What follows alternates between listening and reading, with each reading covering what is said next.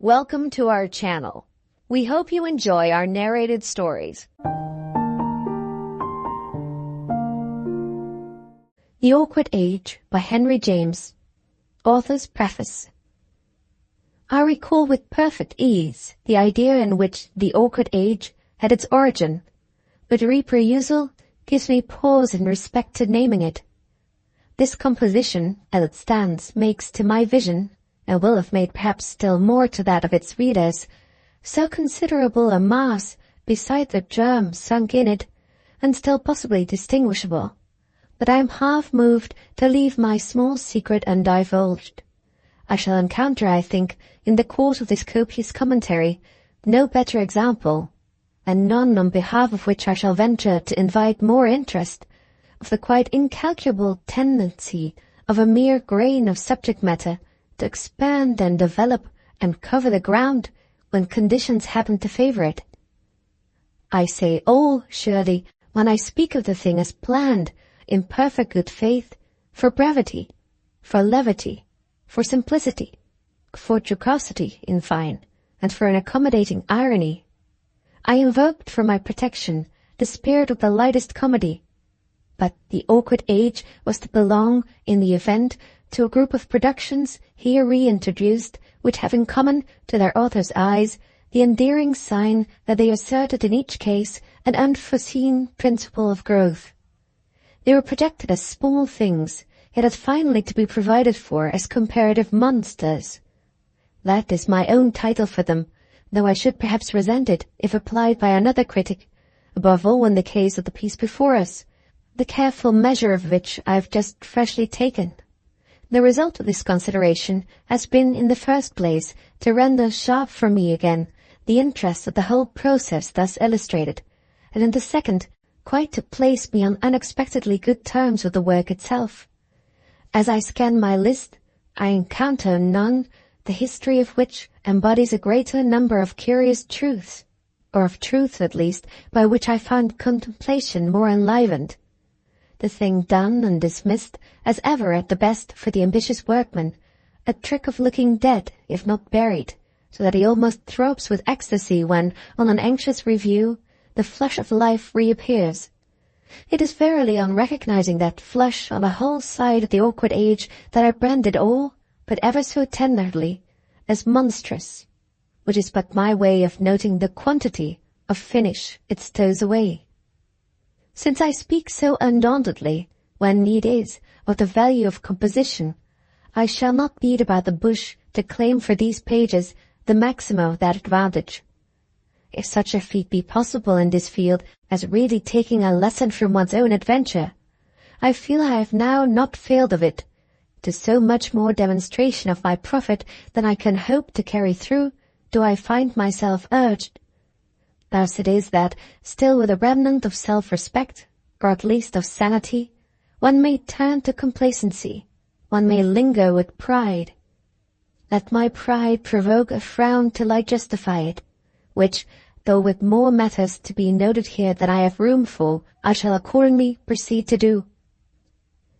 Yet I must first make a brave face, no doubt, and present in its native humility my scant but quite ponderable germ. The seed sprouted in a vast nursery of sharp appeals and concrete images, which calls itself, for blessed convenience, London. It fell even into the order of the minor social phenomena with which, as fruit for the observer, that mightiest of the trees of suggestion bristles. It was not, no doubt, a fine purple peach, but it might pass for a round, ripe plum, the note one had inevitably had to take of the difference made in certain friendly houses and for certain flourishing mothers by the sometimes dreaded, often delayed, but never fully arrested, coming to the forefront of some vague slip of a daughter. For such mild revolutions as these, not to one's imagination, to remain mild, one had, I dare say, to be infinitely addicted to noticing, under the rule of that secret vice, or that unfair advantage, at any rate, the sitting downstairs, from a given date, of the merciless maiden previously perched aloft, could easily be felt as a crisis. This crisis, and the sense for it in those whom it most concerns, as to confess itself courageously the prime propulsive force of the awkward age.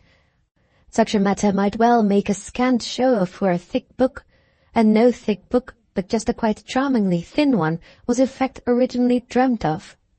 For its proposed scale the little idea seemed happy, that is, above all in having come very straight, but its proposed scale was the limit of a small square canvas. One had been present again and again at the exhibition I refer to, which is what I mean by the coming straight of this particular London impression. Yet one was, and through fallibilities that after all had their sweetness, so that one would on the whole rather have kept them than parted with them, still capable of so false a measurement. When I think indeed of those of my many false measurements that have resulted, after much anguish, in decent symmetries, I find the whole case, I profess, a theme for the philosopher. The little ideas one wouldn't have treated save for the design of keeping them small. The developed situations that one would never with malice prepense have undertaken. The long stories that had thoroughly meant to be short. The short subjects that had underhandedly plotted to be long. The hypocrisy of modest beginnings. The audacity of misplaced middles. The triumph of intentions never entertained. With these patches as I look about, I see my experience paved, an experience to which nothing is wanting save, I confess, some grasp of its final lesson. This lesson would, if operative, surely provide some law for the recognition, the determination in advance, of the just limits and the just extent of the situation, any situation, that appeals, and that yet, by the presumable, the helpful law of situations, must have its reserves as well as its promises. The storyteller considers it because it promises, and undertakes it, often, just because also making out, as he believes, where the promise conveniently drops. The promise, for instance, of the case I have just named, the case of the account to be taken in a circle of free talk of a new and innocent, a wholly unacclimatized presence, as to which such accommodations have never had to come up, might well have appeared as limited as it was lively, and if these pages were not before us to register my illusion, I should never have made a braver claim for it. They themselves admonish me, however, in 50 interesting ways, and they especially emphasize that truth of the vanity of the a priori test of what an idée mere may have to give. The truth is that what a happy thought has to give depends immensely on the general turn of the mind capable of it, and on the fact that its loyal entertainer, cultivating fondly its possible relations and extensions, the bright efflorescence latent in it, but having to take other things in their order too, is terribly at the mercy of his mind. That organ has only to exhale, in its degree, a fostering tropic air, in order to produce complications almost beyond reckoning. The trap laid for his superficial convenience resides in the fact that, though the relations of a human figure or a social occurrence are what makes such objects interesting, they also make them, to the same tune, difficult to isolate, to surround with the sharp black line, to frame in the square, the circle, the charming oval that helps any arrangement of objects to become a picture. The storyteller has but to have been condemned by nature to liberally amused and beguiled, a richly sophisticated view of relations, and a fine inquisitive speculative sense for them, to find himself at moments flounder in a deep, warm jungle. These are the moments at which he recalls ruefully the great merit of such and such a small case, the merit for his particular advised use, had been precisely in the smallness. I may say at once that this had seemed to me, under the first flush of recognition, the good mark for the pretty notion of the free circle put about by having, of a sudden, an ingenious mind and a pair of limpid, searching eyes to count with. Half the attraction was in the current actuality of the thing. Repeatedly, right and left, as I've said, one had seen such a drama constituted, and always to the effect of proposing to the interested few one of those questions that are of the essence of drama. What will happen? Who suffer? Who not suffer? What turn be determined? What crisis created? What issue found? There had, of course, to be, as a basis, the free circle, But this was material of that admirable order with which the good London never leaves its true lover and believer long unprovided. One could count them on one's fingers, an abundant allowance, the liberal firesides beyond the white glow of which, in a comparative dimness, female adolescence hovered and waited. The white glow was bright, was favourable to real talk, to play of mind, to an explicit interest in life, a due demonstration of the interest by persons I qualified to feel it, all of which meant frankness and ease, the perfection almost, as it were, of intercourse, and a tone as far as possible removed from that of the nursery and the schoolroom. As far as possible removed even, no doubt, in its appealing modernity, from that of supposedly privileged scenes of conversation 20 years ago. The charm was, with 100 other things, in the freedom menaced by the inevitable eruption of the ingenious mind, whereby, if the freedom should be sacrificed, what would truly become of the charm? The charm might be figured as dear to members of the circle consciously contributing to it, but it was none the less true that some sacrifice in some quarter would have to be made, and what meditator worth his salt could fail to hold his breath while waiting on the event? The ingenious mind might, it was true, be suppressed altogether, the general disconcertment averted either by some master stroke of diplomacy or some rude simplification. Yet these were ugly matters, and the examples before one's eyes, nothing ugly, nothing harsh or crude, had flourished. A girl might be married off the day after her eruption, or better still, the day before it, to remove her from the sphere of the play of mind. But these were exactly not crudities, and even then, at the worst, an interval had to be bridged. The awkward age is precisely a study of one of these curtailed or extended periods of tension and apprehension, an account of the manner in which the resented interference with ancient liberties came to be in a particular instance dealt with. I note once again that I have not escaped seeing it actually and traceably dealt with, I admit, a good deal of friendly suspense, also with the nature and degree of the sacrifice left very much to one's appreciation. In circles highly civilized, the great things, the real things, the hard, the cruel, and even the tender things, the true elements of any tension and true facts of any crisis, have ever, for the outsiders, for the critic's use, to be translated into terms in the distinguished name of which, terms for the right employment of which, more than one situation of the type I glance at had struck me as all irresistibly appealing. There appeared, in fact, at moments, no end to the things they said, the suggestions into which they flowered, one of these latter in especial arriving at the highest intensity. Putting vividly before one the perfect system on which the awkward age is handled in most other European societies, it threw again into relief the inveterate English trick for so morally well-meant and so intellectually helpless compromise. We live notoriously, as I suppose every age lives, in an epoch of transition, but it may still be said that the French, for instance, I assume, that their social scheme absolutely provides against awkwardness. That is, it would be, by this scheme, so infinitely awkward, so awkward beyond any patching up, for the hovering female young to be conceived as present at good talk, that their presence is, theoretically at least, not permitted till their youth has been promptly corrected by marriage, in which case they have ceased to be merely young. The better the talk prevailing in any circle, accordingly, the more organized, the more complete, the element of precaution and exclusion. Talk, giving the term a wide application, is one thing, and a proper inexperience another, and it has never occurred to a logical people that the interest of the greater, the general, need be sacrificed to that of the less, the particular.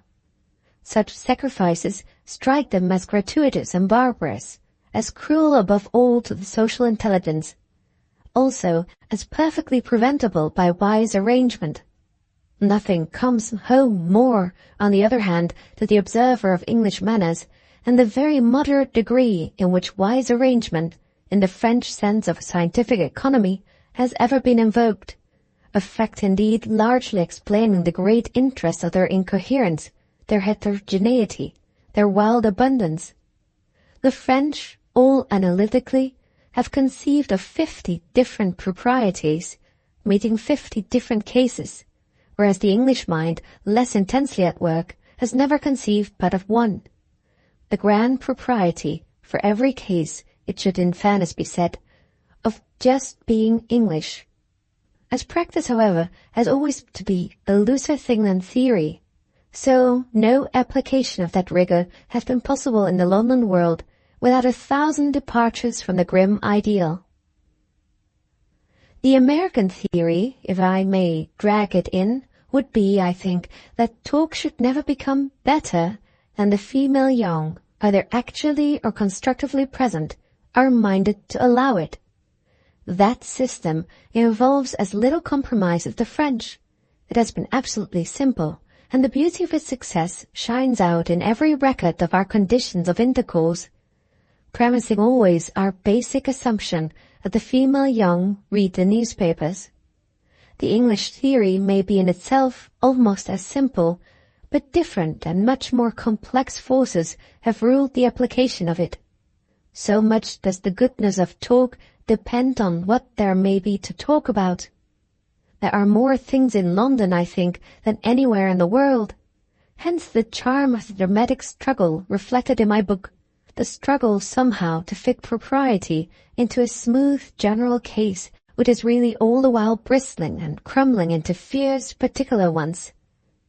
The circle surrounding Mrs. Brookenham in my pages is of course nothing if not a particular, even a peculiar one, and its rather vain effort, the vanity, the real inexpertness, being precisely part of my tale, is toward the courage of that condition.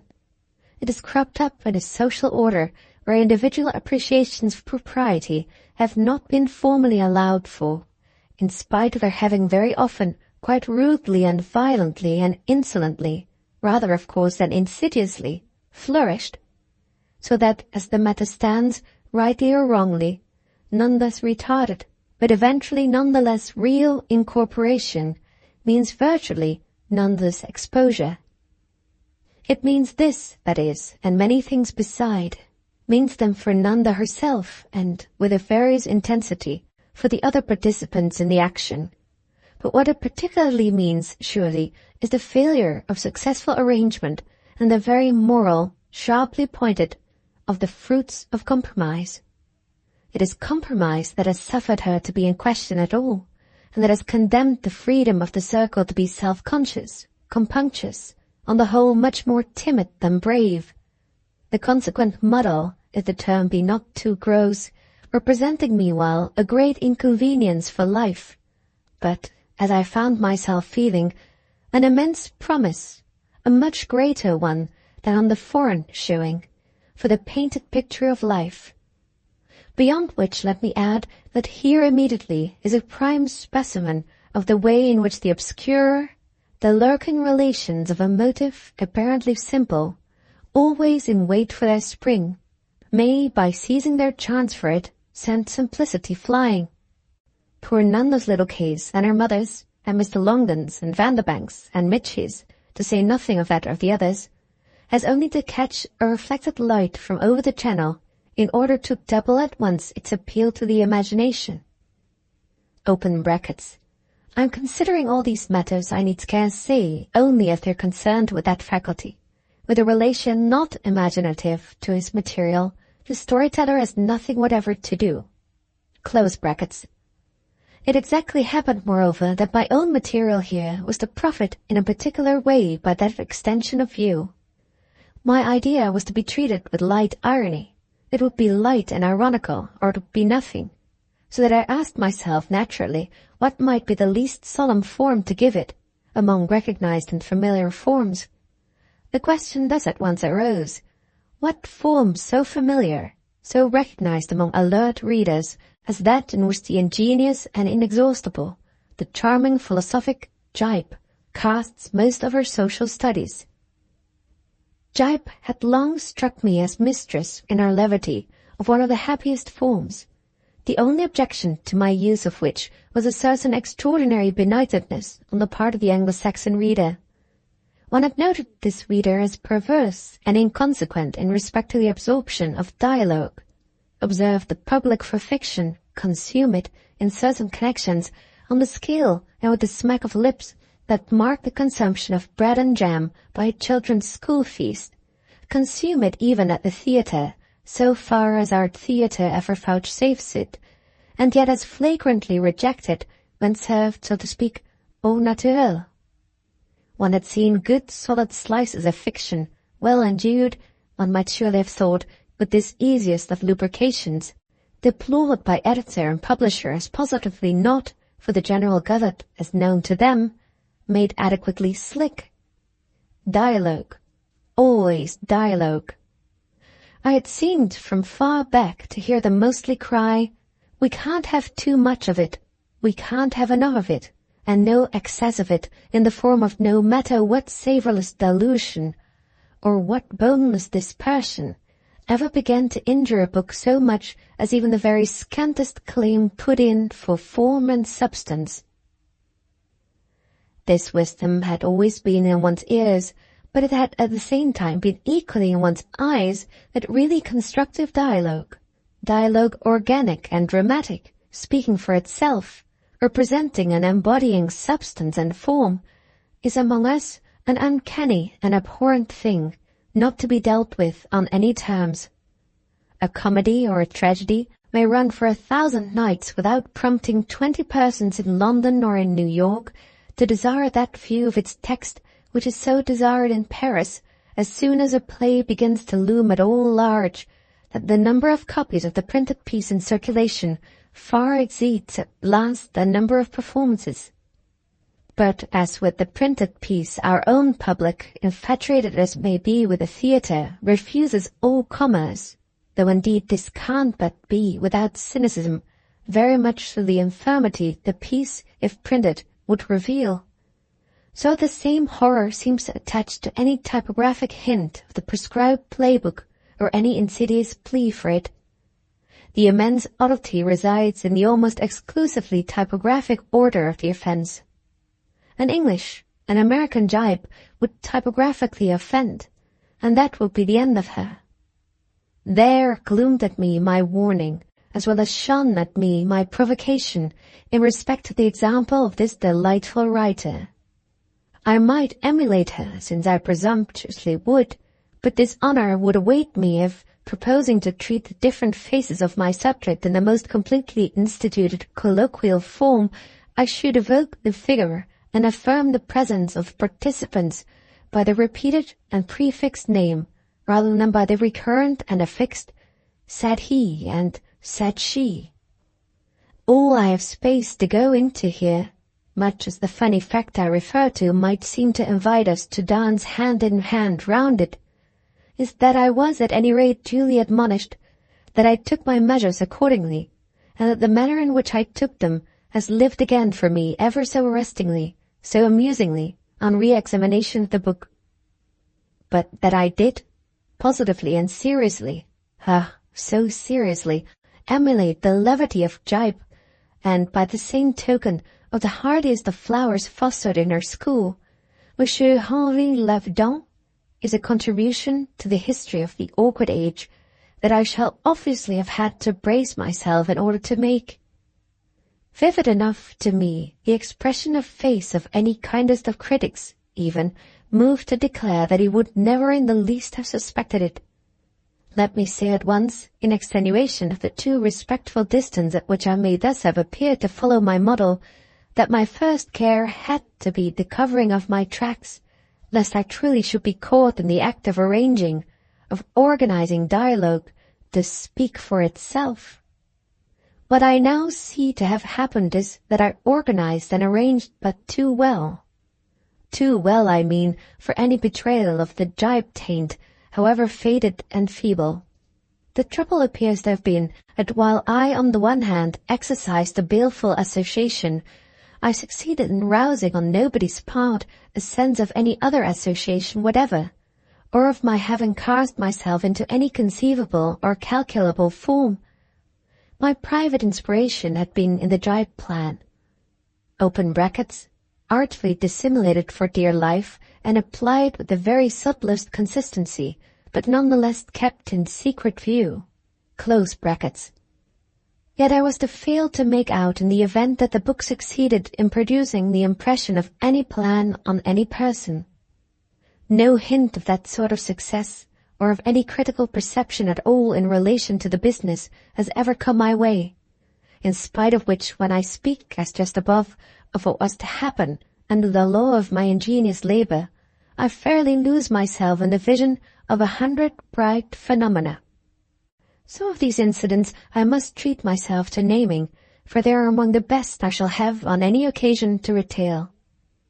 But I must first give the measure of the degree in which they were mere matters of the study. This composition had originally appeared in Harper's Weekly during the autumn of 1898 and the first weeks of the winter, and the volume containing it was published that spring. I had meanwhile been absent from England, and it was not till my return some time later that I had from my publisher any news of our venture. But the news then met at a stroke all my curiosity. I am sorry to say the book has done nothing to speak of. I've never in all my experience seen one treated with more general and complete disrespect. There was thus to be nothing left me for fond subsequent reference, of which I doubtless give even now so adequate an illustration, save the rich reward of the singular interest attaching to the very intimacies of the effort. It comes back to me, the whole job, as wonderfully amusing and delightfully difficult from the first, since amusement deeply abides, I think, in any artistic attempt, the basis and groundwork of which are conscious of a particular firmness. On that hard, fine floor, the element of execution feels it may more or less confidently dance, in which case puzzling questions, sharp obstacles, dangers of detail, may come up for it by the dozen without breaking its heart or shaking its nerve. This is a difficulty produced by the loose foundation or the vague scheme that breaks the heart, when a luckless fatuity has overpersuaded an author of the saving virtue of treatment. Being treated is never, in a workable idea, a mere passive condition, and I hold no subject ever susceptible of help that isn't, like the embarrassed man of our proverbial wisdom, first of all able to help itself. I was thus to have here an envious glimpse, in carrying my design through, of that artistic rage and that artistic felicity which I have ever supposed to be intensest and highest, the confidence of the dramatist strong in the sense of his postulate. The dramatist has verily to build, is committed to architecture, to construction at any cost, to driving in deep his vertical supports, and later across and firmly fixing his horizontal, his resting pieces, at the risk of no matter what vibration from the tap of his master hammer. This makes the active value of his basis immense, enabling him, with his flanks protected, to advance undistractedly, even if not at all carelessly, into the comparative fairyland of the mere minor anxiety. In other words, his scheme holds, and as he feels this in spite of noted strains and under repeated tests, so he keeps his face to the day. I rejoiced by that same token to feel my scheme hold, and even a little ruefully watched it give me much more than I had ventured to hope. For I promptly found my conceived arrangement of my material open the door wide to ingenuity. I remember that in sketching my project for the conductors of the periodical I have named, I drew on a sheet of paper, and possibly with an effect of the cabalistic, it now comes over me, that even anxious amplification may have but vainly attenuated, the neat figure of a circle consisting of a number of small rounds disposed at equal distances about a central object. The central object was my situation, my subject in itself, to which the thing would owe its title, and the small rounds represented so many distinct lamps, as I liked to call them, the function of each of which would be to light with all due intensity on one of its aspects. I divided it, didn't they see, into aspects, uncanny as the little term might sound, though not for a moment did I suggest we should use it for the public, and by that sign we would conquer, They saw, all genially and generously, for I must add that I had made, to the best of my recollection, no morbid scruple of not blabbing about jibe and her strange incitement. I the more boldly held my tongue over this that the more I, by my intelligence, lived in my arrangement and moved about in it, the more I sank into satisfaction. It was clearly to work to a charm, and during this process, by calling at every step for an exquisite management, to haunt, to startle, and waylay. Each of my lamps would be the light of a single social occasion in the history and intercourse of the characters concerned, and would bring out to the full the latent color of the scene in question, and cause it to illustrate to the last drop its bearing on my theme. I revelled in this notion of the occasion as a thing by itself, really and completely a scenic thing, and could scarce name it while crouching amid the thick arcana of my plan with a large enough O. The beauty of the conception was in this approximation of the respective divisions of my form to the successive acts of a play, as to which it was more than ever a case for charmed capitals.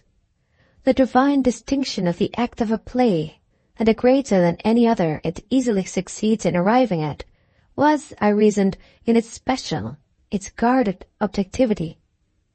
This objectivity, in turn, when achieving its ideal, came from the imposed absence of that going behind, to compass explanations and amplifications, to drag out odds and ends from the mere storyteller's great property shop of aids to illusion, a resource under denial of which it was equally perplexing and delightful, for a change, to proceed. Everything, for that matter, becomes interesting from the moment it has closely to consider for full effect positively to bestride the law of its kind. Kinds are the very life of literature, and truth and strength come from the complete recognition of them, from abounding to the utmost in their respective senses, and sinking deep into their consistency.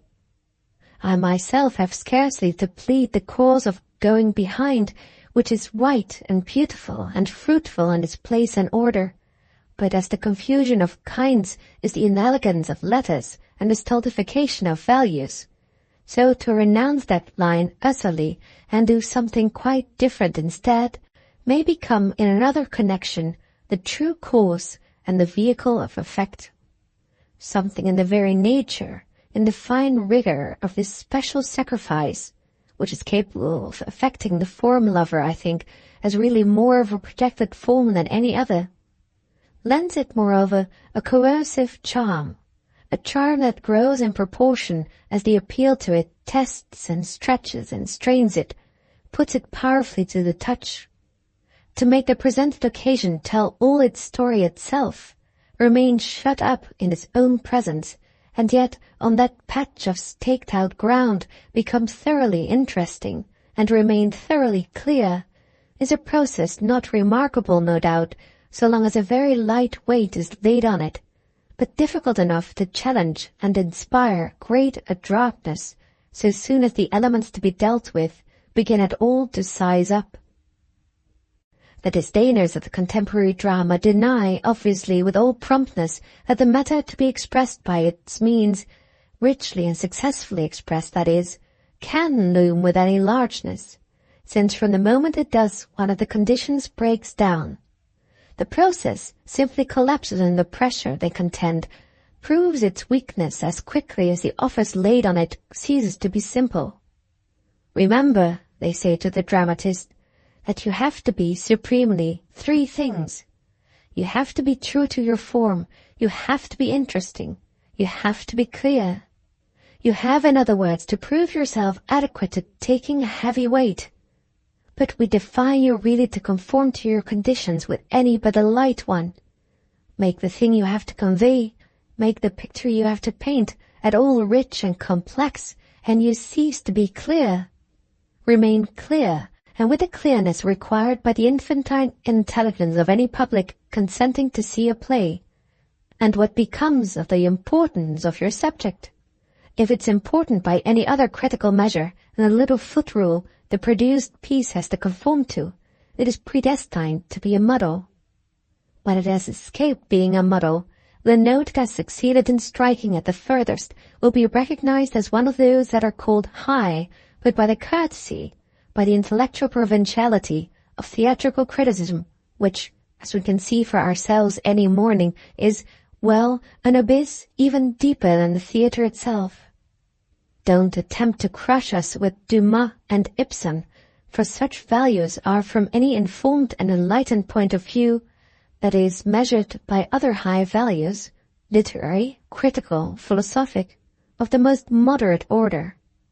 Ibsen and Dumas are precisely cases of men in their degree, in their poor theatrical straitjacket, speculative, who have had to renounce the finer thing for the coarser, the thick, in short, for the thin, and the curious for the self-evident. What earthly intellectual distinction, what prestige of achievement would have attached to the substance of such things as Denise, as Monsieur Alphonse, as Francelon, and we take the Dumas of the supposedly subtler period, in any other form? What virtues of the same order would have attached to the Pillars of Society, to An Enemy of the People, to Ghosts, to Rosmersholm, or taking also Ibsen's subtler period, to John Gabriel Borkman, to The Master Builder? Ibsen is in fact wonderfully a case in point, since from the moment he's clear, from the moment he's amusing, it's on the footing of a thesis as simple and superficial as that of a doll's house, while from the moment he's by apparent intention comprehensive and searching, it's on the footing of an effect as confused and obscure as the wild duck, from which you easily see all the conditions can't be met. The dramatist has to choose but those he's most capable of, and by that choice he's known. So the objector concludes, and never surely without great profit from his having been drawn. His apparent triumph, if it be even apparent, still leaves, it will be noted, convenient cover for retort in the riddled face of the opposite stronghold. The last word in these cases is for nobody who can't pretend to be an absolute test.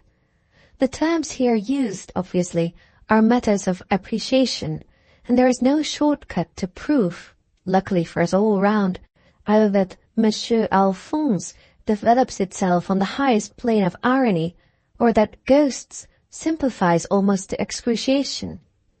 If John Gabriel Borkman is but a pennyworth of effect as to a character we can imagine much more amply presented, and if Hedda Gabler makes an appeal enfeebled by remarkable vagueness, there is by the nature of the case no catching the convinced, or call him the deluded, spectator or reader in the act of a mistake. He is to be caught at the worst in the act of attention, of the very greatest attention, and that is all, as a precious preliminary at least, that the playwright asks of him, besides being all the very divinest poet can get. I remember rejoicing as much to remark this after getting launched in The Awkward Age, as if I were in fact constructing a play, just as I may doubtless appear now not less anxious to keep the philosophy of the dramatist's course before me than if I belonged to his order. I felt certainly the support he feels. I participated in his technical amusement. I tasted to the full the bitter sweetness of his draught, the beauty and the difficulty, to harp again on that string, of escaping poverty, even though the references in one's action can only be with intensity to each other, to things exactly on the same plane of exhibition with themselves. Exhibition may mean in a story 20 different ways, 50 excursions, alternatives, excrescences, and the novel, as largely practiced in English, is the perfect paradise at the loose end. The play consents to the logic of but one way, mathematically right, and with the loose end as gross an impertinence on the surface, and as grave a dishonor, as the dangle of a snippet of silk or wool on the right side of a tapestry. We are shut up wholly to cross-relations, relations all within the action itself, no part of which is related to anything but some other part, save of course by the relation of the total to life. and, after invoking the protection of Gype, I saw the point of my game all on the problem of keeping these conditioned relations crystalline at the same time that I should, in emulation of life, consent to their being numerous and fine and characteristic of the London world, as the London world was in this quarter and that to be deciphered, all of which was to make in the event for complications. I see now, of course, how far with my complications I got away from Gype, but I see today so much else too that this particular deflection from simplicity makes scarce a figure among the others after having once served its purpose, I mean, of lighting my original, imitative innocence. For I recognize in especial the waking vibration of that interest in which, as I say, the plan of the book is embalmed for me, that my subject was probably condemned in advance to appreciable, or more exactly perhaps to almost preposterously appreciative, over-treatment. It places itself for me thus in a group of small productions exhibiting this perversity, representations of conceived cases in which my process has been to pump the case gaspingly dry not only of superfluous moisture, but absolutely, for I have encountered the charge of breathable air. I may note, in fine, that coming back to the pages before us with a strong impression of their recording to my shame that disaster, even to the extent of its disqualifying them for decent reappearance, I have found the adventure taking, to my relief, quite another turn, and have lost myself in the wonder of what over-treatment may, in the detail of its desperate ingenuity, consist of. The revived interest I speak of has been therefore that of following critically, from page to page, even as the Red Indian tracks in the forest the pale-face, the footsteps of the systematic loyalty I was able to achieve. The amusement of this constatation is, as I have hinted, in the detail of the matter, and the detail is so dense, the texture of the figured and smoothed tapestry so loose, that the genius of Gype herself, muse of general looseness, would certainly, once warned, have uttered the first avowal of my homage. But what has occurred meanwhile is that this high consistency has itself, so to speak, constituted an exhibition, and that an important artistic truth has seemed to me thereby lighted. We brushed against that truth just now in our glance at the denial of expansibility to any idea the moulds of the stage play may hope to express without cracking and bursting, and we bear in mind at the same time that the picture of Nanda Brookenham's situation, though perhaps seeming to a careless eye so to wander and sprawl, yet presents itself on absolutely scenic lines, that each of these scenes in itself, and each as related to each and all of its companions, abides without a moment's deflection by the principle of the stage play. In doing this, then, it does more. It helps us ever so happily to see the grave distinction between substance and form in a really wrought work of art signally break down. I hold it impossible to say, before the awkward age, where one of these elements ends and the other begins. I have been unable, at least myself, on re-examination, to mark any such joint or seam, to see the two discharged offices as separate.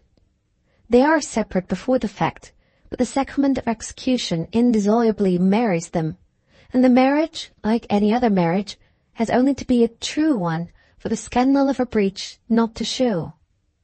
The thing done artistically is a fusion, or it has not been done, in which case of course the artist may be, and all deservedly, pelted with any fragment of its botch the critic shall choose to pick up.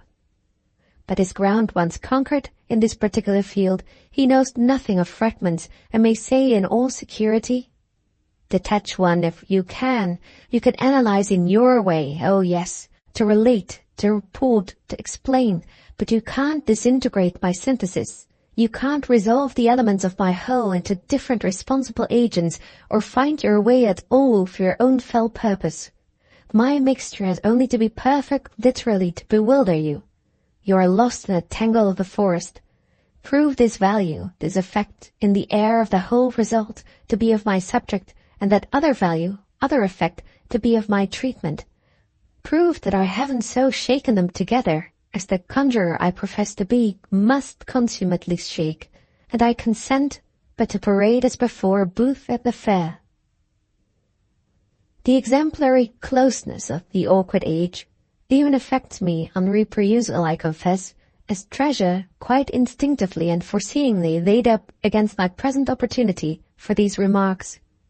I have been positively struck by the quantity of meaning and the number of intentions, the extent of ground for interest, as I may call it, that I've succeeded in working scenically, yet without the loss of sharpness, clearness, or atmosphere, into each of my illuminating occasions, where at certain junctures the due preservation of all these values took, in the familiar phrase, a good deal of doing. I should have liked just here to re-examine with the reader some of the positively most artful passages I have in mind, such as the hour of Mr. Longden's beautiful and, as it were, mystic attempt at a compact with Vanderbank, late at night, in the billiard-room of the country house at which they are staying, such as the other nocturnal passage, under Mr. Longden's roof, between Vanderbank and Mitchy, where the conduct of so much fine meaning, so many flares of the exhibitory torch through the labyrinth of mere immediate appearances, mere familiar allusions, is successfully and safely effected, such as the whole array of the terms of presentation that are made to serve all systematically, yet without a gap anywhere, for the presentation throughout of a Mitchy subtle, no less than concrete, and concrete no less than deprived of that officious explanation which we know as going behind, such as, briefly, the general service of coordination and vivification rendered on lines of ferocious, of really quite heroic compression, by the picture of the assembled group at Mrs. Grandon's, where the cross-references of the action are as thick as the green leaves of a garden, but none the less as they have scenically to be, counted and disposed, weighted with responsibility. Were I minded to use in this connection a loud word, and the critic in general hates loud words, as a man of taste may hate loud colours, I should speak of the composition of the chapters entitled Tishy Grandon, with all the pieces of the game on the table together, and each confusedly and contributively placed, as triumphantly scientific. I must properly remind myself, rather, that the better lesson of my retrospect would seem to be really a supreme revision of the question of what it may be for a subject to suffer, to call it suffering, by over-treatment, bowed down so long by the inference that its product had in this case proved such a betrayal. My artistic conscience meets the relief of having to recognize truly here no traces of suffering. The thing carries itself to my maturer and gratified sense as with every symptom of soundness, an insolence of health and joy. And from this precisely I deduce my moral, which is to the effect that since our only way in general of knowing that we have had too much of anything is by feeling that too much, so by the same token, when we don't feel the excess, and I am contending, mind, that in the awkward age the multiplicity yields to the order. How do we know that the measure not recorded, the notch not reached, does represent adequacy or satiety? The mere feeling helps us for certain degrees of congestion, but for exact science, that is, for the criticism of fine art, we want the notation. The notation, however, is what we lack, and the verdict of the mere feeling is liable to fluctuate. In other words, an imputed defect is never, at the worst, disengageable, or other than matter for appreciation. To come back to my claim for that felicity of the dramatist's case that his synthetic whole is his form, the only one we have to do with. I like to profit in his company by the fact that if our art has certainly, for the impression it produces, to defer to the rise and fall in the critical temperature of the telltale mercury, it still hasn't to reckon with the engraved thermometer face. Henry James. Book First, Lady Julia, Chapter 1. Save when it happened to rain, Vanderbank always walked home, but he usually took a hansom when the rain was moderate, and adopted the preference of the philosopher when it was heavy. On this occasion he therefore recognized, as the servant opened the door, a congruity between the weather and the four-wheeler that, in the empty street, under the glazed radiance, waited and trickled, and blackly glittered. The butler mentioned it, as on such a wild night the only thing they could get, and Vanderbank, having replied that it was exactly what would do best, prepared in the doorway to put up his umbrella, and dashed down to it. At this moment he heard his name pronounced from behind, and on turning found himself joined by the elderly fellow guest with whom he had talked after dinner, and about whom later on, upstairs, he had sounded his hostess. It was at present a clear question of how this amiable, this apparently unassertive person should get home, of the possibility of the other cab, for which even now one of the footmen, with a whistle to his lips, craned out his head and listened through the storm. Mr. Longden wondered to Vanderbank if their course might by any chance be the same, which led our young friend immediately to express a readiness to see him safely in any direction that should accommodate him. As the footman's whistle spent itself in vain, they got together into the four-wheeler, where at the end of a few moments more, Vanderbank became conscious of having proposed his own rooms as a wind-up to that drive. Wouldn't that be a better finish of the evening than just separating in the wet? He liked his new acquaintance, who struck him as in a manner clinging to him, who was staying at a hotel presumably at that hour dismal, and who, confessing with easy humility to a connection positively timid with a club at which one couldn't have a visitor, accepted his invitation under pressure. Vanderbank, when they arrived, was amused at the air of added extravagance with which he said he would keep the cab. He so clearly enjoyed to that extent the sense of making a night of it. "You young men, I believe, keep them for hours, eh? At least they did in my time," he laughed. "The wild ones. But I think of them as all wild then. I dare say that when one settles in town, one learns how to manage. Only I'm afraid, that I've got completely out of it. I feel really quite mouldy. It's a matter of 30 years. "Since you've been in London?" "For more than a few days at a time, upon my honour.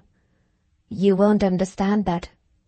Any more, I dare say, than I myself quite understand how at the end of all I've accepted this queer view of the doom of coming back. But I don't doubt I shall ask you if you'll be so good as to let me, for the help of a hint or two. As to how to do, don't you know? And not to, what do you fellas call it, be done. How about one of these things?"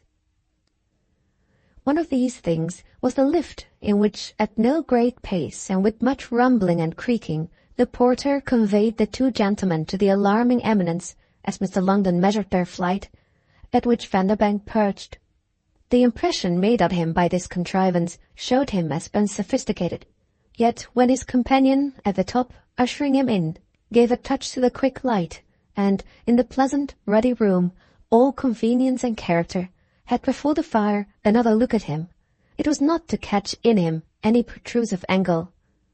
Mr. Longden was slight and neat, delicate of body, and both keen and kind of face, with black brows finely marked, and thick, smooth hair in which the silver had deep shadows. He wore neither whisker nor moustache, and seemed to carry in the flicker of his quick brown eyes and the positive sun-play of his smile even more than the equivalent of what might, superficially or stupidly, elsewhere be missed in him, which was mass, substance, presence, what is vulgarly called importance. He had indeed no presence, but had somehow an effect. He might almost have been a priest, if priests, as it occurred to Vanderbank, were ever such dandies. He had, at all events, conclusively doubled the cape of the years. He would never again see 55. To the warning light of that bleak headland he presented a back sufficiently conscious. Yet, though to Vanderbank he couldn't look young, he came near, strikingly and amusingly, looking new. This, after a minute, appeared mainly, perhaps indeed, in the perfection of his evening dress, and the special smartness of the sleeveless overcoat he had evidently had made to wear with it, and might even actually be wearing for the first time. He had talked to Vanderbank at Mrs. Brookenham's about Beccles and Suffolk, But it was not at Beccles, nor anywhere in the county, that these ornaments had been designed. His action had already been, with however little purpose, to present the region to his interlocutor in a favourable light. Vanderbank, for that matter, had the kind of imagination that likes to place an object, even to the point of losing sight of it in the conditions. He already saw the nice old nook it must have taken to keep a man of intelligence so fresh while suffering him to remain so fine. The product of Beccles accepted at all events a cigarette, still much as a joke and an adventure, and looked about him as if even more pleased than he expected. Then he broke, through his double eyeglass, into an exclamation that was like a passing pang of envy and regret. "You young man! You young man!" "Well, what about us?" Vanderbank's tone encouraged the courtesy of the reference. "I'm not so young, moreover, as that comes to." "How old are you, then, pray?" "Why, I'm 34. "What do you call that?" "I'm 103. Mr. Longden, at all events, took out his watch. "It's only 11:15. Then, with a quick change of interest, "What did you say is your public office?" he inquired. "The General Audit. I'm Deputy Chairman." "Dear." Mr. Longden looked at him as if he had had 50 windows. "What a head you must have." "Oh, yes, our head's Sir Digby Dent's." "And what do we do for you?" "Well, you gild the pill, though not perhaps very thick. But it's a decent berth. A thing a good many fellows would give a pound of their flesh for." Vanderbank's visitor appeared so to deprecate too faint a picture that he dropped all scruples. "I'm the most envied man I know, so that if I were a shade less amiable I should be one of the most hated." Mr. Longden laughed, yet not quite as if they were joking. "I see. Your pleasant way carries it off." Vanderbank was, however, not serious. Wouldn't it carry off anything? Again his friend, through the pince-nez, appeared to crown him with a Whitehall cornice. "I think I ought to let you know I'm studying you. It's really fair to tell you," he continued with an earnestness not discomposed by the indulgence in Vanderbank's face. "It's all right, he reassuringly added, having meanwhile stopped before a photograph suspended on the wall. "That's your mother," he brought out, with something of the elation of a child making a discovery or guessing a riddle. "I don't make you out in her yet, in my recollection of her, which, as I told you, is perfect. But I dare say I soon shall." Vanderbank was more and more aware that the kind of amusement he excited would never in the least be a bar to affection. "Please take all your time." Mr. Longden looked at his watch again. "Do you think I had better keep it?" "The cab?" Vanderbank liked him so, found in him such a promise of pleasant things, that he was almost tempted to say, "Dear and delightful sir, don't weigh that question. I'll pay myself for the man's whole night." His approval, at all events, was complete. "Most certainly, that's the only way not to think of it." "Oh, you young men, his guest again murmured. He had passed on to the photograph. Vanderbank had many, too many photographs, of some other relation, and stood wiping the gold-mounted glasses through which he had been darting admirations and catching sidelights for shocks. "Don't talk nonsense," he continued as his friend attempted once more to throw in a protest. "I belong to a different period of history. There have been things this evening that have made me feel as if I'd been disinterred, literally dug up from a long sleep. I assure you there have." He really pressed the point. Vanderbank wondered a moment what things in particular these might be. He found himself wanting to get at everything his visitor represented, to enter into his consciousness and feel as it were on his side. He glanced with an intention freely sarcastic at an easy possibility. the extraordinary vitality of Brookenham. Mr. Longden, with nippers in place again, fixed on him a gravity that failed to prevent his discovering in the eyes behind them a shy reflection of his irony. "Oh, Brookenham. You must tell me all about Brookenham." "I see that's not what you mean." Mr. Longden forbore to deny it. "I wonder if you'll understand what I mean." Vanderbank bristled with the wish to be put to the test, but was checked before he could say so. "And what's his place? Brookenham's?" "Oh, rivers and lakes. An awfully good thing.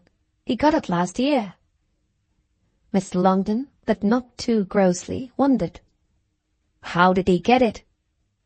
Vanderbank laughed. "Well, she got it."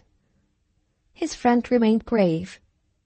"And about how much, now?" "Oh, 1,200, and lots of allowances, and boats and things.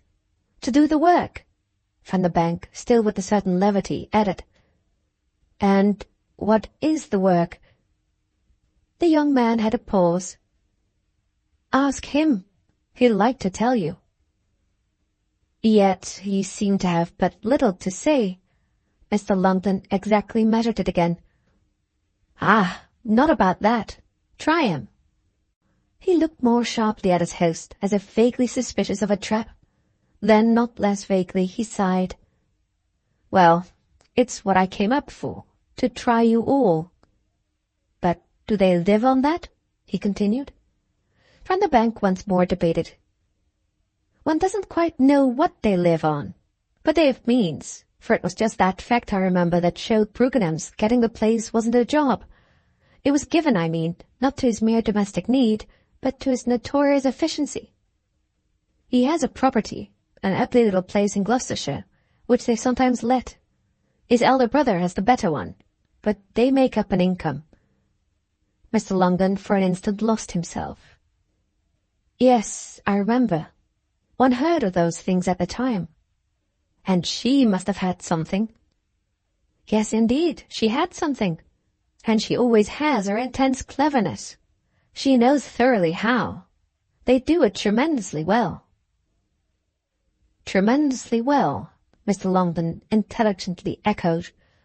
"But a house in Buckingham Crescent, with the way they seem to have built through to all sorts of other places." "Oh, they're all right," Vanderbank soothingly dropped. "One likes to feel that of people with whom one has dined." "There are 4 children?" his friend went on. "The older boy whom you saw, and who in his way is a wonder. The older girl whom you must see. And 2 youngsters, male and female, whom you mustn't." There might by this time, in the growing interest of their talk, have been almost nothing too uncanny for Mr. Longden to fear it.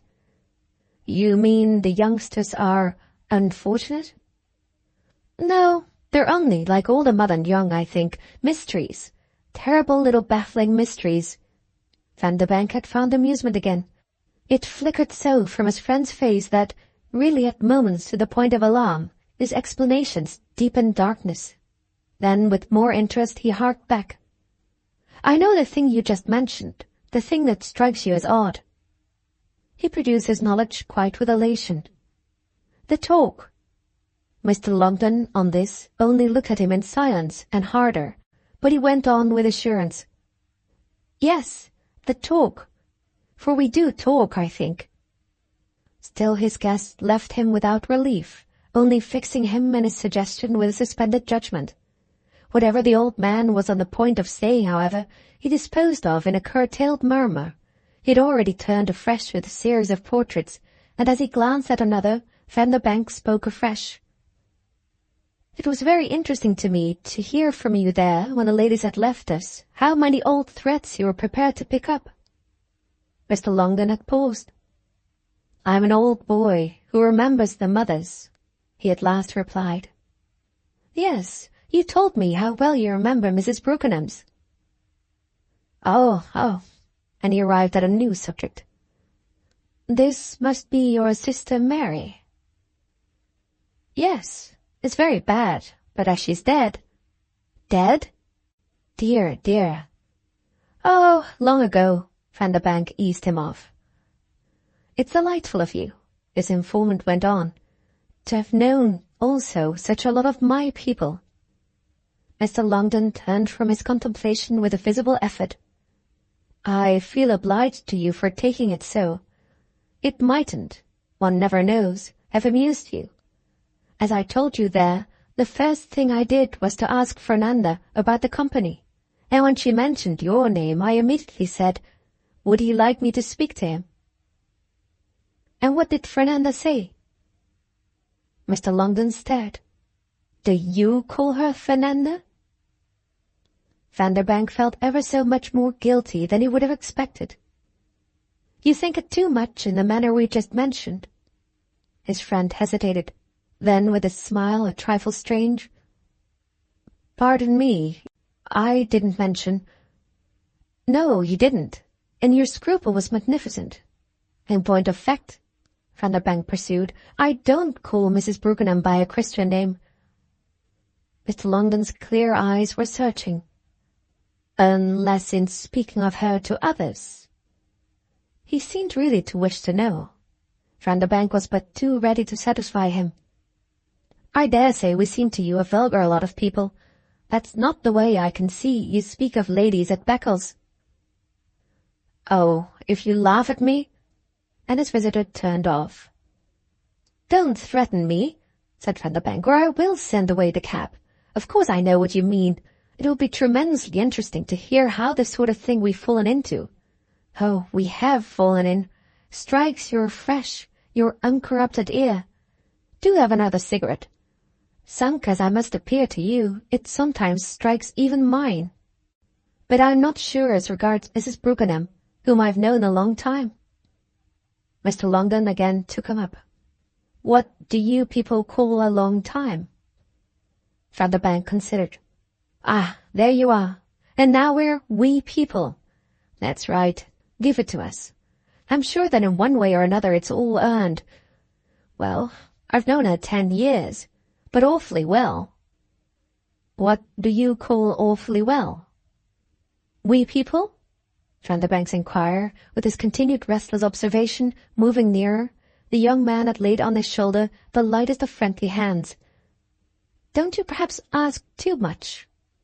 But no, he added quickly and gaily, of course you don't. If I don't look out, I shall have exactly the effect on you I don't want. I dare say I don't know how well I know Mrs. Brookenham. Mustn't that sort of thing be put in a manner to the proof? What I meant to say just now was that I wouldn't, at least I hope I shouldn't, have named her as I did save to an old friend. Mr. Longden looked promptly satisfied and reassured. You probably heard me address her myself. I did, but you've your rights, and that wouldn't excuse me.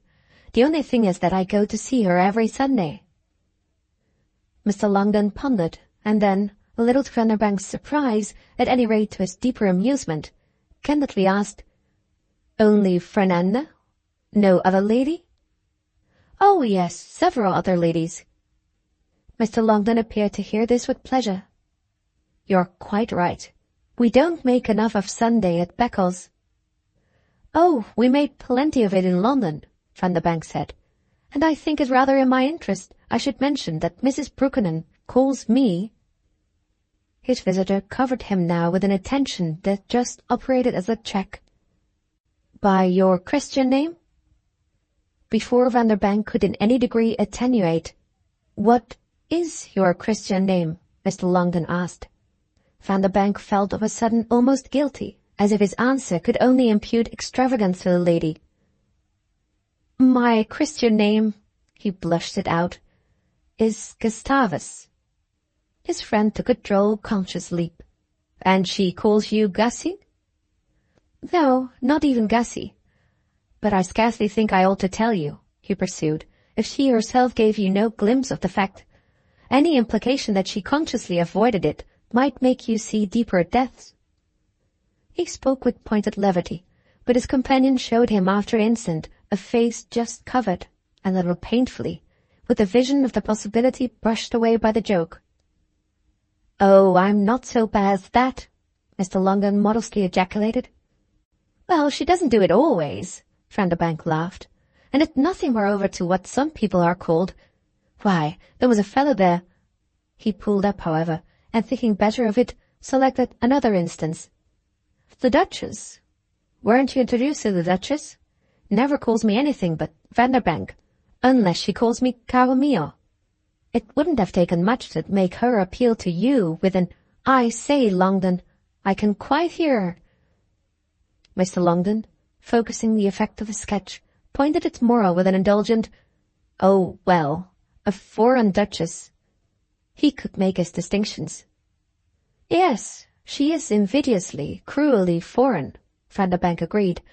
I've never indeed seen a woman avail herself so cleverly to make up for the obloquy of that state, of the benefits and immunities it brings with it. She has bloomed in the hothouse of her widowhood. She's a Neapolitan hatched by an incubator. A Neapolitan? Mr. Longden seemed all civilly to wish he had only known it. Her husband was one, but I believe that dukes at Naples are as thick as princes at Petersburg. He's dead at any rate, poor man, and she's come back here to live. Gloomily, I should think, after Naples, Mr. Longden threw out. Oh, it would take more than even a Neapolitan past. However, and the young man caught himself up, she lives not in what's behind her, but in what's before. She lives in her precious little Aggie. Little Aggie? Mr. Longden risked cautious interest. I don't take a liberty there, Vanderbank smiled.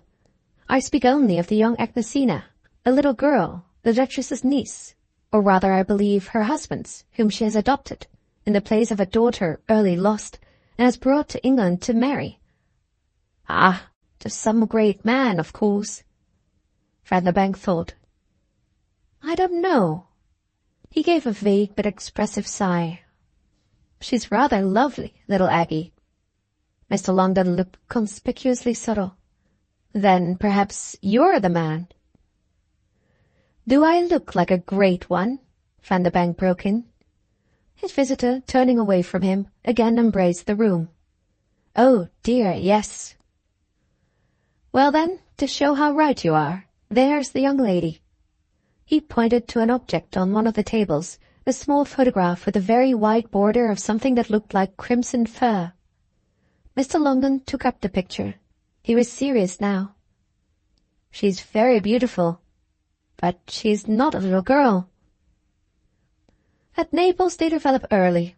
She's only 17 or 18, I suppose, but I never know how old, or at least how young girls are, and I'm not sure.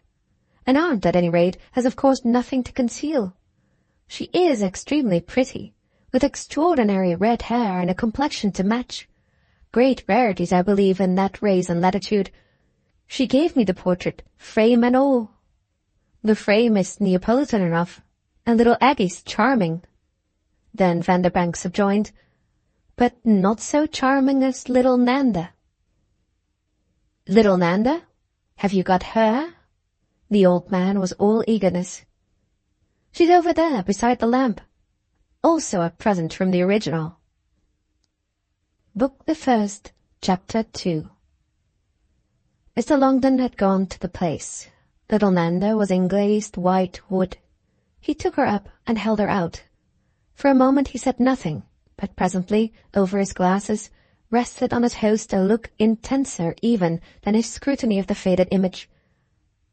Do they give their portraits now? Little girls? Innocent lambs?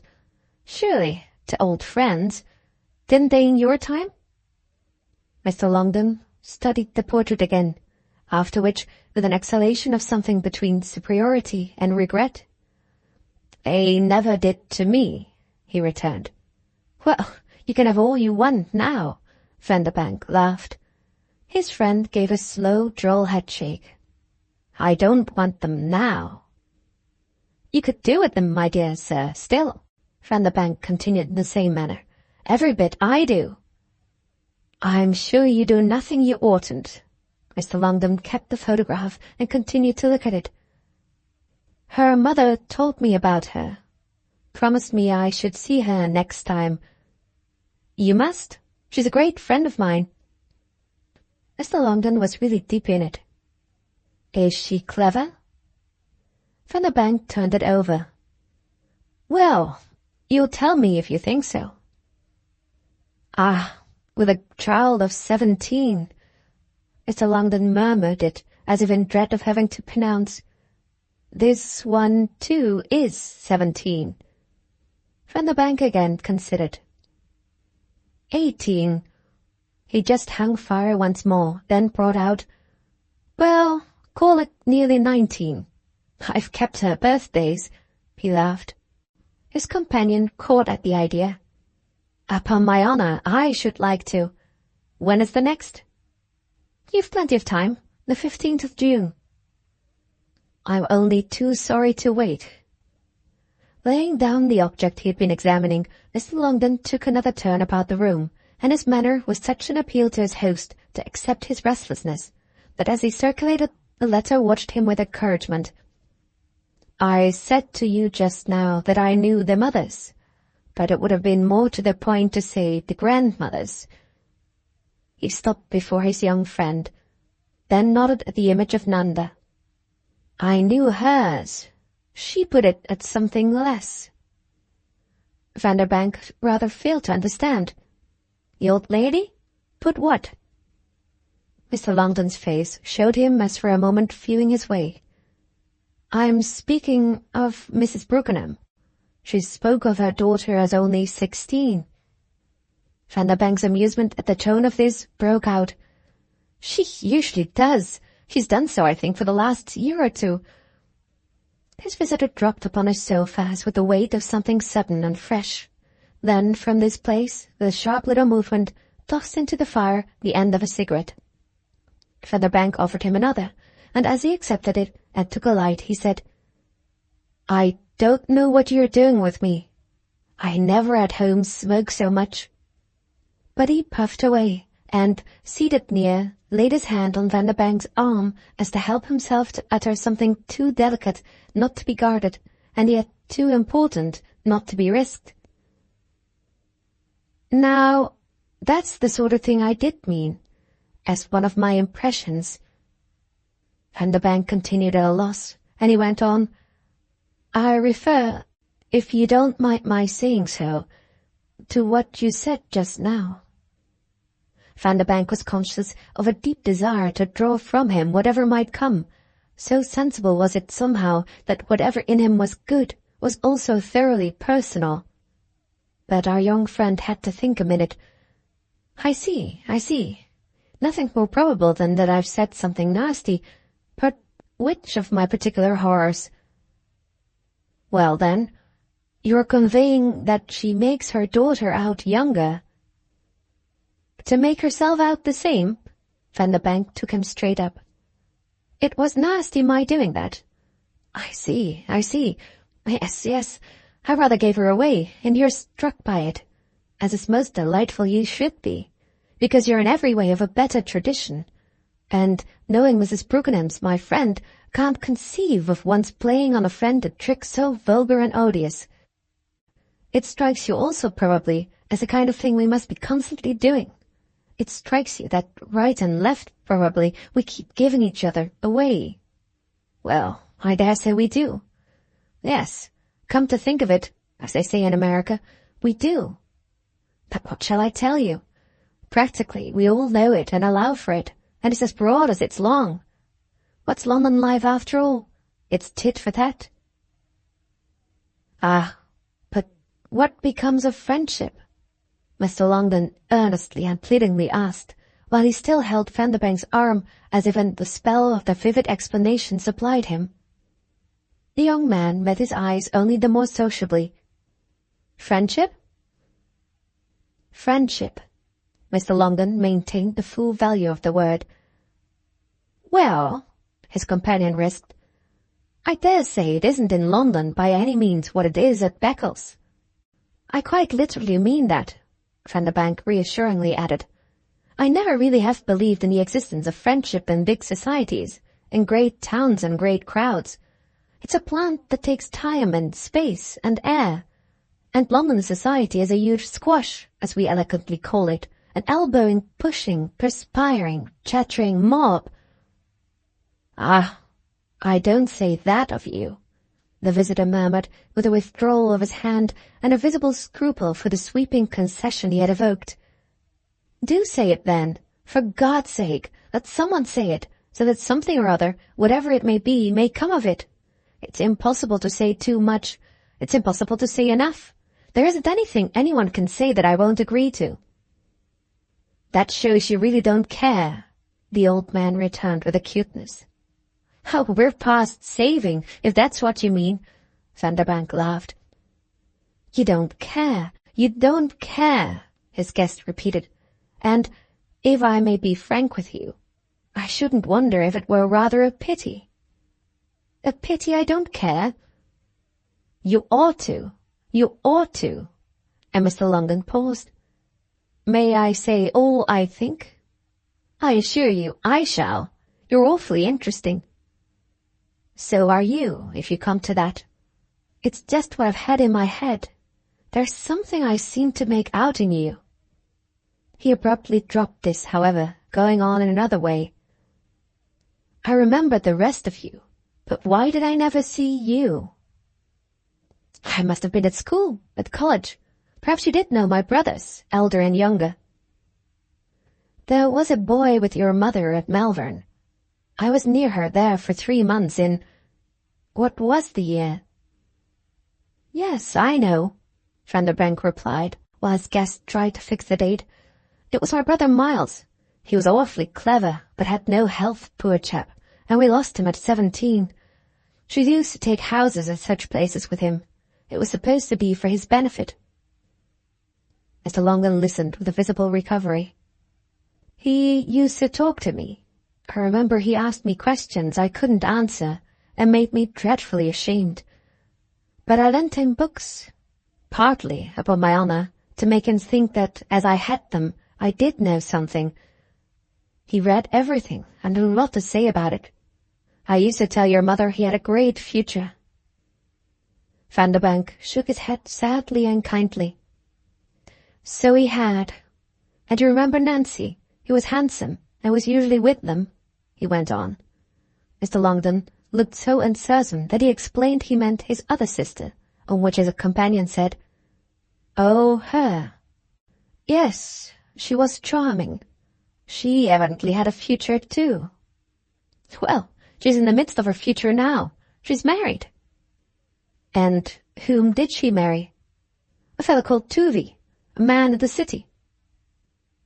"Oh," said Mr. Longden a little blankly.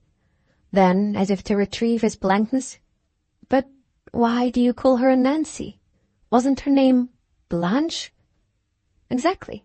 Blanche Bertha Vanderbank." Mr. Longden looked half mystified and half distressed.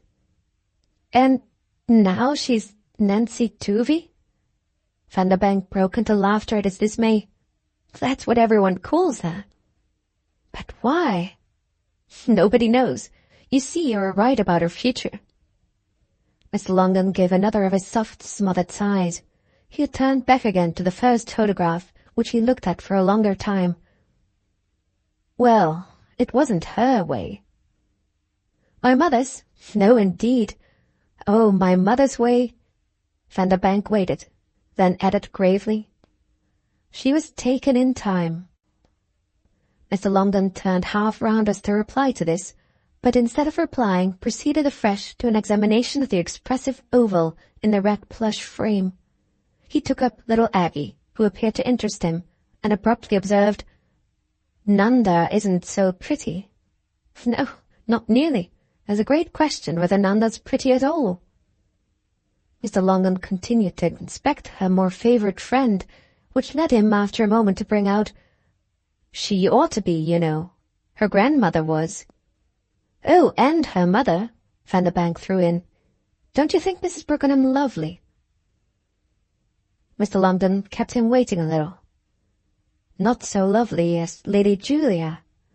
Lady Julia had—" He faltered, then, as if there were too much to say, disposed of the question. "Lady Julia had everything." Vanderbank gathered hence an impression that determined him more and more to diplomacy. "But isn't that just what Mrs. Brookenham has?" This time the old man was prompt. "Yes, she's very brilliant, but it's a totally different thing." He laid little Aggie down and moved away as without a purpose, but his friend presently perceived his purpose to be another glance at the other young lady. As if all accidentally and absently, he bent again over the portrait of Nanda. Lady Julia was exquisite, and this child's exactly like her. Vanderbank, more and more conscious of something working in him, was more and more interested. If Nanda's so like her, was she so exquisite? Oh, yes. Everyone was agreed about that. Mr. London kept his eyes on the face, trying a little, Vanderbank even thought, to conceal his own. She was one of the greatest beauties of her day. Then is Nanda so like her? Vanderbank persisted, amused at his friend's transparency. Extraordinarily. Her mother told me all about her. Told you she's as beautiful as her grandmother? Mr. Longdon turned it over. Well, that she has just Lady Julia's expression. She absolutely has it. I see it here. He was delightfully positive. She's much more like the dead than like the living. Vanderbank saw in this too many deep things not to follow them up. One of these was, to begin with, that his guest had not more than half succumbed to Mrs. Brookenham's attraction, if indeed he had by a fine originality not resisted it altogether. That in itself, for an observer deeply versed in this lady, was attaching and beguiling. Another indication was that he found himself, in spite of such a break in the chain, distinctly predisposed to Nanda. If she reproduces then so vividly Lady Julia, the young man threw out, why does she strike you as so much less pretty than her foreign friend there, who is after all by no means a prodigy? The subject of this address, with one of the photographs in his hand, glanced while he reflected at the other. Then, with a subtlety that matched itself for the moment with Vanderbank's, "You just told me yourself that the little foreign person is ever so much the lovelier of the two." "So I did, but you've promptly recognized it." "It's the first time," Vanderbank went on, to let him down more gently, "that I've heard Mrs. Brookenham admit the girl's good looks." "Her own girls? Admit them?" "I mean, grant them to be even as good as they are. I myself, I must tell you, extremely like Nanda's appearance. I think Lady Julia's granddaughter has in her face, in spite of everything—" "What do you mean by everything?" Mr. Longdon broke in with such an approach to resentment that his host's gaiety overflowed. "You'll see, when you do see. She has no features. No, not one," Vanderbank inexorably pursued. "Unless indeed you put it that she has 2 or 3 too many. What I was going to say was that she has in her expression all that's charming in her nature. But beauty in London—" And feeling that he held his visitor's attention, he gave himself the pleasure of freely presenting his idea. "Staring, glaring, obvious, knocked-down beauty, as plain as a poster on a wall, an advertisement of soap or whiskey, something that speaks through the crowd and crosses the footlights, fetches such a price in the market that the absence of it, for a woman with a girl to marry, inspires endless terrors and constitutes for the wretched pair, to speak of mother and daughter alone, a sort of social bankruptcy. London doesn't love the latent or the lurking, has neither time nor taste nor sense for anything less discernible than the red flag in front of the steamroller. It wants cash over the counter, and let us 10 feet high. Therefore, you see, it's all as yet rather a dark question for poor Nanda, a question that in a way quite occupies the foreground of her mother's earnest little life. How will she look? What will be thought of her? What will she be able to do for herself? She's at the age when the whole thing, speaking of her attractions, her possible share of good looks, is still to a degree in a fog. But everything depends on it." Mr. Longdon had by this time come back to him. "Excuse my asking it again, for you take such jumps. What, once more, do you mean by everything?" "Why, naturally, Her marrying.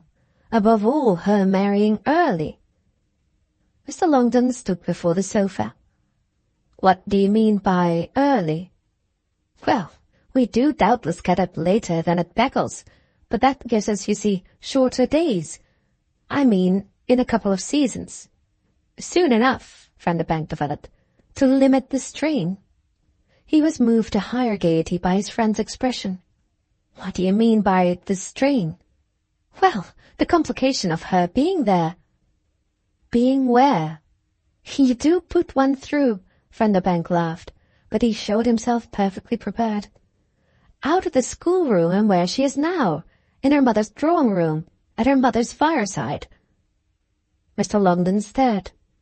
But where else should she be? At her husband's, don't you see? He looked as if he quite saw, yet was nevertheless not to be put off from his original challenge. Ah, certainly, but not as if she had been pushed down the chimney, all in good time. What do you call good time? Why, time to make herself loved. Vanderbank wondered. By the man who come to the house? Mr. Longdon slightly attenuated this way of putting it. Yes, and in the home circle. Where's the strain of her being suffered to be a member of it? Book the First, Chapter 3. Vanderbank at this left his corner of the sofa, and, with his hands in his pockets, and a manner so amused that it might have passed for excited, took several paces about the room while his interlocutor, watching him, waited for his response. That gentleman, as this response for a minute hung fire, took his turn at sitting down, and then Vanderbank stopped before him with a face in which something had been still more brightly kindled. You ask me more things than I can tell you. You ask me more than I think you suspect. You must come and see me again. You must let me come and see you. You raised most interesting questions, and we must sooner or later have them all out. Mr. Longdon looked happy in such a prospect, but once more took out his watch. It wants 5 minutes to midnight, which means that I must go now. Not in the least. There are satisfactions you too must give. His host, with an irresistible hand, confirmed him in his position and pressed upon him another cigarette. His resistance rang hollow. It was clearly, he judged, such an occasion for sacrifices. Vanderbank's view of it, meanwhile, was quite as marked. You see, there's ever so much more you must in common kindness tell me. Mr. Longdon sat there like a shy singer invited to strike up. I told you everything at Mrs. Brookenham's. It comes over me now how I dropped on you. What you told me, Vanderbank returned, was excellent so far as it went, but it was only after all that, having caught my name, you had asked of our friend if I belonged to people you had known years before, and then, from what she had said, had, with what you were so good as to call great pleasure, made out that I did. You came round to me on this after dinner and gave me a pleasure still greater. But that only takes us part of the way. Mr. Longdon said nothing, but there was something appreciative in his conscious lapses. They were a tribute to his young friend's frequent felicity. This personage, indeed, appeared more and more to take them for that, which was not without its effect on his spirits. At last, with a flight of some freedom, he brought their pause to a close. You loved Lady Julia? Then, as the attitude of his guest, who serenely met his eyes, was practically a contribution to the subject, he went on with a feeling that he had positively pleased. You lost her, and you're unmarried. Mr. Longdon's smile was beautiful. It supplied so many meanings that when presently he spoke, he seemed already to have told half his story. Well, my life took a form. It had to, or I don't know what would have become of me, and several things that all happened at once helped me out. My father died. I came into the little place in Suffolk. My sister, my only one, who had married and was older than I, lost within a year or two both her husband and our little boy. I offered her in the country a home, for her trouble was greater than any trouble of mine. She came. She stayed. It went on, and we lived there together. We were sorry for each other, and it somehow suited us. But she died 2 years ago. Vanderbank took all this in, only wishing to show, wishing by this time quite tenderly, that he even read into it deeply enough all the unsaid. He filled out another of his friend's gaps. "And here you are." Then he invited Mr. Longden himself to make the stride. "Well, you'll be a great success." "What do you mean by that?" "Why, that we shall be so infatuated with you that we shall make your life a burden to you. You'll see soon enough what I mean by it." "Possibly," the old man said. "To understand you, I shall have to. You speak of something that, as yet, with my race practically run, I know nothing about. I was no success as a young man. I mean, of the sort that would have made most difference. People wouldn't look at me." "Well, we shall look at you," Vanderbank declared. Then he added, "What people do you mean?" And before his friend could reply, "Lady Julia?" Mr. Longden's assent was mute. "Ah, she was not the worst. I mean that what made it so bad," he continued, "was that they all really liked me. Your mother, I think. As to that, the dreadful consolatory liking, even more than the others." "My mother?" Vanderbank was surprised. "You mean there was a question—" "Oh, for but half a minute. It didn't take her long. It was 5 years after your father's death." This explanation was very delicately made. She could marry again. "And I suppose you know she did," Vanderbank returned. "I knew it soon enough." With this, abruptly, Mr. Longden pulled himself forward. "Good night, good night." "Good night," said Vanderbank. "But wasn't that after Lady Julia?" On the edge of the sofa, his hands supporting him, Mr. Longden looked straight. There was nothing after Lady Julia. "I see," his companion smiled. "My mother was earlier." "She was extremely good to me. I'm not speaking of that time at Malvern. That came later." "Precisely, I understand. You're speaking of the first years of her widowhood." Mr. Longden just faltered. "I should call them rather the last. 6 months later came her second marriage." Vanderbank's interest visibly improved. "Ah, it was then. That was about my 7th year." He called things back and pieced them together. "But she must have been older than you." "Yes, a little. She was kindness itself to me at all events, then and afterwards. That was the charm of the weeks at Malvern." "I see," the young man laughed. "The charm was that you had recovered." "Oh dear, no," Mr. Longden, rather to his mystification, exclaimed. "I'm afraid I hadn't recovered at all. Hadn't, if that's what you mean, got over my misery and my melancholy. She knew I hadn't, and that was what was nice of her. She was a person with whom I could talk about her." Vanderbank took a moment to clear up the ambiguity. "Oh, you mean you could talk about the other? You hadn't got over Lady Julia?" Mr. Longden sadly smiled at him. "I haven't got over her yet." Then, however, as if not to look morbid, he took pains to be clear. "The first wound was bad, but from that one always comes round. Your mother, dear woman, had known how to help me. Lady Julia was at that time her intimate friend. It was she who introduced me there. She couldn't help what happened. She did her best. What I meant just now was that in the aftertime, when opportunity occurred, she was the one person with whom I could always talk and always understood." He lost himself an instant in the deep memories to attest which he had survived alone. Then he sighed out as if the taste of it all came back to him with a faint sweetness. "I think they must both have been good to me.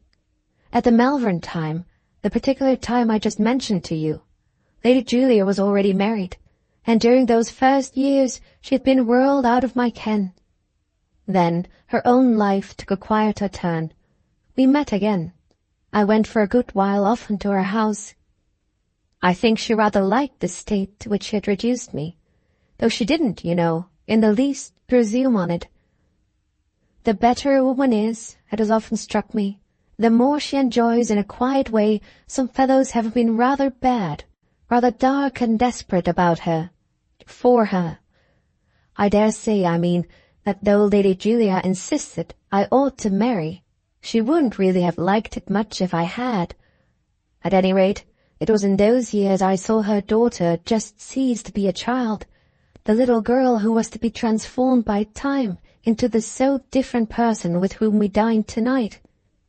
That comes back to me when I hear you speak of the growing up, in turn, of that person's own daughter. I follow you with a sympathy, Vanderbank replied. The situation's reproduced. Ah, partly, not altogether. The things that are unlike, well, are so very unlike. Mr. Longden, for a moment on this, fixed his companion with eyes that betrayed one of the restless little jumps of his mind. I told you just now that there is something I seem to make out in you. Yes, that was meant for better things? Vanderbank frankly took him up. There is something, I really believe, meant for ever so much better ones. Those are just the sort I like to be supposed to have a real affinity with. Help me to them, Mr. Longden. Help me to them, and I don't know what I won't do for you. Then, after all, and his friend made the point with innocent sharpness, you are not past saving. Well, I individually, how shall I put it to you? If I tell you, Vanderbank went on, that I've that sort of fulcrum for salvation which consists at least in a deep consciousness and the absence of a rag of illusion, I shall appear to say I'm wholly different from the world I live in, and to that extent present myself as superior and fatuous. Try me at any rate. Let me try myself. Don't abandon me. See what can be done with me. Perhaps I'm after all a case. I shall certainly cling to you. You're too clever. You're too clever. That's what's the matter with you all. Mr. Longden sighed. With us all? Vanderbank echoed. Dear Mr. Longden, this is the first time I've heard it. If you should say the matter with me in particular, why, there might be something in it. What you mean, at any rate, I see where you come out, is that we're cold and sarcastic and cynical, without the soft human spot. I think you flatter us even while you attempt to warn. But what's extremely interesting at all events is that, as I gather, we made on you this evening, in a particular way, a collective impression, something in which our trifling varieties are merged. His visitor's face at this appeared to acknowledge his putting the case in perfection, so that he was encouraged to go on. There was something particular with which you weren't altogether pleasantly struck. Mr. Longden, who decidedly changed colour easily, showed in his clear cheek the effect at once of feeling a finger on his fold and of admiring his companion's insight. But he accepted the situation.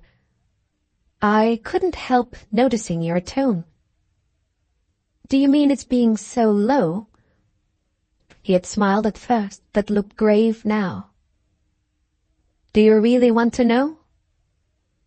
Just how you were affected? I assure you, there's at this moment nothing I desire nearly so much. I'm no judge, then, Mr. Longden began. I'm no critic. I'm no talker myself. I'm old-fashioned, and narrow, and ignorant. I've lived for years in a hole. I'm not a man of the world. Vanderbank considered him with a benevolence, a geniality of approval, that he literally had to hold in check for fear of seeming to patronize. There's not one of us who can touch you. You're delightful, you're wonderful, and I'm intensely curious to hear you, the young man pursued. Were we absolutely odious?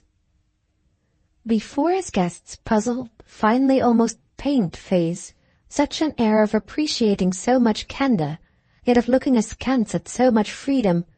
He could only try to smooth the way and light the subject. "You see, we don't in the least know where we are. We're lost, and you find us." Mr. Longden, as he spoke, had prepared at last really to go, reaching the door with a manner that denoted, however, by no means so much satiety as an attention that felt itself positively too agitated. Vanderbank had helped him on with the Inverness cape, and for an instant detained him by it. "Just tell me as a kindness, do we talk?" "Too freely?" Mr. Longden, with his clear eyes so untouched by time, speculatively murmured. "Too outrageously. I want the truth." The truth, evidently, for Mr. Longden was difficult to tell. "Well, it was certainly different." "From you and Lady Julia? I see. Well, of course with time some change is natural, isn't it?" "But so different," Vanderbank pressed, "that you are really shocked?" His visitor smiled at this, but the smile somehow made the face graver. "I think I was rather frightened. Good night." Book Second, Little Aggie. Chapter 1. Mrs. Brookenham stopped on the threshold with a sharp surprise at the sight of her son, and there was disappointment, though rather of the afflicted than of the irritated sort, in the question that, slowly advancing, she launched at him. "If you're still lolling about, why did you tell me 2 hours ago that you were leaving immediately?" Deep in a large brocaded chair with his little legs stuck out to the fire, he was so much at his ease that he was almost flat on his back. She had evidently roused him from sleep, and it took him a couple of minutes, during which, without again looking at him, she directly approached a beautiful old French secretary, a fine piece of the period of Louis XVI, to justify his presence. "I changed my mind. I couldn't get off." "Do you mean to say you're not going?" "Well, I'm thinking it over. What's a fellow to do?" He sat up a little, staring with conscious solemnity at the fire, and if it had been, as it was not, one of the annoyances she in general expected from him, she might have received the impression that his flush was the heat of liquor. "He's to keep out of the way," she returned, "when he has left one so deeply to hope it." There had been a bunch of keys dangling from the secretary, of which, as she said these words, Mrs. Brookenham took possession. Her air on observing them had promptly become that of having been in search of them, and a moment after she had passed across the room they were in her pocket. "If you don't go, what excuse will you give?" "Do you mean to you, mummy?" She stood before him, and now dismally looked at him. "What's the matter with you? What an extraordinary time to take a nap!" He had fallen back in the chair, from the depths of which he met her eyes. "Why, it's just the time, mummy. I did it on purpose. I can always go to sleep when I like. I assure you, it sees one through things." She turned away with impatience, and, glancing about the room, perceived on a small table of the same type as the secretary a somewhat massive book with a label of a circulating library, which she proceeded to pick up as for refuge from the impression made on her by her boy. He watched her do this, and watched her then slightly pause at the wide window that, in Buckingham Crescent, commanded the prospect they had ramified rearward to enjoy. A medley of smoky brick and spotty stucco, of other undressed backs, of glass invidiously opaque, of roofs and chimney-pots and stables unnaturally near. One of the private pictures that in London, in select situations, run up, as the phrase is, the rent.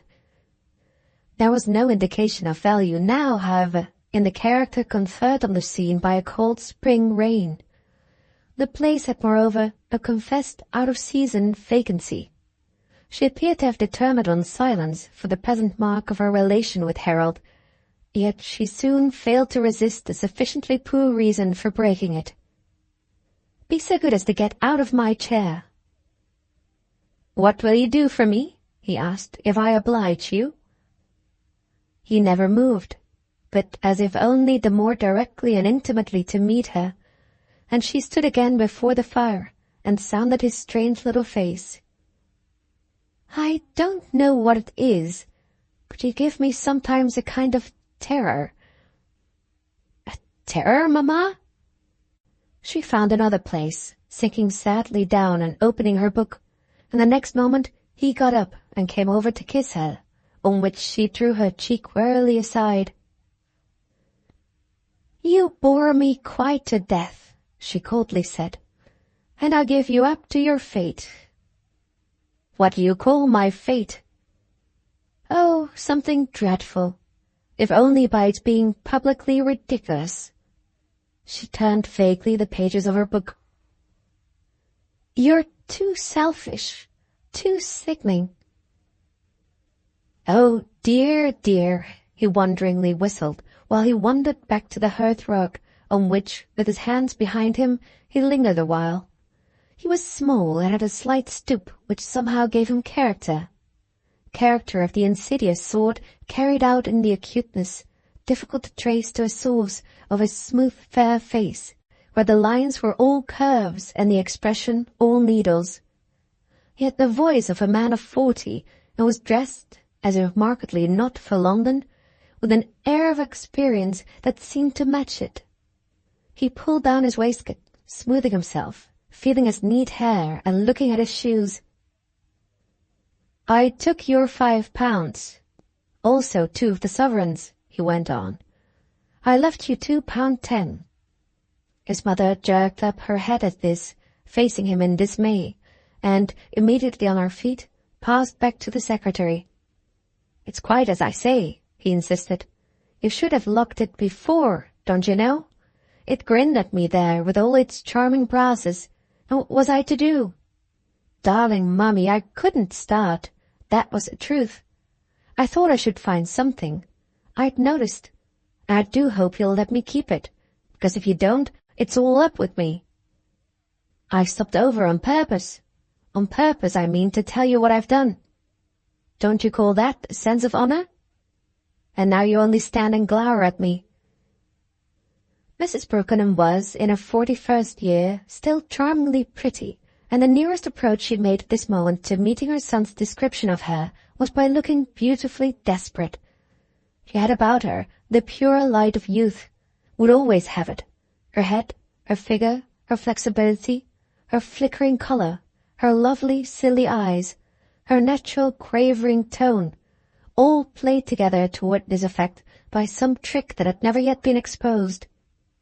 It was at the same time remarkable that, at least in the bosom of her family, she rarely wore an appearance of gaiety less qualified than at the present juncture. She suggested for the most part the luxury, the novelty of woe, the excitement of strange sorrows, and the cultivation of fine indifferences. This was her special sign, an innocence dimly tragic. It gave immense effect to her other resources. She opened the secretary with the key she had quickly found, then with the aid of another rattled out a small drawer, after which she pushed the drawer back, closing the whole thing. "You terrify me, she again said. "How can you say that, when you showed me just now how well you know me? Wasn't it just on account of what you thought I might do that you took out the keys as soon as you came in?" Harold's manner had a way of clearing up whenever he could talk of himself. "You're too utterly disgusting. I shall speak to your father." With which, going to the chair he'd given up, his mother sank down again with her heavy book. There was no anger, however, in her voice, and not even a harsh plaint, only a detached, accepted disenchantment. Mrs. Brookenham's supreme rebellion against fate was just to show, with the last frankness, how much she was bored. "No, darling Mummy, you won't speak to my father. You'll do anything in the world rather than that," Harold replied, quite as if he were kindly explaining her to herself. "I thank you immensely for the charming way you take what I've done.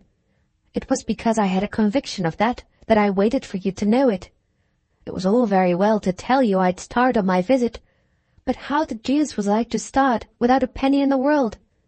Don't you see that if you want me to go about, you must really enter into my needs? I wish to heaven you'd leave me. I wish to heaven you'd get out of the house, Mrs. Brookenham went on without looking up. Harold took out his watch. Well, Mamma, now I am ready. I wasn't in the least before. But it will be going forth, you know, quite to seek my fortune. For do you really think, I must have from you what you do think, that it will be all right for me? She fixed him at last with a pretty pathos. You mean for you to go to Branda? You know, he answered, with his manner as of letting her see her own attitude. You know, you tried to make me do things you wouldn't at all do yourself. At least, I hope you wouldn't. And don't you see that if I so far oblige you, I must at least be paid for it? His mother leant back in her chair, gazed for a moment at the ceiling, and then closed her eyes. You are frightful, she said. You're appalling. You're always wanting to get me out of the house, he continued. I think you want to get us all out, for you manage to keep Nanda from showing even more than you do me. Don't you think your children good enough, Mammy dear? At any rate, it's as plain as possible that if you don't keep us at home, you must keep us in other places. One can't live anywhere for nothing. It's all bosh that a fellow saves by staying with people. I don't know how it is for a lady, but a man's practically let in. Do you know you kill me, Harold? Mrs. Brookenham woefully interposed, but was with the same remote melancholy that she asked in her next breath. It wasn't an invitation to Branda. It's as I told you. She said she'd write, fixing a time, but she never did write. But if you wrote, it comes to the same thing? Does it? That's the question. If on my note she didn't write, that's what I mean. Should one simply take it that one's wanted? I like to have these things from you, Mother. I do. I believe everything you say. But to feel safe and right, I must just have them. Anyone would want me, eh? Mrs. Brookenham had opened her eyes, but she still attached them to the cornice. If she hadn't wanted you, she'd have written to keep you off. In a great house like that, there's always room. The young man watched her a moment. How you do like to tuck us in and then sit up yourself. What do you want to do, anyway? What are you up to, Mummy? She rose at this, turning her eyes about the room as if from the extremity of martyrdom, or the wistfulness of some deep thought. Yet when she spoke, it was with a different expression, an expression that would have served for an observer as a marked illustration of that disconnectedness of her parts which frequently was laughable, even to the degree of contributing to her social success. You spent then more than £4 in 5 days. It was on Friday I gave them to you. What in the world do you suppose is going to become of me? Harold continued to look at her as if the question demanded some answer really helpful. Do we live beyond our means? She now moved her gaze to the floor. Will you please get away? Anything to assist you. Only, if I should find I'm not wanted. She met his look after an instant, and the wan loveliness and vagueness of her own had never been greater. Be wanted, and you won't find it. You're odious, but you're not a fool. He put his arms about her now for farewell, and she submitted as if it was absolutely indifferent to her to whose bosom she was pressed. You do, dearest, he laughed, say such sweet things. And with that he reached the door, on opening which he pulled up at a sound from below. The Duchess, she's coming up. Mrs. Brookenham looked quickly around the room, but she spoke with utter detachment. Well, let her come. As I'd let her go. I take it as a happy sign she won't be at Branda. He stood with his hand on the knob. He had another quick appeal. But after Tuesday? Mrs. Brookenham had passed half round the room with a glide that looked languid, but that was really a remarkable form of activity, and had given a transforming touch on sofa and chairs to 3 or 4 crushed cushions. It was all with the hanging head of a broken lily. "You're to stay till the 12th. "But if I am kicked out?" It was as a broken lily that she considered it. "Then go to the Mangers." "Happy thought. And shall I write?" His mother raised a little more a window blind. "No, I will." "Delicious, Mummy." And Harold blew her a kiss. "Yes, rather," she corrected herself. "Do write, from Branda. It's a sort of thing for the Mangers. Or even wire." "Both?" The young man laughed. "Oh, you duck," he cried. "And from where will you let them have it?" "From Pewbury," she replied without wincing. "I'll write on Sunday." "Good. How d'ye do, Duchess?" And Harold, before he disappeared, greeted with a rapid concentration of all the shades of familiarity a large, high lady, the visitor he had announced, who rose in the doorway with the manner of a person used to arriving on thresholds very much as people arrive at stations, with the expectation of being met. Book the Second, Chapter 2. "Goodbye. He's off," Mrs. Brookenham, who had remained quite on her own side of the room, explained to her friend. "Where's he off to?" this friend inquired, with a casual advance, and a look not so much at her hostess as at the cushions just rearranged. "Oh, to some places. To Branda today." "How he does run about!" And the Duchess, still with a glance hither and yon, sank upon the sofa to which she had made her way unaided. Mrs. Brookenham knew perfectly the meaning of this glance. She had but 3 or 4 comparatively good pieces, whereas the Duchess, rich with the spoils of Italy, had but 3 or 4 comparatively bad. This was the relation as between intimate friends that the Duchess visibly preferred, and it was quite groundless in Buckingham Crescent ever to enter the drawing-room with an expression suspicious of disloyalty. The Duchess was a woman who so cultivated her passions that she would have regarded it as disloyal to introduce there a new piece of furniture in an underhand way, that is, without a full appeal to herself, the highest authority, and a consequent bestowal of opportunity to nip the mistake in the bud. Mrs. Brookenham had repeatedly asked herself where in the world she might have found the money to be disloyal. The Duchess's standard was of a height. It matched, for that matter, her other elements, which were wontedly conspicuous, as usual, as she sat there suggestive of early tea. She always suggested tea before the hour, and her friend always, but with so different a wistfulness, rang for it. "Who's to be at Branda?" she asked. "I haven't the least idea. He didn't tell me. But they've always a lot of people." "Oh, I know. Extraordinary mixtures. Has he been there before?" Mrs. Brookenham thought. "Oh, yes, if I remember, more than once. In fact, her note, which he showed me, but which only mentioned some friends, was a sort of appeal on the ground of something or other that had happened the last time." The Duchess dealt with it. "She writes the most extraordinary notes." "Well, this was nice, I thought," Mrs. Brookenham said, "from a woman of her age and her immense position to so young a man." Again the Duchess reflected. "My dear, she's not an American, and she's not on the stage. Aren't those what you call positions in this country? And she's also not 100.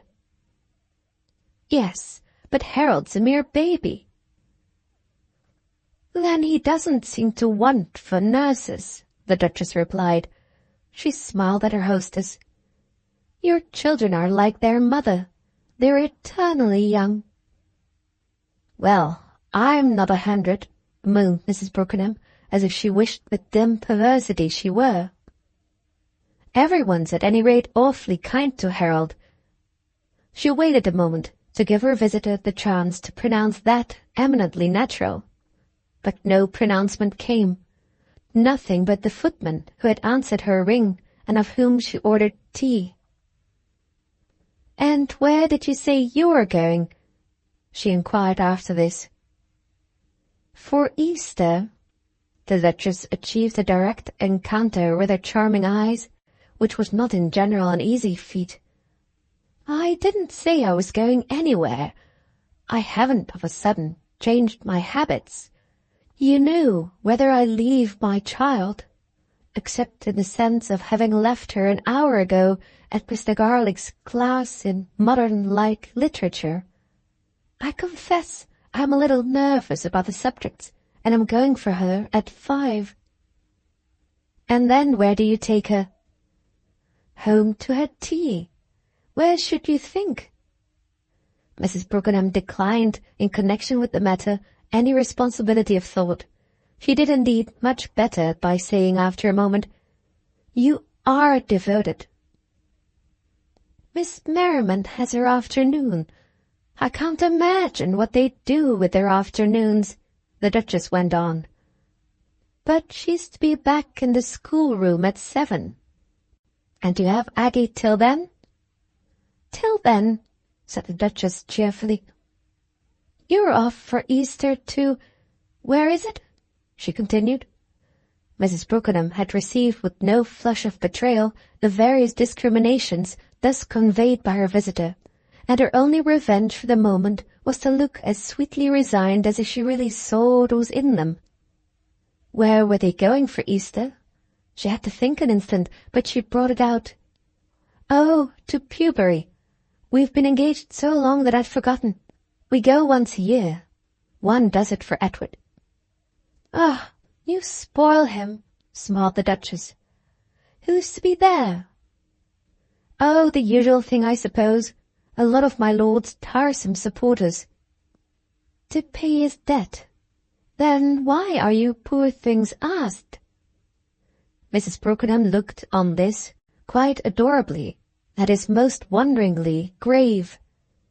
"How do I know, my dear Jane, why in the world we're ever asked anywhere? Fancy people wanting Edward," she exhaled with stupefaction. "Yet we can never get off Pewbury." "You're better for getting on, cara mia, than for getting off," the Duchess blandly returned. She was a person of no small presence, filling her place, however, without ponderosity, with a massiveness indeed rather artfully kept in bounds. Her head, her chin, her shoulders were well aloft, but she had not abandoned the cultivation of her figure, or any of the distinctively finer reasons for passing as a handsome woman.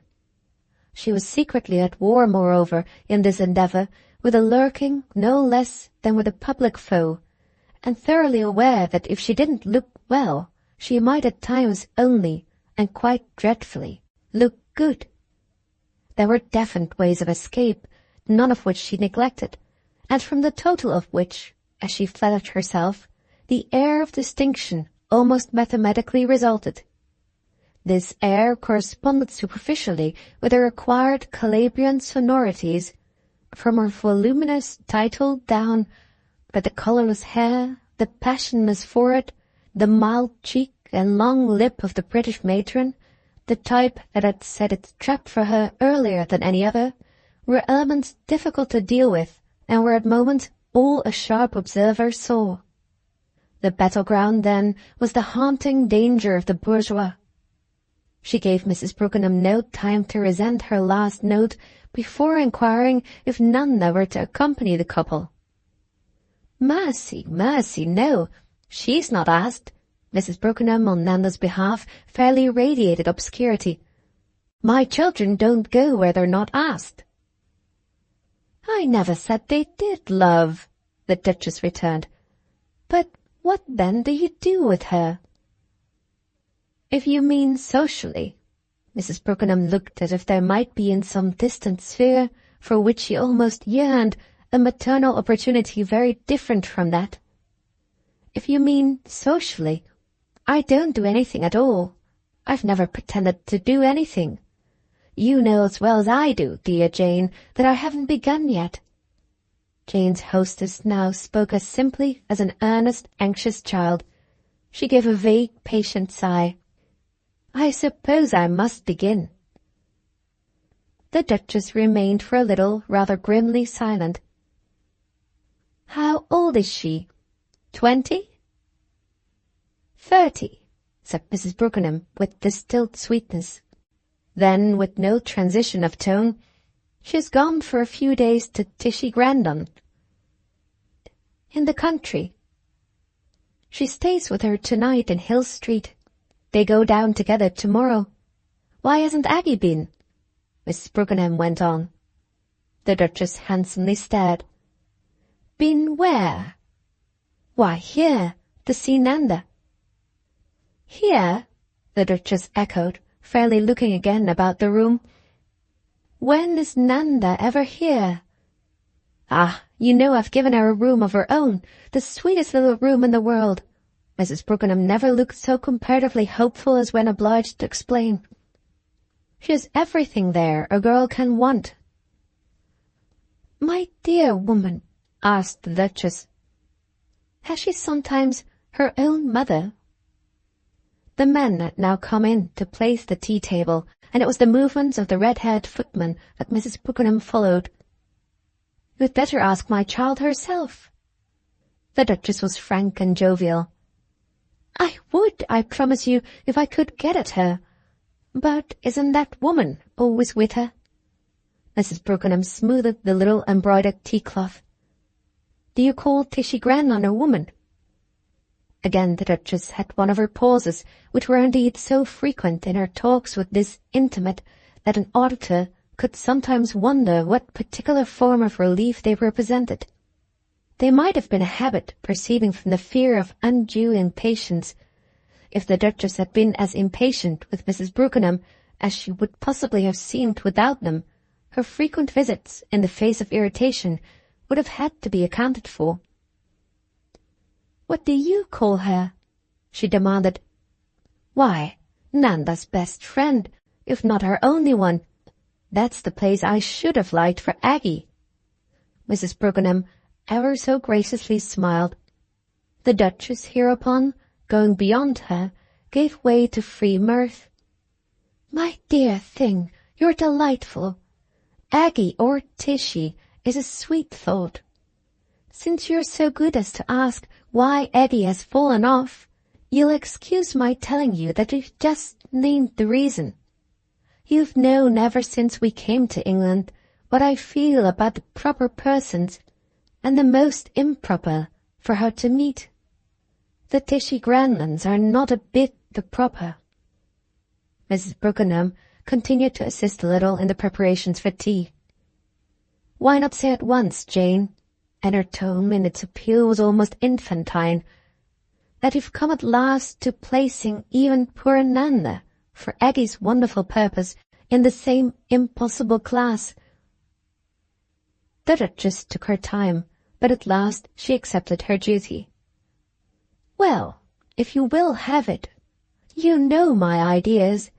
If it isn't my notion of the way to bring up a girl, to give her up in extreme youth to an intimacy with a young married woman who's both unhappy and silly, whose conversation has absolutely no limits, who says everything that comes into her head, and talks to the poor child about God only knows what. If I should never dream of such an arrangement for my niece, I can almost as little face the prospect of throwing her much, don't you see, with any young person exposed to such an association. It would be in the natural order, certainly." In spite of which natural order, the Duchess made the point, with but moderate emphasis, that since dear Edward is my cousin, Aggie should see at least as much of Nanda as of any other girl of their age. "But what will you have? I must recognize the predicament I am placed in by the more and more extraordinary development of English manners.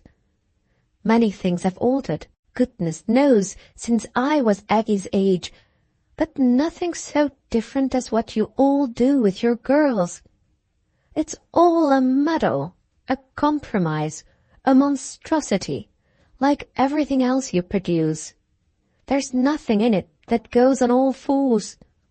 I see but one consistent way, which is our fine old foreign way, and which makes, in the upper classes, mind you, for it's with them only I'm concerned, des femmes bien gracieuses.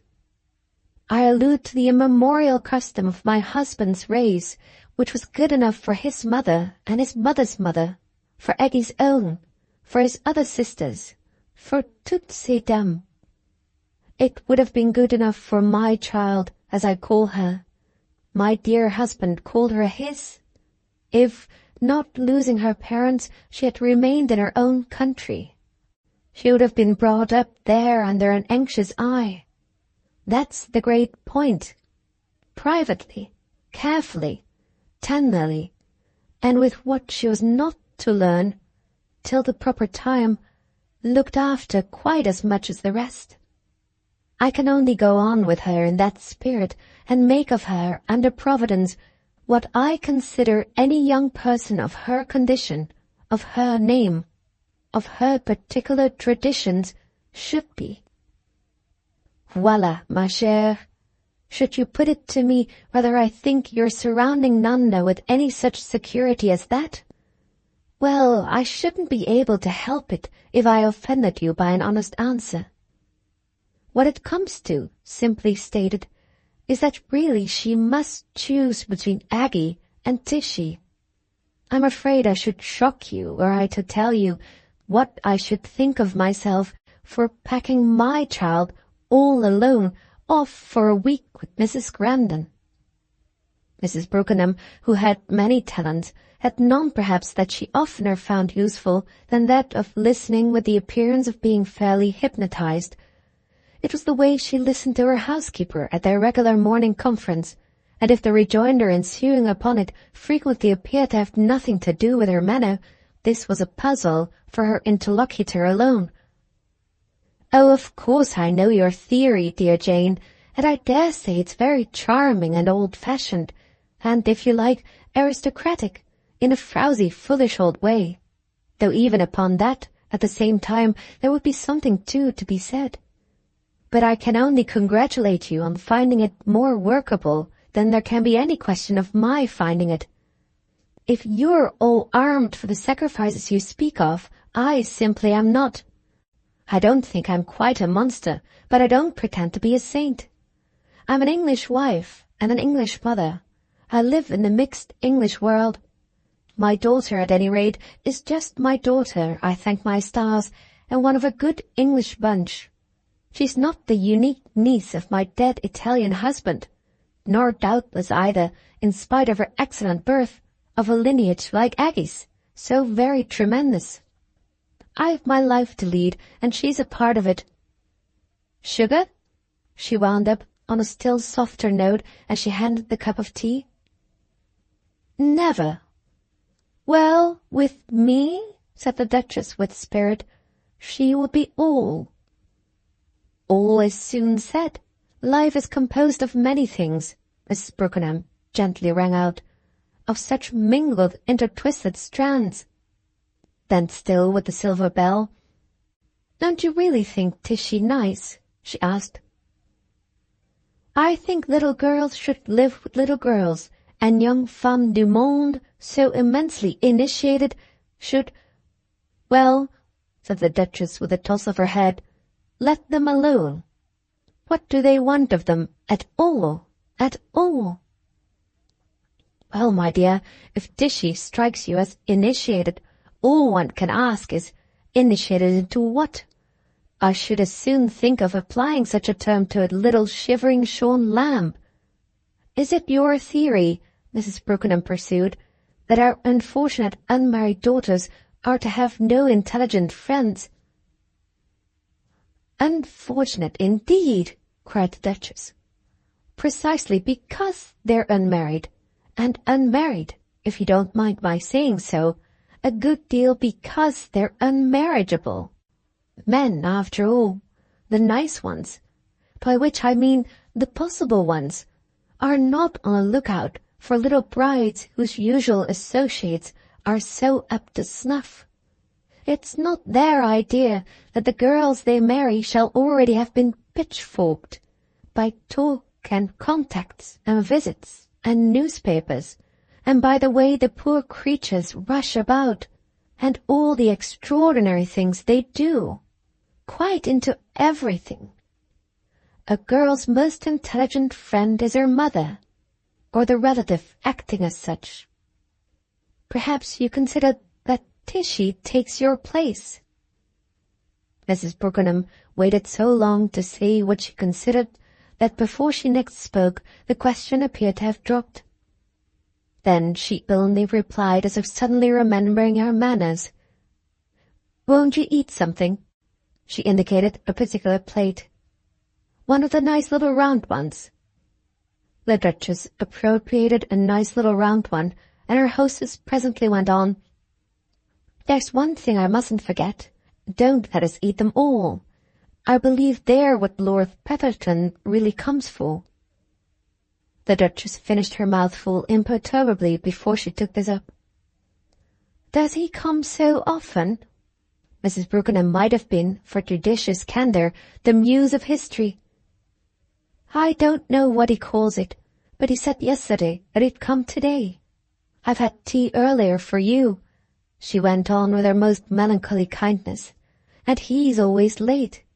But we mustn't, between us, lick the platter clean." The Duchess entered very sufficiently into her companion's tone. "Oh, I don't feel at all obliged to consider him, for he has not of late particularly put himself out for me. He has not been to see me since I don't know when, and the last time he did come, he brought Mr. Mitchett." Here it was the other way round. It was Mr. Mitchett the other year who first brought Lord Petherton. "And who," asked the Duchess, "had first brought Mr. Mitchett?" Mrs. Brookenham, meeting her friend's eyes, looked for an instant as if trying to recall. "I give it up. I muddle beginnings." "That doesn't matter if you only make them," the Duchess smiled. "No, does it?" To which Mrs. Brookenham added, "Did he bring Mr. Mitchett for Aggie?" "If he did, they'll have been disappointed. Neither of them has seen in my house the tip of her nose." The Duchess announced it with a pomp of pride. "Ah, but with your ideas that doesn't prevent." "Prevent what?" "Why, what I suppose you call the pourparlers." "For Aggie's hand?" "My dear," said the Duchess, "I'm glad you do me the justice of feeling that I'm a person to take time by the forelock. It was not, as you seem to remember, with the sight of Mr. Mitchett that the question of Aggie's hand began to occupy me. I should be ashamed of myself if it weren't constantly before me, and if I hadn't my feelers out in more quarters than one. But I've not so much as thought of Mr. Mitchett, who, rich as he may be, is the son of a shoemaker, and superlatively hideous, for a reason I don't at all mind telling you. Don't be outraged if I say that I've for a long time hoped you yourself would find the right use for him."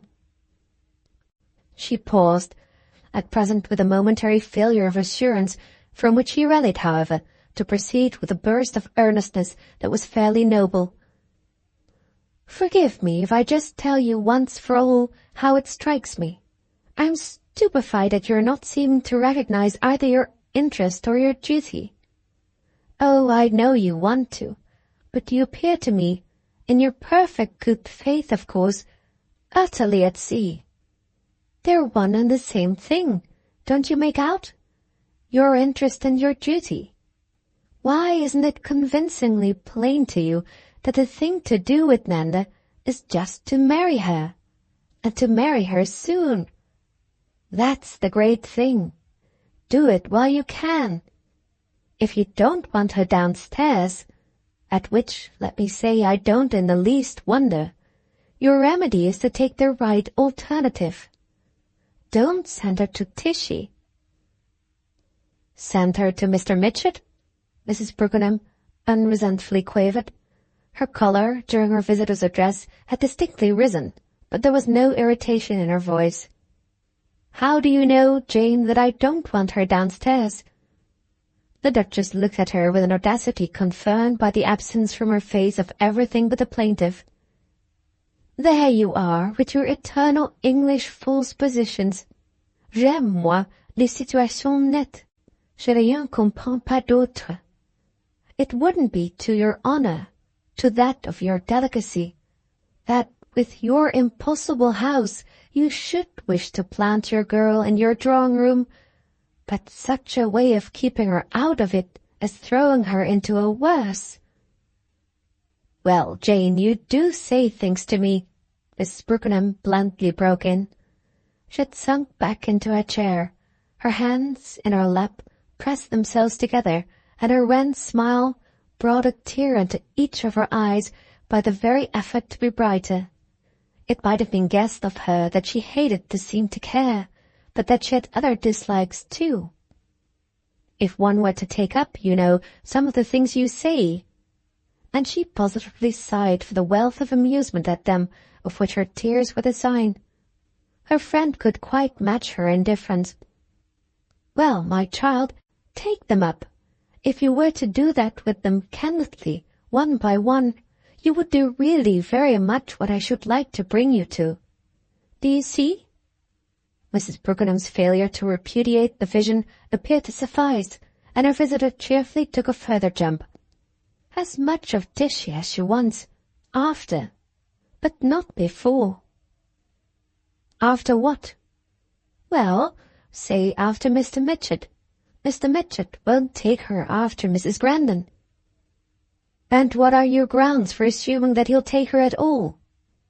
Then, as the Duchess hung fire a moment, "Have you got it by chance from Lord Petherton?" The eyes of the two women met for a little on this, and there might have been a consequence of it in the manner of what came. "I've got it from not being a fool. Men, I repeat, like the girls they marry." "Oh, I already know your old song. The way they like the girls they don't marry seems to be," Mrs. Brookenham mused, "what more immediately concerns us. You had better wait till you have made Aggie's fortune, perhaps, to be so sure of the working of your system. Pardon me, darling, if I don't take you for an example until you've a little more successfully become one. I know what the sort of men worth speaking of are not looking for. They are looking for smart, safe, sensible English girls." The Duchess glanced at the clock. "What's Mr. Vanderbank looking for?" Her companion appeared to oblige her by anxiously thinking, "Oh, I'm afraid, poor dear, for nothing at all." The Duchess had taken off a glove to appease her appetite, and now, drawing it on, she smoothed it down. "I think he has his ideas." "The same as yours?" "Well, more like them than like yours." "Ah, perhaps then, for he and I," said Mrs. Brookenham, "don't agree, I feel, on two things in the world. So you think poor Mitchy," she went on, "who's the son of a shoemaker, and who might be the grandson of a grasshopper, good enough for my child?" The Duchess appreciated for a moment the superior fit of her glove. "I look facts in the face. It's exactly what I'm doing for Aggie." Then she grew easy to extravagance.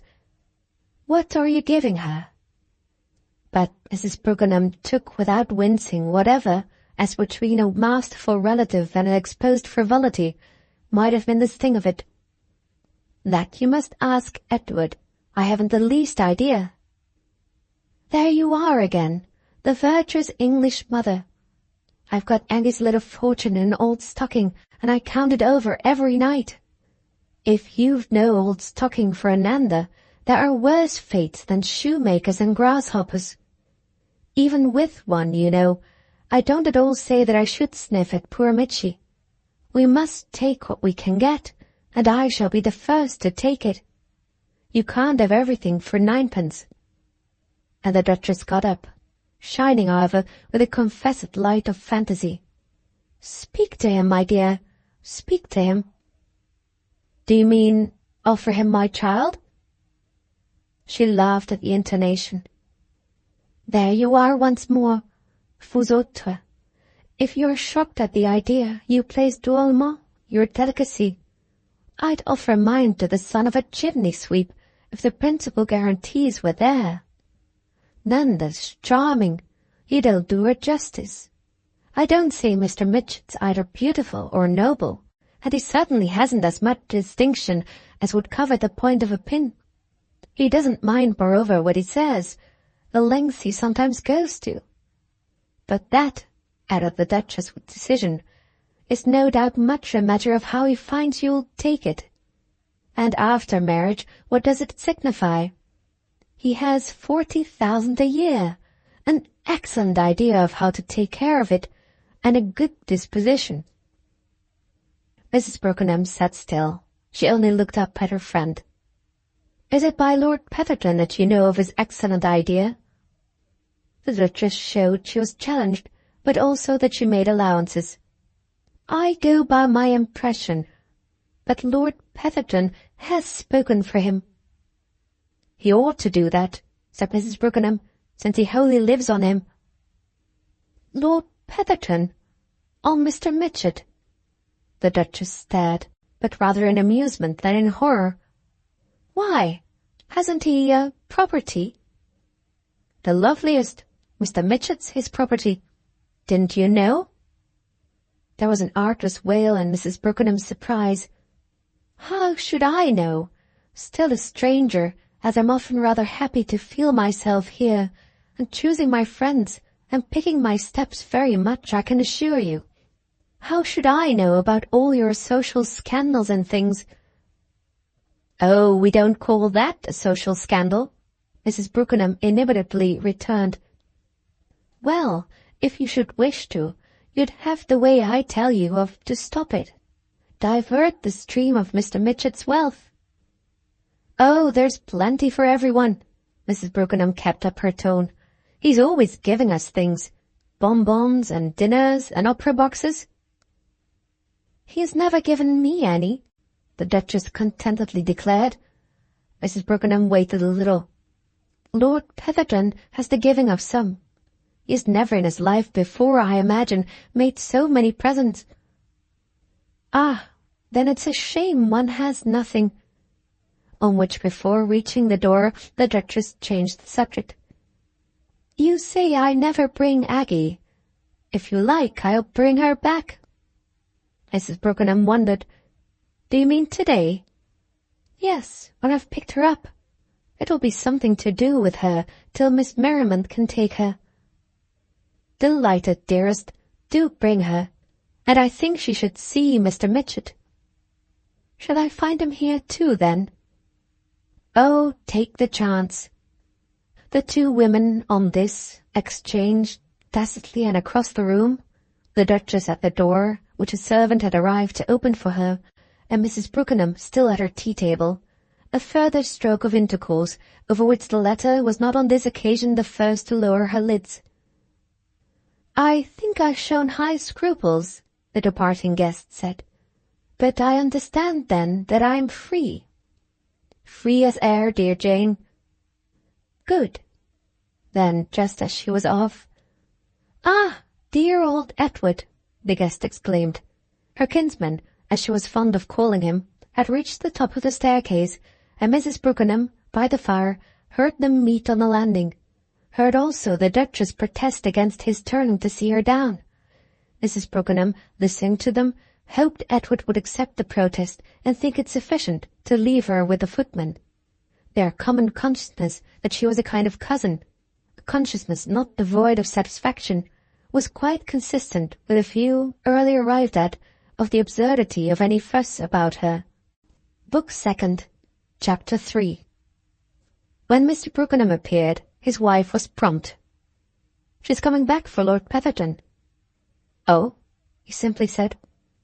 "There's something between them." "Oh," he merely repeated. and it would have taken many such sounds on his part to represent a spirit of response discernible to anyone but his mate. "There have been things before," she went on, "but I haven't felt sure. Don't you know how one is sometimes of flesh?" It couldn't be said of Edward Brookenham, who seemed to bend for sitting down more hinges than most men, that he looked as if he knew either this or anything else. He had a pale, cold face, marked and made regular, made even in a manner handsome, by a hardness of line in which, oddly, there was no significance, no accent. Clean-shaven, slightly bald, with unlighted grey eyes, and a mouth that gave the impression of not working easily, he suggested a stippled drawing by an inferior master. Lean, moreover, and stiff, and with the air of having here and there in his person a bone or two more than his share, he had once or twice at fancy balls been thought striking in a dress copied from one of Holbein's English portraits. But when once some such meaning as that had been put into him, it took a long time to put another, a longer time than even his extreme exposure or anybody's study of the problem had yet made possible. If anything particular had finally been expected from him, it might have been a summary or an explanation of the things he had always not said. But there was something in him that had long since pacified all impatience, drugged all curiosity. He had never in his life answered such a question as his wife had just put him, and which she would not have put had she feared a reply.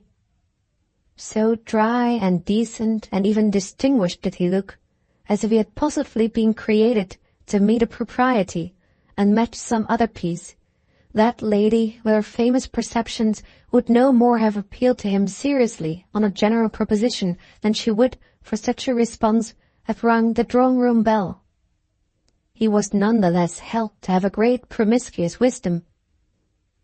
"What is it that's between them?" he demanded. "What's between any woman and the man she's making up to?" "Why, there may often be nothing. I didn't know she even particularly knew him," Brookenham added.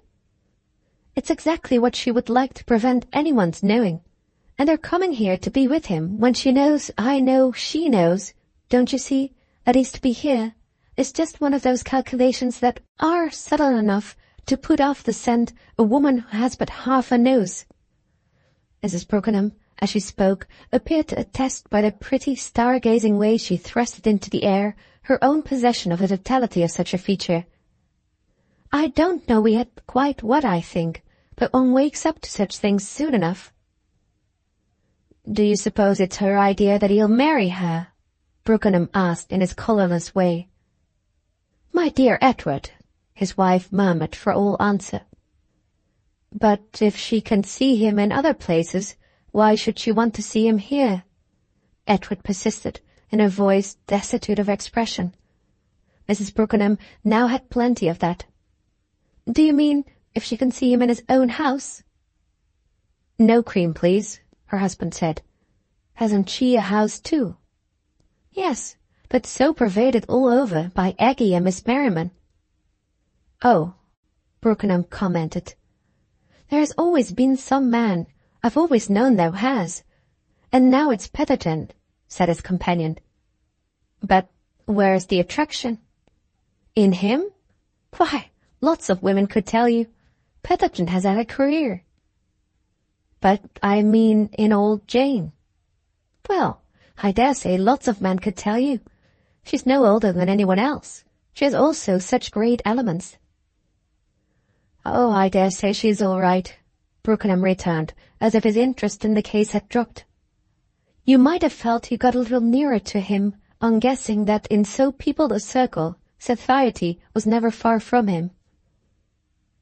"I mean, for instance, she has such a grand idea of duty. She thinks we're nowhere." "Nowhere?" "With our children, with our home life. She's awfully down on Tishy." "Tishy?" Edward appeared for a moment at a loss. "Tishy Grandon, and her craze for Nanda." "Has she a craze for Nanda?" "Surely I told you Nanda's to be with her for Easter." "I believe you did." he bethought himself. But you didn't say anything about a craze. And where's Harold? He went on. He's at Brenda. That is, he will be by dinner. He's just gone. And how does he get there? Why, by the Southwestern. They'll send to meet him. Brookenham appeared for a moment to view this statement in the dry light of experience. They'll only send if there are others, too. Of course, then, there'll be others. Lots. The more the better for Harold. This young man's father was silent a little. Perhaps, if they don't play high. Ah, said his mother. However Harold plays, he has a way of winning. He has a way, too, of being a hopeless ass. What I meant was, how he comes there at all, Edward explained. Why, as anyone comes, by being invited. She wrote to him, weeks ago. Brookenham just traceably took this in, but to what profit was not calculable. To Harold? Very good-natured. He had another short reflection, after which he continued, If they don't send, he'll be in for 5 miles in a fly, and the man will see that he gets his money. They will send, after her note. Did it say so? Her melancholy eyes seemed from afar to run over the page. I don't remember, but it was so cordial. Again he meditated. That often doesn't prevent one's being let in for 10 shillings. There was more gloom in this forecast than his wife had desired to produce. Well, my dear Edward, what do you want me to do? Whatever a young man does, it seems to me, he's let in for 10 shillings. Ah, but it needn't be. That's my point. I wasn't at his age. Harold's mother took up her book again. Perhaps you weren't the same success. I mean, at such places. Well, I didn't borrow money to make me one, as I've a sharp idea our young scamp does. Mrs. Brookenham hesitated. From whom do you mean? The Jews? He looked at her as if her weakness might be assumed. No, they, I take it, are not quite so cordial to him, since you call it so, as the old ladies. He gets it from Mitchy. Oh, said Mrs. Brookenham. Are you very sure? She then demanded. He had got up and put his empty cup back on the tea-table, wondering afterwards a little about the room, and looking out, as his wife had done half an hour before, at the dreary rain and the now duskier ugliness. He reverted in this attitude, with a complete unconsciousness of making for irritation, to an issue they might be supposed to have dropped. He'll have a lovely drive for his money. His companion, however, said nothing, and he presently came round again. No, I'm not absolutely sure of his having had it from Mitchy. If I were, I should do something. What would you do? She put it as if she couldn't possibly imagine. I'd speak to him. To Harold? No, that might just put it into his head. Brookenham walked up and down a little, with his hands in his pockets, after which, with a complete concealment of the steps of the transition, Where are we dining tonight? He brought out. Nowhere, thank heaven. We graze our own board. Oh, with those fellows, as you said, and Jane. That's not for dinner. The Beggars and Mary Pinthorpe and, upon my word, I forget. You'll see when she comes, suggested Brookenham, who was again at the window. It isn't a she, it's 2 or 3 he's, I think, his wife replied, with her indifferent anxiety. But I don't know what dinner it is, she bethought herself. It may be the one that's after Easter. Then that one's this one, she added with her eyes once more on her book. Well, it's a relief to dine at home. And Brookenham faced about. Would you mind finding out? He asked with some abruptness. Do you mean who's to dine? No, that doesn't matter, but whether Mitchy has come down. I can only find out by asking him. Oh, I could ask him. He seemed disappointed at his wife's want of resource. And you don't want to? He looked coldly from before the fire over the prettiness of her brown bent head.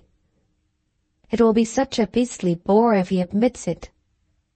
And do you think poor I can make him not admit it? She put the question as if it were really her own thought too, but they were a couple who could, even face to face, and unlike the augurs behind the altar, think these things without laughing. If he should admit it, Mrs. Brookenham threw in, will you give me the money? The money? To pay Mitchy back. She had now raised her eyes to her husband, but, turning away, he failed to meet them. He'll deny it. Well, if they all deny it, she presently remarked, it's a simple enough matter. I'm sure I don't want them to come down on us. But that's the advantage, she almost prattled on, of having so many such charming friends. They don't come down. This again was a remark of a sweep that there appeared to be nothing in Brookham's mind to match, so that, scarcely pausing in the walk he had resumed, he only said, Who do you mean by all? Why, if he has had anything from Mitchy, I dare say he's had something from Van. Oh, Brookenham returned, as if with a still deeper drop of interest. They oughtn't to do it, she declared. They ought to tell us, and when they don't, it serves them right. Even this observation, however, failed to rouse in her husband a response, and, as she had quite formed the habit of doing, she philosophically answered herself. But I don't suppose they do it on spec. It was less apparent than ever what Edward supposed. Oh, Van hasn't money to check about. Ah, I only mean a sovereign here and there. Well, Brookenham threw out after another turn, I think Van, you know, is your affair. It all seems to be my affair, she lamented too woefully to have other than a comic effect. And of course then it will be still more so if he should begin to apply to Mr. Longden. We must stop that in time. Do you mean by warning Mr. Longden and requesting him immediately to tell us? That won't be very pleasant, Mrs. Brookenham noted.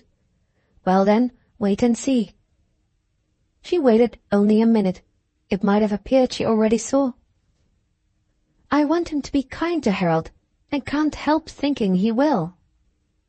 Yes, but I fancy that will be his notion of it, keeping him from making debts.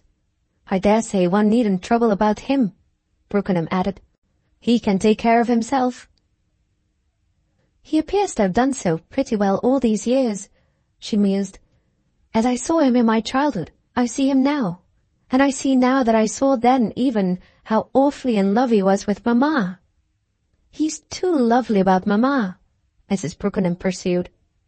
Oh, her husband replied. The vivid past held her a moment. I see now I must have known a lot as a child. Oh, her companion repeated. I want him to take an interest in us, above all in the children. He ought to like us. She followed it up. It will be a sort of poetic justice. He sees the reasons for himself, and we mustn't prevent it. She turned the possibilities over, but they produced a reserve. The thing is, I don't see how he can like Harold. Then he won't lend him money, said Brookenham with always grimness. This contingency, too, she considered. You make me feel as if I wished he would, which is too dreadful, and I don't think he really likes me, she went on. Oh, her husband again ejaculated. I mean, not utterly, really. He has to try to, but it won't make any difference, she next remarked. Do you mean his trying? No, I mean his not succeeding. He'll be just the same. She saw it steadily and saw it whole. On account of Mamma. Brookenham also, with his perfect propriety, put it before himself. And will he, on account of your mother, also like me? She waited. No, Edward. She covered him with her loveliest expression. No, not really either, but it won't make any difference. This time she had pulled him up. Not if he doesn't like Harold, or like you, or like me? Edward clearly found himself able to accept only the premise. "He'll be perfectly loyal. It will be the advantage of Mamma," Mrs. Brookenham cried. "Mamma, Edward," she brought out with a flash of solemnity. "Mamma was wonderful. There have been times when I've always felt her still with us. But Mr. Longden makes it somehow so real. Whether she's with me or not, at any rate she's with him. So that when he's with me, don't you see?" "It comes to the same thing?" her husband intelligently asked.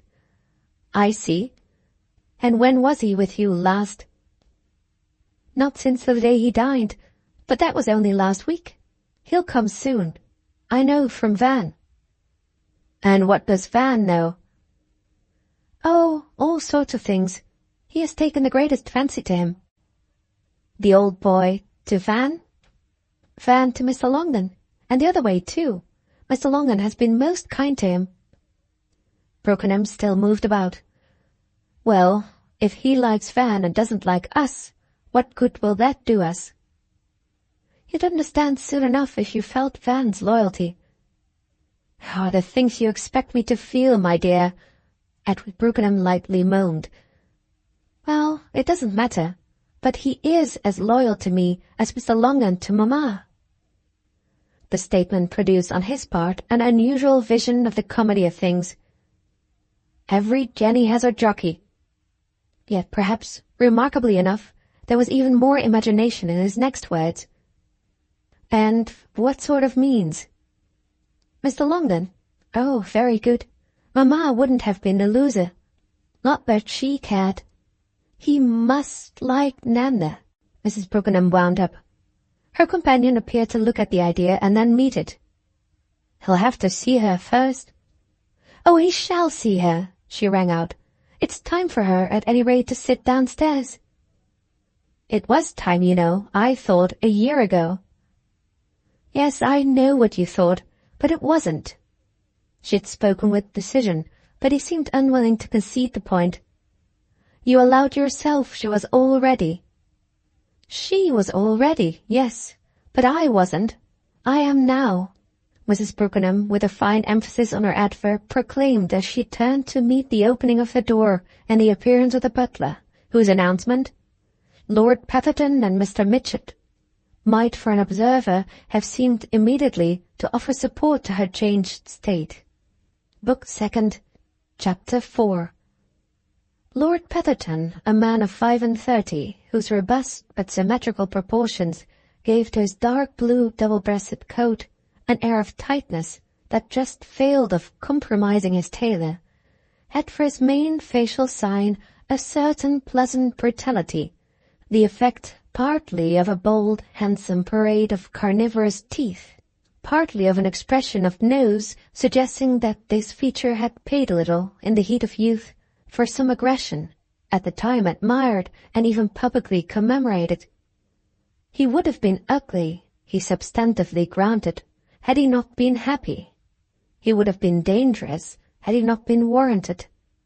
Many things doubtless performed for him this last service, but none so much as the delightful sound of his voice, the voice, as it were, of another man, a nature reclaimed, super-civilized, adjusted to the perpetual chaff which kept him smiling in a way that would have been a mistake, and indeed an impossibility, if he had really been witty. His bright familiarity was that of a young prince whose confidence had never had to falter, and the only thing that at all qualified the resemblance was the equal familiarity excited in his subjects. Mr. Mitchett had so little intrinsic appearance that an observer would have felt indebted for help in placing him to the rare prominence of his colourless eyes and the positive attention drawn to his chin by the precipitation of its retreat from discovery. Dressed, on the other hand, not as gentlemen dress in London to pay their respects to the fair, he excited by the exhibition of garments that had nothing in common, save the violence and the independence of their pattern, a belief that in the desperation of humility he wished to render public his having thrown to the winds the effort to please. It was written all over him that he had judged once for all his personal case, and that, as his character, superficially disposed to gaiety, deprived him of the resource of shyness and shade, the effect of comedy might not escape him if secured by a real plunge. There was comedy, therefore, in the form of his pot hat and the colour of his spotted shirt, in the systematic disagreement, above all, of his coat, waistcoat, and trousers. It was only on long acquaintance that his so many ingenious ways of showing he appreciated his commoners could present him as secretly rare. "And where's the child this time?" he asked of his hostess as soon as he was seated near her. "Why do you say this time, as if it were different from any other time?" she replied as she gave him his tea. "Only because, as the months and the years elapse, it's more and more of a wonder, whenever I don't see her, to think what she does with herself, or what you do with her. What it does show, I suppose," Mr. Mitchett went on, "is that she takes no trouble to meet me." "My dear Mitchy," said Mrs. Brookenham, "what do you know about trouble, either poor Nanda's, or mine, or anybody's else? You've never had to take any in your life. You're the spoiled child of fortune, and you skim over the surface of things in a way that seems often to represent you as supposing everybody else has wings. Most other people are sticking fast in their native mud." "Mud, Mrs. Brooke? Mud? Mud?" he protestingly cried, as, while he watched his fellow visitor move to a distance with their host, he glanced about the room, taking in afresh the Louis XVI secretary, which looked better close than open, and for which he always had a knowing eye. "Remarkably charming mud. Well, that's what a great deal of the element really appears today to be thought. And precisely as a specimen, Mitchy dear, those 2 French books you were so good as to send me, and which, really this time, you extraordinary man—" She fell back, intimately reproachful, from the effect produced on her, renouncing all expression save that of the rolled eye. "Why, were they particularly dreadful?" Mitchy was honestly surprised. "I rather liked the one in the pink cover. What's the confounded thing called? I thought it had a sort of a something or other." He had cast his eye about as if for a glimpse of the forgotten title, and she caught the question as he vaguely and good-humouredly dropped it. "A kind of a morbid modernity." "There is that," she dimly conceded. "Is that what they call it? Awfully good name. You must have got it from old Van," he gaily declared. "I dare say I did. I get the good things from him, and the bad ones from you. But you're not to suppose," Mrs. Brookenham went on, "that I've discussed your horrible book with him." "Come, I say," Mr. Mitchett protested. "I've seen you with books from Vanderbank, which, if you have discussed them with him, well," he laughed, "I should like to have been there." "You haven't seen me with anything like yours. No, no, never, never." She was particularly positive.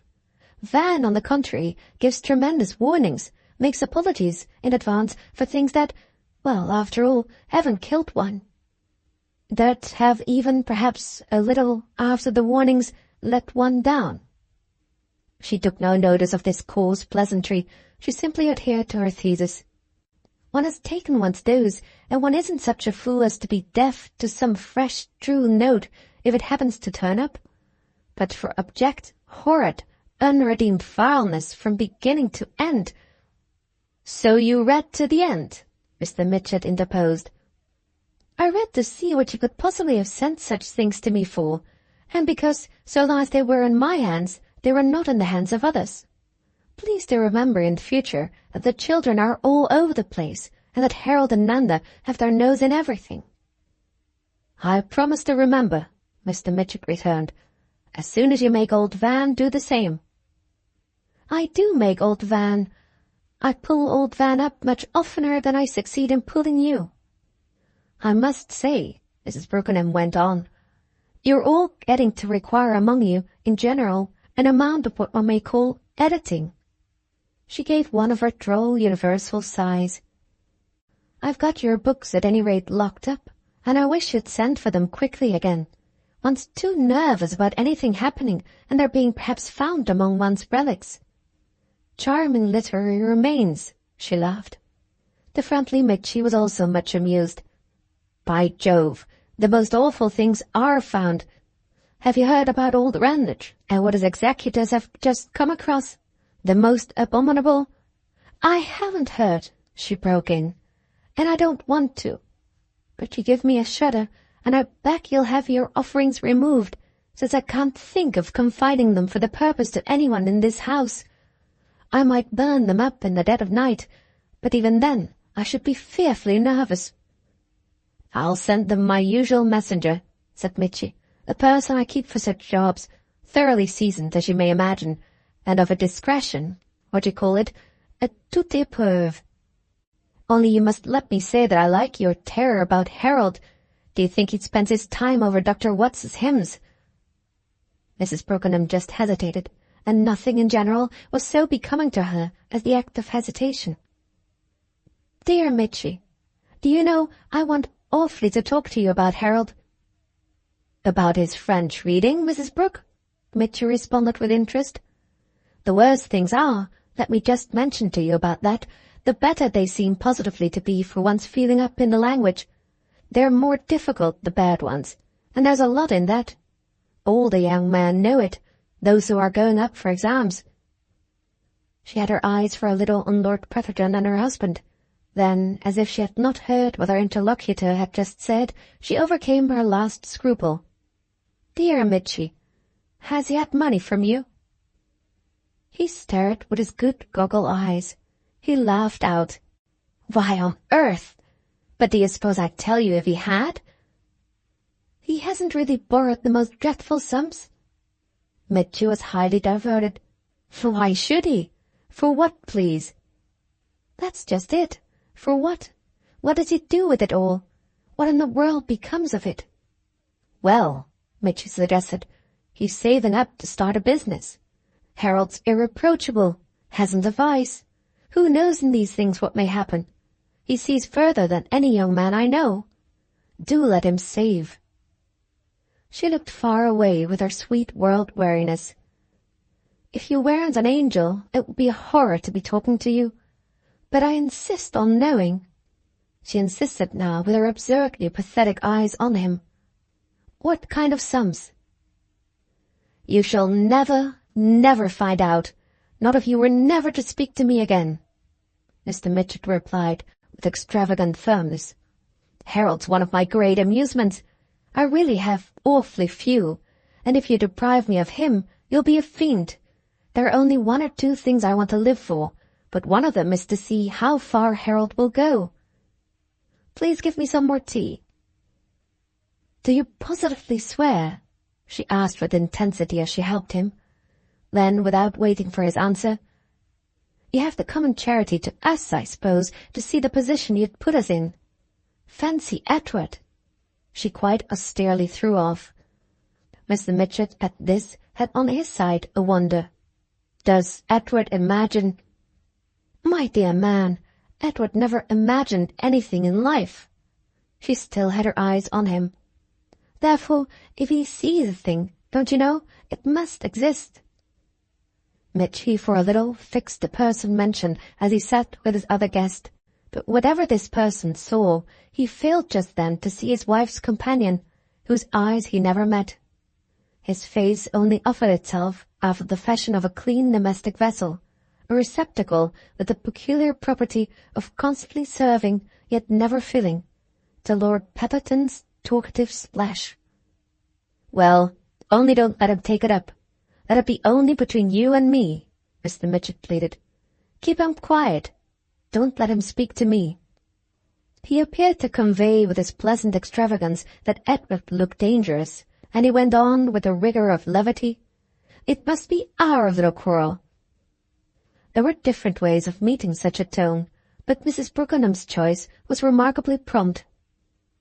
I don't think I quite understand what dreadful joke you may be making, but I dare say if you had let Harold borrow, you'd have another manner, and I was at any rate determined to have the question out with you. Let us always have everything out. That's quite my own idea.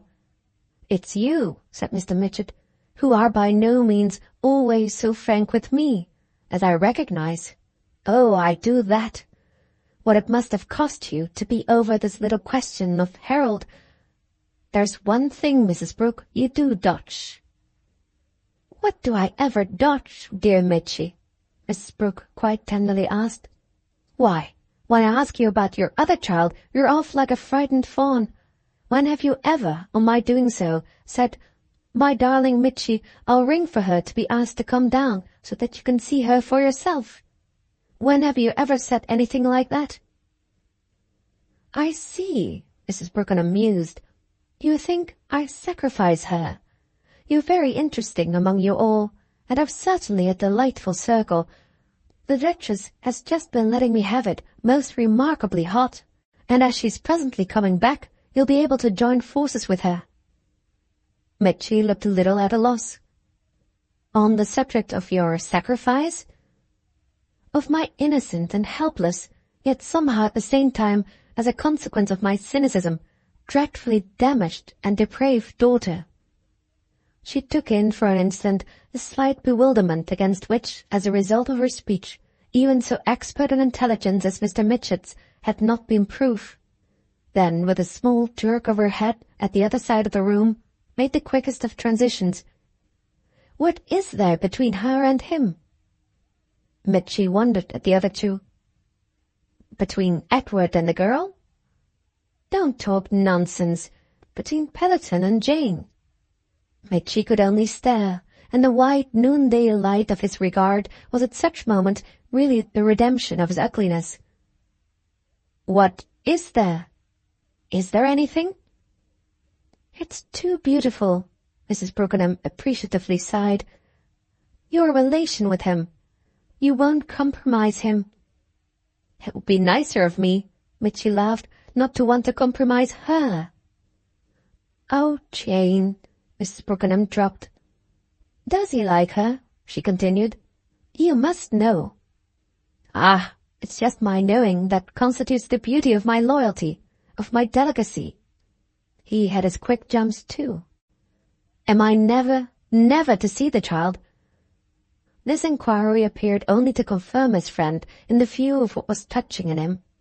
"You're the most delicate thing I know, and it crops up with effect the oddest in the intervals of your corruption. Your talk's half the time impossible. You respect neither age, nor sex, nor condition. One doesn't know what you'll say or do next. And one has to return your books, c'est tout dire, under cover of darkness. Yet there's in the midst of all this, and in the general abyss of you, a little deep-down delicious niceness, a sweet sensibility that one is actually oneself, shocked as one perpetually is at you, quite to hold one's breath and stay one's hand for fear of ruffling or bruising. There's no one in talk with whom," she balmily continued, "I find myself half so often suddenly moved to pull up short. You've more little toes to tread on, though you pretend you haven't. I mean, morally speaking, don't you know? Than even I have myself. And I've so many that I could wish most of them cut off. You never spare me a shock. No, you don't do that. It isn't the form your delicacy takes. But you'll know what I mean all the same, I think, when I tell you that there are lots I spare you." Mr. Mitchett fairly glowed with the candour of his intention. "Know what you mean, dearest lady? How can a man handicapped to death, a man of my origin, my appearance, my general weaknesses, drawbacks, immense indebtedness, all round, for the start, as it were, that I feel my friends have been so good as to allow me, how can such a man not be conscious every moment that everyone about him goes on tiptoe and winks at everyone else? What can you all mention in my presence, poor things, that isn't personal?" Mrs. Brookenham's face covered him for an instant as no painted Madonnas had ever covered the little charge at the breast beneath it. "And the finest thing of all in you is your beautiful, beautiful pride. You're prouder than all of us put together." She checked a motion that he had apparently meant as a protest, she went on with her muffled wisdom. There isn't a man but you whom Petherton wouldn't have made vulgar. He isn't vulgar himself, at least not exceptionally, but he's just one of those people, a class one knows well, who are so fearfully in this country the cause of it in others. For all I know, he's the cause of it in me, the cause of it even in poor Edward. For I'm vulgar, Mitchy dear, very often, and the marvel of you is that you never are. Thank you for everything. Thank you above all for marvel, Mitchy grinned. Oh, I know what I say. She didn't in the least blush. I'll tell you something, she pursued with the same gravity, if you'll promise to tell no one on earth. If you're proud, I am not. There, it's most extraordinary, and I try to conceal it even to myself, but there's no doubt whatever about it. I'm not proud pour deux sous. And some day, on some awful occasion, I shall show it. So, I notify you. Shall you love me still? To the bitter end, Mitchy loyally responded. For how need a woman be proud who's so preternaturally clever? Pride's only for use when wit breaks down. It's the train the cyclist takes when his tire's deflated. When that happens to your tire, Mrs. Brooke, you'll let me know. And you do make me wonder just now, he confessed, why you're taking such particular precautions and throwing out such a cloud of skirmishers. If you want to shoot me dead, a single bullet will do. He faltered an instant before completing his sentence. Where you really want to come out is at the fact that Nanda loathes me, and that I might as well give up asking for her. Are you quite serious? His companion, after a moment, resumed. Do you really and truly like her, Mitchy? I like her as much as I dare to, as much as a man can like a girl when from the very first of his seeing her and judging her, he has also seen, and seen with all the reasons, that there's no chance for him whatever. Of course, with all that, he has done his best not to let himself go. But there are moments, Mr. Mitchett ruefully added, when it would relieve him awfully to feel free for a good spin. I think you exaggerate, his hostess replied, the difficulties in your way. What do you mean by all the reasons? Why, one of them I've already mentioned. I make her flesh creep. My own Mitchy, Mrs. Brookenham protestingly moaned. The other is that, very naturally, she's in love. With whom under the sun? Mrs. Brookenham had, with her startled stare, met his eyes long enough to have taken something from him before he next spoke. You really have never suspected? With whom conceivably but old Van? Nanda's in love with old Van. The degree to which she had never suspected was scarce to be expressed. Why, he's twice her age. He has seen her in a pinafore, with a dirty face and well slapped for it. He has never thought of her in the world. How can a person of your acuteness, my dear woman, Mitchy asked, mention such trifles as having the least to do with the case? How can you possibly have such a fellow about, so beastly good-looking, so infernally well turned out in the way of culture, and so bringing them down in short on every side, and expect in the bosom of your family the absence of history of the reigns of the good kings? If you were a girl, wouldn't you turn purple? If I were a girl, shouldn't I? Unless, as is more likely, I turned green. Mrs. Brookenham was deeply affected. Nanda does turn purple? The loveliest shade you ever saw. It's too absurd that you haven't noticed. It was characteristic of Mrs. Brookenham's amiability that, with her sudden sense of the importance of this new light, she should be quite ready to abase herself. There are so many things in one's life. One follows false sense. One doesn't make out everything at once. If you're right, you must help me. We must see more of her.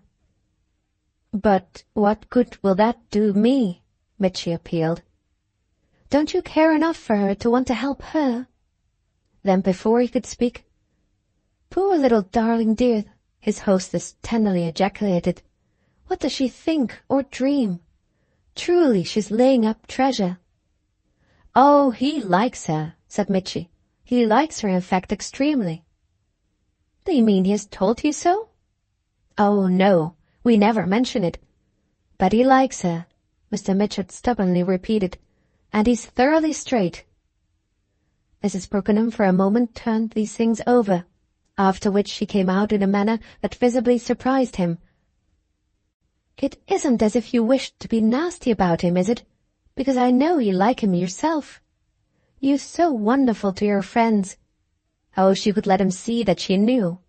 And in such different and exquisite ways. There are those like him, she signified her other visitor, who get everything out of you, and whom you really appear fond of, or at least to put up with, just for that. Then there are those who ask nothing, and whom you're fond of in spite of it. Mitchy leant back from this, fist within fist, watching her with a certain disguised emotion. He grinned almost too much for mere amusement. That's the class to which you belong. It's the best one, she returned, and I'm careful to remain in it. You try to get us by bribery into the inferior place, because, proud as you are, it bores you a little that you like us so much. But we won't go. At least, I won't. You may make Van, she wonderfully continued. There's nothing you wouldn't do for him, or give him. Mitchy admired her from his position, slowly shaking his head with it. He's the man, with no fortune and just as he is, to the smallest particular, whom you would have liked to be, whom you intensely envy, and yet to whom you're magnanimous enough for almost any sacrifice. Mitchy's appreciation had fairly deepened to a flush. Magnificent, magnificent, Mrs. Brooke. What are you and thunder up to? Therefore, as I say, she imperturbably went on, it's not to do him an ill turn that you make a point of what you've just told me. Mr. Mitchett for a minute gave no sign but his high colour and his queer glare. How could it do him ill turn? Oh, it would be a way, don't you see, to put before me the need of getting rid of him. For he may like Nanda as much as you please. He'll never, Mrs. Brookenham resolutely quavered. He'll never come to the scratch. And to feel that as I do, she explained, can only be, don't you also see, to want to save her. It would have appeared at last that poor Mitchy did see. By taking it in time? By forbidding him the house? She seemed to stand with little nipping scissors in a garden of alternatives. Or by shipping her off. Will you help me to save her? She broke out again after a moment. It isn't true, she continued, that she has any aversion to you. Have you charged her with it? Mitchy demanded, with a courage that amounted to high gallantry. It inspired on the spot his interlocutress, and her own pluck, of as fine a quality now as her diplomacy, which was saying much, fell but little below. Yes, my dear friend, frankly. Good, that I know what she said. She absolutely denied it. Oh, yes, they always do, because they pity me. Mitchy smiled.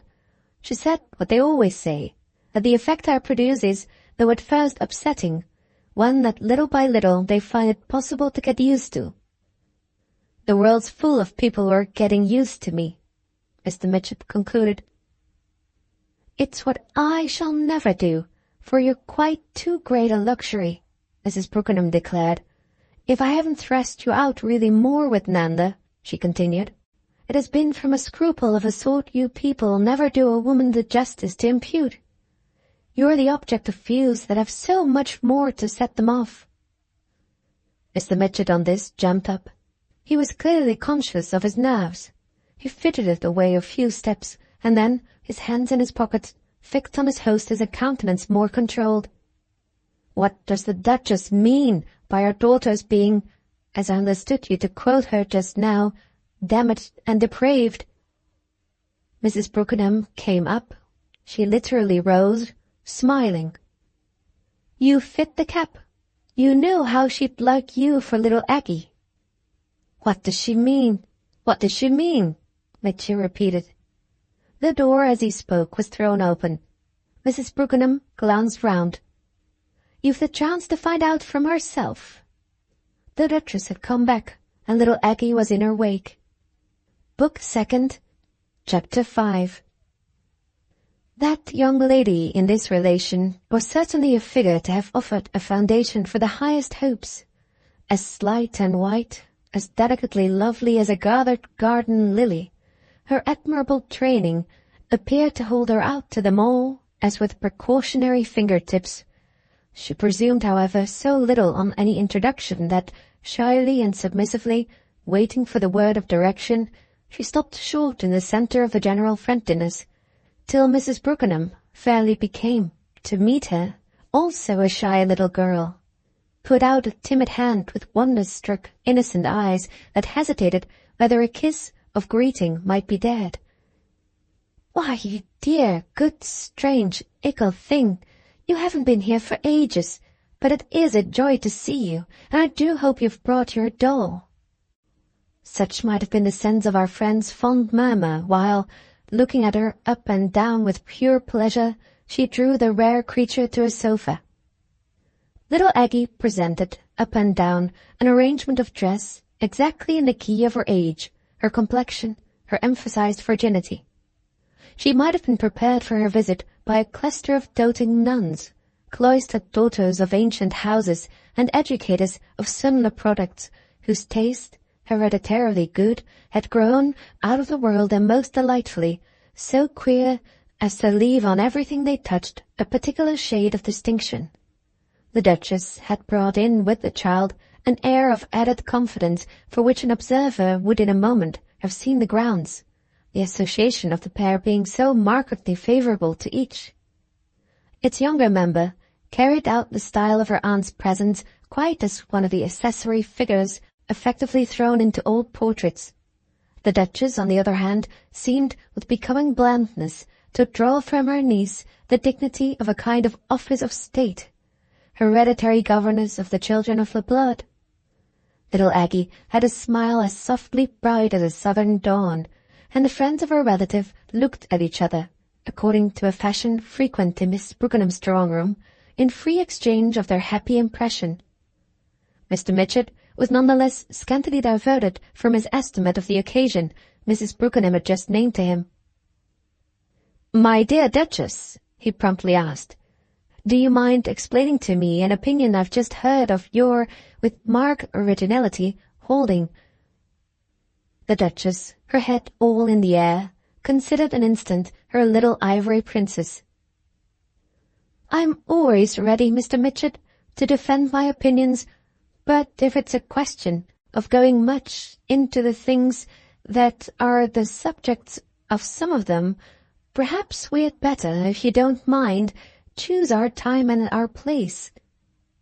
"No time, gracious lady, for my impatience," Mr. Mitchett replied, "could be better than the present. But if you've reasons for wanting a better place, why shouldn't we go on the spot into another room?" Lord Petherton, at this inquiry, broke into instant mirth.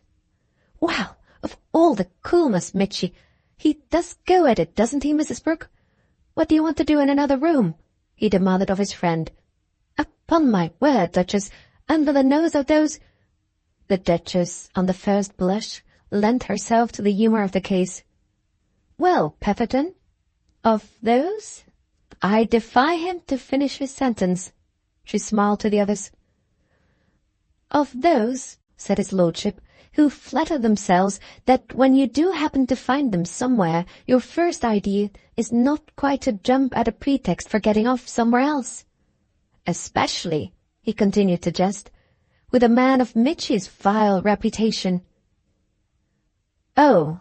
Edward Brookenham exclaimed at this, but only as with quiet relief. "Mitchy's offer is perfectly safe, I may let him know," his wife remarked, for I happen to be sure that nothing would really induce Jane to leave Aggie 5 minutes among us here without remaining herself to see that we don't become improper. Well then, if we're already pretty far on the way to it, Lord Petherton resumed, what on earth might we arrive at in the absence of your control? I warn you, Duchess, he joyously pursued, that if you go out of the room with Mitchy, I shall rapidly become quite awful. The Duchess, during this brief passage, never took her eyes from her niece, who rewarded her attention with the sweetness of consenting dependence. The child's foreign origin was so delicately but unmistakably written in all her exquisite lines that her look might have expressed the modest attachment of a person to whom the language of her companions was unknown.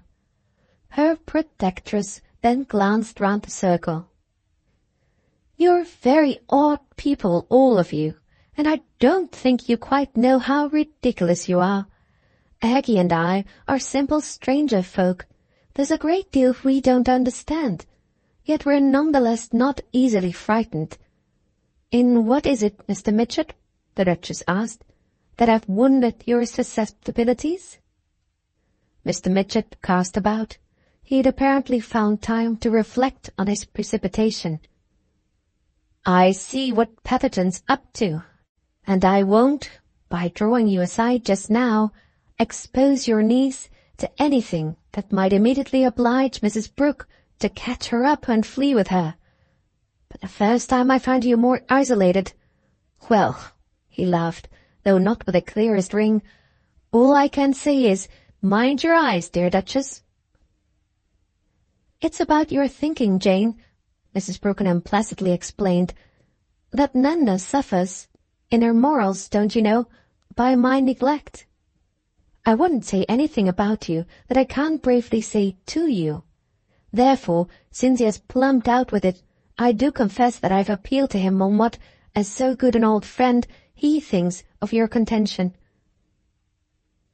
"What in the world is Jane's contention?" Edward Brookenham put the question as if they were stuck at cards.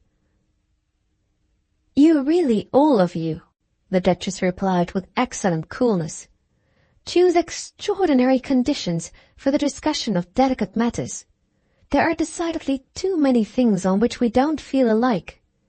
You're all inconceivable just now. Je ne peux pourtant pas la mettre à la porte, cette chérie," whom she covered again with the gay solicitude that seemed to have in it a vibration of private entreaty. "Don't understand, my own darling, don't understand." Little Aggie looked about with an impartial politeness that, as an expression of the general blind sense of her being as to every particular in hands at full liberty either to spot or to spare her, was touching enough to bring tears to all eyes.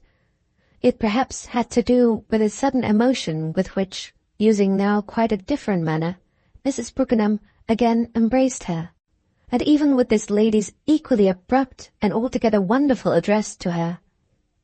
"Between you and me straight, my dear, and as from friend to friend, I know you'll never doubt that everything must be all right. What I spoke of to poor Mitchy," she went on to the Duchess, "is a dreadful view you take of my letting Nanda go to Tishy, and indeed of the general question of any acquaintance between young unmarried and young married females. Mr. Mitchett's sufficiently interested in us, Jane, to make it natural of me to take him into our confidence in one of our difficulties. On the other hand, we feel your solicitude, and I needn't tell you at this time of day what weight in every respect we attach to your judgment. Therefore, it will be a difficulty for us, cara mia, don't you see, if we decide suddenly, under the spell of your influence, that our daughter must break off our friendship. It will be a difficulty for us to put the thing to Nanda herself in such a way as that she shall have some sort of notion of what suddenly possesses us. Then there'll be the much stiffer job of putting it to poor Tishy. Yet, if her house is an impossible place, what else is one to do? Harry Donner's to be there, and Carrie Donner's a nature apart, but how can we ask even a little lamb like Tishy to give up her own sister? The question had been launched with an argumentative sharpness that made it for a moment keep possession of the air, and during this moment, before a single member of the circle could rally, Mrs. Brookenham's effect was superseded by that of the reappearance of the butler. "I say, my dear, don't shriek." Edward Brookenham had only time to sound this warning before a lady, presenting herself in the open doorway, followed close on the announcement of her name. "Mrs. Beach Donner." The impression was naturally marked. Everyone betrayed it a little, but Mrs. Brookenham, who, more than the others, appeared to have the help of seeing that, by a merciful stroke, her visitor had just failed to hear. This visitor, a young woman of startling appearance, who, in the manner of certain shiny house doors and railings, instantly created a presumption of the lurking label, "fresh paint," found herself, with an embarrassment oddly opposed to the positive pitch of her complexion, in the presence of a group in which it was yet immediately evident that everyone was a friend. Everyone, to show no one had been caught, said something extremely easy, so that it was after a moment only poor Mrs. Donner who, seated close to her hostess, seemed to be in any degree in the wrong. This, moreover, was essentially her fault, so extreme was the anomaly of her having, without the means to back it up, committed herself to a scheme of colour that was practically an advertisement of courage. Irregularly pretty and painfully shy, she was retouched from brow to chin like a suburban photograph, the moral of which was simply that she should either have left more to nature or taken more from art. The Duchess had quickly reached her kinsman with a smothered hiss, an "Edward dear, for God's sake take Aggie," and at the end of a few minutes had formed for herself in one of Mrs. Brookenham's admirable corners a society consisting of Lord Petherton and Mr. Mitchett, the latter of whom regarded Mrs. Donner across the room with articulate wonder and compassion. It's all right. She's frightened only at herself." The Duchess watched her as from a box at the play, comfortably shut in, as in the old operatic days at Naples, with a pair of entertainers. "You're the most interesting nation in the world. One never gets to the end of your hatred of the nuance, the sense of the suitable, the harmony of parts. What on earth were you doomed to do that, to be punished sufficiently in advance, you had to be deprived of it in your very cradles? Look at her little black dress, rather good, but not so good as it ought to be, and mixed up with all the rest. See her type, her beauty, her timidity, her wickedness, her notoriety, and her impudeur. It's only in this country that a woman is both so shocking and so shaky." The Duchess' displeasure overflowed. "If she doesn't know how to be good, let her at least know how to be bad." "Ah," Mitchy replied, "your irritation testifies more than anything else could do to our peculiar genius, or our peculiar want of it. Our vice is intolerably clumsy. If it can possibly be a question of vice in regard to that charming child who looks like one of the new-fashioned bill-posters, only in the way of morbid modernity, as Mrs. Brooke would say, more extravagant and funny than any that have yet been risked. I remember," he continued, "Mrs. Brooke's having spoken of her to me lately as wild." "Wild? Why, she's simply tameness run to seed. Such an expression shows the state of training to which Mrs. Brooke has reduced the rest of us." "It doesn't prevent, at any rate, Mrs. Brooke's training some of the rest of you from being horrible," the Duchess declared. "What did you mean just now, really, by asking me to explain before Aggie this so serious matter of Nanda's exposure?" Then, instantly taking herself up before Mr. Mitchett could answer, "What on earth do you suppose Edward's saying to my darling?" Brookenham had placed himself, side by side with the child, on a distant little settee, but it was impossible to make out from the countenance of either if a sound had passed between them. Aggie's little manner was too developed to show, and her host's not developed enough. "Oh, he's awfully careful," Lord Petherton reassuringly observed. "If you or I or Mitchy say anything bad, it's sure to be before we know it, and without particularly meaning it. But old Edward means it." "So much that as a general thing he doesn't dare to say it?" the Duchess asked. "That's a pretty picture of him, inasmuch as for the most part he never speaks. What, therefore, must he mean?" "He's an abyss. He's magnificent," Mr. Mitchett laughed. "I don't know a man of an understanding more profound, and is equally incapable of uttering and of wincing. If by the same token I'm horrible, as you call me," he pursued, "it's only because I'm in every way so beastly superficial. All the same, I do sometimes go into things, and I insist on knowing," he again broke out, "what it exactly was you had in mind in saying to Mrs. Brooke the things about Nanda and myself that she repeated to me." "You insist, you silly man?" The Duchess had feared a little to indulgence. "Pray, on what ground of right, in such a connection, do you do anything of the sort?" Poor Mitchy showed but for a moment that he felt pulled up. "Do you mean that when a girl liked by a fellow likes him so little in return—" "I don't mean anything," said the Duchess, "that may provoke you to suppose me vulgar and odious enough to try to put you out of conceit of a most interesting and unfortunate creature, and I don't quite as yet see, though I dare say I shall soon make out, what our friend has in her head in tattling to you on these matters as soon as my back's turned.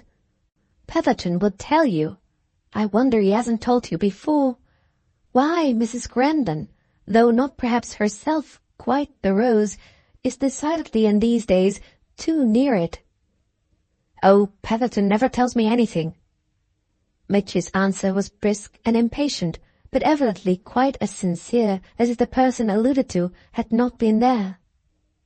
The person alluded to, meanwhile, fidgeting frankly in his chair, alternately stretching his legs and resting his elbows on his knees, had reckoned as small the profit he might derive from this colloquy.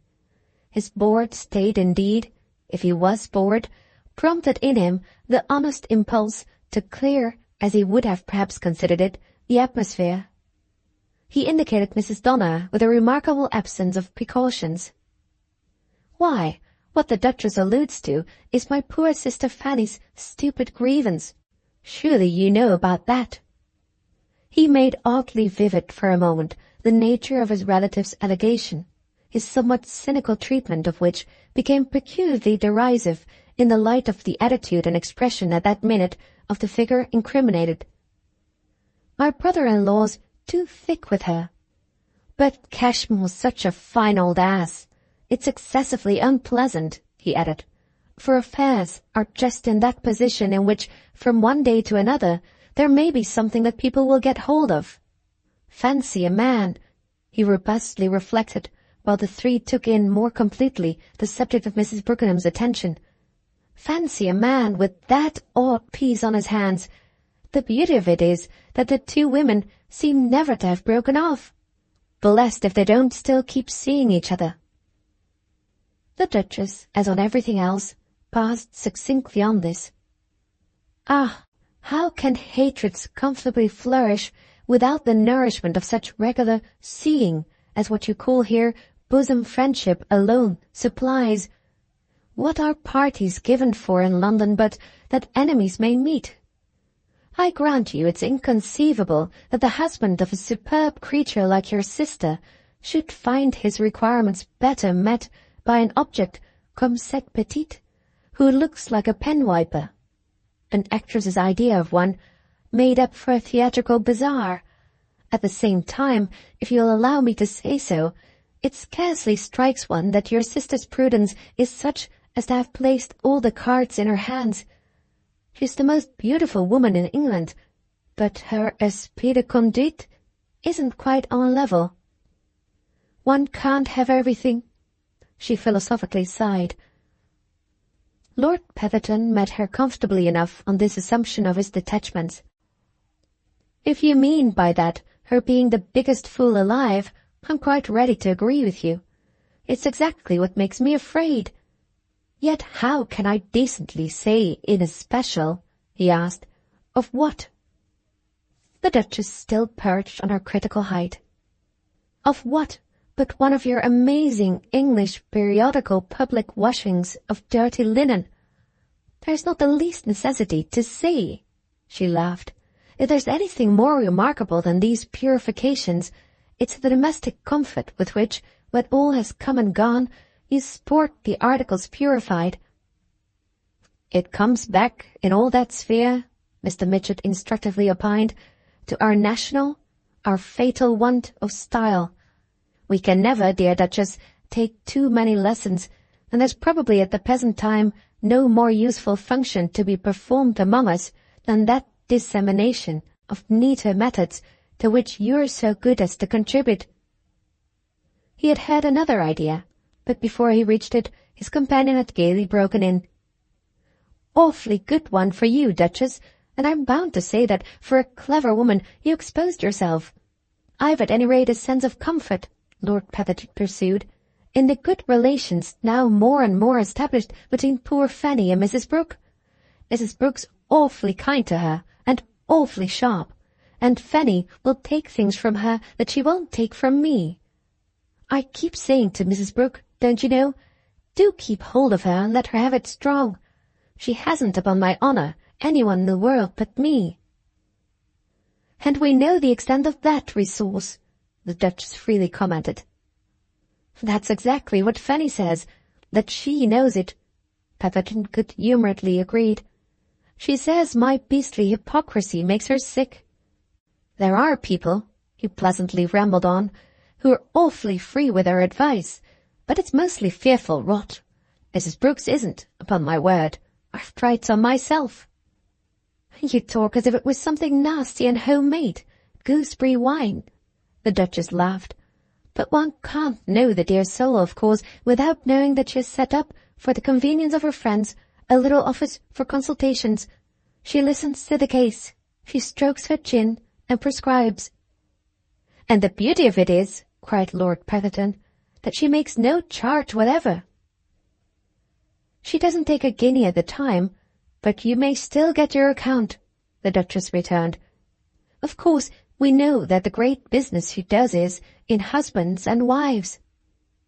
This, then, seems the day of the wives, Mr. Midgett interposed, as he became aware, the first, of the illustration the Duchess's image was in the act of receiving.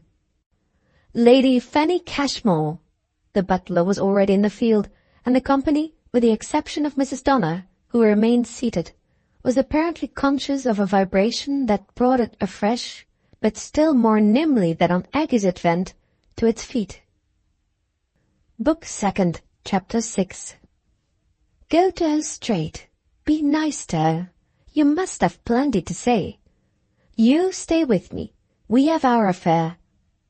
The latter of these commands the Duchess addressed to Mr. Midgett, while their companion, in obedience to the former, and affected, as it seemed, by an unrepressed familiar accent that stirred a fresh flicker of Mitchy's grin, met the new arrival in the middle of the room before Mrs. Brookenham had had time to reach her. The Duchess, quickly reseated, watched an instant the inexpressive concussion of the tall brother and sister.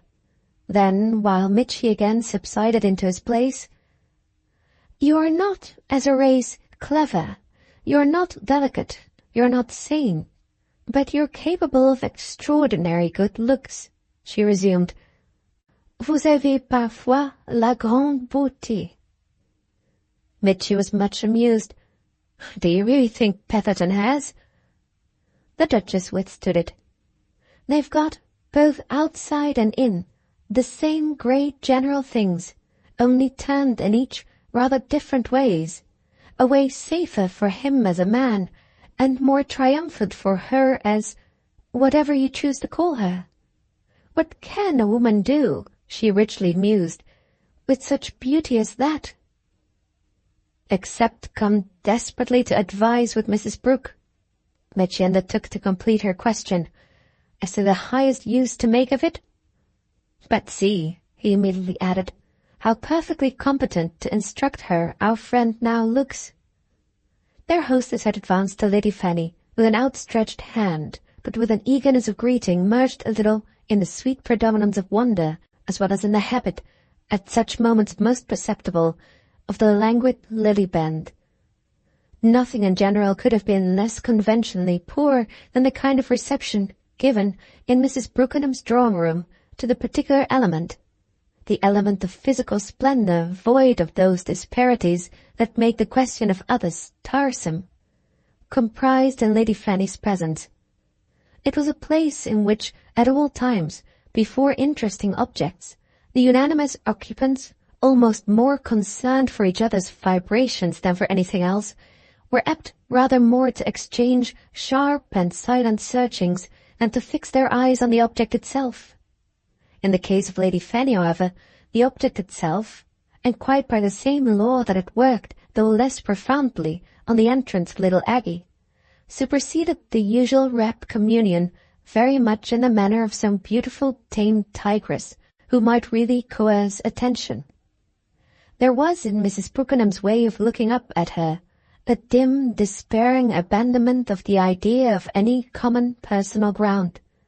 Lady Fanny, magnificent, simple, stupid, had almost the stature of her brother, a forehead unsurpassably low, and an air of sombre concentration just sufficiently corrected by something in her movements that failed to give it a point.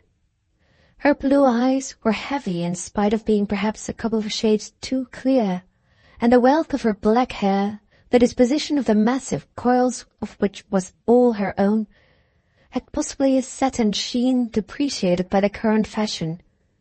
But the great thing in her was that she was, with unconscious heroism, thoroughly herself. And what were Mrs. Brooke and Mrs. Brooke's intimates after all, in their free surrender to the play of perception, but a happy association for keeping her so?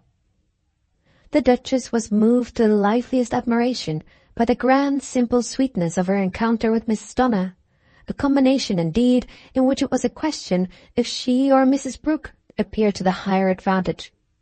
It was poor Mrs. Donner, not, like Mrs. Brooke, subtle in sufficiency, nor, like Lady Fanny, almost too simple, who made the poorest show.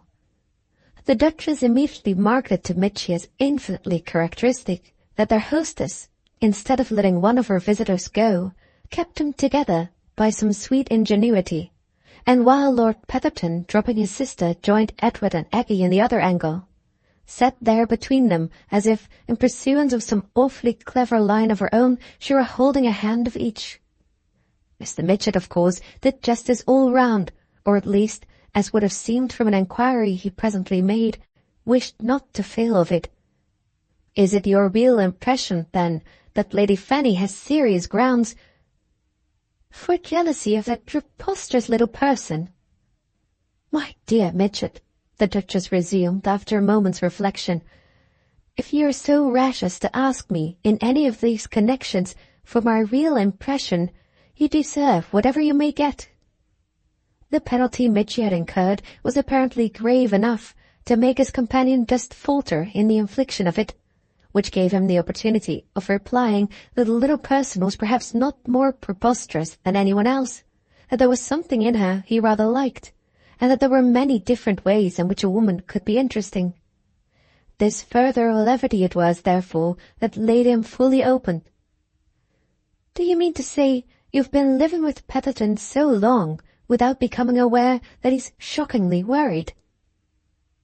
"My dear Duchess," Mitchy smiled, "Petherton carries his worries with a bravery. There are so many that I've long since ceased to count them, and in general I've been disposed to let those pass that I can't help him to meet.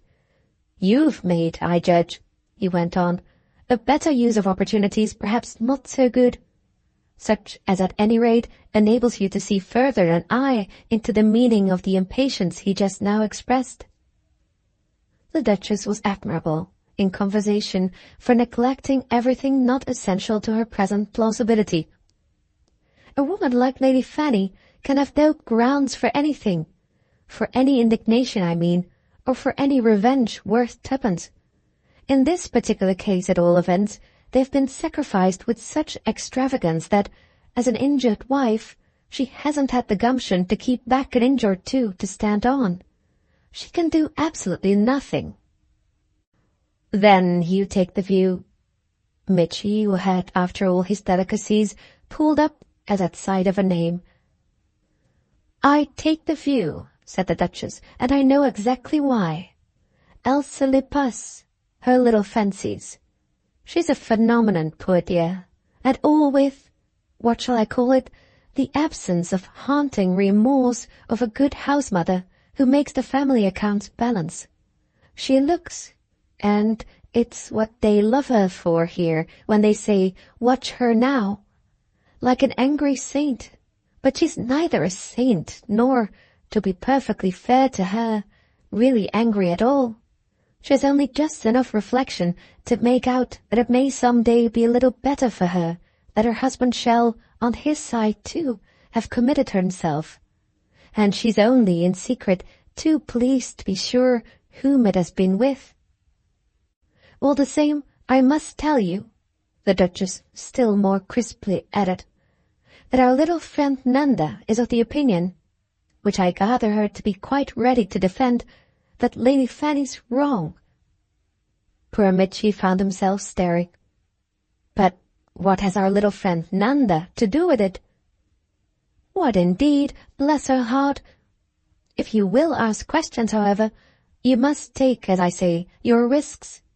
There are days when between you all you stupefy me. One of them was when I happened, about a month ago, to make some allusion to the charming example of Mr. Cashmore's fine taste that we have there before us. What was my surprise at the tone taken by Mrs. Brooke to deny on this little lady's behalf the soft impeachment. It was quite a mistake that anything had happened. Mrs. Donner had pulled through unscathed. She had been but a day or two at the most in danger, for her family and friends, the best influences, had rallied to her support. The flurry was all over. She was now perfectly safe. Do you think she looks so? The Duchess asked. This was not a point that Mitchy was conscious of freedom of mind to examine. Do I understand you that Nanda was her mother's authority? For the exact shade of the intimacy of the two friends, and the state of Mrs. Brooke's information? Precisely. It was the latest before going to press, our own correspondent. Her mother quoted her. Mr. Mitchett visibly wondered. But how should Nanda know? Anything about the matter? How should she not know everything? You've not, I suppose, lost sight of the fact that this lady and Mrs. Grandon are sisters. Carrie's situation and Carrie's perils are naturally very present to the extremely unoccupied Tishy, who is unhappily married into the bargain, who has no children, and whose house, as you may imagine, has a good thick atmosphere of partisanship. So, as with Nanda, on her side, there's no more absorbing interest than her dear friend Tishy, with whom she is at present staying, and under whose roof she perpetually meets this victim of unjust aspersions. I see the whole thing from here, you imply, Mr. Mitchett, and the influence of his rapid evocation had already taken his line. Well, he said bravely, Nanda's not a fool. A momentary silence on the part of the Duchess might have been her tribute to his courage. No, I don't agree with her as it happens here, but that there are matters as to which she is not in general at all befogged is exactly the worst I ever said of her, and I hold that in putting it so, on the basis of my little anecdote, you clearly give out that you were answered. Mitchy turned it over. Answered? In the quarrel that a while back you sought to pick with me. What I touched on to her mother was the peculiar range of aspects and interests she is compelled to cultivate by the special intimacies that Mrs. Brooke permits her. There they are, and that's all I said. Judge them for yourself. The Duchess had risen as she spoke, which was also what Mrs. Donner and Mrs. Brookenham had done, and Mr. Mitchett was on his feet as well, to act on this last admonition. Mrs. Donna was taking leave, and there occurred among the three ladies in connection with the circumstance a somewhat striking exchange of endearments. Mr. Mitchett, observing this, expressed himself suddenly as diverted. "By Jove, they're kissing! She's in Lady Fanny's arms!" But his hilarity was still to deepen. "And Lady Fanny, by Jove, is in Mrs. Brooks!" "Oh, it's all beyond me!" the Duchess cried, and the little wail of her baffled imagination had almost the austerity of a complaint. "Not a bit. They're all right. Mrs. Brooke has acted," Mitchy went on. "Ah, it isn't that she doesn't act," his interlocutress ejaculated. Mrs. Donna's face presented, as she now crossed the room, something that resembled the ravage of a death struggle between its artificial and its natural elegance. "Well," Mitchy said with decision as he caught it, "I back Nanda." And while a whiff of derision reached him from the Duchess, "Nothing has happened," he murmured. As to reward him for an indulgence that she must much more have divined than overheard, the visitor approached him with her sweet bravery of alarm. "I go on Thursday to my sister's, where I shall find Nanda Brookenham. Can I take her any message from you?" Mr. Mitchett showed a rosiness that might positively have been reflected. "Why should you dream of her expecting one?" "Oh," said the Duchess with a cheer that but half carried off her asperity, "Mrs. Brooke must have told Mrs. Donna to ask you." The latter lady at this rested strange eyes on the speaker, and they had perhaps something to do with a quick flare of Mitchy's wit. "Tell her, please, if, as I suppose, you came here to ask the same of her mother, that I adore her still more for keeping in such happy relations with you as enable me thus to meet you." Mrs. Donna, overwhelmed, took flight with a nervous laugh, leaving Mr. Mitchett and the Duchess still confronted.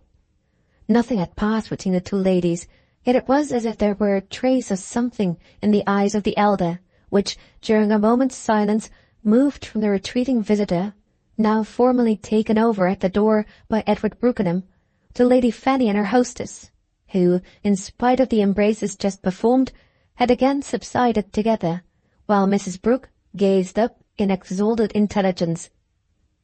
"It's a funny house," said the Duchess at last. "She makes me such a scene over my not bringing Aggie, and still more over my very faint hint of my reasons for it, that I fly off in compunction to do what I can on the spot to repair my excess of prudence. I reappear, panting, with my niece, and it's to this company I introduce her." Her companion looked at the charming child to whom Lord Petherton was talking with evident kindness and gaiety, a conjunction that evidently excited Mitchy's interest. "May we then know her?" he asked with an effect of drollery. "May I, if he may?" The Duchess's eyes, turned to him, had taken another light. He even gaped a little at their expression, which was in a manner carried out by her tone. "Go and talk to her, you perverse creature, and send him over to me." Lord Petherton, a minute later, had joined her. Old Edward had left the room with Mrs. Donna. His wife and Lady Fanny were still more closely engaged, and the young Agnesina, though visibly a little scared at Mitchy's queer countenance, had begun, after the fashion he had touched on to Mrs. Brooke, politely to invoke the aid of the idea of habit. "Look here, you must help me," the Duchess said to Petherton. "You can, perfectly, and it's the first thing I've yet asked of you." Oh, her interlocutor laughed. "I must have Mitchy," she went on, without noticing his particular shade of humour. "Mitchy, too?" He appeared to wish to leave her in no doubt of it. "How low you are," she simply said. "There are times when I despair of you. He's in every way your superior, and I like him so that, well, he must like her. Make him feel that he does." Lord Petherton turned it over as something put to him practically. "I could wish for him that he would. I see in her possibilities," he continued to laugh. I dare say you do. I see them in Mitchett, and I trust you'll understand me when I say I appeal to you. Appeal to him straight. That's much better, Petherton lucidly observed. The Duchess wore for a moment her proudest air, which made her, in the connection, exceptionally gentle. He doesn't like me. Her interlocutor looked at her with all his bright brutality. Oh, my dear, I can speak for you, if that's what you want. The Duchess met his eyes, and so for an instant they soured each other. You're so abysmally coarse that I often wonder— But as the door reopened, she caught herself. It was the effect of a face apparently directed at her. Be quiet. Here's old Edward. Book 3rd, Mr. Longden, Chapter 1. If Mitchy arrived exactly at the hour, it was quite by design, and on a calculation, over and above the prize little pleasure it might give him, of 10 minutes clear with his host, whom it rarely befell him to see alone. He had a theory of something special to go into, of a plummet to sink, or a feeler to put forth. His state of mind, in short, was diplomatic and anxious. But his hopes had a drop as he crossed the threshold.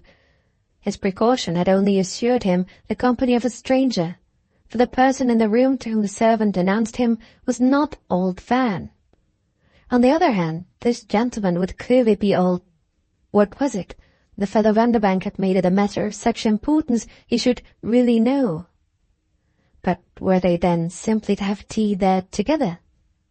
No, the candidate from Mr. Mitchett's acquaintance, as if quickly guessing his apprehension, mentioned on the spot that their entertainer would be with them. He had just come home in a hurry, fearing he was late, and then had rushed off to make a change. Fortunately, said the speaker, who offered his explanation as if he had had it on his mind, fortunately, the ladies haven't yet come. Oh, there are to be ladies, Mr. Mitchett was all response. His fellow guest, who was shy and apparently nervous, sidled about a little, swinging an eyeglass, yet glancing in a manner a trifle bird-like from object to object. Mrs. Edward Brookenham, I think.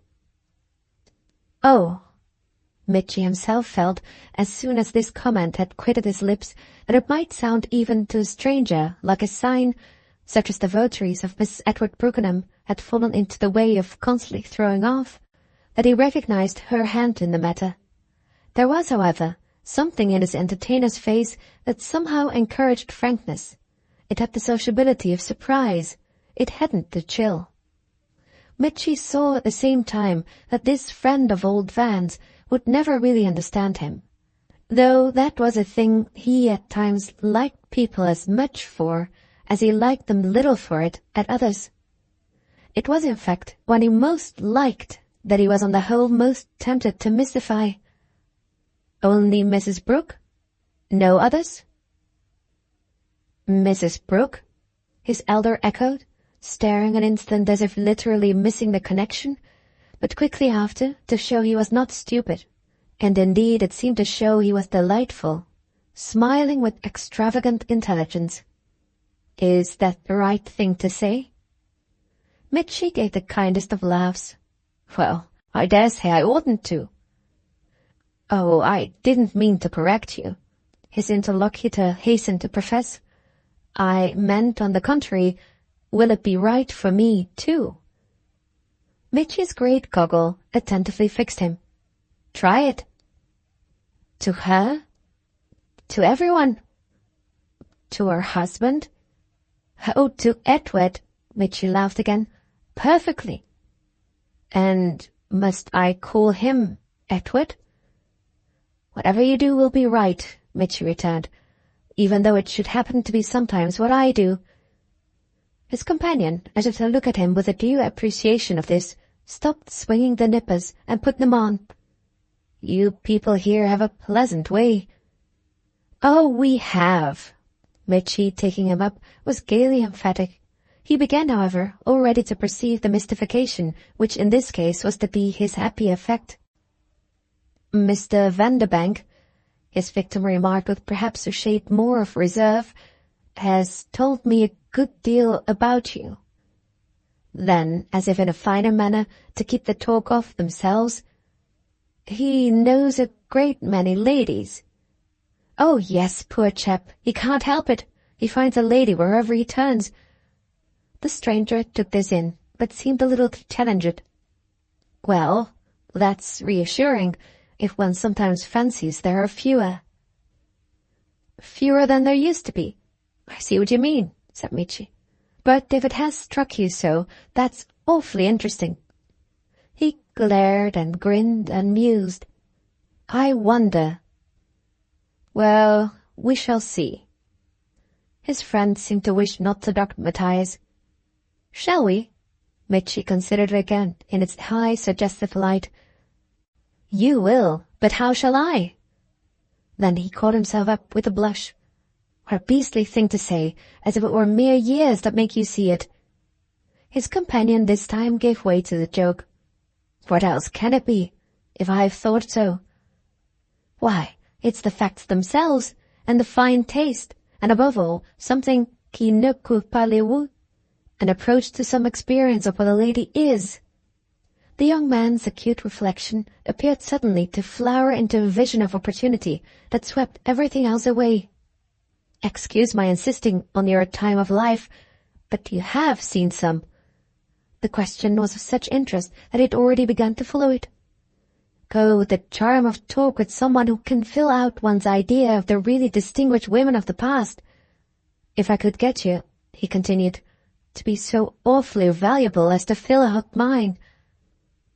His fellow visitor, on this, made, in a pause, a nearer approach to taking visibly his measure. Are you sure you've got an idea? Mr. Mitchett brightly thought. No, that must be just why I appeal to you, and it can't therefore be for confirmation, can it? He went on. It must be for the beautiful primary hint altogether. His interlocutor began, with a shake of the eyeglass, to shift and sidle again, as if distinctly excited by the subject.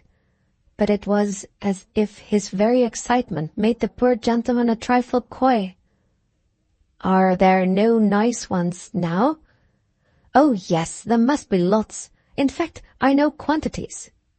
This had the effect of pulling the stranger up. Ah, quantities. There it is. Yes, said Michi. Fancy the lady in her millions. Have you come up to London, wondering, as you must, about what's happening? For Vanderbank mentioned, I think, that you have come up. In pursuit of her? Ah, laughed the subject of Vanderbank's information. I'm afraid pursuit with me is over. Why, you're at the age, Michi returned, of the most exquisite form of it, observation. Yet it's a form, I seem to see, that you've not waited for my age to cultivate. This was followed by a decisive headshake. I'm not an observer, I'm a hater. That only means, Michi explained, that you keep your observation for your likes, which is more admirable than prudent. But between my fear in the one direction and my desire in the other, he lightly added, I scarcely know how to present myself. I must study the ground. Meanwhile, has old Van told you much about me? Old Van's possible confidant, instead of immediately answering, again assumed the pince nez. Is that what you call him? In general, I think, for shortness. And also, the speaker hesitated, for esteem? Michi laughed out. For veneration. Our disrespects, I think, are all tender, and we wouldn't for the world do to a person we don't like anything so nice as to call him, or even to call her, don't you know? His questioner had quickly looked as if he knew. Something pleasant and vulgar? Michi's gaiety deepened. That discriminations are only austerity. You must fall in. Then what will you call me? What can we? After which, sustainingly, I'm Michi, our friend stated. His interlocutor looked slightly queer. I don't think I can quite begin. I'm Mr. Longden. He almost blushed to articulate. Absolutely and essentially, that's exactly what I recognize. I defy anyone to see you, Mitchie declared, as anything else, and on that footing you'll be, among us, unique. Mr. Longden appeared to accept his prospect of isolation with a certain gravity. I gather from you, I've gathered indeed from Mr. Vanderbank, that you're a little sort of a set that hang very much together. Oh, yes, not a formal association, nor a secret society, still less a dangerous gang, or an organization for any definite end. We're simply a collection of natural affinities, Mitchie explained, meeting perhaps principally in Mrs. Brooke's drawing room, though sometimes also in old Van's, as you see, sometimes even in mine, and governed, at any rate, everywhere by Mrs. Brooke, in our mysterious ebbs and flows, very much as the tides are governed by the moon. As I say, Mitchie pursued, you must join. But if Van has got hold of you, he added, or you've got hold of him, you have joined. We're not quite so numerous as I could wish, and we want variety. We want just what I'm sure you'll bring us, a fresh eye, an outside mind. Mr. Longden wore for a minute the air of a man knowing but too well what it was to be asked to put down his name. My friend Vanderbank swaggers so little that it's rather from you than from himself that I seem to catch the idea of his being a great figure among us. I don't know what he may have said to you or have suppressed, but you can take it from me, as between ourselves, you know, that he's very much the best of us. Old Van, in fact, if you really want a candid opinion, and Mitchie shone still brighter as he talked, is formed for a distinctly higher sphere. I should go so far as to say that on our level he's positively wasted. And are you very sure you're not? Mr. Longden asked with a smile. Dear no, I'm in my element. My element's to grovel before Van. You've only to look at me, as you must already have made out, to see I'm everything dreadful that he isn't. But you've seen him for yourself, I needn't tell you. Mitchie sighed. Mr. Longden, as under the coercion of so much confidence, had stood in place longer than for any previous moment, and the spell continued for a minute after Mitchie had paused. Then, nervously and abruptly, he turned away, his friend watching him rather aimlessly wonder. Our host has spoken of you to me in high terms, he said as he came back. You'd have no fault to find with them. Mitchie took it with his highest light. I know from your taking the trouble to remember that, how much what I've said of him pleases and touches you. We're a little sort of religion, then, you and I. We're an organization of two, at any rate, and we can't help ourselves. There. That's settled. He glanced at the clock on the chimney. But what's the matter with him? You gentlemen dress so much, said Mr. Longden. Mitchie met the explanation quite halfway. I tried to look funny, but why should Apollo in person? Mr. Longden waited. Do you think him like Apollo? The very image. Ask any of the women. But do I know how Apollo must look? Mitchie considered. Why, the way it works is that it's just from Van's appearance they get the tip, and that then, don't you see, they've their term of comparison. Isn't it what you call a vicious circle? I borrow a little their advice. Mr. Longden, who had once more been arrested, once more sidled away. Then he spoke from the other side of the expanse of a table covered with books for which the shelves had no space, covered with portfolios, with well-worn leather-cased boxes, with documents in neat piles. The place was a miscellany, yet not a litter, the picture of an admirable order. If we're a fond association of two, you and I, let me, accepting your idea, do what, this way, under a gentleman's roof, and while enjoying his hospitality, I should in ordinary circumstances think perhaps something of a breach. Oh, strike out, Mitchie laughed. It possibly chilled his interlocutor, who again hung fire so long that he himself at last adopted his image. Why doesn't he marry, you mean? Mr. Longden fairly flushed with recognition. You're very deep, but with what we perceive, why doesn't he?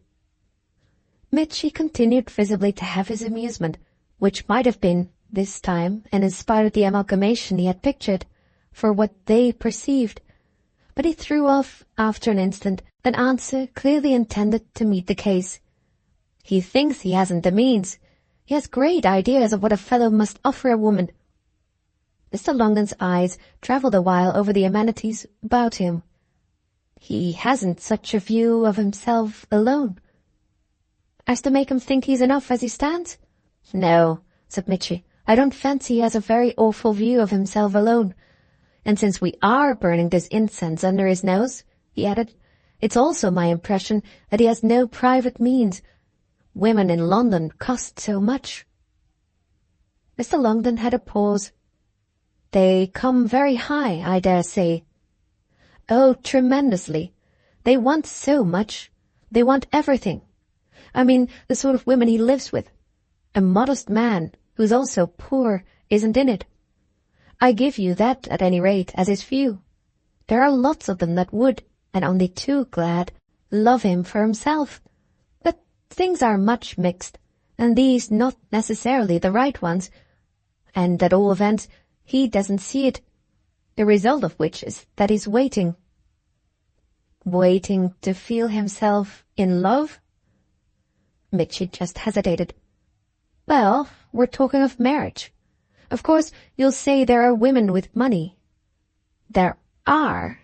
He seemed for a moment to meditate. Dreadful ones. The two men on this exchanged a long regard. He mustn't do that. Mitchy again hesitated. He won't.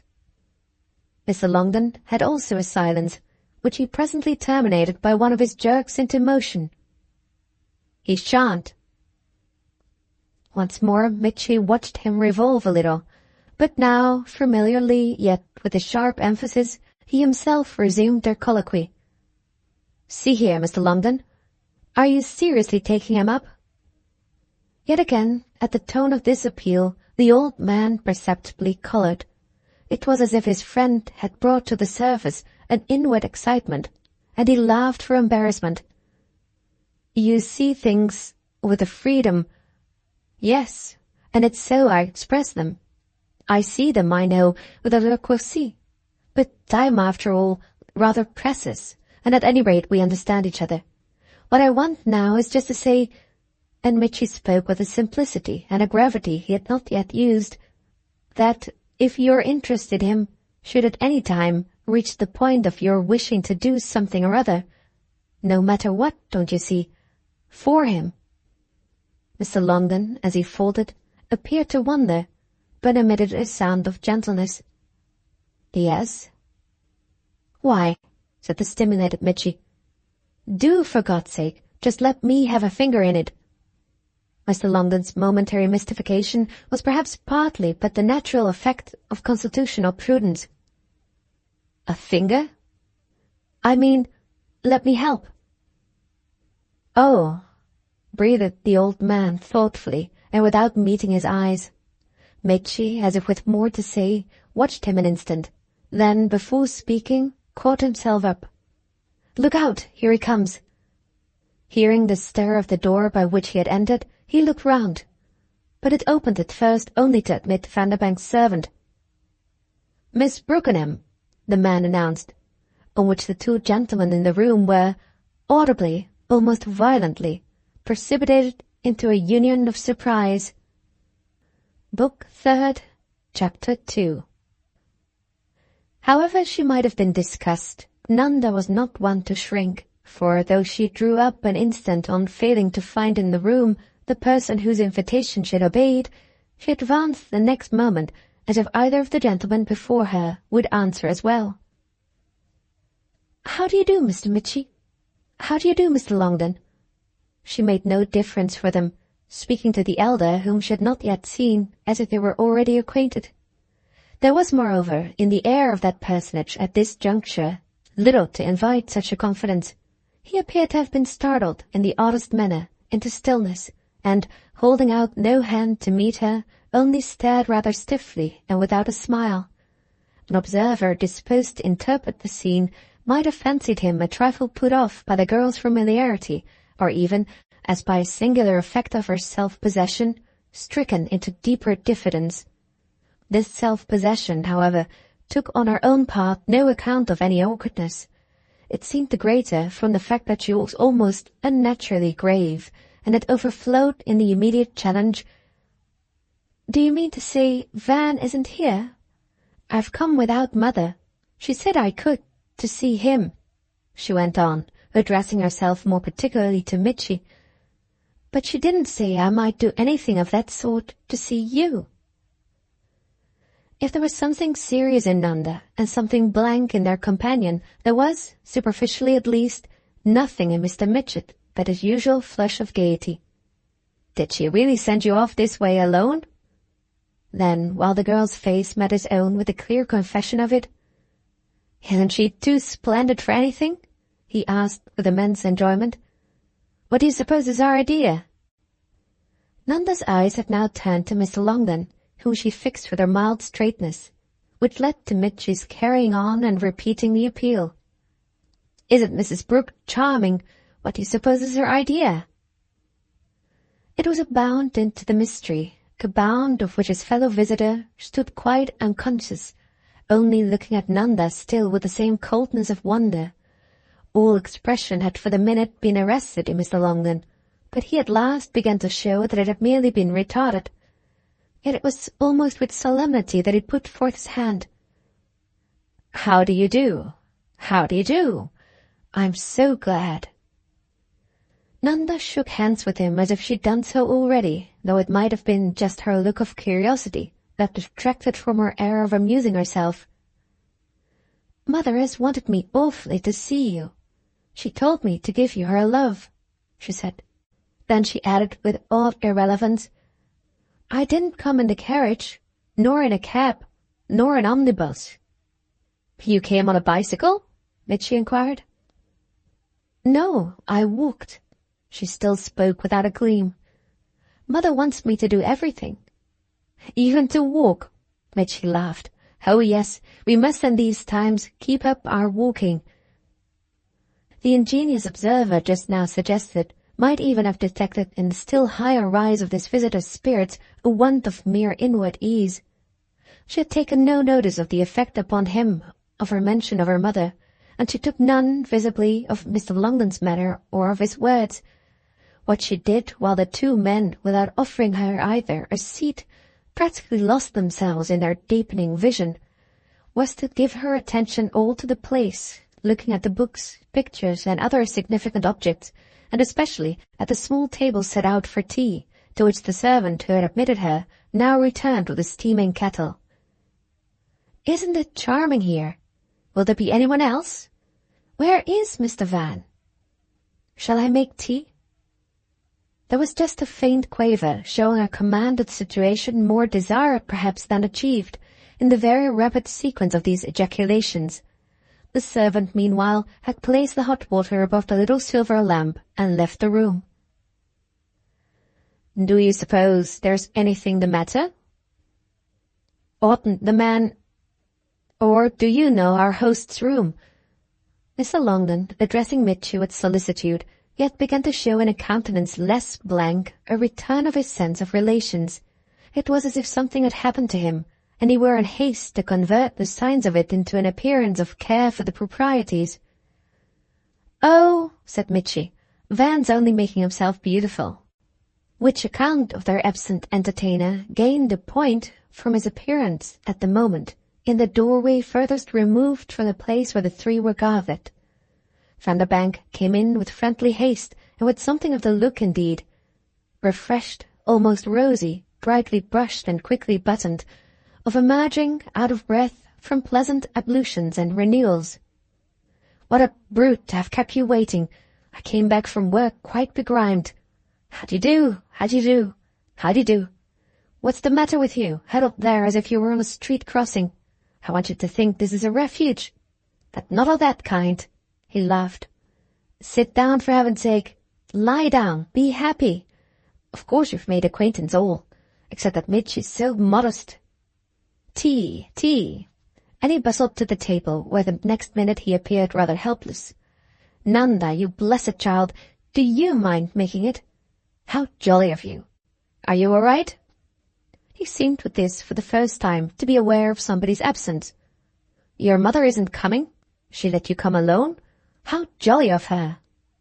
Pulling off her gloves, Nanda had come immediately to his assistance, on which, quitting the table and laying hands on Mr. Longden's shoulder to push him toward a sofa, he continued to talk, to sound a note of which the humour was the exaggeration of his flurry.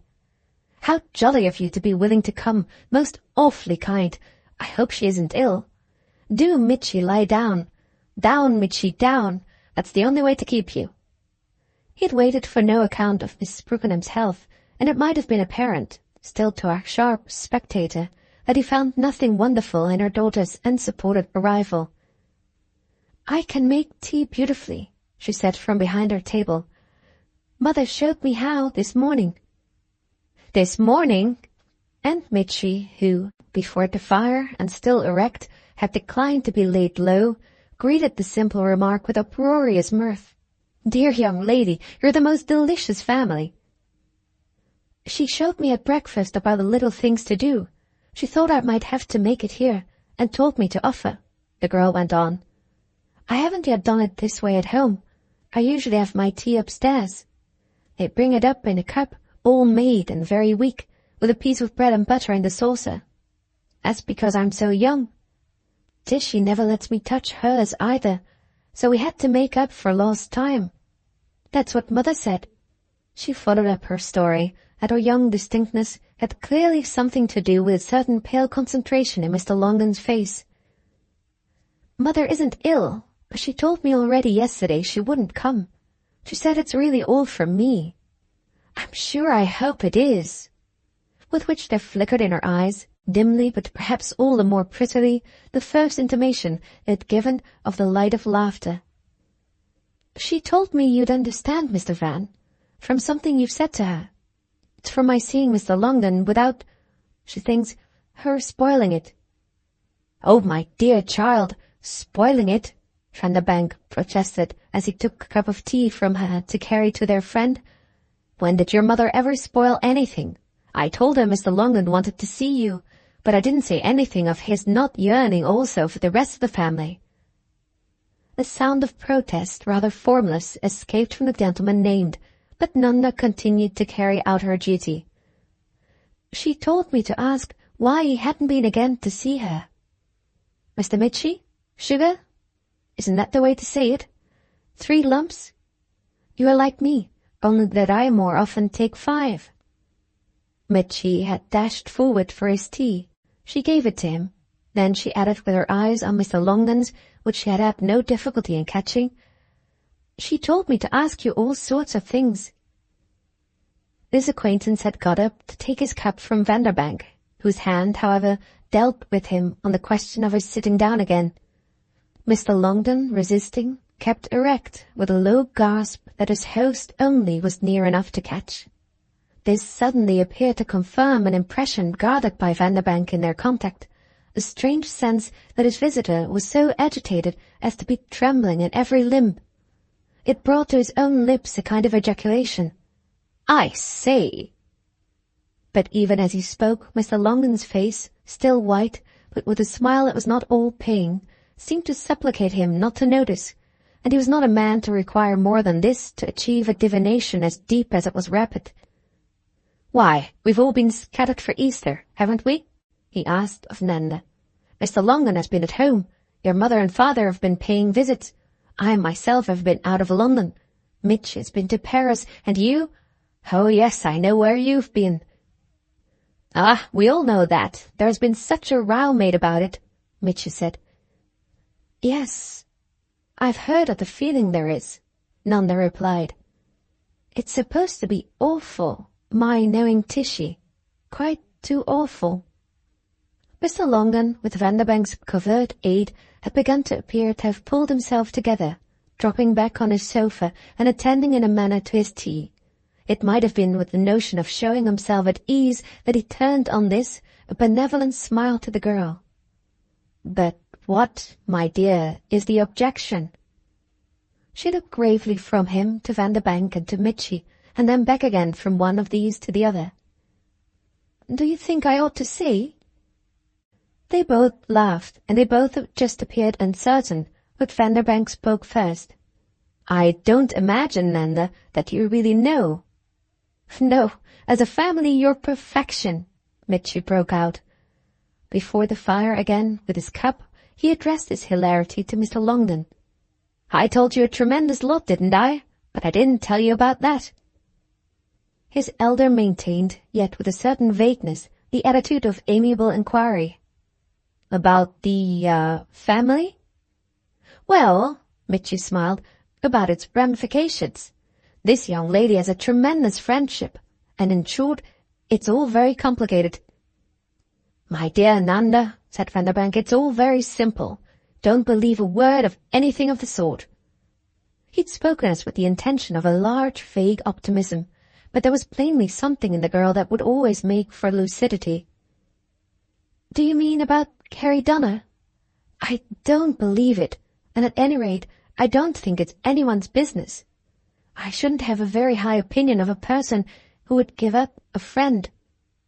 She stopped short, with the sense apparent that she was saying more than she meant, though, strangely, as if it had been an effect of her type and of her voice, there was neither pertness nor passion in the profession she had just made. Curiously wanting as she seemed both in timidity and in levity, she was to a certainty not self-conscious. She was extraordinarily simple. Mr. Longden looked at her now with an evident surrender to his extreme interest, and it might well have perplexed him to see her at once so downright as from experience, and yet of so fresh and sweet a tenderness of youth. That's right, my dear young lady. Never, never give up a friend for anything anyone says." It was Mitchy who rang out with this lively wisdom, the action of which on Mr. Longden, unless indeed it was the action of something else, was to make that personage, in a manner that held the others watching him in slight suspense, suddenly spring to his feet again, put down his teacup carefully on a table near, and then, without a word, as if no one had been present, quietly wander away and disappear through the door left open on Vanderbank's entrance. It opened into a second, a smaller sitting-room, into which the eyes of his companions followed him. "What's the matter?" Nanda asked. "Has he been taken ill?" "He is rum, my dear Van," Mitchy said. "But you're right. Of a charm, a distinction. In short, just the sort of thing we want." "The sort of thing we want, I dare say," Vanderbank laughed. "But it's not the sort of thing that's to be had for the asking. It's the sort we shall be mighty lucky if we can get." Mitchy turned with amusement to Nanda. "Van has invented him, and, with the natural greed of the inventor, won't let us have him cheap. Well," he went on, "I'll stand my share." "The difficulty is that he's much too good for us," Vanderbank explained. "Ungrateful wretch," his friend cried. "That's just what I've been telling him that you are. Let the return you make not be to deprive me." "Mr. Van's not at all too good for me, if you mean that," Nanda broke in. She had finished her tea-making and leaned back in her chair with her hands folded on the edge of the tray. Vanderbank only smiled at her in silence, but Mitchy took it up. "There's nobody too good for you, of course, only you're not quite, don't you know, in our set. You're in Mrs. Grandon's. I know what you're going to say, that she hasn't got any set, that she's just a loose little white flower dropped on the indifferent bosom of the world. But you're the small sprig of tender green that, added to her, makes her immediately compose." Nanda looked at him with her cold kindness. "What nonsense you do talk." "Your tone's sweet to me," he returned, "as showing that you don't think me either too good for you. No one, remember, will take that for your excuse when the world some day sees me annihilated by your having put an end to our so harmless relations." The girl appeared to lose herself a moment in the abysmal humanity over which his fairly fascinating ugliness played like the whirl of an eddy. "Martyr," she gently exclaimed, but there was no smile with it. She turned to Vanderbank, who, during the previous minute, had moved toward the neighbouring room, then, faltering, taking counsel of discretion, had come back on a scruple. "What is the matter?" "What do you want to get out of him, you wretch?" Mitchy went on as their host for an instant said nothing. Vanderbank, whose handsome face had a fine thought in it, looked a trifle absently from one of them to the other, but it was to Nanda he spoke. "Do you like him, Nanda?" She showed surprise at the question.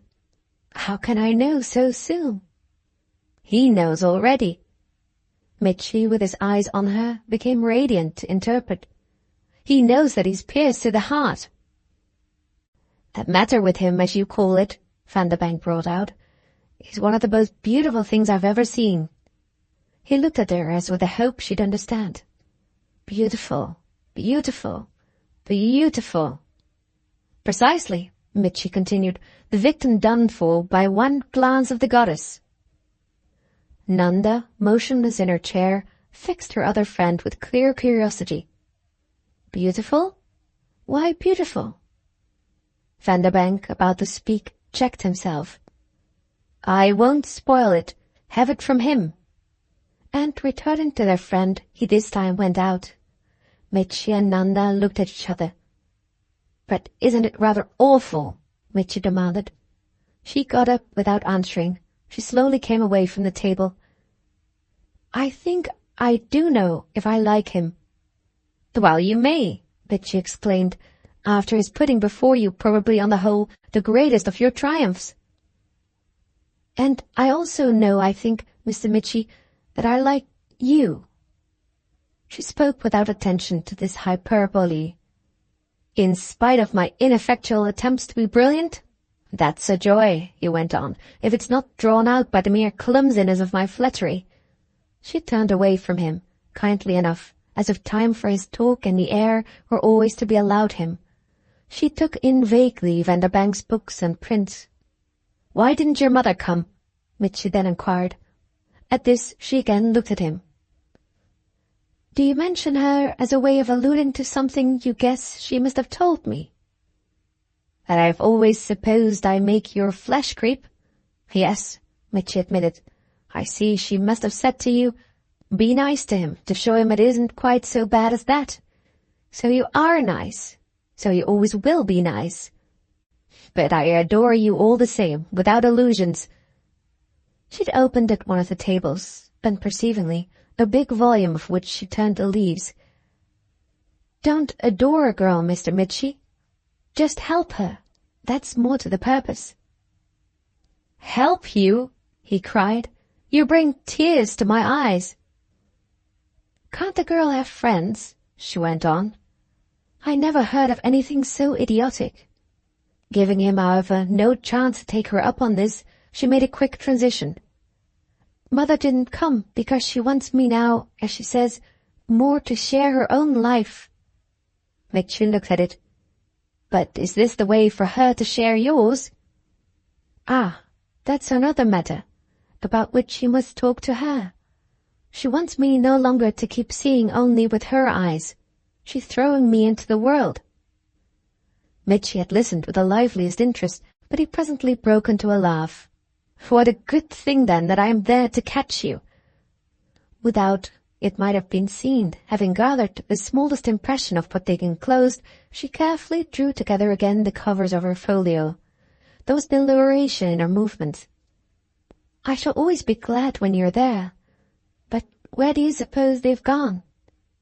Her eyes were on what was visible of the other room, from which there arrived no sound of voices. "They're off there," said Mitchy, "but just looking unutterable things about you. The impression's too deep. Let them look, and tell me meanwhile if Mrs. Donner gave you my message." "Oh, yes. She told me some humbug." "The humbug, then, was in the tone my perfectly sincere speech took from herself. She gives things, I recognize, rather that sound. It's her weakness," he continued, "and perhaps even one may say her danger.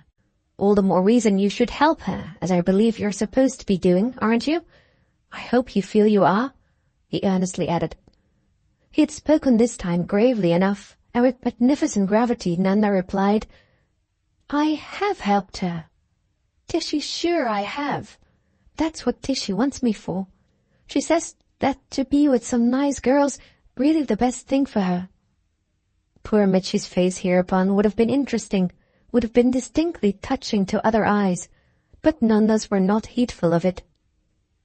"Oh," he returned, after an instant, and without profane mirth, "that seems to me the best thing for anyone."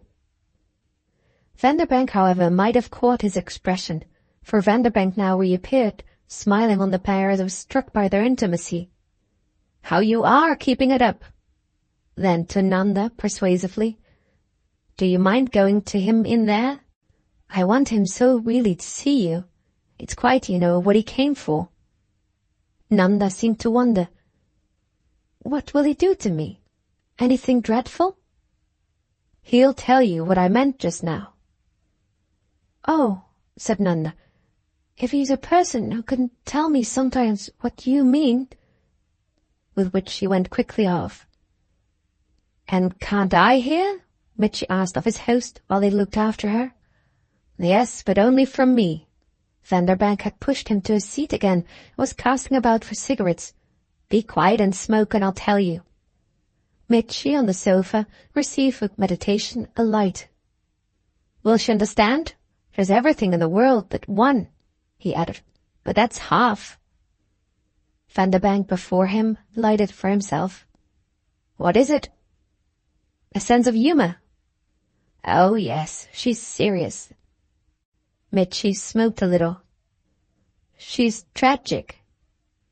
His friend at the fire watched a moment the empty portion of the other room, then walked across to give the door a light push that all but closed it. "It's rather odd," he remarked as he came back. "That's quite what I just said to him. But he won't treat her to comedy." Book 3rd, Chapter 3. "Is it the shock of a resemblance to her grandmother?" Vanderbank had asked of Mr. Longden on rejoining him in his retreat. This victim of memory, with his back turned, was gazing out of the window, and when in answer he showed his face, there were tears in his eyes. His answer, in fact, was just these tears, the significance of which Vanderbank immediately recognized. "It's still greater, then, than you gathered from her photograph." "It's the most extraordinary thing in the world. I'm too absurd to be so upset." Mr. Longden smiled through his tears. "But if you'd known Lady Julia, you'd understand. It's she again, as I first knew her, to the life, and not only in feature, in stature, in colour, in movement, but in every bodily mark and sign, in every look of the eyes above all. Oh, to a degree, in the sound, in the charm of the voice." He spoke low and confidentially, but with an intensity that now relieved him. He was as restless as with a discovery. He moved about as with a sacred awe. He might a few steps away have been in the very presence. "She's all Lady Julia. There isn't a touch of her mother. It's unique, an absolute revival. I see nothing of her father. I see nothing of anyone else. Isn't it thought wonderful by everyone?" he went on. "Why didn't you tell me?" "To have prepared you a little." Vanderbank felt almost guilty. "I see. I should have liked to make more of it, though," he added all lucidly, "I might so, by putting you on your guard, have caused myself to lose what, if you'll allow me to say it, strikes me as one of the most touching tributes I've ever seen rendered to a woman. In fact, however, how could I know? I never saw Lady Julia, and you had in advance all the evidence I could have. The portrait, pretty bad in the taste of the time, I admit, and the 3 or 4 photographs you must have noticed with it at Mrs. Brooks. These things must have compared themselves for you with my photograph in there of the granddaughter. The similarity, of course, we had all observed, but has taken your wonderful memory and your happy vision to put it into all the detail." Mr. Longden thought a moment, giving a dab with his pocket-handkerchief. "Very true. You're quite right. It's far beyond any identity in the pictures. But why did you tell me, he added more sharply, that she isn't beautiful? You've deprived me, Vanderbank laughed, of the power of expressing civilly any surprise at your finding her so. But I said to you, please remember, nothing that qualified a jot my sense of the special stamp of her face. I've always positively found in it a recall of the type of the period you must be thinking of. It isn't a bit modern. It's a face for Sir Thomas Lawrence. It's a face of Gainsborough, Mr. Longden returned with spirit. Lady Julia herself harked back. Vanderbank clearly was equally touched and amused. Let us say at once that it's a face of Raphael. His old friend's hand was instantly on his arm. That's exactly what I often said to myself of Lady Julia's. The forehead's a little too high, said Vanderbank. That's just that excess that, with the exquisite eyes and the particular disposition round it of the fair hair, makes the individual grace, makes the beauty of the resemblance. Released by Lady Julia's lover, the young man in turn grasped him as an encouragement to confidence. It's a face that should have the long side ringlets of 1830, as should have the rest of the personal arrangement, the pelisse, the shape of bonnet, the sprigged muslin dress, and the cross-laced sandals. It should have arrived in a pea-green tilbury, and be a reader of Mrs. Radcliffe, and all this to complete the Raphael. Mr. Longden, who, his discovery proclaimed, had begun, as might have been said, to live with it, looked hard a moment at his companion. How you've observed her! Vanderbank met it without confusion. Whom haven't I observed?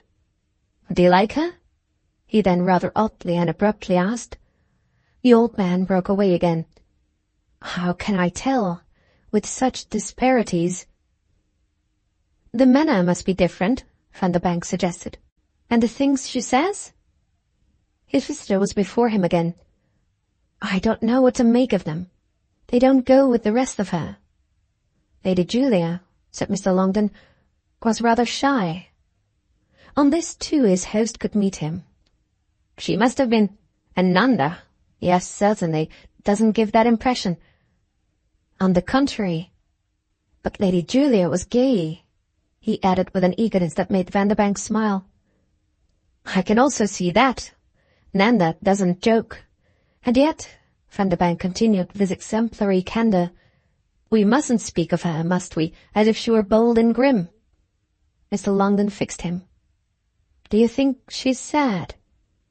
They had preserved their lower tone and might, with their heads together, have been conferring as the party out in some game with the couple in the other room. Yes, sad. But Vanderbank broke off. I'll send her to you. Thus it was he had come back to her. Nanda, on joining the elder man, went straight to the point. He says it's so beautiful, what you feel in seeing me. If that is what he meant. Mr. Longden kept silent again at first, only smiling at her, but less strangely now, and then appeared to look about him for some place where she could sit near him. There was a sofa in this room, too, on which, observing it, she quickly sank down, so that they were presently together, placed a little sideways and face to face. She had shown, perhaps, that she supposed him to have wished to take her hand, but he forbore to touch her, though letting her feel all the kindness of his eyes and their long backward vision. These things she evidently felt soon enough. She went on before he had spoken. I know how well you knew my grandmother. Mother has told me, and I'm so glad. She told me to say to you that she wants you to tell me. Just a shade at this might have appeared to drop over his face, but who was there to know if the girl observed it? It didn't prevent at any rate her completing her statement. That's why she wished me today to come alone. She said she wished you to have me all to yourself. No, decidedly she wasn't shy. That mute reflection was in the air an instant. That, no doubt, is the best way. I thank her very much. I called, after having had the honour of dining. I called, I think, 3 times, he went on with a sudden displacement of the question, but I had the misfortune each time to miss her. She kept looking at him with a crude young clearness. "I didn't know about that. Mother thinks she's more at home than almost anyone. She does it on purpose. She knows what it is," Nanda pursued with her perfect gravity, "for people to be disappointed of finding her." "Oh, I shall find her yet," said Mr. Longden, "and then I hope I shall also find you." She appeared simply to consider the possibility, and after an instant to think well of it. "I dare say you will now, for now I shall be down." Her companion just blinked. "In the drawing-room, you mean? Always?" It was quite what she meant. "Always. I shall see all the people who come. It will be a great thing for me. I want to hear all the talk. Mr. Mitchett says I ought to, that it helps to form the young mind. I hoped, for that reason," she went on with a directness that made her honesty almost violent, "I hoped there would be more people here today." "I am very glad there are not," the old man rang equally clear. "Mr. Vanderbank kindly arranged the matter for me just this way. I met him at dinner at your mother's 3 weeks ago, and he brought me home here that night, when, as knowing you so differently, we took the liberty of talking you all over. It naturally had the effect of making me want to begin with you afresh. Only that seemed difficult too, without further help. This he good-naturedly offered me.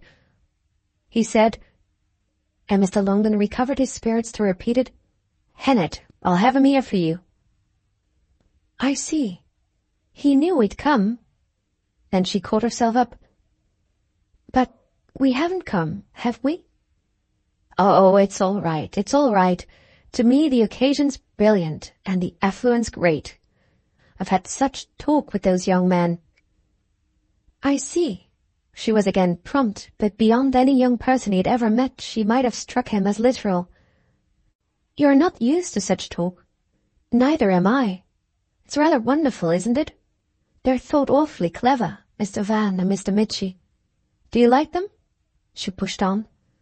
Mr. Longden, who, as compared with her, might have struck a spectator as infernally subtle, took an instant to think.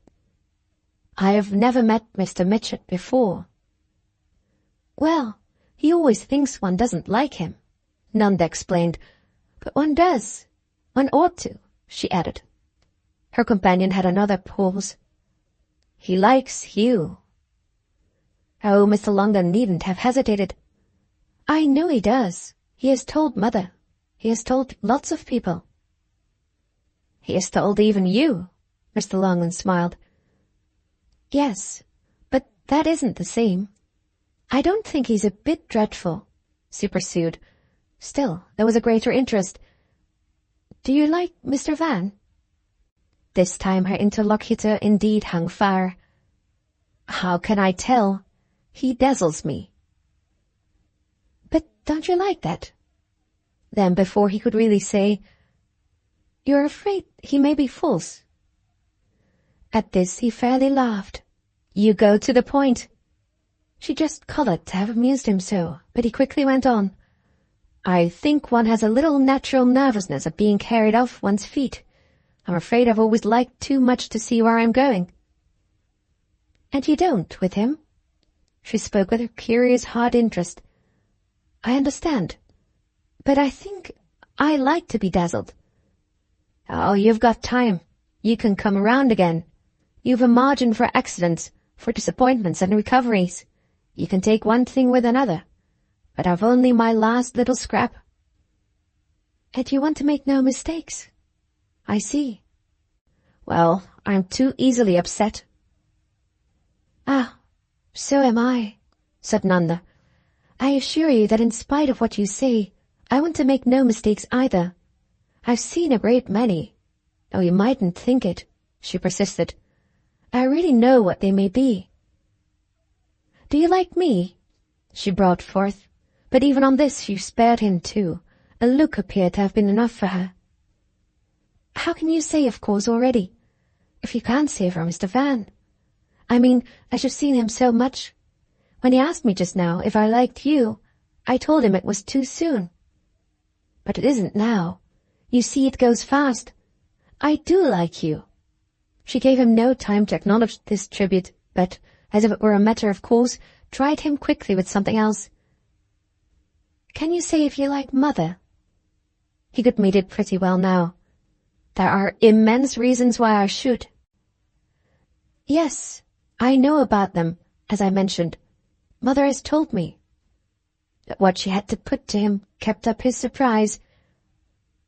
"Have reasons anything to do with it?" "I don't believe you like her," she exclaimed. "She doesn't think so," she added. The old man's face at last, partly bewildered, partly reassured, showed something finer still in the effect she produced. "Into what mysteries you plunge!" "Oh, we do. That's what everyone says of us. We discuss everything and everyone. We're always discussing each other. I think we must be rather celebrated for it. It is a kind of trick, isn't it, that's catching. But don't you think it's the most interesting sort of talk? Mother says we haven't any prejudices. You have, probably, quantities, and beautiful ones, so perhaps I oughtn't to tell you. But you'll find out for yourself." "Yes, I'm rather slow, but I generally end by finding out. And I've got, thank heaven," said Mr. Longden, "quite prejudices enough."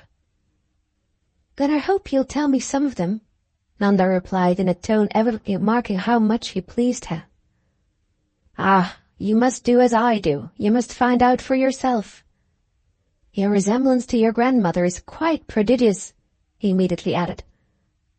"That's what I wish you'd tell me about, your recollection of her, and your wonderful feeling about her.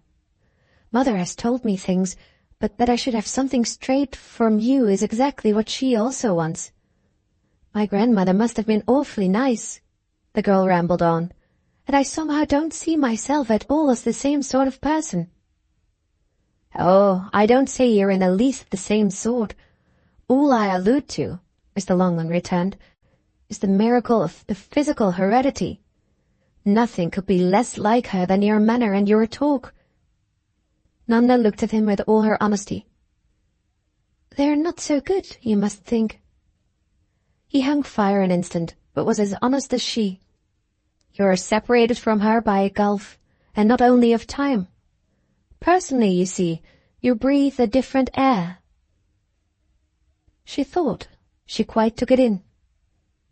"Of course. And you breathe the same. The same old one, I mean, as my grandmother." "The same old one," Mr. Longden smiled, "as much as possible. Some day I'll tell you more of what you're curious of. I can't go into it now." "Because I've upset you so?" Nanda frankly asked. "That's one of the reasons." "I think I can see another, too," she observed after a moment.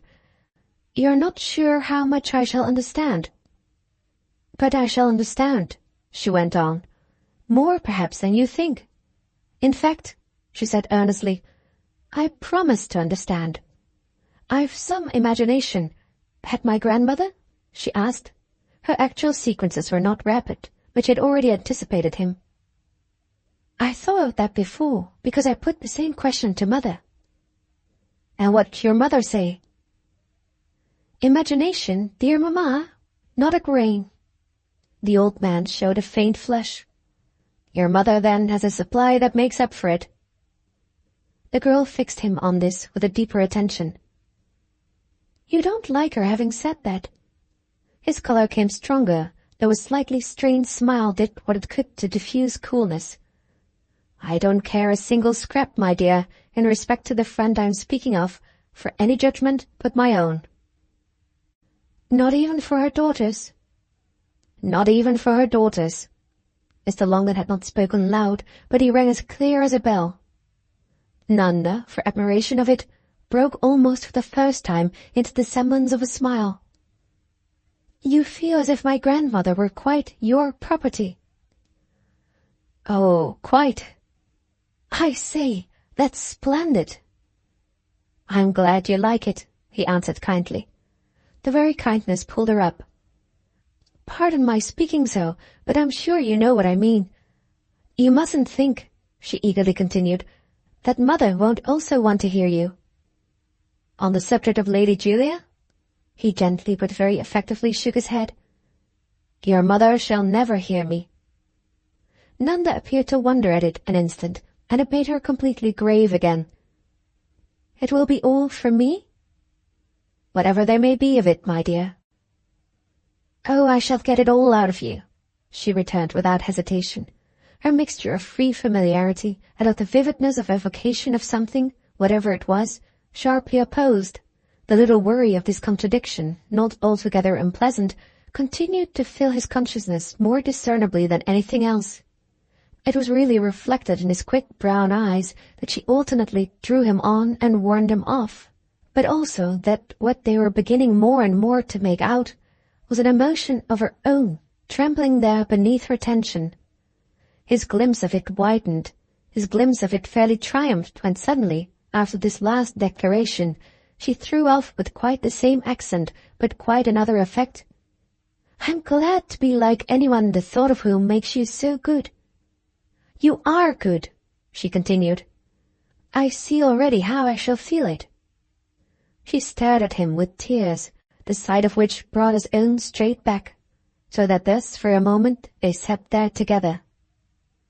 My dear child, he at last simply murmured, but he laid his hand on her now, and her own immediately met it. You'll get used to me, she said with the same gentleness that the response of her touch had tried to express. And I shall be so careful with you that, well, you'll see. She broke short off with a quaver, and the next instant she turned. There was someone at the door. Vanderbank, still not quite at his ease, had come back to smile upon them. Detaching herself from Mr. Longden, she got straight up to meet him. You were right, Mr. Van. It's beautiful, beautiful, beautiful. Book 4th, Mr. Cashmore, Chapter 1. Harold Brookenham, whom Mr. Cashmore ushered in and announced, had found in the act of helping himself to a cup of tea at the table apparently just repaired. Harold Brookenham arrived at the point with a dash so direct as to leave the visitor an option between but two suppositions, that of a desperate plunge to have his shame soon over, or that of the acquired habit of such appeals which had taught him the easiest way. There was no great sharpness in the face of Mr. Cashmore, who is somehow massive without majesty, yet he mightn't have been proof against a suspicion that his young friend's embarrassment was an easy precaution, a conscious corrective to the danger of audacity.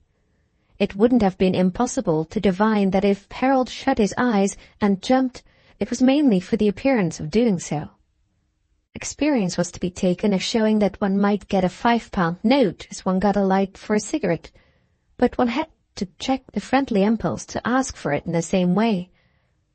Mr. Cashmore had in fact looked surprised, yet not on the whole so surprised as the young man seemed to have expected of him.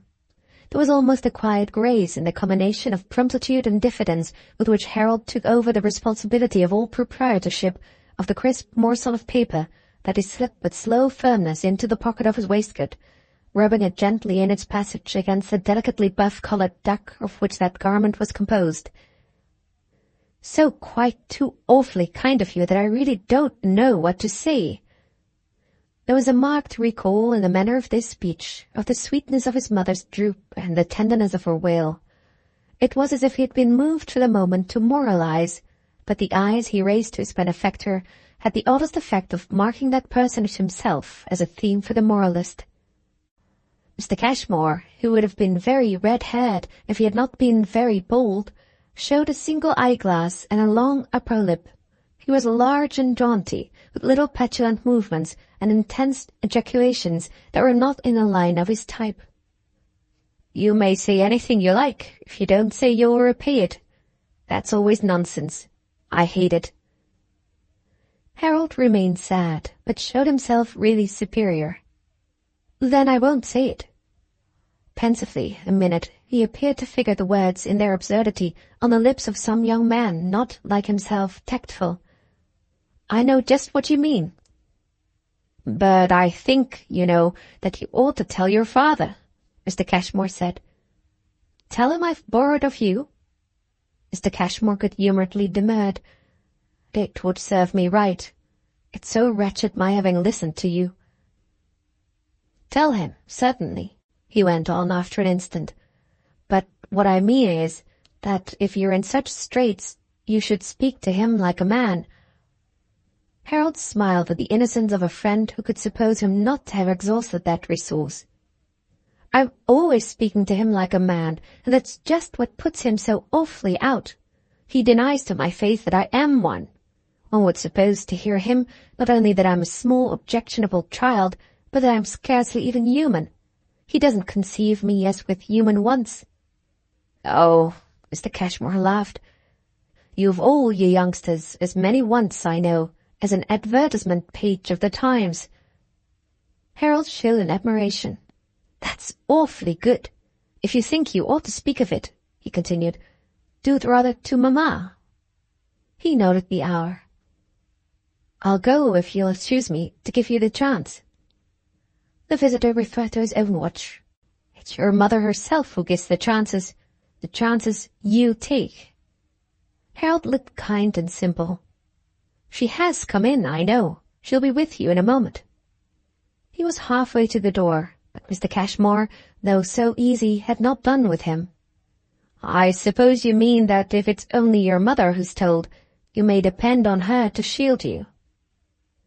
Harold turned this over as if it were a questionable sovereign, but on second thoughts he wonderfully smiled. "Do you think that after you've let me have it, you can tell? You could, of course, if you hadn't." He appeared to work it out for Mr. Cashmore's benefit. "But I don't mind," he added, "your telling Mamma." "Don't mind, you mean, really. It's annoying her so awfully." The invitation to repent thrown off in this could only strike the young man as absurd. It was so previous to any enjoyment. Harold liked things in their proper order, but at the same time his evolutions were quick. "I dare say I am selfish, but what I was thinking was that the terrific wigging, don't you know, well, I take it from her. She knows about one's life, about our having to go on by no fault of our own as our parents start us. She knows all about wants. No one is more than Mamma."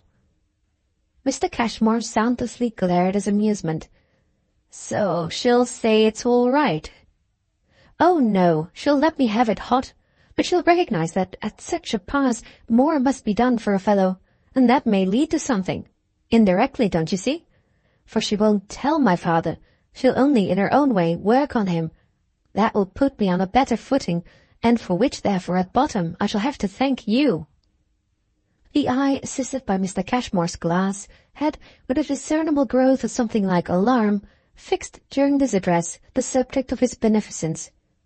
The thread of their relations somehow lost itself in a subtler twist, and he fell back on mere stature, position, and property, things always convenient in the presence of crookedness. "I shall say nothing to your mother, but I think I shall be rather glad you're not a son of mine." Harold wondered at this new element in their talk. "Do your sons never borrow money of their mother's visitors?" Mr. Cashmore had taken him up, eager, evidently, quite to satisfy him. But the question was caught on the wing by Mrs. Brookenham herself, who had opened the door as her friend spoke, and who quickly advanced with an echo of it. "Lady Fanny's visitors?" And though her eyes rather avoided than met his own, she seemed to cover her ladyship's husband with a vague but practised sympathy. "What on earth are you saying to Harold about them?" Thus it was that at the end of a few minutes Mr. Cashmore, on the sofa face to face with her, found his consciousness quite purged of its actual sense of his weakness, and a new turn given to the idea of what, in one's very drawing-room, might go on behind one's back. Harold had quickly vanished, had been tacitly disposed of, and Mrs. Brooke's caller had moved even in the short space of time so far in another direction as to have drawn from her the little cold question, "Presents? You don't mean money?" He clearly felt the importance of expressing at least by his silence and his eyeglass what he meant. "Her extravagance is beyond everything, and though there are bills enough, God knows, that do come in to me, I don't see how she pulls through, unless there are others that go elsewhere." Mrs. Brookenham had given him his tea. Her own she had placed on a small table near her, and she could now respond freely to the impulse felt on this of settling herself to something of real interest. Except to Harold she was incapable of reproach, though there were of course shades in her resignation, and that Rhoda's report of her to Mr. London, as conscious of an absence of prejudice, would have been justified for a spectator by the particular feeling that Mr. Cashmore's speech caused her to disclose. What did this feeling wonderfully appear unless strangely irrelevant? "I've no patience when I hear you talk as if you weren't horribly rich." He looked at her an instant, as if guessing she might have derived that impression from Harold. "What has that to do with it? Does a rich man enjoy any more than a poor his wife's making a fool of him?" Her eyes opened wider. It was one of her very few ways of betraying amusement. There was little indeed to be amused at here, except his choice of the particular invidious name. "You know I don't believe a word you say." Mr. Cashmore drank his tea, then rose to carry the cup somewhere and put it down, declining with emotion any assistance. When he was on the sofa again, he resumed their intimate talk. "I like tremendously to be with you, but you mustn't think I've come here to let you say to me such dreadful things as that." He was an odd compound, Mr. Cashmore, and the air of personal good health, the untarnished bloom which sometimes lent a monstrous serenity to his mention of the barely mentionable, was on occasion balanced or matched by his playful application of extravagant terms to matters of much less moment. "You know what I come to you for, Mrs. Brooke. I won't come any more if you're going to be horrid and impossible.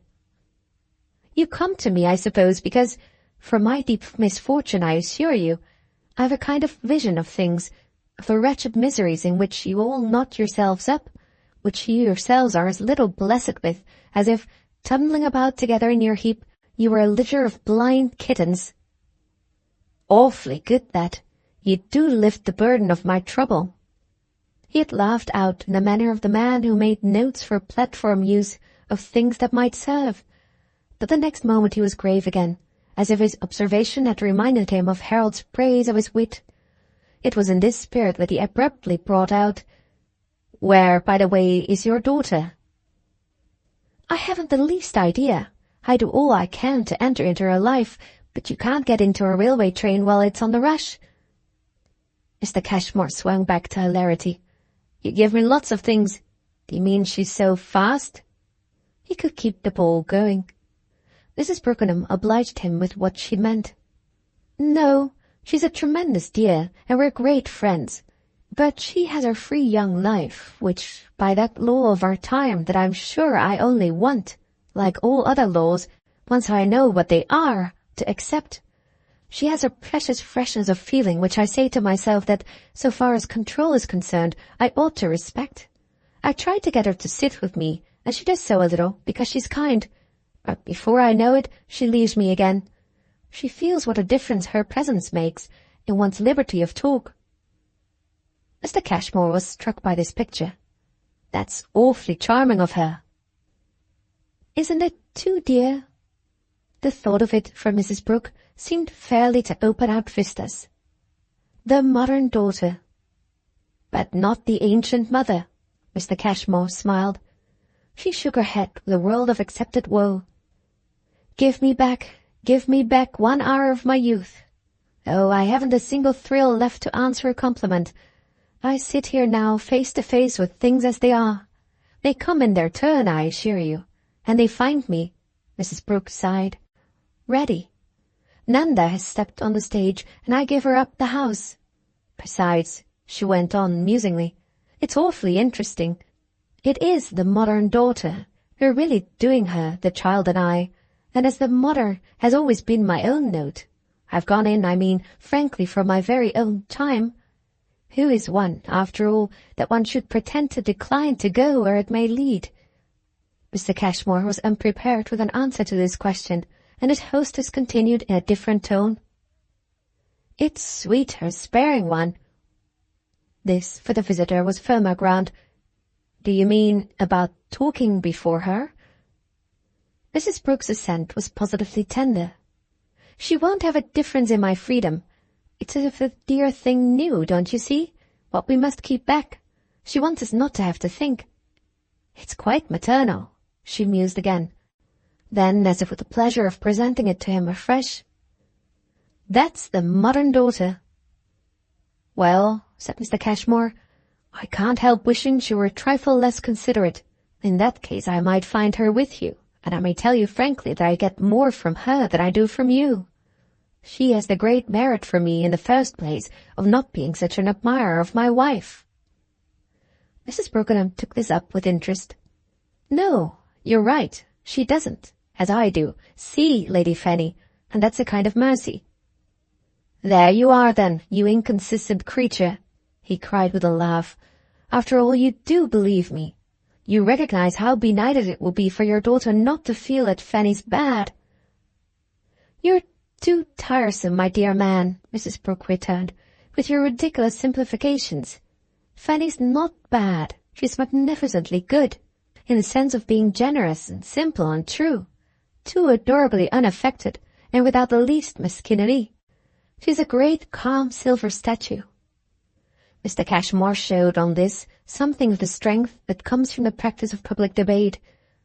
"Then why are you glad your daughter doesn't like her?" Mrs. Brooke smiled as with the sadness of having too much to triumph. "Because I am not, like Fanny, without mesquinerie. I am not generous and simple.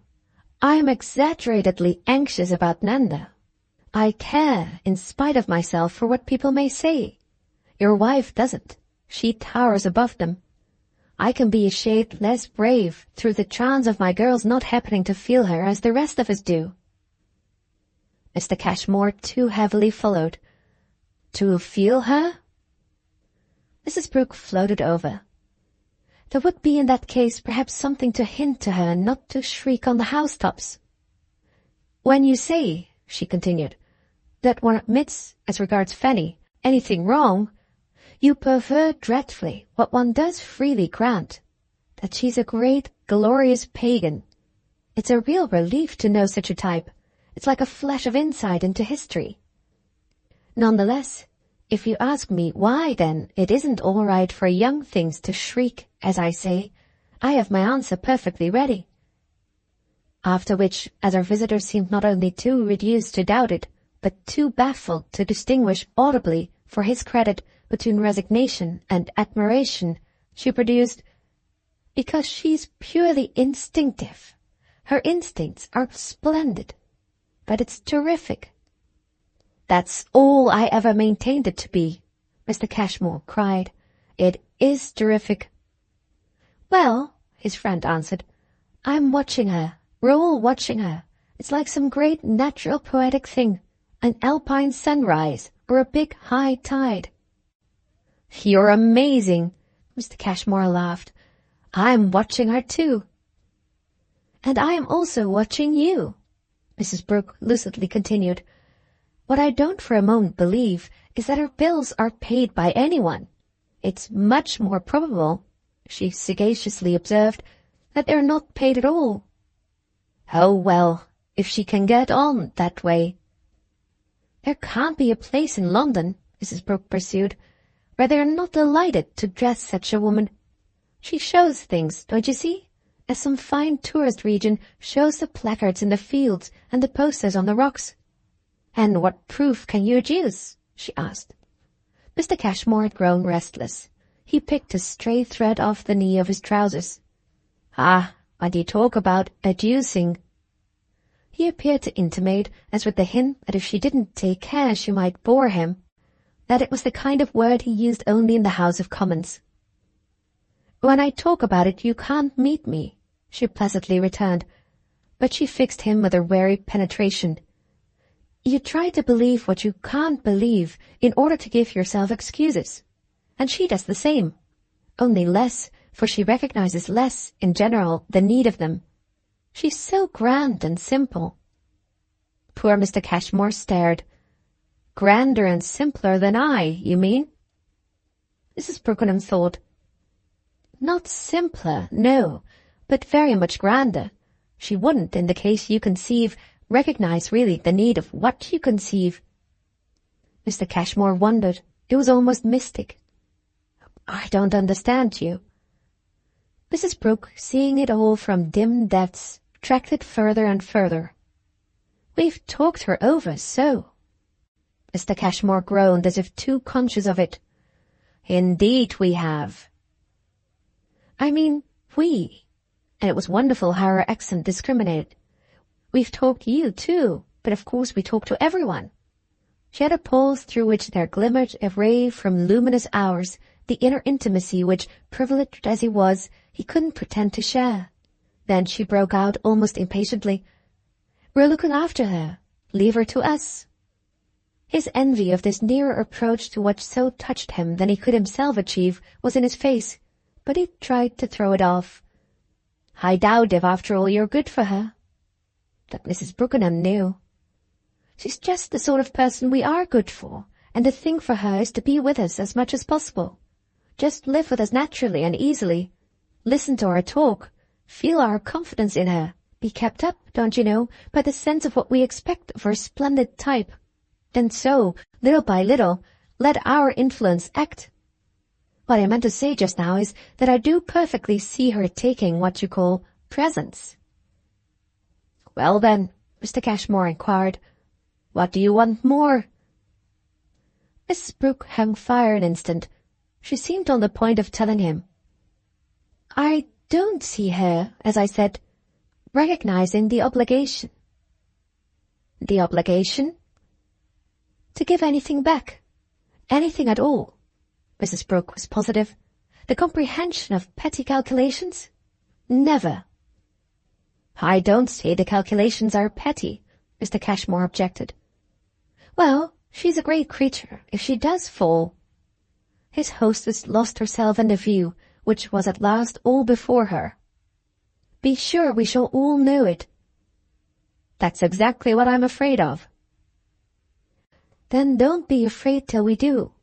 She would fall, as it were, on us, don't you see, and," said Mrs. Brooke, with decision this time in her headshake, "that couldn't be. We must keep her up. That's your guarantee. It's rather too much," she added, with the same increase of briskness, "to have to keep you up, too. Be very sure that if Carrie really wavers—" "Carrie?" His interruption was clearly too vague to be sincere, and it was as such that, going straight on, she treated it. "I shall never again give her 3 minutes' attention. To answer to you for Fanny without being able—" "To answer to Fanny for me, do you mean?" He'd flushed quickly as if he waited her there. "It wouldn't suit you, do you contend? Well then, I hope it will ease you off," he went on with spirit, "to know that I wholly loathe Mrs. Donner." Mrs. Brooke, staring, met the announcement with an absolute change of colour. "And since when, pray?" It was as if a fabric had crumbled. "She was here but the other day, and as full of you, poor thing, as an egg of meat." Mr. Cashmore could only blush for her. "I don't say she wasn't. My life's a burden from her." Nothing, for a spectator, could have been so odd as Mrs. Brooke's disappointment, unless it had been her determination. "Have you done with her already?" "One has never done with a buzzing insect." "Until one has literally killed it?" Mrs. Brookenham wailed. "I can't take that from you, my dear man. It was yourself who originally distilled the poison that courses through her veins." He jumped up at this, as if he couldn't bear it, presenting as he walked across the room, however, a large, foolish, fugitive back on which her eyes rested as on a proof of her penetration.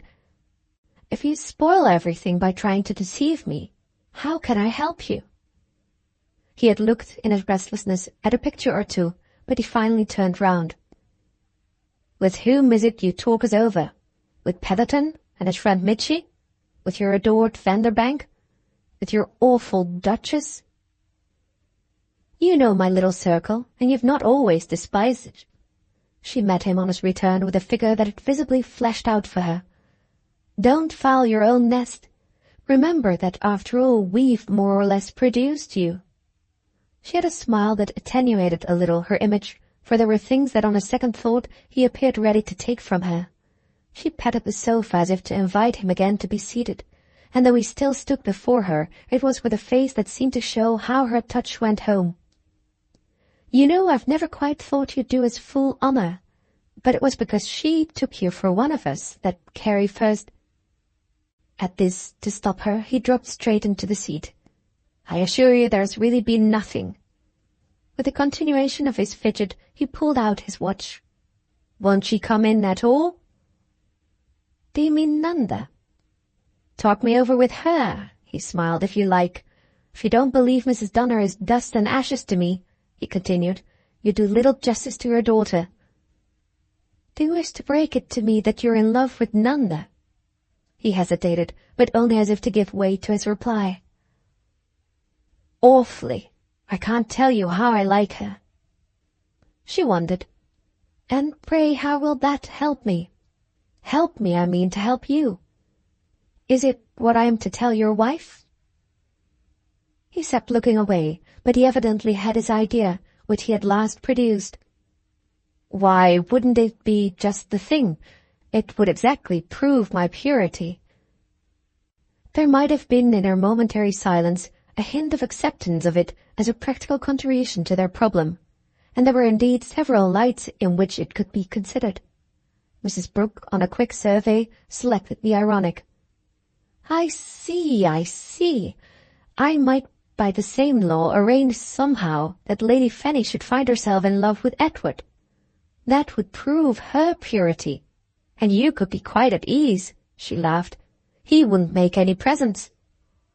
Mr. Cashmore regarded her with a candour that was almost a reproach to her mirth. "I like your daughter better than I like you." But it only amused her more. "Is that perhaps because I don't prove your purity?" What he might have replied remained in the air, for the door opened so exactly at the moment she spoke that he rose again with a start, and the butler, coming in, received her inquiry full in the face. This functionary's answer to it, however, had no more than the usual austerity. "Mr. Vanderbank and Mr. Longden." These visitors took a minute to appear, and Mrs. Brooke, not stirring, still only looking from the sofa calmly up at Mr. Cashmore, used the time, it might have seemed, for correcting any impression of undue levity made by her recent question. "Where did you last meet Nanda?" He glanced at the door to see if you were heard. "At the Grandons." "So you do go there?" "I went over from Hicks the other day for an hour." "And Carrie was there?" "Yes, it was a dreadful, horrid bore, but I talked only to your daughter." She got up, the others were at hand, and offered Mr. Cashmore an expression that might have struck him as strange. "It's serious." "Serious?" He had no eyes for the others. "She didn't tell me." He gave a sound, controlled by discretion, which sufficed nonetheless to make Mr. Longden, beholding him for the first time, receive it with a little of the stiffness of a person greeted with a guffaw. Mr. Cashmore visibly liked this silence of Nanda's about their meeting. Book 4th, Chapter 2. Mrs. Brookenham, who had introduced him to the elder of her visitors, had also found in serving these gentlemen with tea a chance to etch at him with an intensity not to be resisted. "Talk to Mr. Longden. Take him off there." She had indicated the sofa at the opposite end of the room, and had set him an example by possessing herself, in the place she already occupied, of her adored Vanderbank. This arrangement, however, constituted for her, in her own corner, as soon as she'd made it, the ground of an appeal. "Will he hate me any worse for doing that?" Vanderbank glanced at the others. "Will Cashmore, do you mean?" "Dear no, I don't care whom he hates, but with Mr. Longden I want to avoid mistakes." "Then don't try quite so hard," Vanderbank laughed. "Is that your reason for throwing him into Cashmore's arms?" "Yes, precisely, so that I shall have these few moments to ask you for directions. You must know him by this time so well. I only want, heaven help me, to be as nice to him as I possibly can." "That's quite the best thing for you, and altogether why this afternoon I brought him. He might have better luck in finding you. It was he who suggested it, than he has had by himself." "I'm in a general way," Vanderbank added, "watching over him." "I see, and he's watching over you." Mrs. Brooke's sweet vacancy had already taken in so much. He wants to judge of what I may be doing to you. He wants to save you from me. He quite detests me. Vanderbank, with the interest as well as the amusement, fairly threw himself back. There's nobody like you. You're too magnificent. I am. And that I can look the truth in the face and not be angry or silly about it is, as you know, the one thing in the world for which I think a bit well of myself. Oh, yes, I know. You're too wonderful. Mrs. Brookenham, in a brief pause, completed her covert consciousness. They're doing beautifully. He's taking Cashmore with a seriousness. And with what is Cashmore taking him? With the hope that from one moment to another, Nanda may come in. But how on earth does that concern him? Through an extraordinary fancy has suddenly taken to her. Mrs. Brooke had been swift to master the facts. He's been meeting her at Tishy's, and she's talked to him so effectually about his behaviour that she's quite made him cease to care for Carrie. He prefers her now, and of course she's much nicer. Vanderbank's attention, it was clear, had now been fully seized. She's much nicer. Rather. What you mean is, he asked the next moment, that Nanda, this afternoon, has been the object of his call. Yes, really, though he tried to keep it from me. She makes him feel, she went on, so innocent and good. Her companion for a moment said nothing, but then at last, and will she come in? I haven't the least idea. Don't you know where she is? I suppose she's with Tishy, who's returned to town. Vanderbank turned this over. Is that your system now, to ask no questions? Why should I ask any, when I want her life to be as much as possible like my own? It's simply that the hour has struck, as you know. From the moment she is down, the only thing for us is to live as friends. I think it's so vulgar, Mrs. Brooke sighed, not to have the same good manners with one's children as one has with other people. She asks me nothing. Nothing? Vanderbank echoed. Nothing. He paused again, after which, It's very disgusting, he declared. Then, while she took it up as he had taken her word of a moment before, It's very preposterous, he continued. Mrs. Brooke appeared at a loss. Do you mean her helping him? It's not of Nanda I'm speaking. It's of him.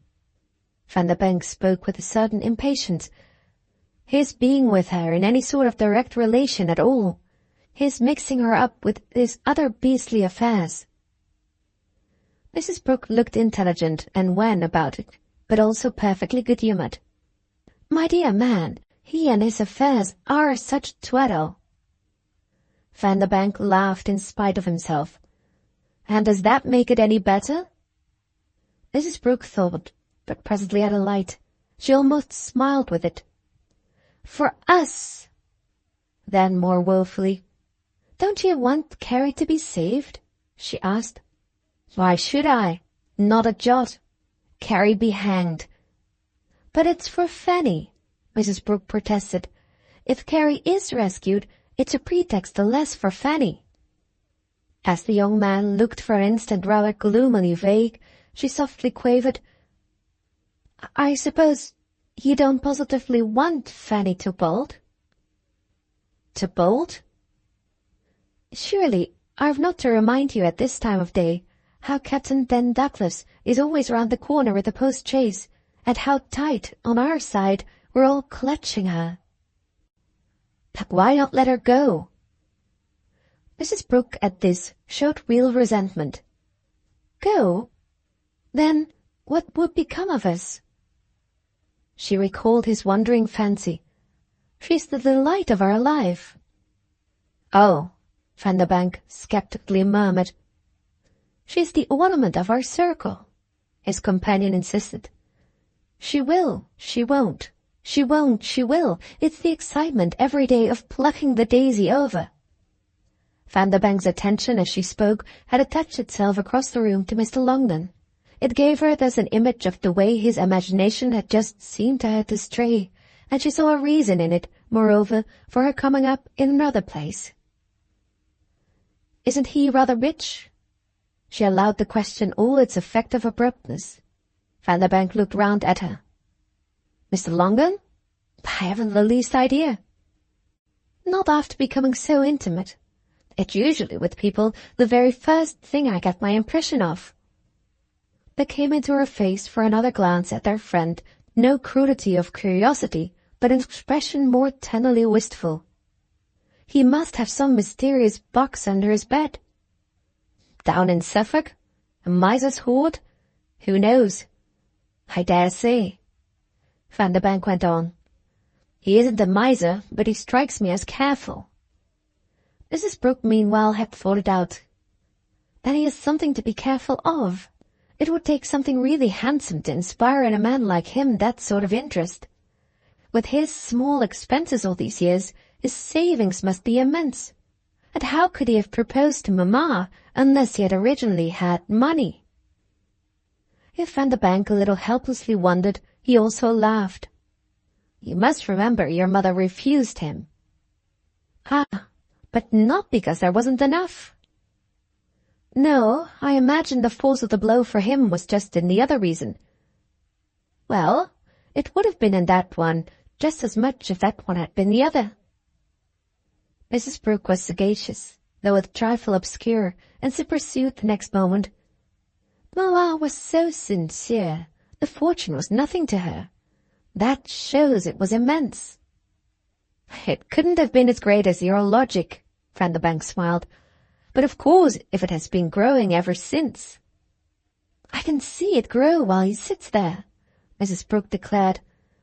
But her logic had in fact its own law, and her next transition was an equal jump. "It was too lovely, the frankness of your admission a minute ago, that I affect him uncannily." "Ah, don't spoil it by explanations," she beautifully pleaded. "He's not the first, and he won't be the last with whom I shall not have been what they call a combination. The only thing that matters is that I mustn't, if possible, make the case worse. So you must guide me. What is one to do?" Vanderbank, now amused again, looked at her kindly. "Be yourself, my dear woman. Obey your fine instincts." "How can you be," she sweetly asked, "so hideously hypocritical? You know as well as you sit there that my fine instincts are the thing in the world you're most in terror of." "Be myself," she echoed. "What you'd like to say is, be somebody else. That's your only chance." "Well, I'll try. He laughed again, shaking his head. Don't. "You mean it's too hopeless? There's no way of effacing the bad impression or of starting a good one?" On this, with a drop of his mirth, he met her eyes, and for an instant, through the superficial levity of their talk, they might have appeared to sound each other. It lasted till Mrs. Brooke went on. "I should really like not to lose him." Vanderbank seemed to understand, and at last said, "I think you won't lose him." "Do you mean you'll help me, Van? You will?" Her voice had at moments the most touching tone of any in England, and humble, helpless, affectionate, she spoke with a familiarity of friendship. "It's for the sense of the link with Mamma," she explained. "He's simply full of her." "Oh, I know. He's prodigious." "He has told you more? He comes back to it?" Mrs. Brooke eagerly asked. "Well," the young man replied a trifle evasively, "we've had a great deal of talk, and he's the jolliest old boy possible. And in short, I like him." "I see," said Mrs. Brooke blandly. "And he likes you in return as much as he despises me. That makes it all right. Makes me somehow so happy for you. There's something in him, what is it, that suggests the oncle d'Amérique, the eccentric benefactor, the fairy godmother. He's a little of an old woman, but all the better for it." She hung fire but an instant before she pursued, "What can we make him do for you?" Vanderbank at this was very blank. "Do for me? How can anyone love you," she asked, "without wanting to show it in some way?" "You know all the ways, dear Van," she breathed, "in which I want to show it." He might have known them. Something suddenly fixed in his face appeared to say, but they were not what was, on this speech of hers, most immediately present to him. That, for instance, is the tone not to take with him. "There you are," she sighed with discouragement. "Well, only tell me." Then, as he said nothing, "I must be more like Mamma?" His expression confessed his feeling an awkwardness. "You're perhaps not quite enough like her." "Oh, I know that if he deplores me as I am now, she would have done so quite as much, in fact probably, as seeing it nearer, a good deal more. She'd have despised me even more than he. But if it's a question," Mrs. Brooke went on, "of not saying what Mamma wouldn't, how can I know, don't you see, what she would have said?" Mrs. Brooke became as wonderful as if she saw in her friend's face some admiring reflection of the fine freedom of mind that, in such a connection quite as much as in any other, she could always show. "Of course I revere Mamma just as much as he does, and there was everything in her to revere. But she was none the less in every way a charming woman, too, and I don't know, after all, do I, what even she, in their peculiar relation, may not have said to him." Vanderbank's laugh came back. "Very good, very good. I return to my first idea. Try with him whatever comes into your head. You're a woman of genius after all, and genius mostly justifies itself. To make you right," he went on pleasantly and inexorably, "might perhaps be to make you wrong. Since you have so great a charm, trust it not at all, or all in all. That, I dare say, is all you can do. Therefore, yes, be yourself." These remarks were followed on either side by the repetition of a somewhat intenser mutual gaze, though indeed the speaker's eyes had more the air of meeting his friends than of seeking them. "I can't be you, certainly, Van," Mrs. Brooke sadly brought forth. "I know what you mean by that," he rejoined in a moment. "You mean I'm hypocritical." "Hypocritical?" "I'm diplomatic and calculating. I don't show him how bad I am, whereas with you he knows the worst." Of this observation Mrs. Brooke, whose eyes attached themselves again to Mr. Longden, took at first no further notice than might have been indicated by the way it set her musing. "Calculating?" she at last took him up. "On what is there to calculate?" "Why," said Vanderbank, "if, as you just hinted, he's a blessing in disguise, I perfectly admit," he resumed, "that I'm capable of sacrifices to keep on good terms with him." "You are not afraid he'll bore you?" "Oh, yes, distinctly." "But he'll be worth it." "Then," Mrs. Brooke said as he appeared to assent, "he'll be worth a great deal." She continued to watch Mr. Longden, who, without his glasses, stared straight at the floor while Mr. Cashmore talked to him. She pursued, however, dispassionately enough, "He must be of a narrowness." "Oh, beautiful." She was silent again. "I shall broaden him. You won't." "Heaven forbid," Vanderbank heartily concurred, "but none the less, as I've said, I'll help you." Her attention was still fixed. "It will be him you'll help. If you're to make sacrifices to keep on good terms with him, the first sacrifice will be of me."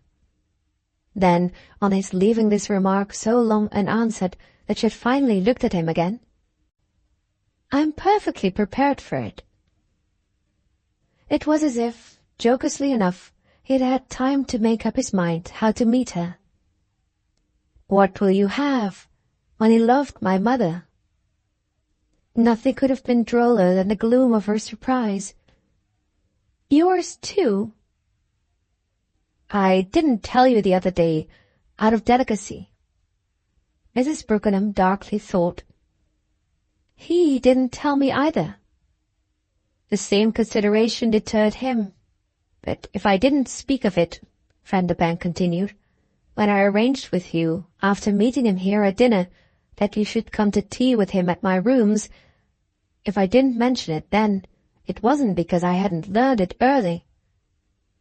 Mrs. Brooke more deeply sounded this affair, but she spoke with the exaggerated mildness that was the form mostly taken by her gaiety.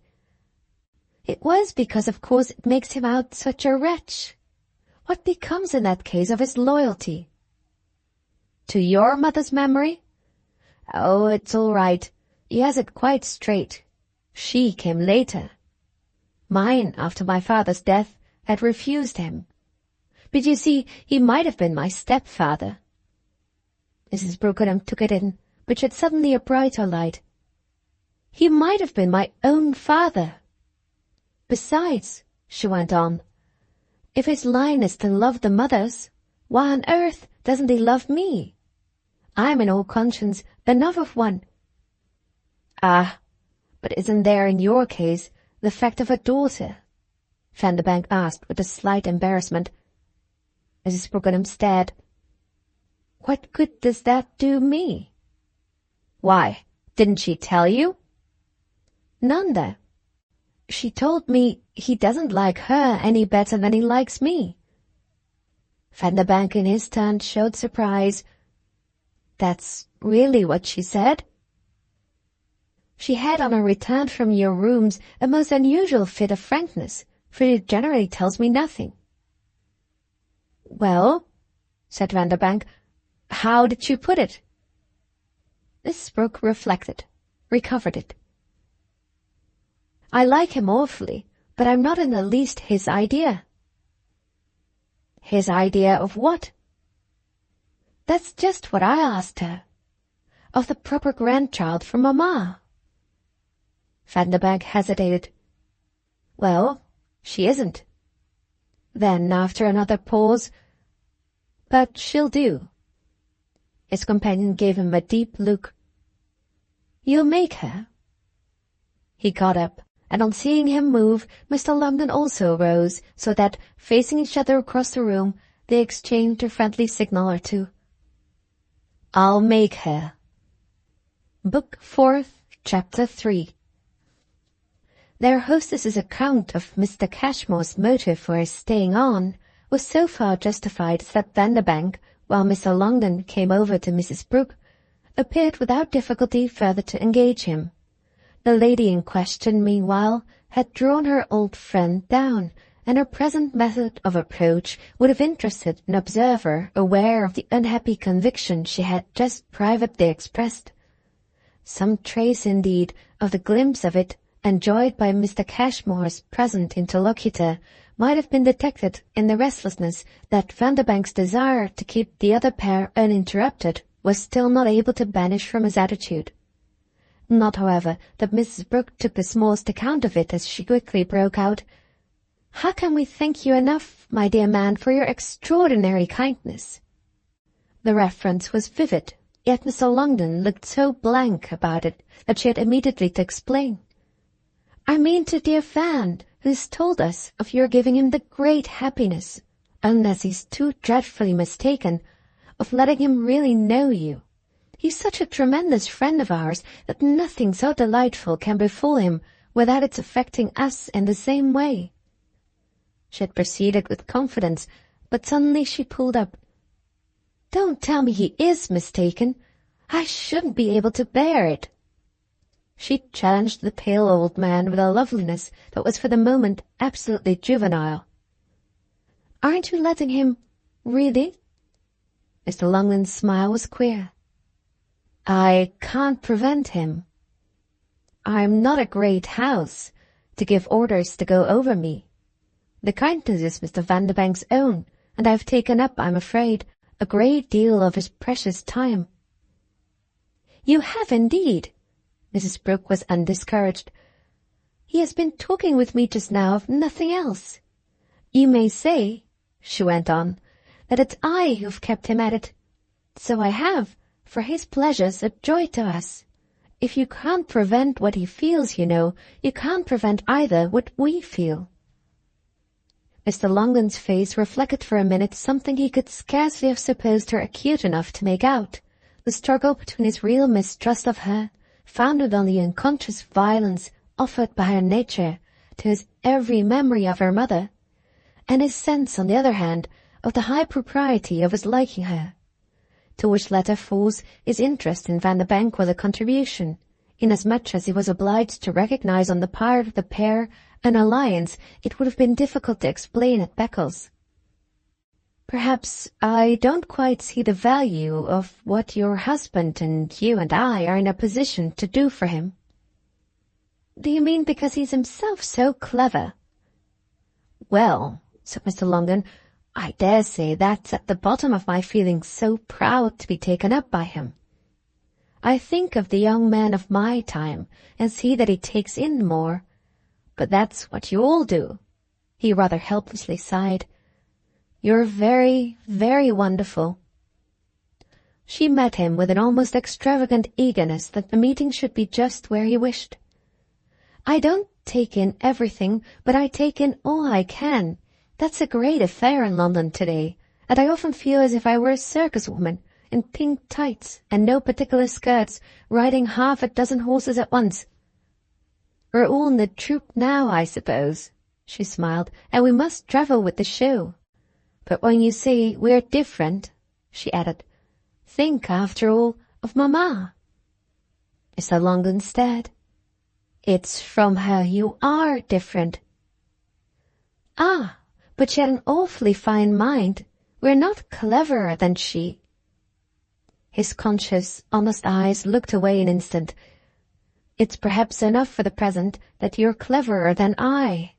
I was very glad the other day," he continued, "to make the acquaintance of your daughter. I hoped I should find her with you." If Mrs. Brooke cast about, it was but for a few seconds. "If she had known you were coming, she would certainly have been here. She wanted so to please you." Then, as her visitor took no further notice of this speech than to ask if Nanda were out of the house, she had to admit it as an aggravation of failure, but she pursued in the next breath, "Of course you won't care, but she raves about you." He appeared indeed at first not to care. "Isn't she 18? It was oddly abrupt. "I have to think. Wouldn't it be nearer 20? Mrs. Brooke audaciously returned. She tried again. "She told me all about your interview. I stayed away on purpose. I had my idea." "And what was your idea?" "I thought she'd remind you more of Mamma if I wasn't there. But she's a little person who sees. Perhaps she didn't think it, but she knew." "And what did she know?" asked Mr. Longden, who was unable, however, to keep from his tone a certain coldness which really deprived the question of its proper curiosity. Mrs. Brooke just showed the chill of it, but she'd always her courage. "Why, that you don't like her." She had the courage of carrying off as well as of backing out. "She too has a little place with the circus. It's the way we earn our living." Mr. Longden said nothing for a moment, and when he at last spoke, it was almost with an air of contradiction. "She's your mother to the life." His hostess, for 3 seconds, looked at him hard. "Ah, but with such differences. You'll lose it," she added with a head shake of pity. He had his eyes only on Vanderbank. "Well, my losses are my own affair." Then his face came back. "Did she tell you I didn't like her?" The indulgence in Mrs. Brooke's view of his simplicity was marked. "You thought you succeeded so in hiding it?" "No matter. She bears up. I think she really feels a great deal as I do. That it's no matter how many of us you hate, if you'll only go on feeling as you do about Mamma. Show us that, That's what we want." Nothing could have expressed more the balm of reassurance, but the mild drops had fallen short of the spot to which they were directed. "Show you?" Oh, how he had sounded the word. "I see. You don't show. That's just what Nanda saw you thought. But you can't keep us from knowing it. Can't keep it, in fact, I think, from affecting your own behavior. You'd be much worse to us if it wasn't for the still warm ashes of your old passion." It was an immense pity for Vanderbank's amusement that he was at this moment too far off to fit to the expression of his old friend's face so much of the cause of it as had sprung from the deeply informed tone of Mrs. Brooke's allusion. To what degree the speaker herself made the connection will never be known to history, nor whether, as she went on, she thought she bettered her case, or she simply lost her head. "The great thing for us is that we can never be for you quite like other ordinary people." "And what's the great thing for me?"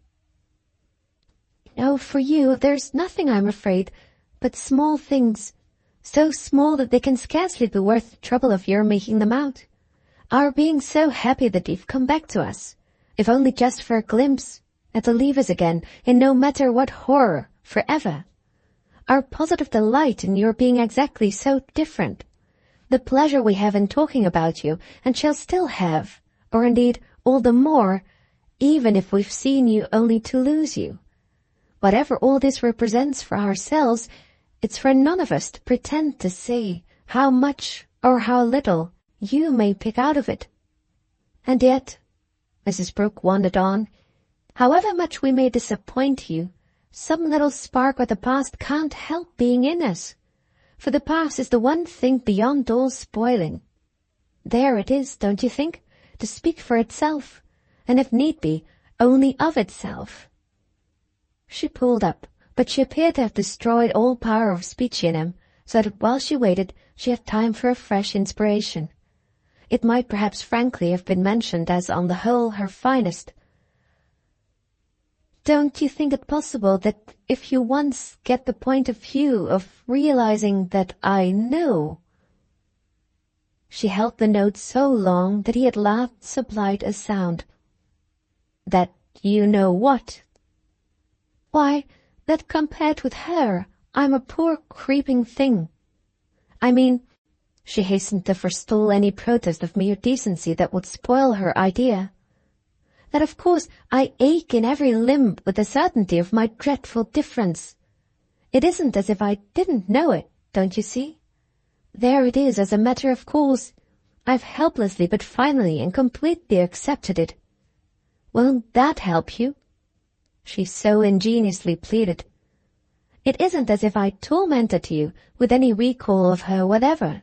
I can quite see how awful it would be for you if, with the effect I produce on you, I did have her lovely eyes, or her distinguished nose, or the shape of her forehead, or the color of her hair. Strange as it is in a daughter, I am disconnected altogether, and don't you think I may be a little saved for you by becoming thus simply out of the question? Of course," she continued, "your real trial is poor Nanda.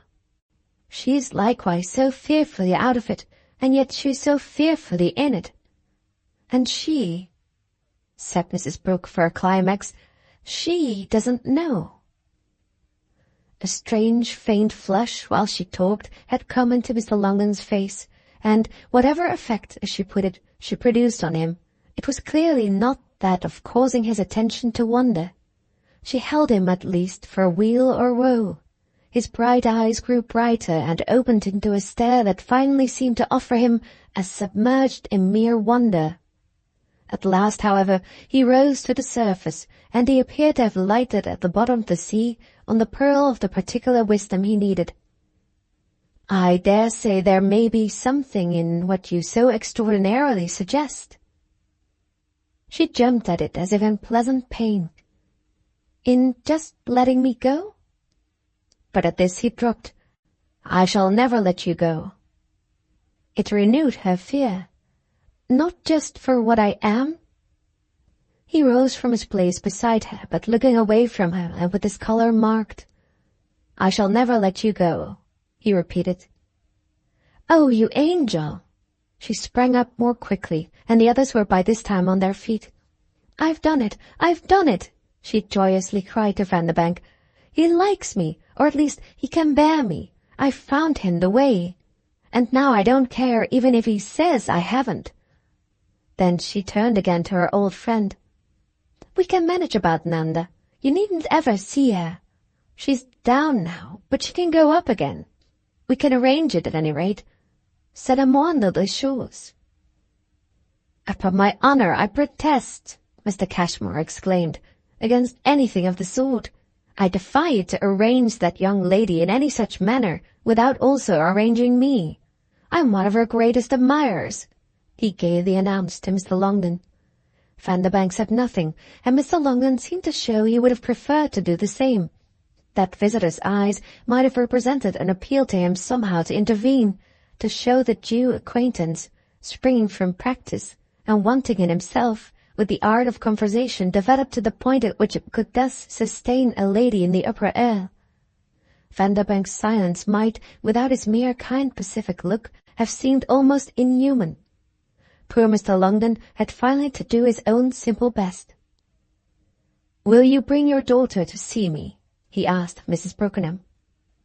Oh, that's an idea. Will you bring her to see me?" Mr. Cashmore again broke out. Mrs. Brooke had only fixed Mr. Longden with the air of unutterable things. "You angel! You angel!" They found expression but in that. "I don't need to ask you to bring her, do I?" Vanderbank now said to his hostess. "I hope you don't mind my bragging all over the place of the great honour she did me the other day in appearing quite by herself." "Quite by herself? I say, Mrs. Brooke," Mr. Cashmore flourished on. It was only now that she noticed him, which she did indeed but by answering Vanderbank. "She didn't go for you, I'm afraid, though of course she might. She went because she had promised her Mr. Longden. But I should have no more feeling about her going to you, and should expect her to have no more, than about her taking a pound of tea, as she sometimes does to her old nurse, or her going to read to the old women at the workhouse. May you never have less to brag of." "I wish she'd bring me a pound of tea," Mr. Cashmore resumed, "or ain't I enough of an old woman for her to come and read to me at home?" "Does she habitually visit the workhouse?" Mr. Longden inquired of Mrs. Brooke. This lady kept him in a moment of suspense, which another contemplation might moreover have detected that Vanderbank in some degree shared. "Every Friday at 3. Vanderbank, with a sudden turn, moved straight to one of the windows, and Mr. Cashmore had a happy remembrance. "Why, this is Friday. She must have gone today. But does she stay so late?" "She was to go afterwards to little Aggie. I'm trying so, in spite of difficulties," Mrs. Brooke explained, "to keep them on together." She addressed herself with a new thought to Mr. Longden. "You must know little Aggie, the niece of the Duchess. I forget if you've met the Duchess, but you must know her, too. There are so many things on which I'm sure she'll feel with you. Little Aggie's the one," she continued. "You'll delight in her. She ought to have been Mamma's grandchild." "Dearest lady, how can you pretend, or for a moment compare her?" Mr. Cashmore broke in. "She says nothing to me at all." "She says nothing to anyone," Mrs. Brooke serenely replied. "That's just her type and her charm, just above all her education." Then she appealed to Vanderbank. "Won't Mr. Longden be struck with little Aggie, and won't he find it interesting to talk about all that sort of thing with the Duchess?" Vanderbank came back laughing, but Mr. Longden anticipated his reply. "What sort of thing do you mean?" "Oh," said Mrs. Brooke, "the whole question, don't you know, of bringing girls forward or not. The question of, well, what do you call it, their exposure. It's the question, it appears, the question of the future. It's awfully interesting, and the Duchess at any rate is great on it. Nanda, of course, is exposed," Mrs. Brooke pursued, "fearfully." "And what on earth is she exposed to?" Mr. Cashmore gaily demanded. "She's exposed to you, it would seem, my dear fellow." Vanderbank spoke with a certain discernible impatience, not so much of the fact he mentioned as of the turn of their talk. It might have been an almost compassionate deprecation of this weak note that Mrs. Brookenham looked at him. Her own reply to Mr. Cashmore's question, however, was uttered with Mr. Longden. "She's exposed. It's much worse. To me. But Aggie isn't exposed to anything. Never has been and never is to be. And we're watching to see if the Duchess can carry it through." "Why not?" asked Mr. Cashmore, "if there's nothing she can be exposed to but the Duchess herself?" He'd appealed to his companions impartially, but Mr. Longden, whose attention was now all for his hostess, appeared unconscious. "If you're all watching, is it your idea that I should watch with you?" The inquiry on his lips was a waft of cold air, the sense of which clearly led Mrs. Brooke to put her invitation on the right ground. "Not, of course, on the chance of anything's happening to the dear child, to whom nothing obviously can happen, but that her aunt will marry her off in the shortest possible time and in the best possible conditions. No, the interest is much more in the way the Duchess herself steers." "Ah, she's in a boat," Mr. Cashmore fully concurred. "That will take a good bit of that." It is not for Mr. Longden's historian to overlook that if he was not unnaturally mystified, he was yet also visibly interested. "What boat is she in?"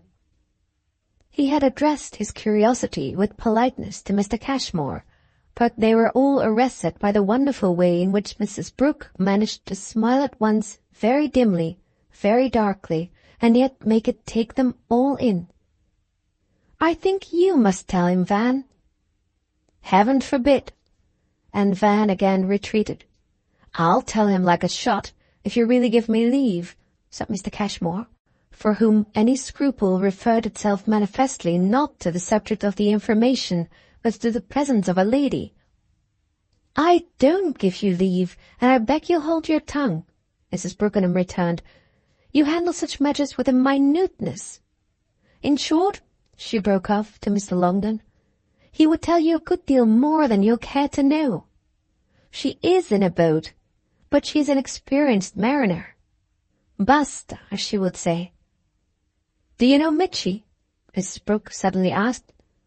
"Oh, yes, he knows Mitchy." Vanderbank had approached again. "Then make him tell him." She put it before the young man as a charming turn for them all. "Mitchy can be refined when he tries." "Oh dear, when Mitchy tries!" Vanderbank laughed. "I think I should rather, for the job, offer him to Mr. Longden, abandoned to his native wild impulse." "I like Mr. Mitchett," the old man said, endeavouring to look his hostess straight in the eye, and speaking as if somewhat to defy her to convict him, even from the point of view of Beccles, of a mistake. Mrs. Brookenham took it with a wonderful bright emotion. "My dear friend, vous me rendez la vie. If you can stand Mitchy, you can stand any of us." "Upon my honour, I should think so," Mr. Cashmore was eager to remark. "What on earth do you mean," he demanded of Mrs. Brooke, "by saying that I'm more minute than he?" She turned her beauty an instant on this critic. "I don't say you're more minute. I say he's more brilliant. Besides, as I've told you before, you're not one of us." With which, as a check to further discussion, she went straight on to Mr. Longden. "The point about Aggie's conservative education is the wonderful sincerity with which Duchess feels that one's girl may so perfectly and consistently be hedged in, without one's really ever, for it comes to that, depriving one's own self." "Well, of what?"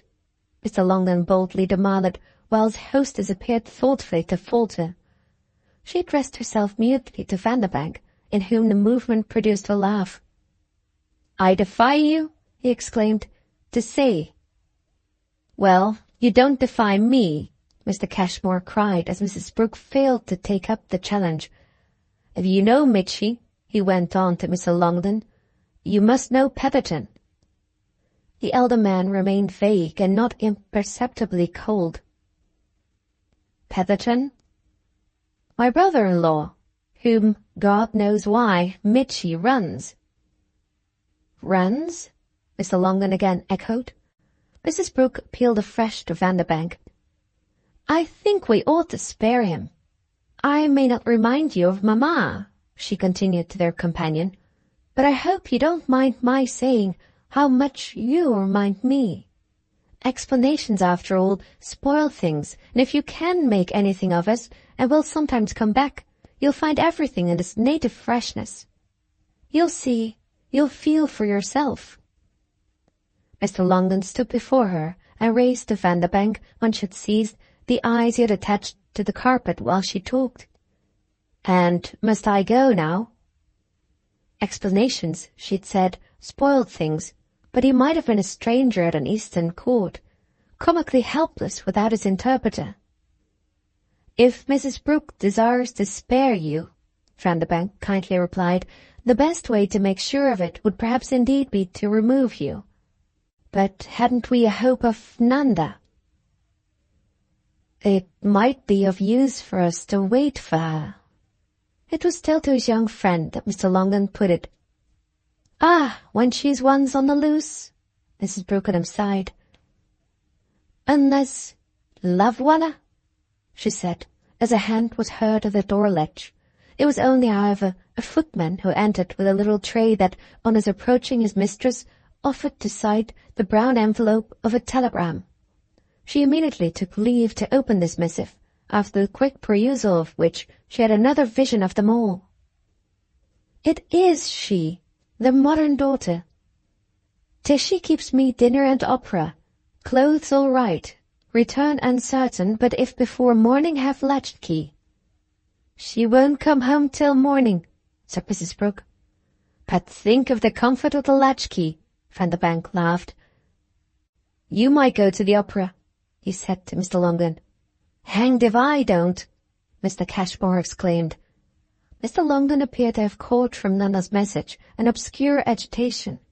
He met his young friend's suggestion, at all events, with a visible intensity. "Will you go with me?"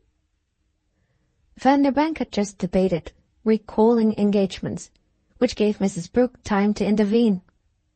"Can't you live without him?" she asked of her elder friend. Vanderbank had looked at her an instant. "I think I can get there late," he then replied to Mr. Longden. "I think I can get there early," Mr. Cashmore declared. "Mrs. Grendon must have a box. In fact, I know which, and they don't," he jocosely continued to his hostess. Mrs. Brooke, meanwhile, had given Mr. Longden her hand. "Well, in any case, the child shall soon come to you." "And oh, alone," she insisted. "You needn't make phrases. I know too well what I'm about." "One hopes really you do," pursued the unquenched Mr. Cashmore. "If that's what one gets by having known your mother." "It wouldn't have helped you," Mrs. Brooke retorted. "Won't you have to say it's all you were to get?" she pityingly murmured to her other visitor. He turned to Vanderbank with a strange gasp, and that comforter said, "Come." Book 5th, The Duchess, Chapter 1. The lower windows of the great white house, which stood high and square, opened to a wide flagged terrace, the parapet of which, an old balustrade of stone, was broken in the middle of its course by a flight of stone steps that descended to a wonderful garden. The terrace had the afternoon shade, and fairly hung over the prospect that dropped away and circled it, the prospect, beyond the series of gardens, of scattered splendid trees and green glades, an horizon mainly of woods.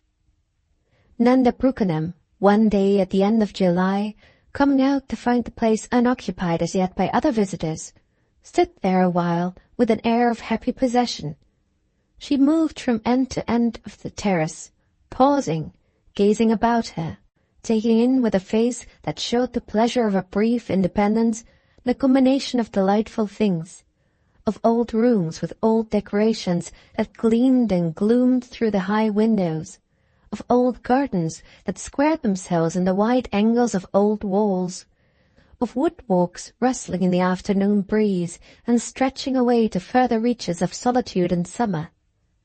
The scene had an expectant stillness that she was too charmed to desire to break.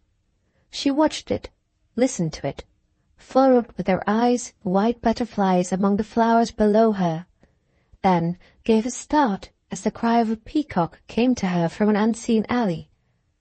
It set her after a minute into less difficult motion. She passed slowly down the steps, wandering further, looking back at the big bright house, but pleased again to see no one else appear. If the sun was still high enough, she had a pink parasol. She went through the gardens one by one, skirting the high walls that were so like collections, and thinking how, later on, the nectarines and plums would flush there. She exchanged a friendly greeting with a man at work, passed through an open door, and, turning this way and that, finally found herself in the park at some distance from the house. It was a point she had to take another rise to reach, a place marked by an old green bench for a larger sweep of the view, which, in the distance where the woods stopped, showed in the most English way in the world the colour spot of an old red village and the tower of an old grey church. She had sunk down upon the bench almost with a sense of adventure, yet not too fluttered to wonder if it wouldn't have been happy to bring a book, the charm of which precisely would have been in feeling everything about her too beautiful to let her read. The sense of adventure grew in her, presently becoming aware of a stir in the thicket below, followed by the coming into sight, on a path that, mounting, passed near her seat, of a wanderer whom, had his particular, his exceptional identity not quickly appeared, it might have disappointed her a trifle to have to recognize as a friend. He saw her immediately, stopped, laughed, waved his hat, then bounded up the slope, and, brushing his forehead with his handkerchief, confessing as to a red face, was rejoicingly there before her. Her own ejaculation on first seeing him, "Why, Mr. Van!" had had an ambiguous sharpness that was rather for herself than for her visitor. She made room for him on the bench, where in a moment he was cooling off, and they were both explaining. The great thing was that he had walked from the station to stretch his legs, coming far round, for the lovely hour and the pleasure of it, by a way he had learnt on some previous occasion of being at Myrtle. "You have already stayed here, then?" Nanda, who had arrived but half an hour before, spoke as if she had lost the chance to give him a new impression. "I have stayed here, yes, but not with Mitchy. With some people or other. Who the deuce can they have been? Who had the place for a few months a year or two ago?" "Don't you even remember?" Vanderbank wondered and laughed. "It will come to me, but it's a charming sign of London relations, isn't it, that one can come down to people this way and be awfully well done for and all that, and then go away and lose the whole thing, quite forget to whom one has been beholden. It's a queer life." Nanda seemed for an instant to wish to say that one might deny the queerness, but she said something else instead. "I suppose a man like you doesn't quite feel that he is beholden. It's awfully good of him. It's doing a great deal for anybody that he should come down at all, so that it would add immensely to his burden if anybody had to be remembered for it." "I don't know what you mean by a man like me," Vanderbank returned. "I'm not any particular kind of a man." She had been looking at him, but she looked away on this, and he continued good-humoured and explanatory. "If you mean that I go about such a lot, how do you know it but by the fact that you're everywhere now yourself, so that whatever I am, in short, you're just as bad."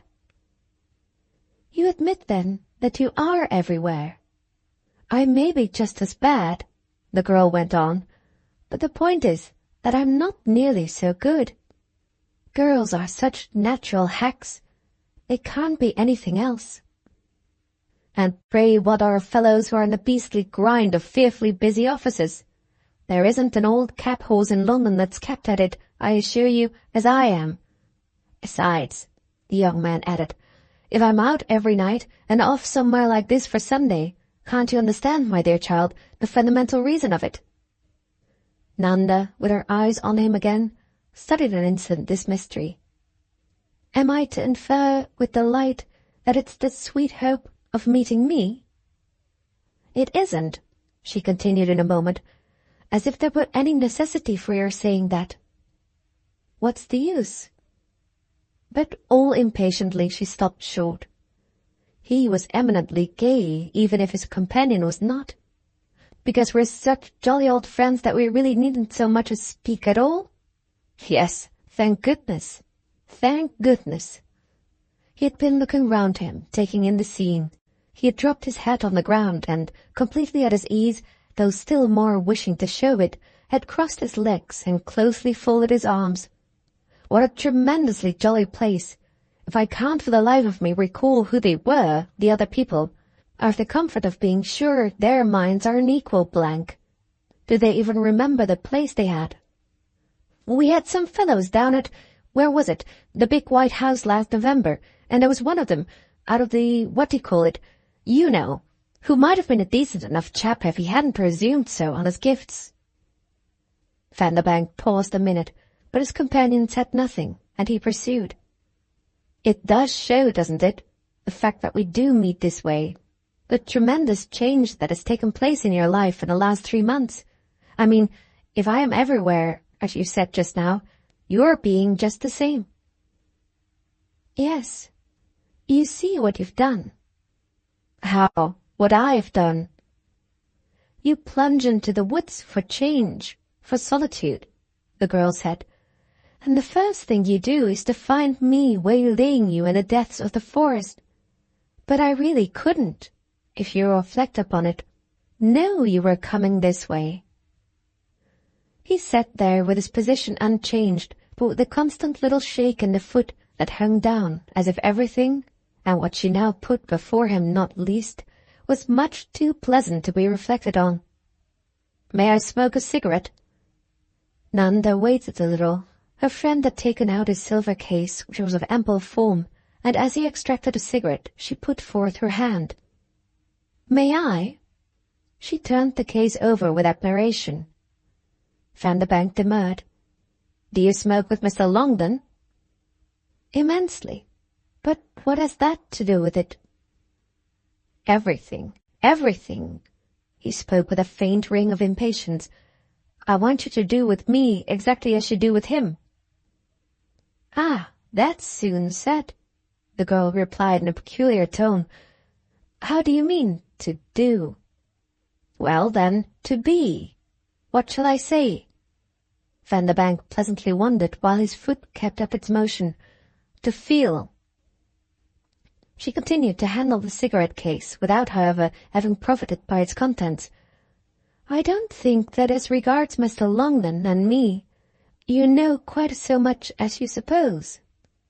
Vanderbank laughed and smoked. "I take for granted he tells me everything." "Ah, but you scarcely take for granted I do." She rubbed her cheek an instant with the polished silver, and again the next moment turned over the case. "This is the kind of one I should like." Her companion glanced down at it. "Why, it holds 20. "Well, I want one that holds 20. Vanderbank only threw out his smoke. "I want so to give you something," he said at last, "that, in my relief at lighting on an object that will do, I will, if you don't look out, give you either that or a pipe." "Do you mean this particular one?" "I've had it for years, but even that one, if you like it." She kept it, continued to finger it. "And by whom was it given you?" At this he turned to her, smiling. "You think I've forgotten that too?" "Certainly you must have forgotten, to be willing to give it away again." "But how do you know it was a present?" "Such things always are. People don't buy them for themselves." She had now relinquished the object, laying it up on the bench, and Vanderbank took it up. "Its origin's lost in the night of time. It has no history except that I've used it." But I assure you that I do want to give you something. I've never given you anything." She was silent a little. "The exhibition you're making," she seriously sighed at last, "of your inconstancy and superficiality. All the relics of you that I've treasured and that I supposed at the time to have meant something." "The relics? Have you a lock of my hair?" Then, as her meaning came to him, "Oh, little Christmas things. Have you really kept them?" "Laid away in a drawer of their own, done up in pink paper." "I know what you're coming to," Vanderbank said. "You've given me things, and you're trying to convict me of having lost the sweet sense of them. But you can't do it. Where my heart's concerned, I'm a walking reliquary. Pink paper? I use gold paper, and the finest of all, the gold paper of the mind." He gave a flip with a fingernail to his cigarette and looked at its quickened fire, after which he pursued very familiarly, with a kindness that of itself qualified the mere humour of the thing. "Don't talk, my dear child, as if you didn't really know me for the best friend you have in the world." As soon as he'd spoken, he pulled out his watch, so that if his words had led to something of a pause, this movement offered a pretext for breaking it. Nanda asked the hour, and, on his replying 5:15, remarked that there would now be tea on the terrace with everyone gathered at it. "Then shall we go and join them?" her companion demanded. He had made, however, no other motion, and when after hesitating she said, "Yes, with pleasure," it was also without a change of position. "I like this," she inconsequently added. "So do I awfully." "Tea on the terrace," Vanderbank went on, "isn't in it. But who's here?" "Oh, everyone. All your set." "Mine? Have I still a set, with the universal vagabondism you accuse me of?" "Well then, Mitchie's, whoever they are." "And nobody of yours?" "Oh yes," Nanda said. "All mine. He must at least have arrived by this time. My set's Mr. Longden," she explained. "He's all of it now." "And where in the world am I?" "Oh, you're an extra. There are always extras." "A complete set and one over?" Vanderbank laughed. "Where then's Tishy?" Charming and grave, the girl thought a moment. "She's in Paris with her mother, on her way to Aix-les-Bains." Then, with impatience, she continued, "You know that's a great deal to say, what you said just now. I mean about your being the best friend I have." "Of course I do, and that's exactly why I said it. You see, I'm not in the least delicate or graceful or shy about it. I just come out with it and defy you to contradict me. Who, if I'm not the best, is a better one?" "Well," Nanda replied, "I feel since I've known Miss Longden that I've almost the sort of friend who makes everyone else not count." "Then, at the end of 3 months, he has arrived at a value for you that I haven't reached in all these years." "Yes," she returned, "the value of my not being afraid of him." Vanderbank, on the bench, shifted his position, turning more to her and throwing an arm over the back. "And you're afraid of me?" "Horribly. Hideously." "Then our happier relations—" "They're just what makes my terror," she broke in. "Particularly abject. Happy relations don't matter. I always think of you with fear." His elbow rested on the back, and his hand supported his head. How awfully curious, if it be true. She had been looking away to the sweet English distance, but at this she made a movement. "Oh, Mr. Van, I'm true." As Mr. Van himself couldn't have expressed at any subsequent time to any interested friend the particular effect upon him of the tone of these words, his chronicler takes advantage of the fact not to pretend to a greater intelligence, to limit himself, on the contrary, to the simple statement that they produced in Mr. Van's cheek a flush just discernible. Fear of what? I don't know. Fear is fear. Yes, I see. He took out another cigarette and occupied a moment in lighting it. Well, kindness is kindness too. That's all one can say. He'd smoked again a while before she turned to him. Have I wounded you by saying that? A certain effect of his flush was still in his smile. It seems to me I should like you to wound me. I did what I wanted a moment ago. He continued with some precipitation. I brought you out handsomely on the subject of Mr. Longden. That was my idea, just to draw you. Well, said Nanda, looking away again, he has come into my life. He couldn't have come into a place where it gives me more pleasure to see him.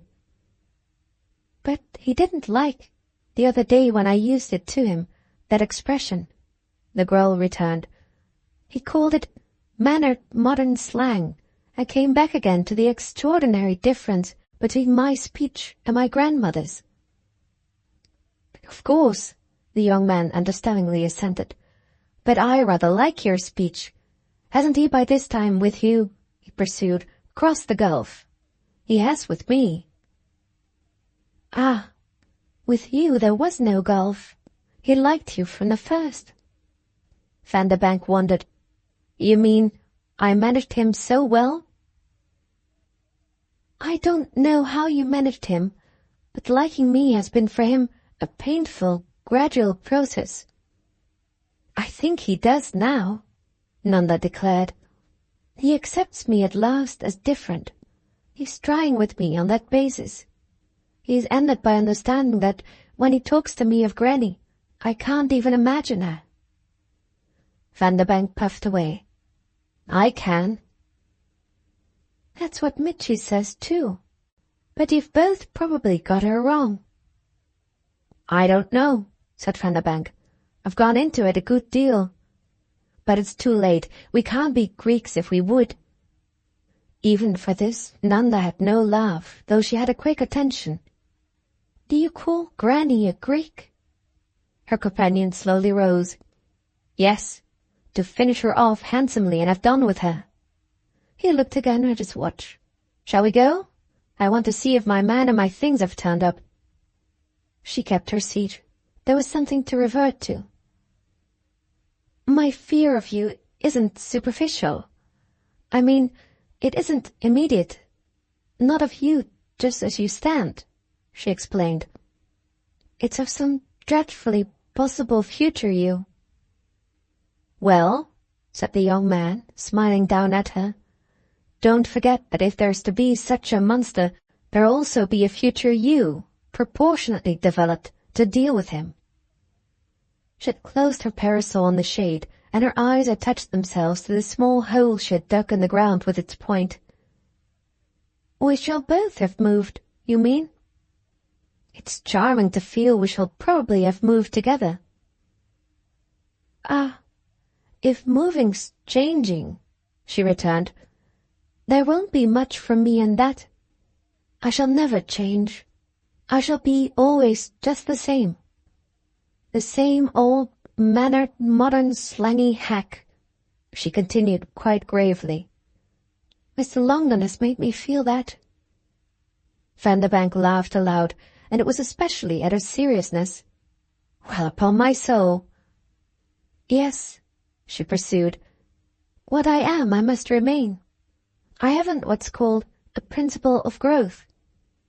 Making marks in the earth with her umbrella, she appeared to cipher it out. I'm about as good as I can be, and about as bad. If Mr. Longden can't make me different, nobody can. Vanderbank could only speak in a tone of high amusement. And he has given up the hope? Yes, though not me altogether. He has given up the hope he originally had. He gives up quickly, in 3 months. Oh, these 3 months, she answered, have been a long time, the fullest, the most important, for what has happened in them, of my life. She still poked at the ground. Then she added, "And all thanks to you." "To me?" Vanderbank couldn't fancy. "Why, for what we were speaking of just now. My being today so in everything, and squeezing up and down, no matter whose staircase. Isn't it one crowded hour of glorious life?" she asked. What preceded it was an age, no doubt, but an age without a name. Vanderbank watched her a little in silence, then spoke quite beside the question. "It's astonishing how at moments you remind me of your mother."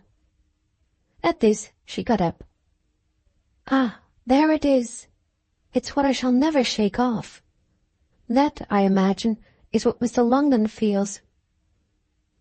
Both on their feet now, as if ready for the others, they yet, and even a trifle awkwardly, lingered. It might in fact have appeared to a spectator that some climax had come, on the young man's part, to some state of irresolution about the utterance of something. What were the words so repeatedly on his lips, yet so repeatedly not sounded? It would have struck our observer that they were probably not those his lips even now actually formed. "Doesn't he perhaps talk to you too much about yourself?" Nanda gave him a dim smile, and he might indeed then have exclaimed on a certain resemblance, a resemblance of expression that had nothing to do with form. It wouldn't have been diminished for him, moreover, by her successful suppression of every sign that she felt his question a little of a snub. The recall he had previously mentioned could, however, as she answered him, only have been brushed away by a supervening sense of his roughness. "It probably isn't so much that as my own way of going on." She spoke with a mildness that could scarce have been so full without being an effort. "Between his patience and my egotism, anything's possible. It isn't his talking, it's his listening." She gave up the point at any rate, as if from softness to her actual companion. "Wasn't it you who spoke to Mamma about my sitting with her? That's what I mean by my debt to you. It's through you that I'm always there. Through you. And perhaps a little through Mitchy." "Oh, through Mitchy. It must have been. More than through me." Vanderbank spoke with the manner of humouring her about a trifle. "Mitchy, delightful man, felt on the subject of your eternal exile, I think, still more strongly." They quitted their place together, and at the end of a few steps became aware of the approach of one of the others, a figure but a few yards off, arriving from the quarter from which Nanda had come. "Ah, Mr. Longden." She spoke with eagerness now. Vanderbank instantly waved his hat. "Dear old boy." "Between you all, at any rate," she said more gaily, "you've brought me down." Vanderbank made no answer till they met their friend, when, by way of greeting, he simply echoed her words. "Between us all, you'll be glad to know, we've brought her down." Mr. Longden looked from one of them to the other. "Where have you been together?" Nanda was the first to respond. "Only talking, on a bench." "Well, I want to talk on a bench." Their friend showed a spirit. "With me, of course." Vanderbank met it with encouragement. The girl said nothing, but Mr. Longden sought her eyes. "No, with Nanda. You must mingle in the crowd." "Ah," their companion laughed, "you two are the crowd." "Well, have your tea first."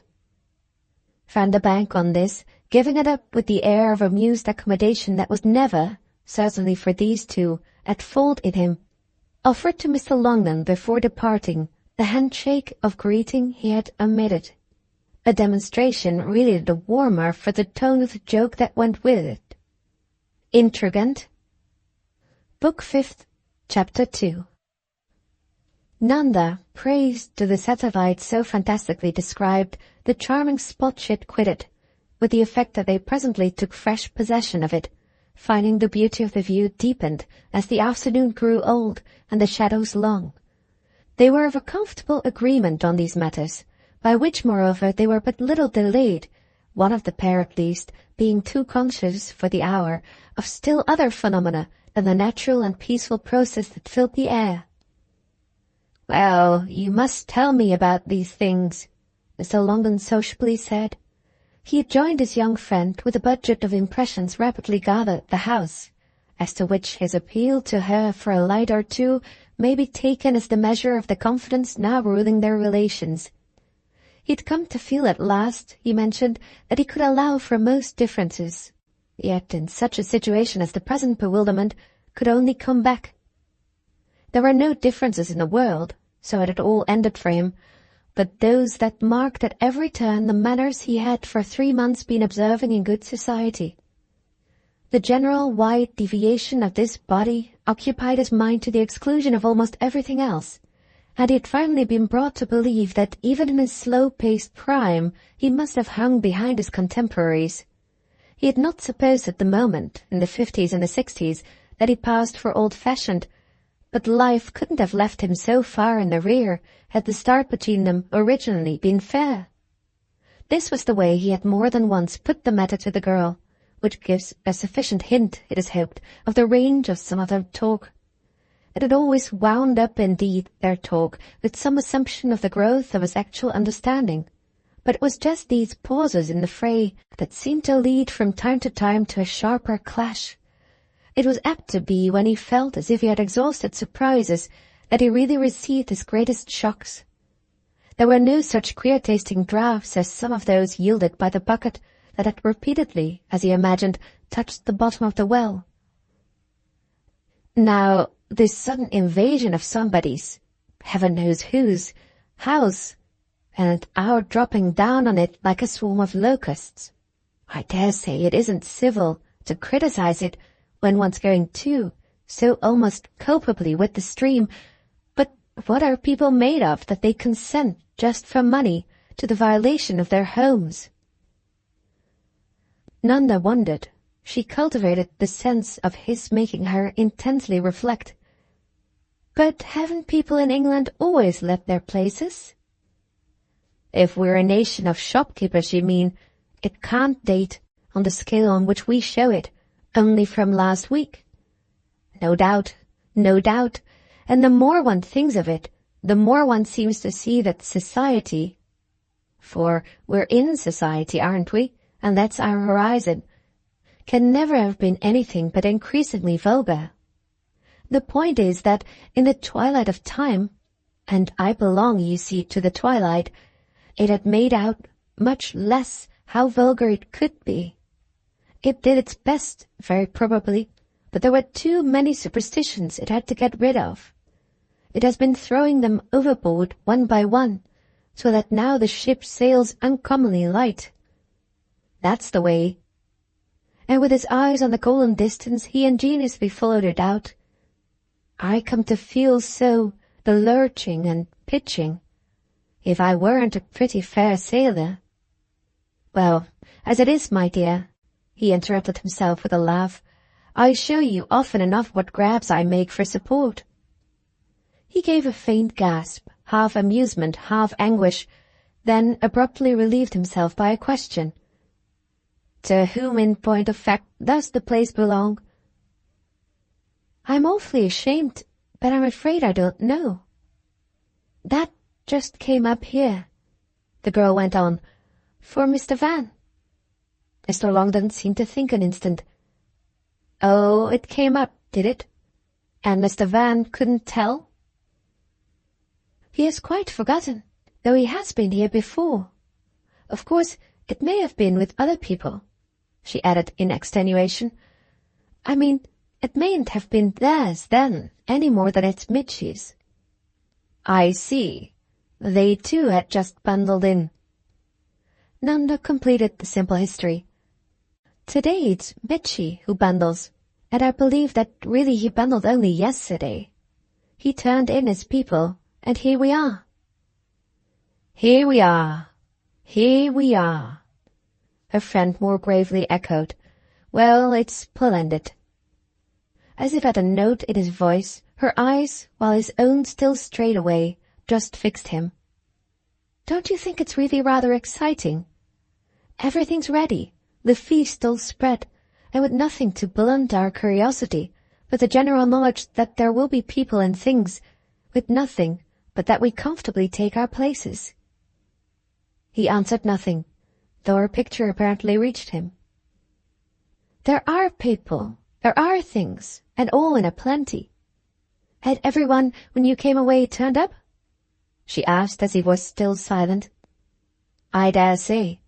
There were some ladies and gentlemen on the terrace whom I didn't know, but I looked only for you and came this way on an indication of your mother's."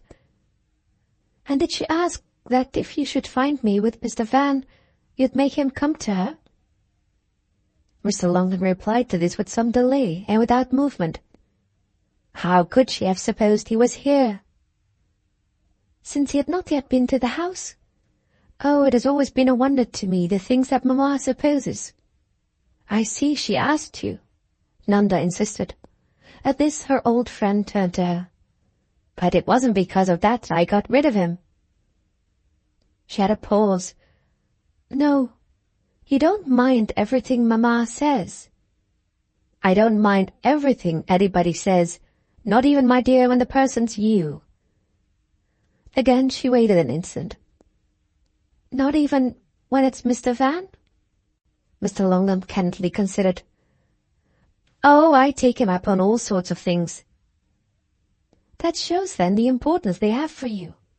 Is he like his grandmother?" the girl pursued. Then, as her companion looked vague, "Wasn't it his grandmother, too, you knew?" He had an extraordinary smile. "His mother?"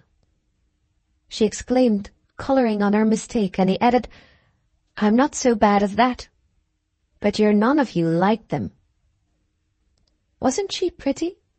Nanda asked. "Very handsome. But it makes no difference. She herself today wouldn't know him." She gave a small gasp. "His own mother wouldn't?" His headshake just failed of sharpness. "No, nor he her. There's a link missing." Then, as if after all she might take him too seriously, "Of course it's I," he more gently moralized, "who have lost the link in my sleep. I've slept half the century. I'm Rip Van Winkle." He went back after a moment to her question. "He's not at any rate like his mother." She turned it over. "Perhaps you wouldn't think so much of her now." "Perhaps not. At all events, my snatching you from Mr. Vanderbank was my own idea." "I wasn't thinking," Nanda said, "of your snatching me. I was thinking of your snatching yourself." "I might have sent you to the house? Well," Mr. Longdon replied, "I find I take more and more the economical view of my pleasures. I run them less and less together. I get all I can out of each." "So now you're getting all you can out of me?" "All I can, my dear, all I can." He watched a little the flushed distance, then mildly broke out, "It is, as you said just now, exciting, but it makes me," and he became abrupt again, "want you, as I've already told you, to come to my place. Not, however, that we may be still more mad together." The girl shared from the bench his contemplation. "Do you call this madness?" Well, he rather stuck to it. "You spoke of it yourself as excitement. You'll make, of course, one of your fine distinctions, but I take it in my rough way as a whirl. We're going round and round." In a minute he had folded his arms with the same closeness Vanderbank had used. In a minute he too was nervously shaking his foot. "Steady, steady. If we sit close we shall see it through. But come down to Suffolk for sanity." "You do mean, then, that I may come alone?"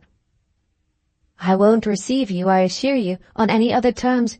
I want to show you," he continued, "what life can give." "Not, of course," he subjoined, "of this sort of thing." "No, you've told me. Of peace." "Of peace," said Mr. Longden. "Oh, you don't know. You haven't the least idea. That's just why I want to show you." Nanda looked as if already she saw it in the distance. "But will it be peace if I'm there? I mean, for you," she added. "It isn't a question of me. Everybody's omelette is made of somebody's eggs. Besides, I think that when we're alone together—" He had dropped for so long that she wondered. "Well, when we are? Why, it will be all right," he simply concluded. "Temples of peace, the ancient used to call them. We'll set up one, and I shall be at least doorkeeper. You'll come down whenever you like." She gave herself to him in her silence more than she could have done in words. "Have you arranged it with Mamma?" she said, however, at last. "I've arranged everything." "She won't want to come?" Her friend's laugh turned him to her. "Don't be nervous. There are things as to which your mother trusts me." "But others as to which not?" Their eyes met for some time on this, and it ended in his saying, "Well, you must help me." Nanda, but without shrinking, looked away again, and Mr. Longden, as if to consecrate their understanding by the air of ease, passed to another subject. "Mr. Mitchett's the most princely host." "Isn't he too kind for anything? Do you know what he pretends?" Nanda went on. "He says in the most extraordinary way that he does it all for me. Takes this great place and fills it with servants and company." "Yes, just so that I may come down for a Sunday or two. Of course, he has only taken it for 3 or 4 weeks, but even for that time it's a handsome compliment. He doesn't care what he does. It's his way of amusing himself. He amuses himself at our expense," the girl continued. "Well, I hope that makes up, my dear, for the rate at which we're doing so at his." "His amusement," said Nanda, "is to see us believe what he says." Mr. Longden thought a moment. "Really, my child, you're most acute." "Oh, I haven't watched life for nothing. Mitchy doesn't care," she repeated. Her companion seemed divided between a desire to draw and a certain fear to encourage her. "Doesn't care for what?" She considered an instant, all coherently, and it might have added to Mr. Longden's impression of her death. "Well, for himself. I mean, for his money. For anything anyone may think. For Lord Petherton, for instance, really at all. Lord Petherton thinks he has helped him. Thinks, that is, that Mitchy thinks he has. But Mitchy's more amused at him than at anybody else. He takes everyone in." "Everyone but you?" "Oh, I like him." "My poor child, you're of a profundity," Mr. Longden murmured. He spoke almost uneasily, but she was not too much alarmed to continue lucid. "And he likes me, and I know just how much, and just how little. He's the most generous man in the world. It pleases him to feel that he's indifferent and splendid. There are so many things it makes up to him for." The old man listened with attention, and his young friend, conscious of it, proceeded as on ground of which he knew every inch. "He's the son, as you know, of a great bootmaker, to all the court of Europe, who left him a large fortune, which had been made, I believe, in the most extraordinary way, by building speculations as well." "Oh, yes, I know. It's astonishing," her companion sighed. "That he should be of such extraction?" "Well, everything. That you should be talking as you are. That you should have watched life, as you say, to such purpose. That we should any of us be here. Most of all, that Mr. Mitchett himself should. That your grandmother's daughter should have brought her daughter." "To stay with a person," Nanda took it up as, apparently out of delicacy, he fairly failed, "whose father used to take the measure, down on his knees on a little mat, as Mamma says, of my grandfather's remarkably large foot." Yes, we none of us mind. Do you think we should? Nanda asked. Mr. Longan turned it over. I'll answer you by a question. Would you marry him? Never. Then, as if to show there was no weakness in her mildness, never, never, never, she repeated. And yet I dare say you know. But Mr. Longan once more faltered. His scruple came uppermost. You don't mind my speaking of it? Of his thinking he wants to marry me? Not a bit. I positively enjoy telling you there's nothing in it. Not even for him? Nanda considered. Not more than is made up to him by his having found out through talks and things, which mightn't otherwise have occurred, that I do like him. I wouldn't have come down here if I hadn't liked him. Not for any other reason? Mr. Longan put it gravely. Not for your being here, do you mean? He delayed. Me and other persons? She showed somehow that she wouldn't flinch. You weren't asked till after you'd made sure I'd come. We've become, you and I, she smiled, one of the couples who were invited together. These were couples his speculative eyes seemed to show he didn't even yet know about, and if he mentally took them up a moment, it was all promptly to drop them. I don't think you stated quite strongly enough, you know. That Mitchie is hard hit. He states it so strongly himself that it will surely do for both of us. I'm a part of what I just spoke of, his indifference and magnificence. It's as if he could only afford to do what's not vulgar. He might perfectly marry a duke's daughter, but that would be vulgar, would be the absolute necessity and ideal of 9 out of 10 of the sons of shoemakers made ambitious by riches. Mitchie says, no, I take my own line. I go in for a beggar maid. And it's only because I'm a beggar maid that he wants me. But there are plenty of other beggar maids, Mr. Longan objected. Oh, I admit I'm the one he least dislikes.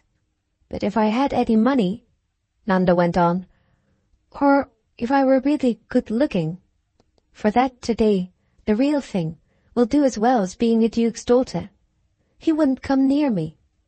And I think that ought to settle it. Besides, he must marry Aggie. She's a beggar maid too, as well as an angel, so there's nothing against it. Mr. Longan stared, but even in his surprise seemed to take from the swiftness with which he made him move over the ground a certain agreeable glow. Does Aggie like him? She likes everyone. As I say, she's an angel, but a real one. The kindest man in the world, therefore the proper husband for her. If Mitchie wants to do something thoroughly nice, she declared with the same high competence, he'll take her out of her situation, which is awful. Mr. Longan looked graver. In what way awful? Why, don't you know? His eye was now cold enough to give her in her chill a flurried sense that she might displease him least by a graceful lightness. The Duchess and Lord Petherton are like you and me. Is it a conundrum? He was serious indeed. They're one of the couples who are invited together. But his face reflected so little success for her levity that it was in another tone she presently added, Mitchie really oughtn't. Her friend, in silence, fixed his eyes on the ground, an attitude in which there was something to make her strike rather wild. But, of course, kind as he is, he can scarcely be called particular. He has his ideas. He thinks nothing matters. He says we've all come to a pass that's the end of everything. Mr. Longan remained mute a while, and when he at last raised his eyes, it was without meeting Nanda's, and with some dryness of manner. The end of everything? One might easily receive that impression. He again became mute, and there was a pause between them of some length, accepted by Nanda with an anxious stillness that it might have touched a spectator to observe. She sat there as if waiting for some further sign, only wanting not to displease her friend, yet unable to pretend to play any part, and with something in her really that she couldn't take back now, something involved in her original assumption that there was to be a kind of intelligence in their relation. "I dare say," she said at last, "that I make allusions you don't like, but I keep forgetting." He waited a moment longer, then turned to her with a look rendered a trifle strange by the way it happened to reach over his glasses. It was even austerer than before. "Keep forgetting what?" She gave, after an instant, a faint, feeble smile, which seemed to speak of helplessness, and which, when at rare moments it played in her face, was expressive from her positive lack of personal, superficial diffidence. "Well, I don't know." It was as if appearances became at times so complicated that, so far as helping others to understand was concerned, she could only give up. "I hope you don't think I want you to be with me as you wouldn't be, so to speak, with yourself. I hope you don't think I don't want you to be frank. If you were to try to appear to me anything—" He ended in simple sadness. That, for instance, would be so little what he should like. "Anything different, you mean, from what I am? That's just what I've thought from the first. One's just what one is, isn't one? I don't mean so much," she went on, "in one's character or temper, for they have, haven't they, to be what's called properly controlled, as in one's mind, and what one sees and feels, and the sort of thing one notices." Nanda paused an instant, then, "There you are," she simply but rather desperately brought out. Mr. Longdon considered this with visible intensity. "What you suggest is that the things you speak of depend on other people." "Well, everyone isn't so beautiful as you." She had met him with promptitude, yet no sooner had she spoken than she appeared again to encounter a difficulty. "But there it is. Am I just saying even that? Oh, how I always knew, as I've told you before, whenever I'm different. I can't ask you to tell me the things Granny would have said, because that's simply arranging to keep myself back from you, and so being nasty and underhand, which you naturally don't want, nor I either. Nevertheless, when I say the things she wouldn't, then I put before you too much for your liking it, what I know and see and feel. If we're both partly the result of other people, her other people were so different." The girl's sensitive boldness kept it up, but there was something in her that pleaded for patience. "And yet, if she had you, so I've got you too. It's the flattery of that, or the sound of it, I know, that must be so unlike her. Of course, it's awfully like Mother. Yet it isn't as if you hadn't already let me see, is it, that you don't really think me the same?" Again she stopped a minute, as to find her scarce possible way with him, and again for the time he gave no sign. She struck out once more with her strange cool limpidity. "Granny wasn't the kind of girl she couldn't be, and so neither am I." Mr. Longdon had fallen, while she talked, into something that might have been taken for a conscious temporary submission to her. He had uncrossed his fidgety legs, and, thrusting them out with the feet together, sat looking very hard before him, his chin sunk on his breast, and his hands, clasped as they met, rapidly twirling their thumbs. So he remained for a time that might have given his young friend the sense of having made herself right for him, so far as she'd been wrong. He still had all her attention, just as previously she had had his, but while he now simply gazed and thought, she watched him with a discreet solicitude that would almost have represented him as a near relative whom she supposed unwell. At the end he looked round, and then, obeying some impulse that had gathered in her while they sat mute, she put out to him the tender hand she might have offered to a sick child. They'd been talking about frankness, but she showed a frankness in this instance that made him perceptibly colour. To that in turn, however, he responded only the more completely, taking her hand and holding it, keeping it a long minute during which their eyes met, and something seemed to clear up that had been too obscure to be dispelled by words. Finally, he brought out, as if, though it was what he had been thinking of, her gesture had most determined him, "I wish immensely you'd get married." His tone betrayed so special a meaning that the words had a sound of suddenness. Yet there was always in Nanda's face that odd preparedness of the young person who has unlearned surprise through the habit in company of studiously not compromising her innocence by blinking at things said. "How can I?" she asked, but appearing rather to take up the proposal than to put it by. "Can't you? Can't you?" He spoke pressingly and kept her hand. She shook her head slowly, markedly, on which he continued, "You don't do justice to Mr. Mitchie." She said nothing, but her look was there, and it made him resume, "Impossible?" "Impossible." At this, letting her go, Mr. Longden got up. He pulled out his watch. "We must go back." She had risen with him, and they stood face to face in the faded light, while he slipped the watch away. "Well, that doesn't make me wish it any less." "It's lovely of you to wish it, but I shall be one of the people who don't." "I shall be at the end," said Nanda, "one of those who haven't." "No, my child," he returned gravely, "you shall never be anything so sad." "Why not, if you've been?" He looked at her a little, quietly, and then, putting out his hand, passed her own into his arm. "Exactly because I have." Book 5th, The Duchess, Chapter 3. "Would you," the Duchess said to him the next day, "be for 5 minutes awfully kind to my poor little niece?"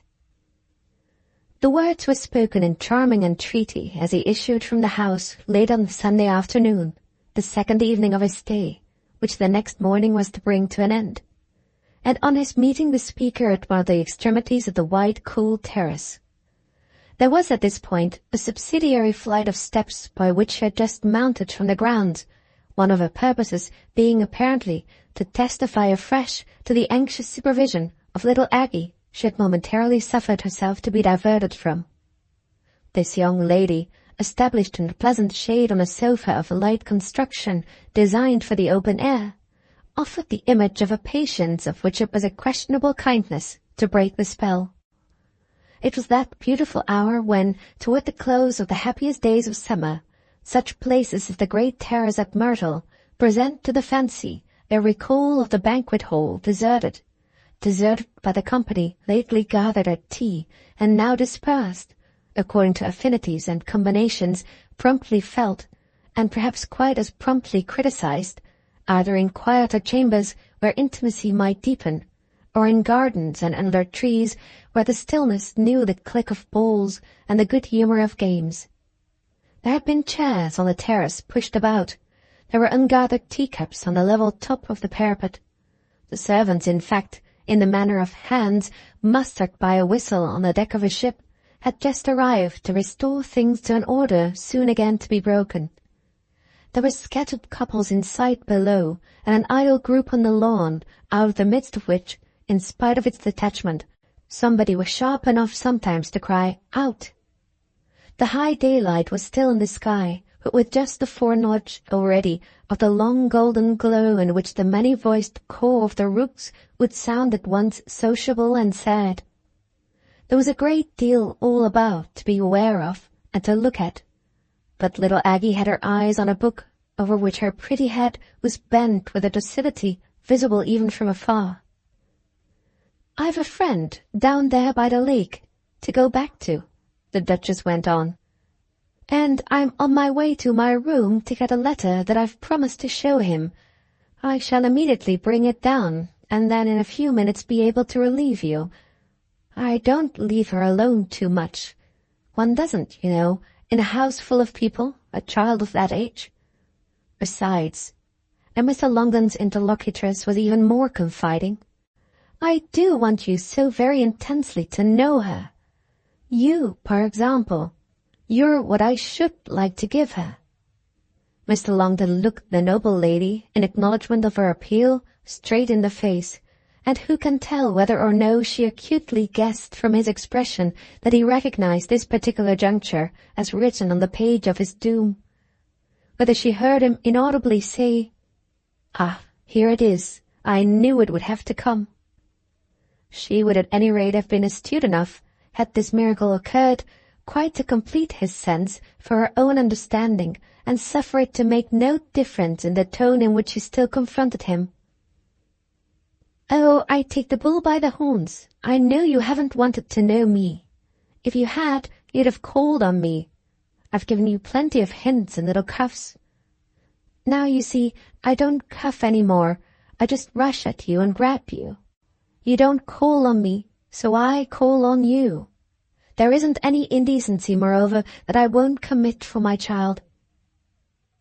Mr. Longden's impenetrability crashed like glass at the elbow touch of this large, handsome, practised woman who walked for him like some brazen pagan goddess in a cloud of queer legend. He looked off at her child, who, at a distance and not hearing them, had not moved. "I know she's a great friend of Nanda's." "Has Nanda told you that?" "Often, taking such an interest in her." "I'm glad she thinks so, then, though really her interests are so various. But come to my baby. I don't make her come," she explained as she swept him along, "because I want you just to sit down by her there and keep the place, as one may say." "Well, for whom?" he demanded as she stopped. It was her step that had checked itself as well as her tongue, and again, suddenly, they stood quite consciously and vividly opposed. "Can I trust you?" the Duchess brought out. Again, then, she took herself up. "But as if I weren't already doing it. It's because I do trust you so utterly that I haven't been able any longer to keep my hands off you. The person I want the place for is none other than Mitchy himself, and half my occupation now is to get it properly kept for him. Lord Petherton's immensely kind, but Lord Petherton can't do everything. I know you really like our host." Mr. Longden at this interrupted her with a sudden coldness. "How, may I ask, do you know it?" But with a brazen goddess to deal with, this personage had to fix him but an instant. "Because, you dear honest man, you're here. You wouldn't be if you hated him, for you don't practically condone." This time he broke in with his eyes on the child. "I feel, on the contrary, I assure you, that I condone a great deal." "Well, don't boast of your cynicism," she laughed, "till you are sure of all it covers. Let the right thing for you be," she went on, "that Nanda herself wants it." "Nanda herself?" He continued to watch little Aggie, who had never yet turned her head. "I'm afraid I don't understand you." She swept him on again. "I'll come to you presently and explain. I must get my letter for Petherton, after which I'll give up Mitchy, whom I was going to find, and since I've broken the ice, if it isn't too much to say to such a polar bear, I'll show you le fond de ma pensée. Baby, darling," she said to her niece, "keep Mr. Longden. Show him," she benevolently suggested, "what you've been reading." Then again to her fellow guest, as arrested by this very question, "Caro signora, have you a possible book?" Little Aggie had got straight up and was holding out her volume, which Mr. Longden, all curtsy for her, glanced at. "Stories from English history. Oh." His ejaculation, though vague, was not such as to prevent the girl from venturing gently, "Have you read it?" Mr. Longden, receiving her pure little smile, showed he felt he had never so taken her in as at this moment, as well as also that she was a person with whom he should truly get on. "I think I must have." Little Aggie was still more encouraged, but not to the point of keeping anything back. "It hasn't any author. It's anonymous." The Duchess borrowed, for another question to Mr. Longden, not a little of her gravity. "Is it all right?" "I don't know." His answer was to Aggie. "There have been some horrid things in English history." "Oh, horrid. Haven't there?" Aggie, whose speech had the prettiest, faintest foreignness, sweetly and eagerly quavered. "Well, darling, Mr. Longden will recommend to you some nice historical work, for we love history, don't we, that leaves the horrors out. We like to know," the Duchess explained to the authority she invoked, "the cheerful, happy, right things. There are so many after all, and this is the place to remember them. À tantôt." As she passed into the house by the nearest of the long windows that stood open, Mr. Longden placed himself beside her little charge, whom he treated for the next 10 minutes with an exquisite curtsy.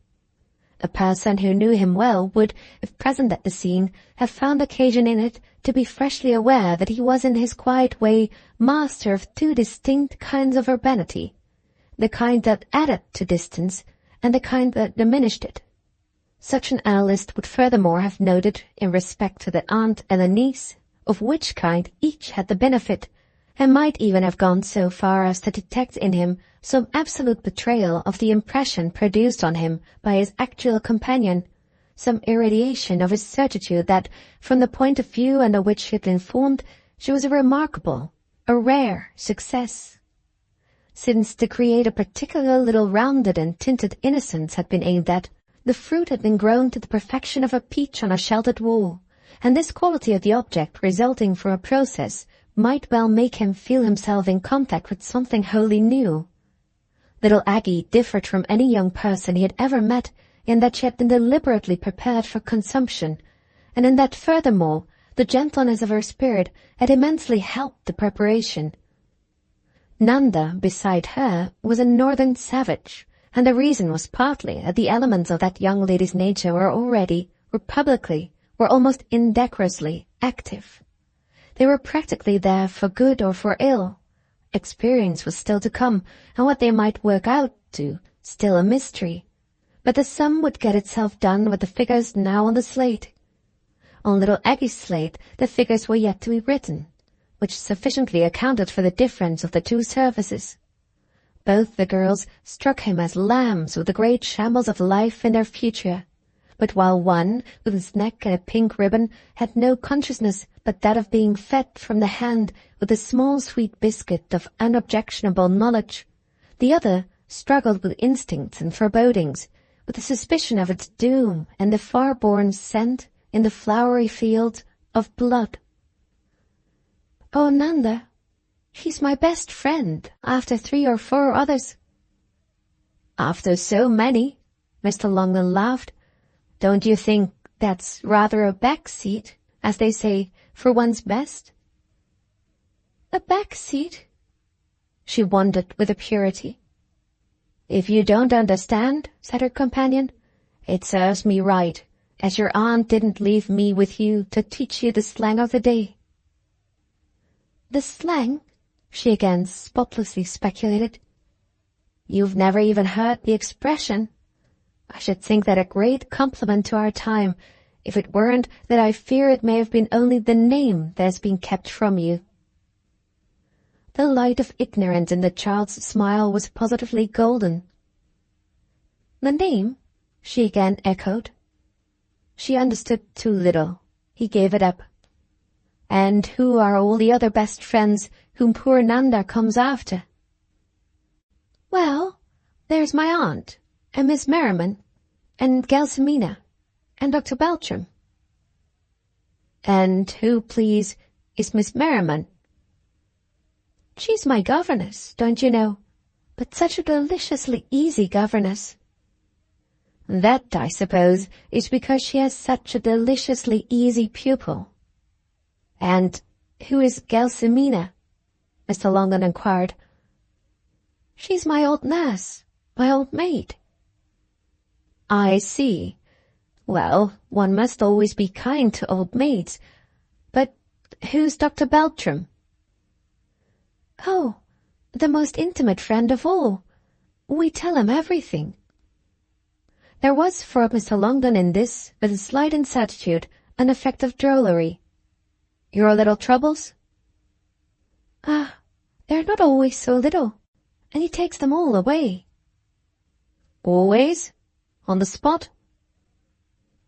Sooner or later, said little Aggie with serenity. But why not? Why not indeed? He laughed. It must be very plain sailing. Decidedly she was, as Nanda had said, an angel, and there was a wonder in her possession on this footing of one of the most expressive little faces that even her expressive race had ever shown him. Formed to express everything, it scarce expressed as yet even a consciousness. All the elements of play were in it, but they had nothing to play with. It was a rest, moreover, after so much that he had lately been through, to be with a person for whom questions were so simple. But he sounds all the same like the kind of doctor whom, as soon as one hears of him, one wants to send for. The young girl had at this a small light of confusion. Oh, I don't mean he's a doctor from medicine. He's a clergyman, and my aunt says he's a saint. I don't think you've many in England, little Aggie continued to explain. Many saints? I'm afraid not. Your aunt's very happy to know one. We should call Dr. Beltram in England a priest. Oh, but he's English, and he knows everything we do, and everything we think. We? Your aunt, your governess and your nurse? With a varied wealth of knowledge. Ah, Miss Merriman and Gelsomina tell him only what they like. And do you and the Duchess tell him what you don't like? Oh, often, but we always like him, no matter what we tell him, and we know that just the same he always likes us. I see then, of course, said Mr. Longden, very gravely now, what a friend he must be. So it's after all this, he continued a moment, that Nanda comes in. His companion had to consider, but suddenly she caught assistance. This one, I think, comes before. Lord Petherton, arriving apparently from the garden, had drawn near, unobserved by Mr. Longden, and the next moment was within hail. I see him very often, she continued, oftener than Nanda. Oh, but then Nanda. And then, till Aggie wound up, Mr. Mitchie. Oh, I'm glad he comes in, Mr. Longden returned, though rather far down in the list. Lord Petherton was now before them, there being no one else on the terrace to speak to, and, with the odd look of an excess of physical power that almost blocked the way, he seemed to give them in the flare of his big teeth the benefit of a kind of brutal geniality. It was always to be remembered for him that he could scarce show without surprising you an adjustment to the smaller conveniences, so that when he took up a trifle, it was not perforce in every case the sign of an uncanny calculation. When the elephant in the show plays the fiddle, it must be mainly with the presumption of consequent apples, which was why, doubtless, this personage had half the time the air of assuring you that, really civilized as his type had now become, no apples were required. Mr. Longden viewed him with a vague apprehension, and as if quite unable to meet the question of what he would have called for such a personage the social responsibility. Did this specimen of his class pull the tradition down, or did he just take it where he found it, in the very different place from that in which, on ceasing so long ago to go out, Mr. Longden had left it? Our friend doubtless averted himself from the possibility of a mental dilemma. If the man didn't lower the position, was it the position, then, that let down the man? Somehow he wasn't positively up. more evidence would be needed to decide. Yet it was just of more evidence that one remained rather in dread. Lord Petherton was kind to little Aggie, kind to her companion, kind to everyone, after Mr. Longden had explained that she was so good as to be giving him the list of her dear friends. "I'm only a little dismayed," the elder man said, "to find Mr. Midgett at the bottom." "Oh, but it's an awfully short list, isn't it? If it consists only of me and Mitchie, he's not so very long down. We don't allow her very many friends. We look out too well for ourselves." He addressed the child as on an easy jocose understanding. "Is the question, Aggie, whether we shall allow you Mr. Longden? Won't that rather do for us, for Mitchie and me? I say, Duchess," he went on as this lady reappeared, "are we going to allow her Mr. Longden, and do we quite realize what we're about? We mount guard awfully, you know." He carried the joke back to the person he had named. "We sift and we sort, we pick the candidates over, and I should like to hear anyone say that in this case at least I don't keep a watch on my taste. Oh, we close in." The Duchess, the object of her quest in her hand, had come back. "Well then, Mr. Longden will close with us. You'll consider henceforth that he's as safe as yourself. Here's the letter I wanted you to read, with which you'll please take a turn in strict charge of the child, and then restore her to us. If you don't come, I shall know you've found Mitchie and shall be at peace. Go, little heart," she continued to the child, "but leave me your book to look over again. I don't know that I'm quite sure." She sent them off together, but had a grave protest as her friend put out his hand for the volume. "No, Petherton, not for books. For her reading I can't say I do trust you. But for everything else, quite," she declared to Mr. Longden with a look of conscientious courage as their companion withdrew. "I do believe," she pursued in the same spirit, "in a certain amount of intelligent confidence. Really nice men are steadied by the sense of your having had it. But I wouldn't," she added gaily, "trust him all round." Book 5th, The Duchess, Chapter 4. Many things at Myrtle were strange for her interlocutor, but nothing perhaps as yet had been so strange as the sight of this arrangement for little Aggie's protection, an arrangement made in the interest of her remaining as a young person of her age and her monde, so her aunt would have put it, should remain. The strangest part of the impression, too, was that the provision might really have its happy side, and his lordship understand definitely better than anyone else his noble friend's whole theory of perils and precautions. The child herself, the spectator of the incident was sure enough, understood nothing, but the understandings that surrounded her, filling all the air, made it a heavier compound to breathe than any Mr. Longden had yet tasted. This heaviness had grown for him through the long, sweet summer day, and there was something in his at last finding himself ensconced with the Duchess that made it supremely oppressive. The contact was one that, none the less, he would not have availed himself of a decent pretext to avoid. With so many fine mysteries playing about him, there was relief at the point he had reached, rather than alarm, in the thought of knowing the worst, which it pressed upon him somehow that the Duchess must not altogether know, but must in any relation quite naturally communicate. It fluttered to him rather that the person who had an understanding with Lord Petherton should so single him out as to wish for one also with himself. Such a person must either have great variety of mind, or have a wonderful idea of his variety. It was true indeed that Mr. Midgett must have the most extraordinary understanding, and yet with Mr. Midgett he now found himself quite pleasantly at his ease.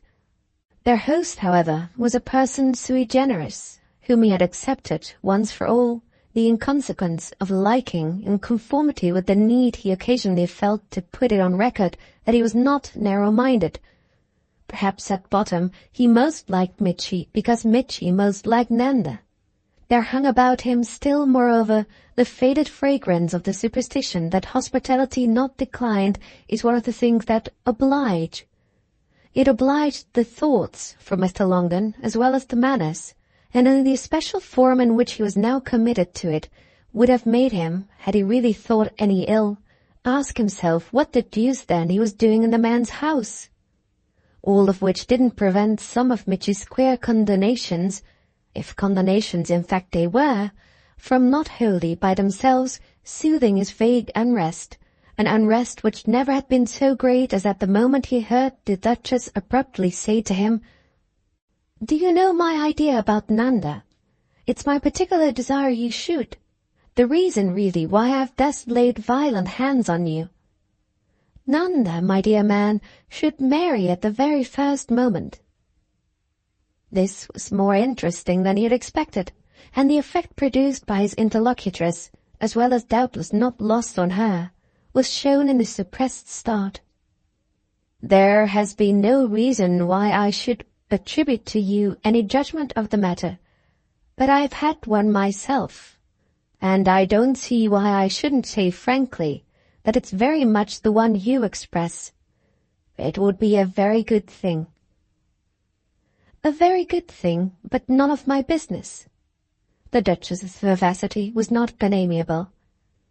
It was on this circumstance that her companion for an instant perhaps meditated. "It's probably not in my interest to say that. I should give you too easy a retort. It would strike anyone as quite as much your business as mine." "Well, it ought to be somebody's, you know. One would suppose it to be her mother's, her father's. But in this country the parents are even more emancipated than the children. Suppose, really, since it appears to be nobody's affair, that you and I do make it ours. We needn't, either of us," she continued, "be concerned for the other's reasons, though I'm perfectly ready, I assure you, to put my cards on the table. You've your feelings, we know they're beautiful. I, on my side, have mine, for which I don't pretend anything but that they're strong. They can dispense with being beautiful when they're so perfectly settled. Besides, I may mention, they're rather nice than otherwise. Edward and I have a cousinage, though for all he does to keep it up. If he leaves his children to play in the street, I take it seriously enough to make an occasional dash for them before they're run over. And I want for Nanda simply the man she herself wants. It isn't as if I wanted for her a dwarf or a hunchback or a coureur or a drunkard. Vandemank's a man whom any woman, don't you think, might be, whom more than one woman is, glad of for herself. Beau comme le jour, awfully conceited and awfully patronizing, but clever and successful, and yet liked, and without, so far as I know, any of the terrific appendages which in this country so often diminish the value of even the pleasantest people. He hasn't 5 horrible unmarried sisters for his wife to have always on a visit. The way your women don't marry is the ruin here of society, and I've been assured in good quarters, though I don't know so much about that, the ruin also of conversation and of literature. Isn't it precisely just a little to keep Nanda herself from becoming that kind of appendage? Say to poor Harold, say one of these days to her younger brother and sister. Let friends like you and me feel the importance of bestirring ourselves in time. Of course, she's supposedly young, but she's really any age you like. Your London world so fearfully batters and bruises them. She had gone fast and far, but it had given Mr. Longden time to feel himself well afloat. There were so many things in it all to take up that he laid his hand, of which he was not unconscious, the feebleness exposed him, on the nearest. "Why, I'm sure her mother, after 20 years of it, is fresh enough." "Fresh? You find Mrs. Brooke fresh?" The Duchess had a manner that, in its all-knowingness, rather humiliated than encouraged, but he was all the more resolute for being conscious of his own reserves. "It seems to me it's fresh to look about 30. "That indeed would be perfect. But she doesn't. She looks about 3. She simply looks a baby." "Oh, Duchess, you're really too particular," he retorted, feeling that, as the trodden worm will turn, anxiety itself may sometimes tend to it. She met him in her own way. "I know what I mean. My niece is a person I call fresh. It's warranted, as they say in the shops. Besides," she went on, "if a married woman has been knocked about, that's only a part of her condition. Elle l'ayant voulu. And if you're married, you're married. It's the smoke, or call it the soot, of the fire. You know yourself," she roundly pursued, "that Nanda's situation appalls you." "Oh, appalls," he restrictively murmured. It even tried a little his companion's patience. "There you are, you English. You'll never face your own music. It's amazing what you'd rather do with a thing. Anything not to shoot at or to make money with, than look at its meaning. If I wished to save the girl as you wish it, I should know exactly from what." "But why differ about reasons," she asked, "when we're at one about the fact? I don't mention the greatest of Vanderbank's merits," she added, "his having so delicious a friend. By whom, let me hasten to assure you," she laughed, "I don't in the least mean Mrs. Brooke. She is delicious if you like, but believe me when I tell you, caro mio, if you need to be told, that for effective action on him you're worth 20 of her." What was most visible in Mr. Longden was that, however it came to him, he had rarely before, all at once, had so much given him to think about. Again, the only way to manage was to take what came uppermost. "By effective action, you mean action on the matter of his proposing for Nanda?" The Duchess's assent was noble. "You can make him propose. You can make, the sure thing of it. You can doter the bride." Then, as with the impulse to meet benevolently and more than halfway her companion's imperfect apprehension, "You can settle on her something that will make her a partie." His apprehension was perhaps imperfect, but it could still lead somehow to his flushing all over, and this demonstration the Duchess as quickly took into account. "Poor Edward, you know, won't give her a penny." Decidedly she went fast, but Mr. Longden in a moment had caught up. "Mr. Vanderbank, your idea would require on the part of his wife something of that sort?" "Pray, who wouldn't, in the world we all move in, require it quite as much? Mr. Vanderbank, I'm assured, has no means of his own at all, and if he doesn't believe in impecunious marriages, it's not I who shall be shocked at him. For myself, I simply despise them. He has nothing but a poor official salary. If it's enough for one, it would be little for two, and would be still less for half a dozen. They're just the people to have, that blessed pair, a fine old English family." Mr. Longden was now fairly abreast of it. "What it comes to, then, the idea you're so good as to put before me, is to bribe him to take her." The Duchess remained bland, but she fixed him. "You say that as if you were scandalized, but if you try Mr. Van with it, I don't think he'll be. And he won't persuade me," she went on finally, "that you haven't yourself thought of it." She kept her eyes on him, and the effect of them, soon enough visible in his face, was such as presently to make her exult at her felicity. "You're of a limpidity, dear man. You've only to be said bow to, and you confess. Consciously or unconsciously. The former, really, I'm inclined to think. You've wanted him for her." She paused an instant to enjoy her triumph, after which she continued, "And you've wanted her for him. I make you out, you'll say, for I see you coming, one of those horrible benevolent busybodies who are the worst of the class, but you've only to think a little, if I may go so far, to see that no making at all is required. You've only one link with the Brookes, but that link is golden. How can we, all of us, by this time, not have grasped and admired the beauty of your feeling for Lady Julia? There it is. I make you wince. To speak of it is to profane it. Let us by all means not speak of it then, but let us act on it. He had at last turned his face from her, and it now took in, from the vantage of his high position, only the loveliness of the place and the hour, which included a glimpse of Lord Peloton and little Aggie, who, down in the garden, slowly strolled in familiar union. Each had a hand in the other's, swinging easily as they went. Their talk was evidently of flowers and fruits and birds. It was quite like father and daughter. One could see half a mile off, in short, that they weren't flirting. Our friend's bewilderment came in odd, cold gusts. These were unreasoned and capricious. One of them, at all events, during his companion's pause, must have roared in his ears. Was it not therefore through some continuance of the sound that he heard her go on speaking? "Of course, you know the poor child's own condition." It took him a good while to answer.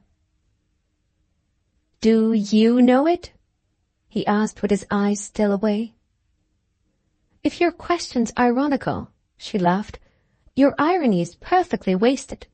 I should be ashamed of myself if, with my relationship and my interest, I hadn't made sure. Nanda's fairly sick as a little cat with her passion." It was with an intensity of silence that he appeared to accept this. He was even so dumb for a minute that the oddity of the image could draw from him no natural sound. The Duchess once more, accordingly, recognized an occasion. "It has doubtless already occurred to you that, since your sentiment for the living is the charming fruit of your sentiment for the dead, there would be a sacrifice to Lady Julia's memory more exquisite than any other." At this, finally, Mr. Longden turned. "The effort, on the lines you speak of, for Nanda's happiness." She fairly glowed with hope. "And by the same token such a piece of poetic justice, quite the loveliest it would be, I think, one had ever heard of." So, for some time more, they sat confronted. "I don't quite see your difficulty," he said at last. "I do happen to know, I confess, that Nanda herself extremely desires the execution of your project." His friend's smile betrayed no surprise at this effect of her eloquence. "You're bad at dodging. Nanda's desire is inevitably to stop off for herself every question of anyone but Vanderbank. If she wants me to succeed in arranging with Mr. Mitchett, can you ask for a plainer sign of her private predicament? But your signs enough, I see." She caught herself up. "We may take them all for granted. I've known perfectly from the first that the only difficulty would come from our mother, but also that would be stiff." The movement with which Mr. Longden removed his glasses might have denoted a certain fear to participate in too much of what the Duchess had known. "I've not been ignorant that Mrs. Brookenham favours Mr. Mitchett." But he was not to be let off with that. "Then you've not been blind, I suppose, to her reason for doing so." He might not have been blind, but his vision at this scarce showed sharpness, and it determined in his interlocutress the shortest of shortcuts. "She favours Mr. Mitchett because she wants old Van herself." He was evidently conscious of looking at her hard. "In what sense, herself?" "Ah, you must supply the sense. I can give you only the fact, and it's the fact that concerns us." "Voyons," she almost impatiently broke out, "don't try to create unnecessary obscurities by being unnecessarily modest. Besides, I'm not touching your modesty. Supply any sense whatever that may miraculously satisfy your fond English imagination. I don't insist in the least on a bad one. She does want him herself. That's all I say." "Pourquoi faire, you ask, or rather, being too shy, don't ask, but would like to, if you dared, or didn't fear I'd be shocked. I can't be shocked, but frankly I can't tell you either. The situation belongs, I think, to an order I don't understand. I understand either one thing or the other. I understand taking a man up or letting him alone. But I don't really get it, Mrs. Brooke. You must judge at any rate for yourself.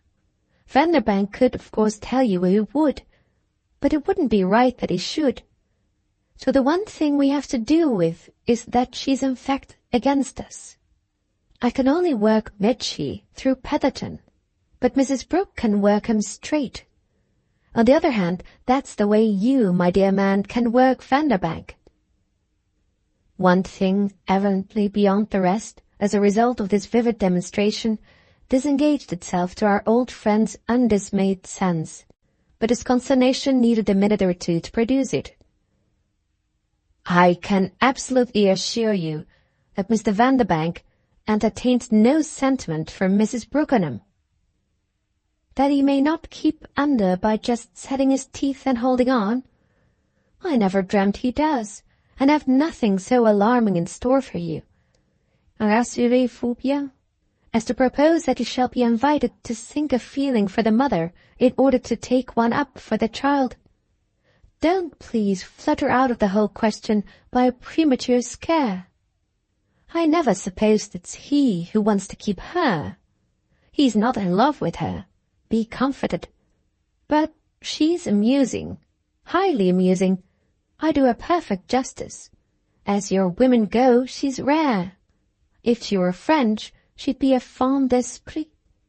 She has invented a nuance of her own, and she's done it all by herself. For Edward figures in her drawing-room only as one of those queer extinguishers of fire in the corridors of hotels. He's just a bucket on a peg. The men, the young and the clever ones, find it a house, and heaven knows they're right, with intellectual elbow-room, with freedom of talk.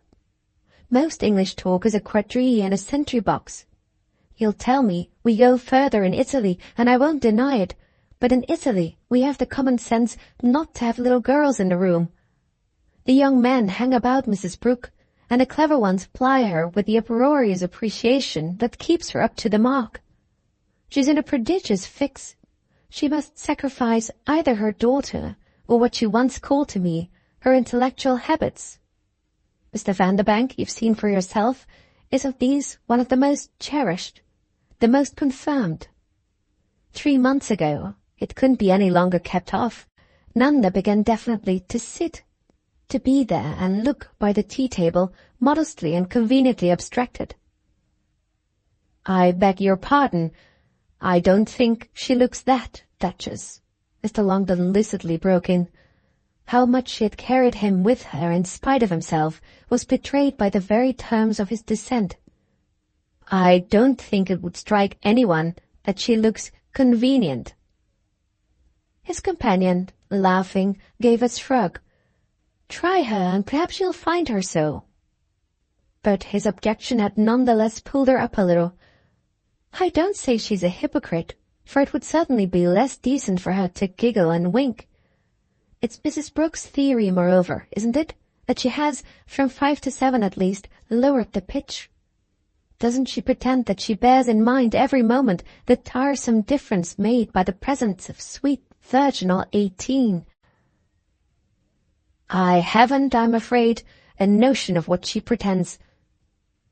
Mr. Longdon had spoken with a curtness to which his friend's particular manner of overlooking it only added significance.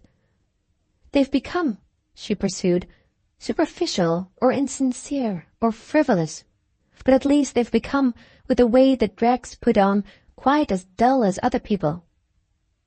He showed no sign of taking this up. Instead of it, he said abruptly, But if it isn't Mr. Mitchett's own idea— His fellow visitor barely hesitated.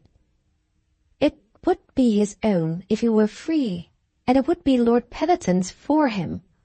I mean by his being free, Nanda's becoming definitely lost to him. Then it would be impossible for Mrs. Brooke to continue to persuade him, as she does now, that by a waiting game he'll come to his chance. His chance will cease to exist, and he wants so, poor darling, to marry. You've really now seen my niece, she went on.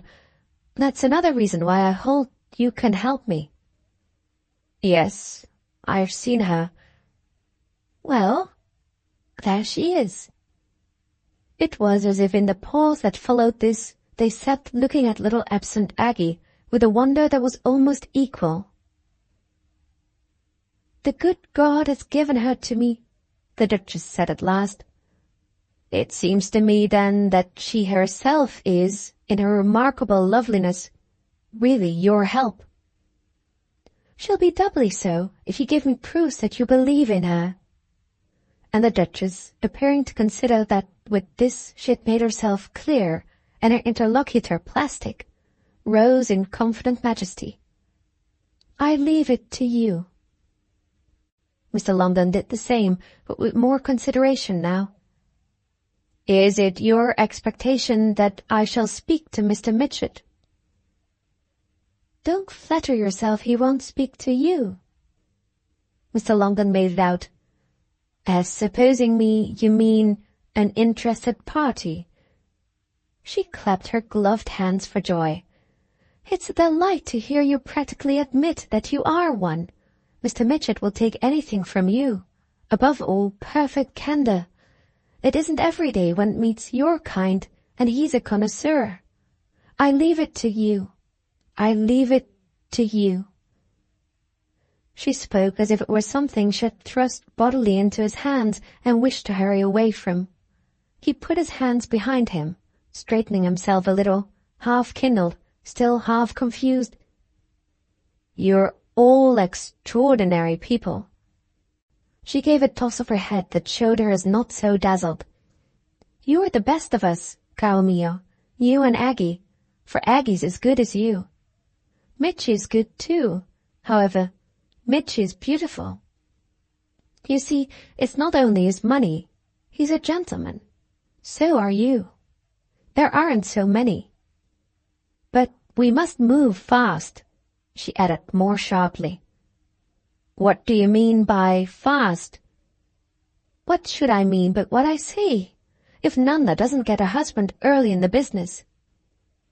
"Well," said Mr. Longdon, as she appeared to pause with the weight of her idea, "why, she won't get one late. She won't get one at all.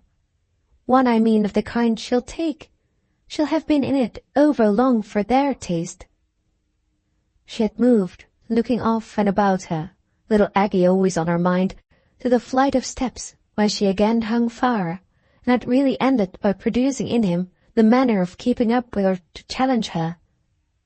"Been in what?" She went down a few steps, while he stood with his face full of perceptions, strained and scattered.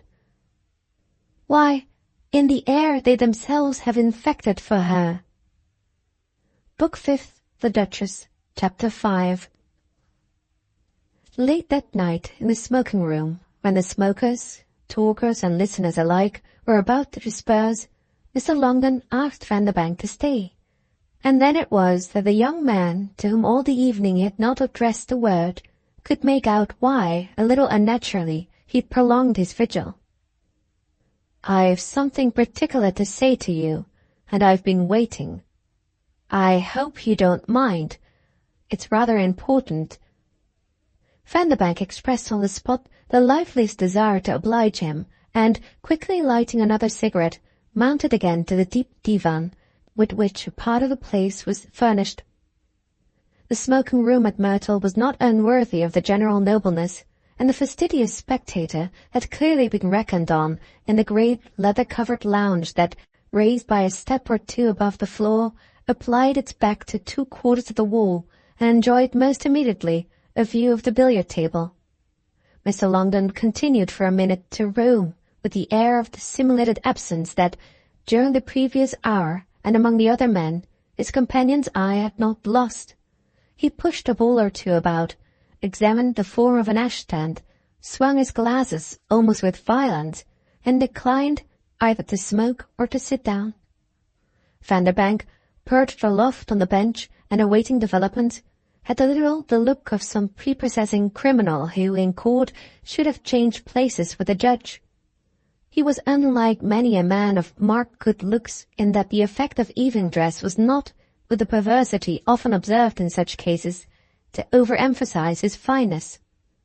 His type was rather chastened than heightened, and he sat there, moreover, with a primary discretion quite in the note of the deference that from the first, with his friend of the elder fashion, he had taken as imposed. He had a strong sense for shades of respect, and was now careful to loll scarcely more than with an official superior. "If you ask me," Mr. Longden presently continued, "why at this hour of the night, after a day at best too heterogeneous, I don't keep over till tomorrow, whatever I may have to say, I can only tell you that I appeal to you now, because I've something on my mind that I shall sleep the better for being rid of." There was space to circulate in front of the repas, where he had still paced and still swung his glasses, but with these words he had paused, leaning against the billiard table, to meet the interested urbanity of the answer they produced. "Are you very sure that having got rid of it you will sleep? Is it a pure confidence," Vanderbank said, "that you do me the honour to make me? Is it something terrific that requires a reply, so that I shall have to take account on my side of the rest I may deprive you of?" "Don't take account of anything. I'm myself a man who always takes too much.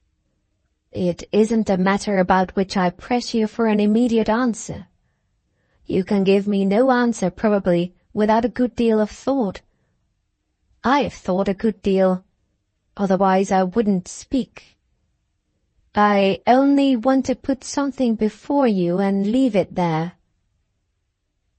"I never see you," said Vanderbank, "that you don't put something before me." "That sounds," his friend returned, "as if I rather overloaded. What's the sort of thing you fellows nowadays say? You're intellectual bored. If there's a congestion of dishes, sweep everything without scruple away. I've never put before you anything like this." He spoke with a weight that in the great space where it resounded a little made an impression marked by the momentary pause that fell between them. He partly broke the silence first by beginning to walk again, and then Vanderbank broke it as through the apprehension of their becoming perhaps too solemn. "Well, you immensely interest me, and you really couldn't have chosen a better time. A secret, for we shall make it that, of course, shan't we? At this witching hour, in this great old house, is all my visit here will have required to make the whole thing a rare remembrance, so I assure you the more you put before me the better." Mr. Longden took up another ashtray, but with the air of doing so as a direct consequence of Vanderbank's tone. After he had laid it down, he put on his glasses. Then, fixing his companion, he brought out, "Have you no idea at all—" "Of what you have in your head? Dear Mr. Longden, how should I have?" "Well, I'm wondering if I shouldn't perhaps have a little in your place. There's nothing that in the circumstances occurs to you as likely I should want to say." Vanderbank gave a laugh that might have struck an auditor as a trifle uneasy.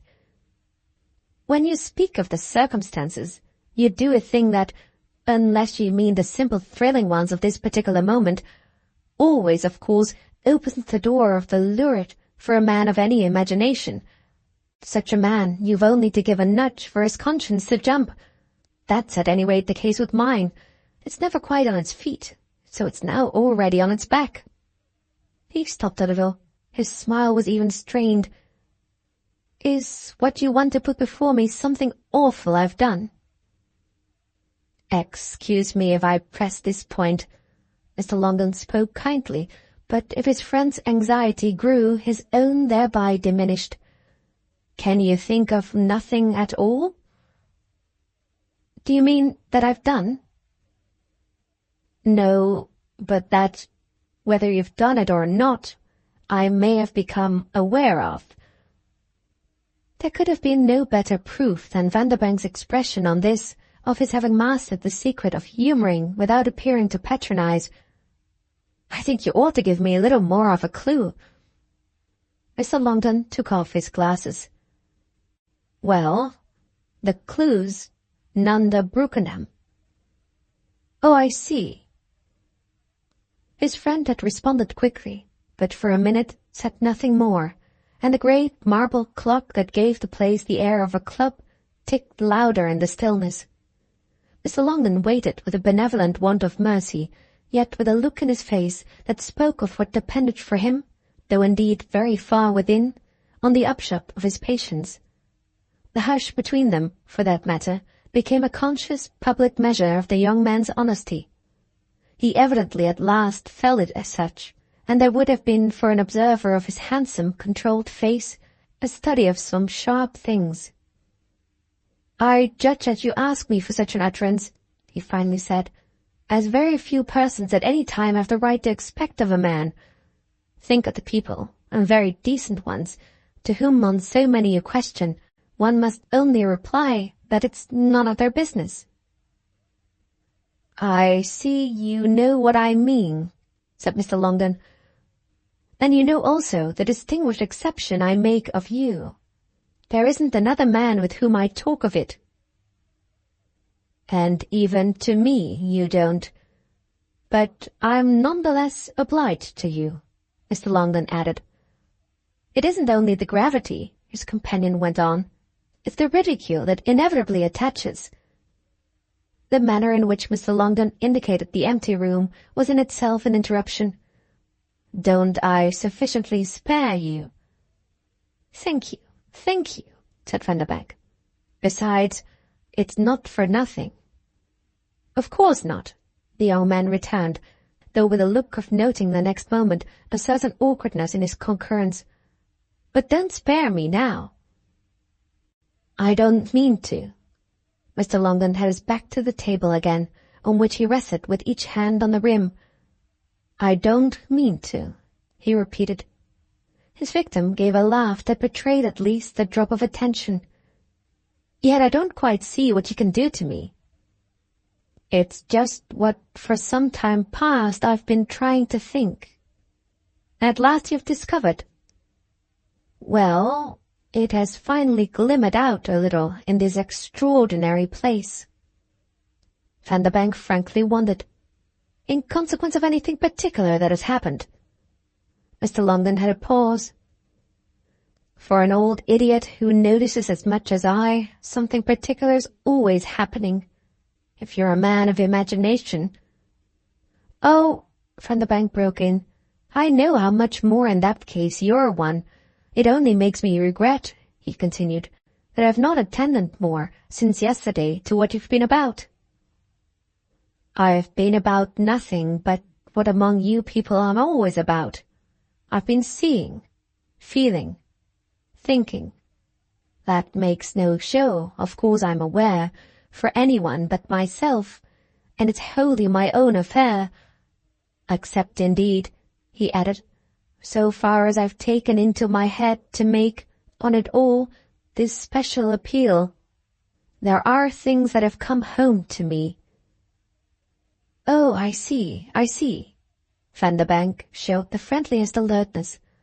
"I'm to take it from you then, with all the avidity of my vanity, that I strike you as the person best able to understand what they are." Mr. Longden appeared to wonder an instant if his intelligence now had not almost too much of a glitter. He kept the same position, his back against the table, and while Vanderbank on the settee pressed upright against the wall, they recognized in silence that they were trying each other. "You're much the best of them. I've my ideas about you. You've great gifts. Well then, we're worthy of each other. When Greek meets Greek." And the young man laughed, while, a little with the air of bracing himself, he folded his arms. "Here we are." His companion looked at him a moment longer, then, turning away, went slowly round the table. On the further side of it he stopped again, and, after a minute, with a nervous movement, set a ball or two in motion. "It's beautiful, but it's terrible," he finally murmured. He handed his eyes on Vanderbank, who for a minute said nothing, and he presently went on, "To see it and not to want to try to help. Well, I can't do that." Vanderbank, still neither speaking nor moving, remained as if he might interrupt something of high importance, and his friend, passing along the opposite edge of the table, continued to produce in the stillness, without the cue, the small click of the ivory. "How long, if you don't mind my asking, have you known it?" Even for this at first Vanderbank had no answer, none but to rise from his place, come down to the floor, and standing there, look at Mr. Longden across the table. He was serious now, but without being solemn. "How can one tell? One can never be sure. A man may fancy, may wonder. But about a girl, a person so much younger than himself, and so much more helpless, he feels what shall I call it?" "A delicacy?" Mr. Longden suggested. "It may be that. The name doesn't matter. At all events, he's embarrassed. He wants not to be an ass on the one side, and yet not some other kind of brute on the other." Mr. Longden listened with consideration, with a beautiful little air indeed of being, in his all but finally benighted state, earnestly open to information on such points from a magnificent young man. "He doesn't want, you mean, to be a coxcomb, and he doesn't want to be cruel." Vanderbank, visibly preoccupied, produced a faint, kind smile. "Oh, you know." I should know less than anyone." Mr. Longden had turned away from the table on this, and the eyes of his companion, who after an instant had caught his meaning, watched him move along the room and approach another part of the divan. The consequence of the passage was that Vanderbank's only rejoinder was presently to say, "I can't tell you how long I've asked myself. She's so charming, so interesting, and I feel as if I'd known her always. I've thought of one thing and another to do, and then on purpose haven't thought at all. That has mostly seemed to me best." "Then I gather," said Mr. Longden, "that your interest in her—" "Hasn't the same character as her interest in me?" Vanderbank had taken him up responsively, but after speaking, looked about for a match and lighted a new cigarette. "I'm sure you understand," he broke out, "what an extreme effort it is to me to talk of such things." Yes, but it's just effort only. It gives you no pleasure, I mean the fact of her condition," Mr. Longden explained. Vanderbank had really to think a little. "However much it might give me, I should probably not be a fellow to gush. I'm a self-conscious stick of a Briton." "But even a stick of a Briton," Mr. Longden faltered and hovered. "I've gushed, in short, to you." "About Lady Julia?" the young man frankly asked. "Is gushing what you call what you've done?" "Say then we're sticks of Britons. You are not in any degree at all in love?" There fell between them, before Vanderbank replied, another pause, of which he took advantage to move once more round the table. Mr. Longden, meanwhile, had mounted to the high bench, and sat there as if the judge were now in his proper place. At last his companion spoke. "What you're coming to is, of course, that you've conceived a desire." "That's it. Strange as it may seem. But, believe me, it has not been precipitate. I've watched you both." "Oh, I knew you were watching her," said Vanderbank. "To such a tune that I've made up my mind. I want her so to marry." But on the odd little quaver of longing with which he brought it out, the elder man fairly hung. "Well?" said Vanderbank. "Well, so that on the day she does, she'll come into the interest of a considerable sum of money, already very decently invested, that I've determined to settle on her." Vanderbank's instant admiration flushed across the room. "How awfully jolly of you! How beautiful!" "Oh, there is a way to show practically your appreciation of it." But Vanderbank, for enthusiasm, scarcely heard him. I can't tell you how admirable I think you. Then, eagerly, does Nanda know it? He demanded. Mr. Longden, after a wait, spoke with comparative dryness. My idea has been that, for the present, you alone shall. Vanderbank took it in. No other man? His companion looked still graver. I need scarcely say that I depend on you to keep the fact to yourself. Absolutely, then, and utterly. But that won't prevent what I think of it. Nothing for a long time has given me such joy. Shining and sincere, he had held for a minute Mr. Longden's eyes. Then you do care for her? Immensely. Never, I think, so much as now. That sounds of a grossness, doesn't it? The young man laughed. But your announcement really lights up the mind. His friend for a moment almost glowed with his pleasure. The sum I fixed upon would be, I may mention, substantial, and I should of course be prepared with a clear statement, a very definite pledge of my intentions. So much the better. Only, Vanderbank suddenly pulled himself up. To get it she must marry. It's not in my interest to allow you to suppose she needn't, and it's only because of my intensely wanting her marriage that I've spoken to you. And on the ground also, with it, Vanderbank so far concurred, of your quite taking for granted my only having to put myself forward. If his friend seemed to cast about, it proved but to be for the fullest expression. Nothing, in fact, could have been more charged than the quiet way in which he presently said, My dear boy, I back you. Vanderbank clearly was touched by it. How extraordinarily kind you are to me. Mr. Longden's silence appeared to reply that he was willing to let it go for that, and the young man next went on. What it comes to, then, as you put it, is that it's a way for me to add something handsome to my income. Mr. Longden sat for a little with his eyes attached to the green field of the billiard table, vivid in the spreading suspended lamplight. I think I ought to tell you the figure I have in mind.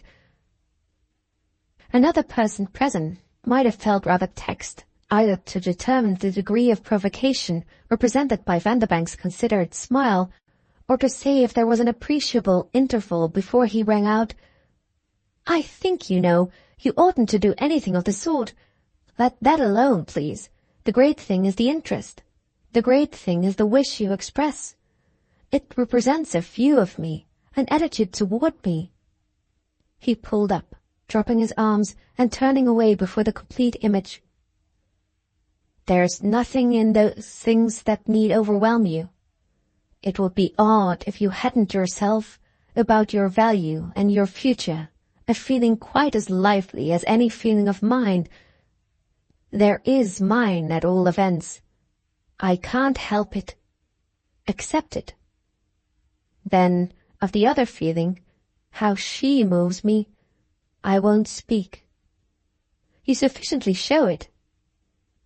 Mr. Longden continued to watch the bright circle on the table, lost in which a moment he let his friend's answer pass. I won't begin to you on Nanda. Don't, said Vanderbank. But in the pause that ensued, each, in one way or another, might have been thinking of her for himself. It was broken by Mr. Longden's presently going on. Of course, what it superficially has the air of is my offering to pay you for taking a certain step. It's open to you to be grand and proud, to wrap yourself in your majesty, and ask if I suppose you're bribable. I haven't spoken without having thought of that. Yes, said Vanderbank, all responsively, but it isn't as if you proposed to me, is it, anything dreadful? If one cares for a girl, one's deucedly glad she has money. The more of anything good she has, the better. I may assure you, he added, with the brightness of his friendly intelligence, and quite as if to show his companion the way to be least concerned, I may assure you that once I were disposed to act on your suggestion, I'd make short work of any vulgar interpretation of my motive. I should simply try to be as fine as yourself." He smoked, he moved about, then came up in another place. "I dare say you know that dear old Mitchy, under whose blessed roof we're plotting this midnight treason, would marry her like a shot, and without a penny." "I think I know everything. I think I've thought of everything. Mr. Mitchett," Mr. Longden added, "is impossible." Vanderbank appeared for an instant to wonder. Wholly then through her attitude? Altogether. Again he hesitated. "You've asked her?" "I've asked her." Once more Vanderbank faltered. "And that's how you know?" "About your chance. That's how I know." The young man, consuming his cigarette with concentration, took again several turns. "And your idea is to give one time?" Mr. Longden had for a minute to turn his idea over. "How much time do you want?" Vanderbank gave a headshake that was both restrictive and indulgent. "I must live into it a little. Your offer has been before me only these few minutes, and it's too soon for me to commit myself to anything whatever. Except," he added gallantly, "to my gratitude." Mr. Longden, at this, on the divan, got up, as Vanderbank had previously done, under the spring of emotion.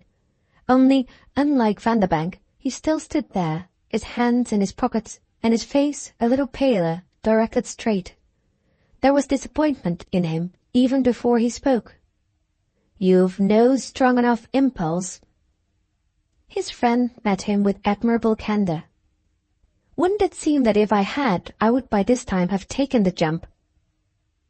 "Without waiting, you mean, for anybody's money?" Mr. Longden cultivated for a little a doubt. "Of course, she has struck one as, till now, tremendously young." Vanderbank looked about once more for matches and occupied a time with relighting. "Till now, yes, but it's not," he pursued, "only because she's so young that, for each of us, and for dear old Mitchy too, she's so interesting." Mr. Longden had restlessly stepped down, and Vanderbank's eyes followed him till he stopped again. "I make out that, in spite of what you said to begin with, you're conscious of a certain pressure." "In the matter of time? Oh, yes, I do want it done. That," Nanda's patron simply explained, "is why I myself put on the screw." He spoke with a ring of impatience. "I want her got out." "Out?" "Out of her mother's house." Vanderbank laughed, though more immediately he had coloured. "Why, her mother's house is just where I see her." "Precisely, and if it only weren't, we might get on faster." Vanderbank, for all his kindness, looked still more amused. "But if it only weren't, as you say, I seem to understand you wouldn't have your particular vision of urgency." Mr. Longden, through adjustive glasses, took him in with a look that was sad as well as sharp, then jerked the glasses off. "Oh, you do understand." "Ah," said Vanderbank, "I'm a mass of corruption." "You may perfectly be, but you shall not," Mr. Longden returned with decision, "get off on any such plea. If you're good enough for me, you're good enough, as you thoroughly know, on whatever head, for anyone." "Thank you." But Vanderbank, for all his happy appreciation, thought again. "We ought at any rate to remember, oughtn't we, that we should have Mrs. Brooke against us." His companion faltered but an instant. "Ah, that's another thing I know. But it's also exactly why I want Nanda away." I see. The response had been prompt, yet Mr. Longden seemed suddenly to show that he suspected the superficial. "Unless it's with Mrs. Brooke you're in love." Then, on his friend's taking the idea with a mere headshake of negation, repudiation that might even have astonished by its own lack of surprise. Or unless Mrs. Brooke's in love with you, he amended. Vanderbank had for this any decent gaiety. Ah, that of course may perfectly be. But is it? That's the question. He continued light. If she had declared her passion, shouldn't I rather compromise her? By letting me know, Mr. Longman reflected. I'm sure I can't say. It's a sort of thing for which I haven't a measure or a precedent. In my time, women didn't declare their passion. I'm thinking of what the meaning is of Mrs. Brookenham's wanting you, as I've heard it called, herself. Vanderbank, still with his smile, smoked a minute. That's what you've heard it called? Yes, but you must excuse me from telling you by whom. He was amused at his friend's discretion. It's unimaginable. But it doesn't matter. We all call everything anything. The meaning of it, if you and I put it so, is, well, a modern shade. You must deal then yourself, said Mr. Longden, with your modern shades. He spoke now as if the case simply awaited such dealing, but at this his young friend was more grave. You could do nothing, to bring, I mean, Mrs. Brooke round. Mr. Longden fairly started. Propose on your behalf for her daughter, with your authority. Tomorrow, authorize me and I instantly act. Vanderbank's colour again rose. His flush was complete. How awfully you want it. Mr. Longden, after a look at him, turned away. How awfully you don't. The young man continued to blush. No, you must do me justice. You've not made a mistake about me. I see in your proposal, I think, all you can desire I should. Only, you see it much more simply. And yet, I can't just now explain. If it were so simple, I should say to you in a moment, do speak to them for me. I should leave the matter with delight in your hands. But I require time, let me remind you, and you haven't yet told me how much I may take. This appeal had brought them again face to face, and Mr. Longman's first reply to it was a look at his watch. It's 1 o'clock. Oh, I require, Vanderbank had recovered his pleasant humour, more than tonight. Mr. Longden went off to the smaller table that still offered to view 2 bedroom candles. You must take, of course, the time you need. I won't trouble you. I won't hurry you. I'm going to bed. Vanderbank, overtaking him, lighted his candle for him, after which, handing it and smiling, Shall we have conduced to your rest? Mr. Longden looked at the other candle. You are not coming to bed?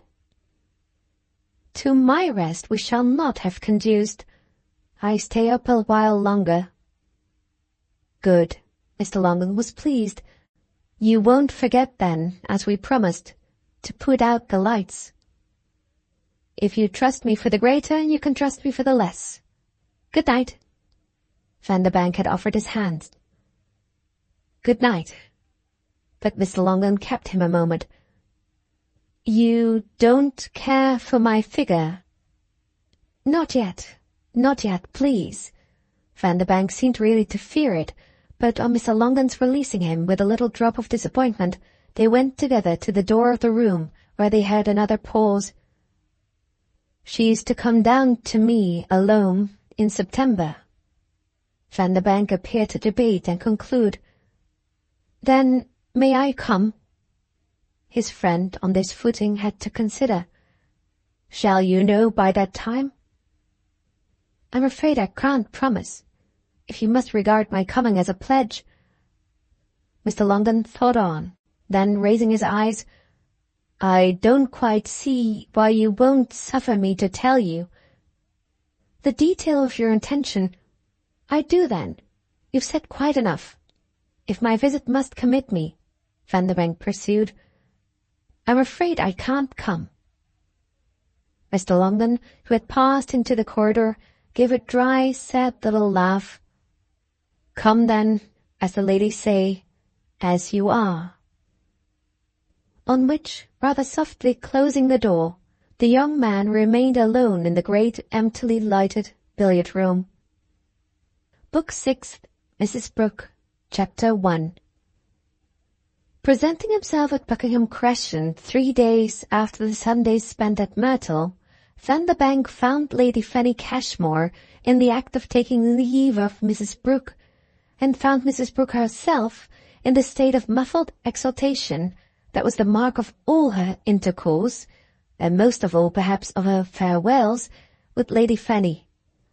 This splendid creature gave out, as it were, so little that Vanderbank was freshly struck with all Mrs. Brooke could take in, though nothing, for that matter, in Buckingham Crescent had been more fully formulated on behalf of the famous beauty than the imperturbable grandeur of her almost total absence of articulation. Every aspect of the phenomenon had been freely discussed there, and endless ingenuity lavished on the question of how exactly it was that so much of what the world would in another case have called complete stupidity could be kept by a mere wonderful face from boring one to death. It was Mrs. Brooke who, in this relation as in many others, had arrived at the supreme expression of the law, had thrown off, happily enough, to whomever it might have concerned. "My dear thing, it all comes back, as everything always does, simply to personal pluck. It's only a question, no matter when or where, of having enough. Lady Fanny has the courage of all her silence, so much, therefore, that it sees her completely through, and is what really makes her interesting.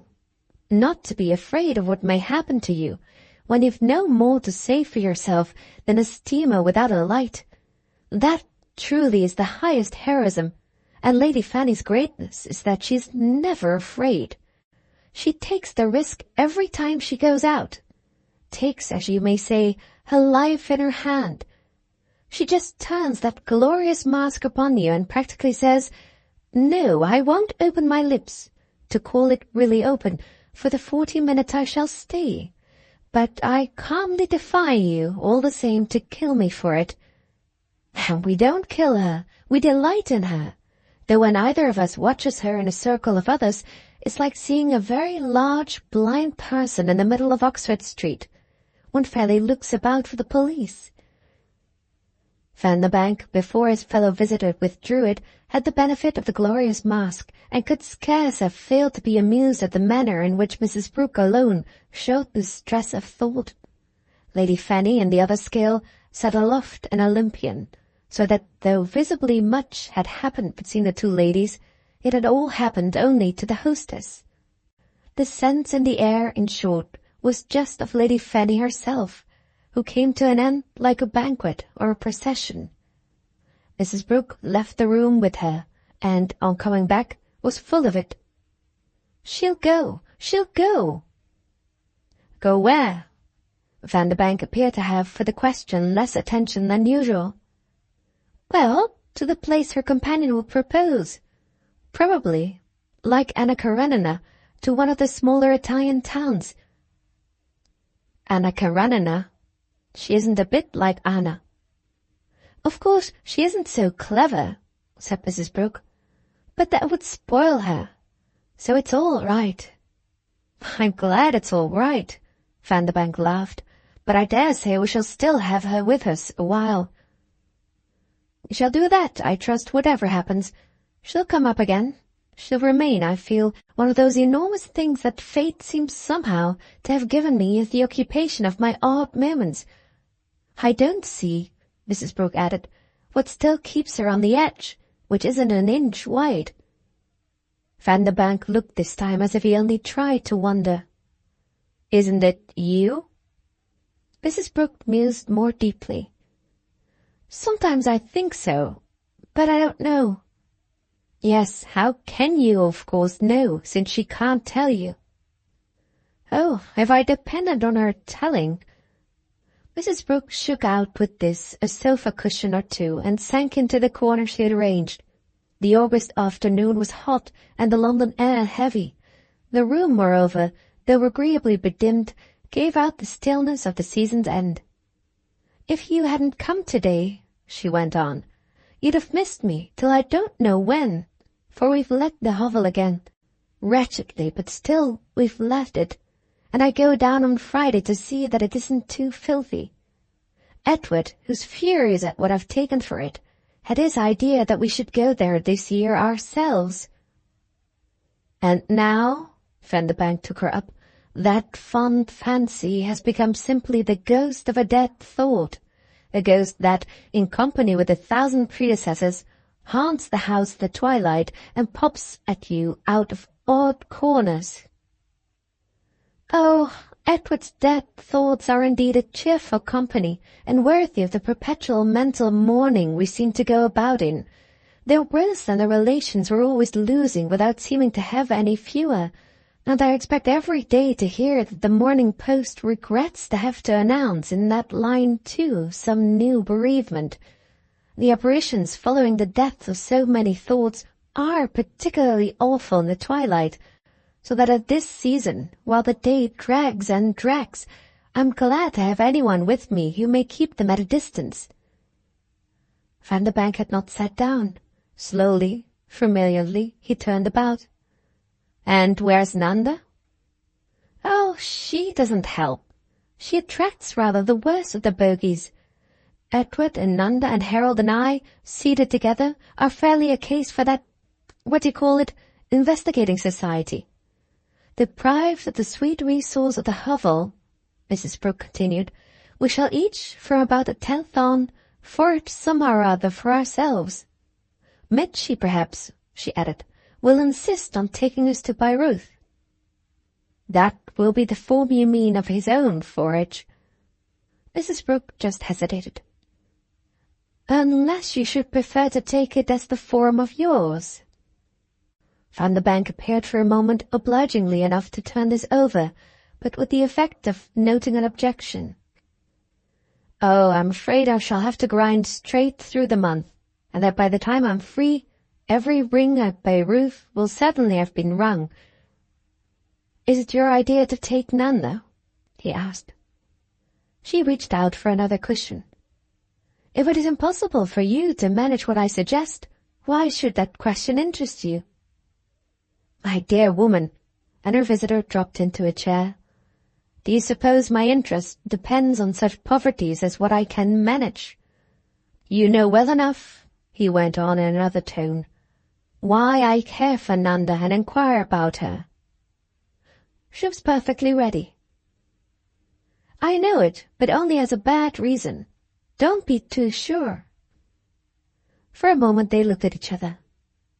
"Don't be so sure, you mean that the elation of it may go to my head? Are you really warning me against vanity?" "Your reallys, my dear Van, are a little formidable, but it strikes me that before I tell you, there's something I've a right to ask.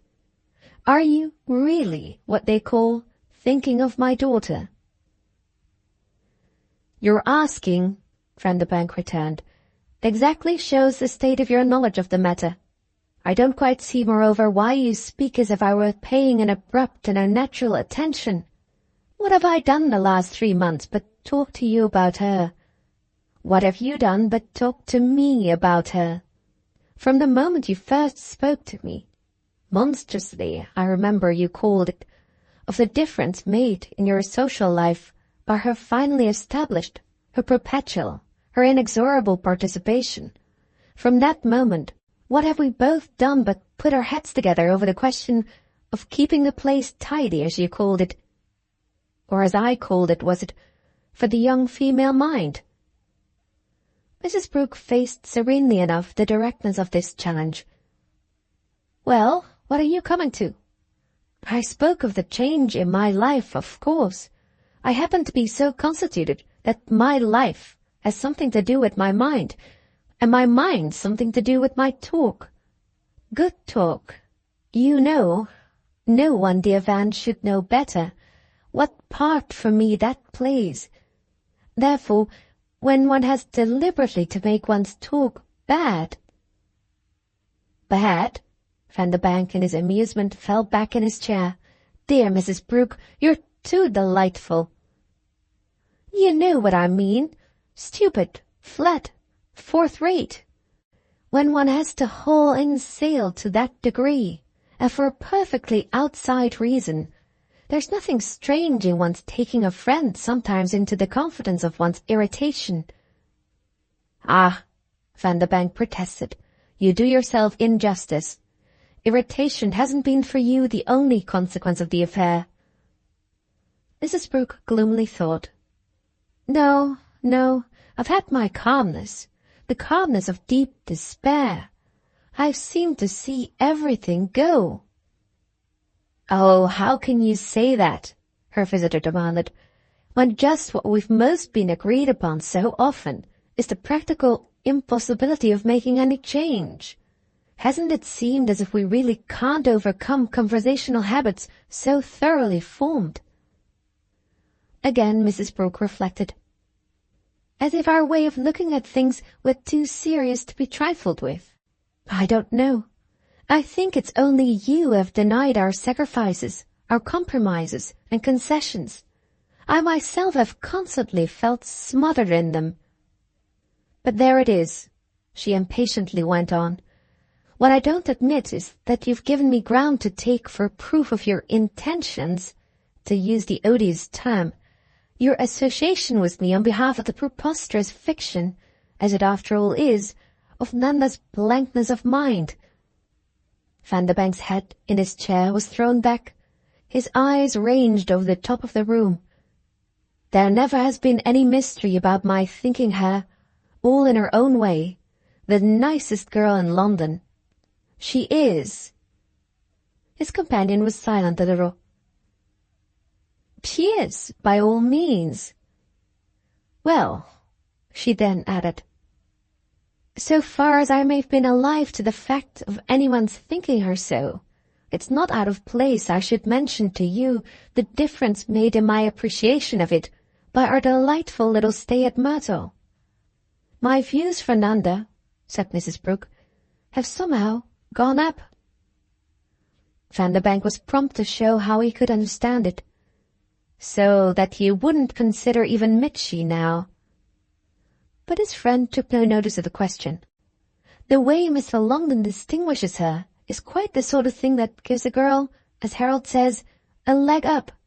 It's awfully curious, and has made me think he isn't anything whatever, as London estimates go, in himself. So that what is it, pray, that makes him, when added on to her, so double Nanda's value? I somehow or other see, through his being known to back her, and through the pretty story of his loyalty to Mamma and all the rest of it. Oh, if one chose to work that, ever so much more of a chance for her." Vanderbank's eyes were on the ceiling. "It is curious, isn't it? Though I think he's rather more in himself, even for the London estimate, than you quite understand." He appeared to give her time to take this up, but as she said nothing, he pursued. "I dare say that if even I now were to enter myself, it would strike you as too late." Her attention to this was but indirect. "It's awfully vulgar to be talking about it, but I can't help feeling that something possibly rather big will come of Mr. Longdon." "Ah, we've touched on that before," said Vanderbank, "and you know you did think something might come, even for me." She continued, however, as if she scarce heard him, to work out her own vision. "It's very true that up to now—" "Well, up to now?" he asked, as she faltered. She faltered still a little. "I do say the most hideous things, but we have said worse, haven't we? Up to now, I mean, he hasn't given her anything.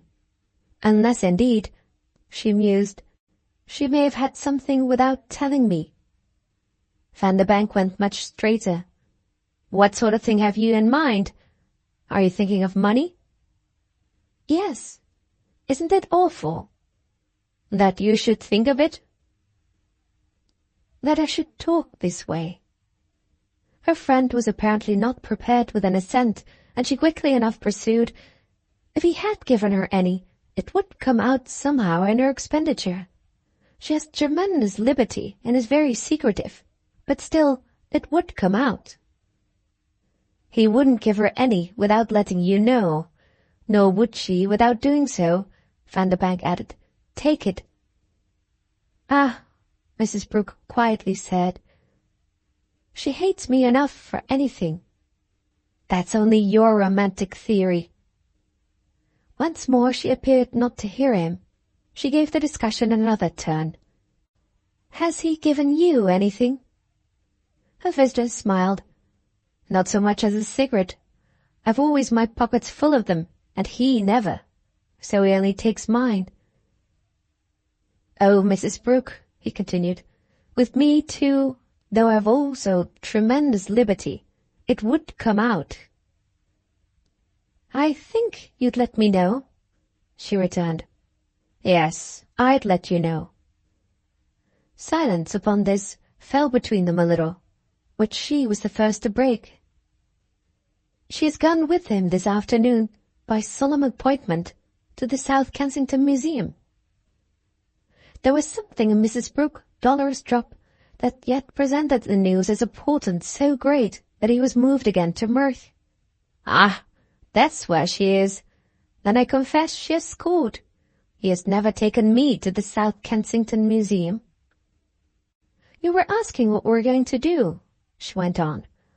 "What I meant was, about Bayreuth, the question for Nanda's simplified. He has pressed her so to pay him a visit." Vanderbank's assent was marked. "I see. So that if you do go abroad, she'll be provided for by that engagement." "And by lots of other invitations." These were things such as, for the most part, the young man could turn over. "Do you mean you'd let her go alone?" "To wherever she's asked," said Mrs. Brooke. "Why not? Don't talk like a duchess." Vanderbank seemed for a moment to try not to. "Couldn't Mr. Longdon take her?" "Why not?" His friend looked really struck with it. "That would be working him. But to a beautiful end," she meditated. "The only thing would be to get him also asked." "Ah, but there you are, don't you see? Fancy getting Mr. Longdon anything or anywhere, whatever. Don't you feel," Vanderbank threw out, "how the impossibility of exerting that sort of patronage for him immediately places him?" Mrs. Brooke gave her companion one of those fitful glances of almost grateful appreciation with which their intercourse was, even at its darkest hours, frequently illumined. "As if he were the primate or the French ambassador." "Yes, you're right. One couldn't do it.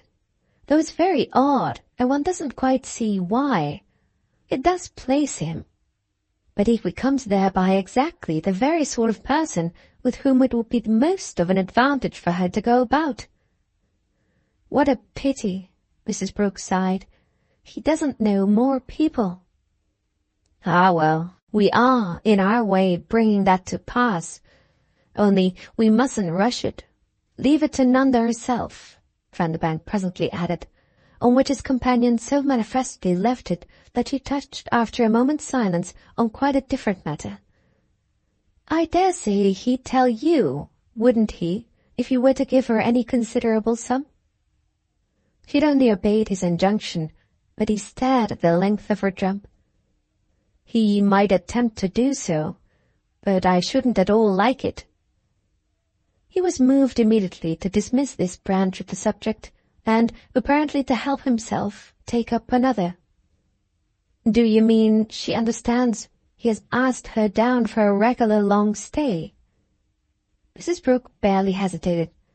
"She understands, I think, that what I expect of her is to make it as long as possible."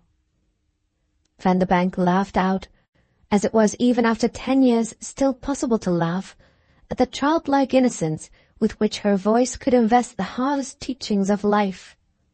Then, with something a trifle nervous in the whole sound and manner, He sprang up from his chair. "What a blessing he is to us all." "Yes, but think what we must be to him."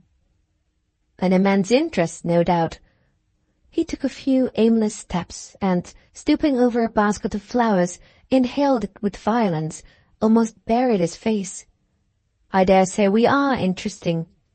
He'd spoken rather vaguely, but Mrs. Brooke knew exactly why. "We render him no end of a service. We keep him in touch with old memories." Vanderbank had reached one of the windows, shaded from without by a great striped sunblind, beneath which, and between the flower-pots of the balcony, he could see a stretch of hot, relaxed street. He looked a minute at these things. "I do so like your phrases." She had a pause that challenged his tone. "Do you call Mamma a phrase?" He went off again, quite with extravagance, but quickly, leaving the window, pulled himself up. "I dare say we must put things for him. He does it, cares, or is able to do it, so little himself." "Precisely. He just quietly acts. That's his nature, dear thing. We must let him act." Vanderbank seemed to stifle again too vivid a sense of a particular emphasis. Yes, we must let him." "Though it won't prevent Nanda, I imagine," his hostess pursued, "from finding the fun of a whole month at Beccles, whatever she puts in. Not exactly fast and furious." Vanderbank had the look of measuring what the girl might put in. "The place will be quiet, of course, but when a person's so fond of a person—" "As she is of him, you mean?" He hesitated. "Yes. Then it's all right." "She is fond of him, thank God," said Mrs. Brooke. He was before her now with the air of a man who had suddenly determined on a great blind leap. "Do you know what he's done?" "He wants me so to marry her that he has proposed a definite basis." Mrs. Brooke got straight up. "Proposed? To her?" "No, I don't think he's said a word to Nanda. In fact, I'm sure that, very properly, he doesn't mean to. But he spoke to me on Sunday night at Myrtle. I had a big talk with him there alone, very late in the smoking-room." Mrs. Brooke's stare was serious, and Vanderbank now went on as if the sound of his voice helped him to meet it. "We had things out very much, and his kindness was extraordinary. He's the most beautiful old boy that ever lived. I don't know, now that I come to think of it, if I'm within my rights in telling you, and of course I shall immediately let him know that I have told you, but I feel I can't arrive at any respectable sort of attitude in the matter without taking you into my confidence, which is really what I came here today to do, though till this moment I've funked it." It was either, as her friends chose to think it, an advantage or a drawback of intercourse with Mrs. Brooke that, her face being at any moment charged with the woe of the world, it was unavoidable to remain rather in the dark as to the effect there of particular strokes. Something in Vanderbank's present study of the signs accordingly showed he had had to learn to feel his way, and had more or less mastered the trick. That she had turned a little pale was really the one fresh mark. "Funked it? Why in the world?" His own colour deepened at her accent, which was a sufficient light on his having been stupid. "Do you mean you've declined the arrangement?" He only, with a smile somewhat strained, continued for a moment to look at her, clearly, however, at last feeling, and not much caring, that he got in still deeper. "You're magnificent. You're magnificent." Her lovely gaze widened out. "Comment donc? Where? Why?" "You have declined her," she went on, after which, as he replied only with a slow head-shake that seemed to say it was not for the moment all so simple as that, she had one of the inspirations to which he was constitutionally subject. "Do you imagine I want you myself?" "Dear Mrs. Brooke, you're so admirable," he returned with gaiety. that if by any chance you did, upon my honor, I don't see how I should be able not to say all right. But he spoke, too, more responsibly. I was shy of really bringing out to you what has happened to me, for a reason that I've of course to look in the face. Whatever you want yourself, for Nanda, you want Mitchy. I see. She did full justice to his explanation. And what did you say about a basis? The blessed man offers to settle? You're a real prodigy, her visitor answered, and your imagination takes its fences in a way that, when I'm out with you, quite puts mine to shame. When he mentioned it to me, I was quite surprised. And I, Mrs. Brooke asked, am not surprised a bit. Isn't it only, she modestly suggested, because I've taken him in more than you? Didn't you know he would? She quavered. Vanderbank thought, or at least pretended to. Make me the condition? How could I be sure of it? But the point of his question was lost for her in the growing light. Oh, then the condition's you only. That, at any rate, is all I have to do with. He's ready to settle if I'm ready to do the rest. To propose to her straight, you mean? She waited, but as he said nothing, she went on, And you're not ready. Is that it? I'm taking my time.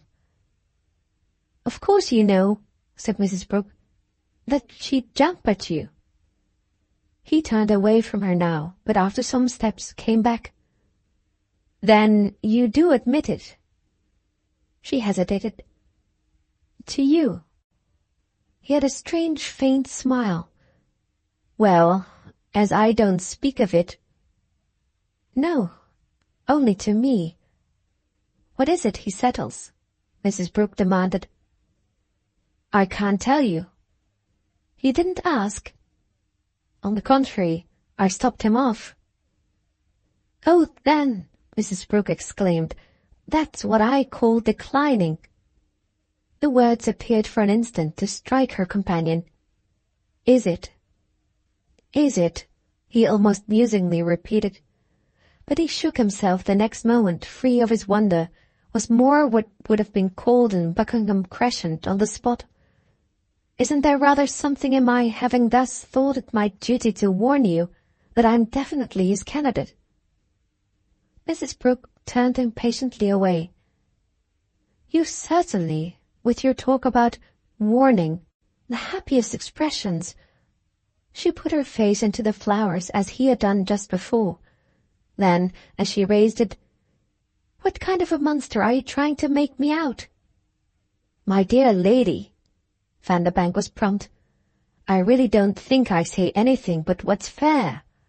Isn't it just my loyalty to you, in fact, that has in this case positively strained my discretion? She shook her head in mere mild despair. Loyalty, again, is exquisite. The tact of men has a charm quite its own. And you're rather good, she continued, as men go. His laugh was now a little awkward, as if she had already succeeded in making him uncomfortable. I always become aware with you, sooner or later, that they don't go at all, in your sense. But how am I, after all, so far out, if you have put your money on another man? You keep coming back to that, she wearily sighed. He thought a little. No, then. You've only to tell me not to, and I'll never speak of it again. You'll be in an odd position for speaking of it if you do really go in. You deny that you've declined, said Mrs. Brooke. Which means, then, that you've allowed our friend to hope. Vanderbank met it bravely. Yes, I think he hopes. And communicates his hope to my child. This arrested the young man, but only for a moment. I've the most perfect faith in his wisdom with her. I trust his particular delicacy. He cares more for her, he presently added, even than we do. Mrs. Brooke gazed away at the infinity of space. "We, my dear Van," she at last returned, "is one of your own real, wonderful touches. But there's something in what you say.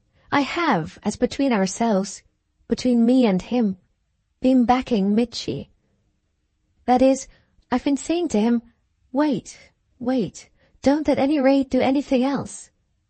Only it's just from the depth of my thought for my daughter's happiness that I've clung to this resource.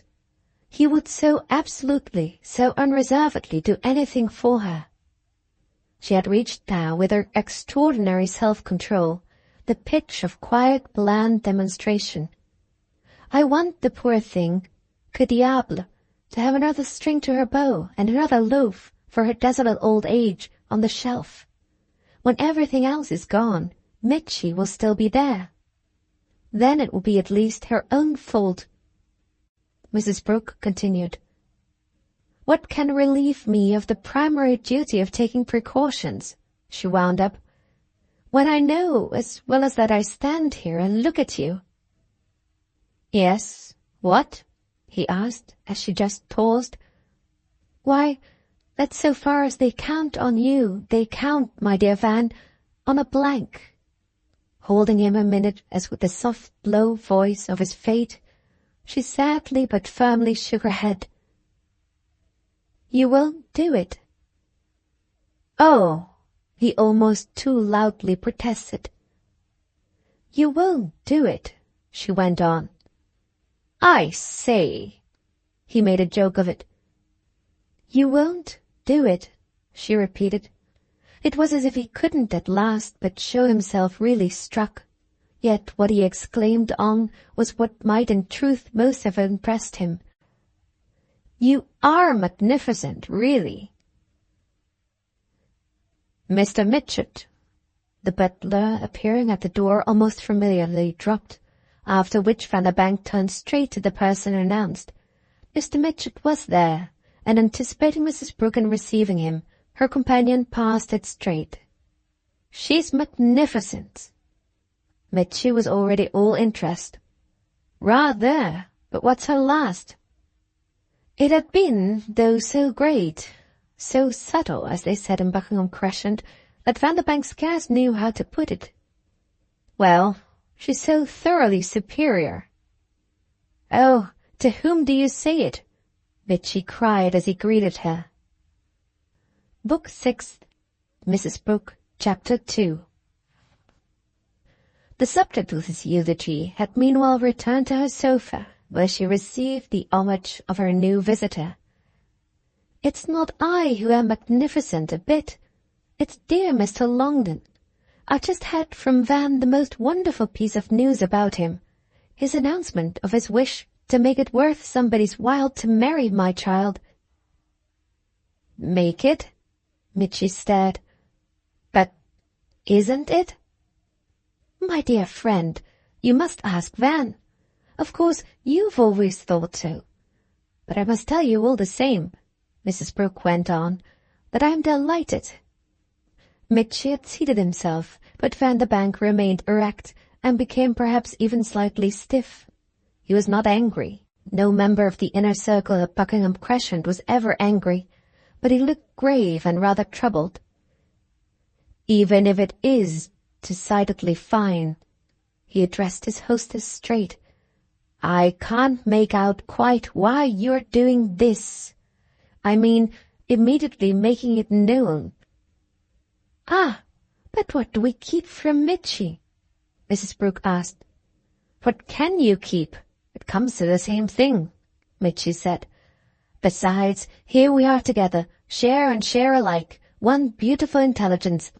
Mr. Longden's somebody is of course Van. Don't try to treat me as an outsider." Vanderbank looked a little foolishly, though it was but the shade of a shade, from one of them to the other. "I think I've been rather an ass." "What then, by the terms of our friendship, just as Mitchy says, can he and I have a better right to know and to feel with you about? You'll want, Mitchy, won't you?" Mrs. Brooke went on, "to hear all about that?" "Oh, I only mean," Vanderbank explained, "in having just now blurted my tale out to you. However, I of course do know," he pursued to Mitchy, "that whatever's really between us will remain between us. Let me then tell you myself exactly what's the matter." The length of his pause after these words showed at last that he'd stopped short, on which his companions, as they waited, exchanged a sympathetic look. They waited another minute, and then he dropped into a chair where, leaning forward, his elbows on the arms and his gaze attached to the carpet, he drew out the silence. Finally, he looked at Mrs. Brooke. "You make it clear." The appeal called up for some reason her most infantine manner. "I don't think I can, dear Van. Really clear? You know, however, yourself," she continued to Mitchy, "enough by this time about Mr. Longden and Mamma." "Oh, rather," Mitchy laughed. "And about Mamma and Nanda." "Oh, perfectly. The way Nanda reminds him, and the beautiful loyalty that has made him take such a fancy to her. But I've already embraced the facts. You needn't dot any I's." With another glance at his fellow visitor, Mitchy jumped up and stood there floored. "He has offered you money to marry her." He said this to Vanderbank as if it were the most natural thing in the world. "Oh, no," Mrs. Brooke interposed with promptitude. "He has simply let him know before anyone else that the money's there for Nanda, and that therefore—" "First come, first served?" Mitchy had already taken her up. I see. Then, to make her sure of the money," he put to Vanderbank, "you must marry her." "If it depends upon that, she'll never get it," Mrs. Brooke returned. "Dear Van will think conscientiously a lot about it, but he won't do it." "Won't you, Van, really?" Mitchy asked from the hearthrug. "Never, never. We shall be very kind to him. We shall help him, hope and pray for him. But we shall be, at the end," said Mrs. Brooke, "just where we are now. Dear Van will have done his best, and we shall have done ours. Mr. Longden will have done his. Poor Nanda even will have done hers. But it will all have been in vain. However," Mrs. Brooke continued to expound, "she'll probably have the money. Mr. Longden will surely consider that she'll want it if she doesn't marry, still more than if she does. So we shall be so much, at least," she wound up. "I mean, Edward and I and the child will be to the good." Mitchy, for an equal certainty, required but an instant's thought. "Oh, there can be no doubt about that. The things about which your mind may now be at ease," he cheerfully exclaimed. "It does make a great difference," Mrs. Brooke comfortably sighed. Then, in a different tone, "What dear Van will find at the end that he can't face will be, don't you see, just this fact of appearing to have accepted a bribe.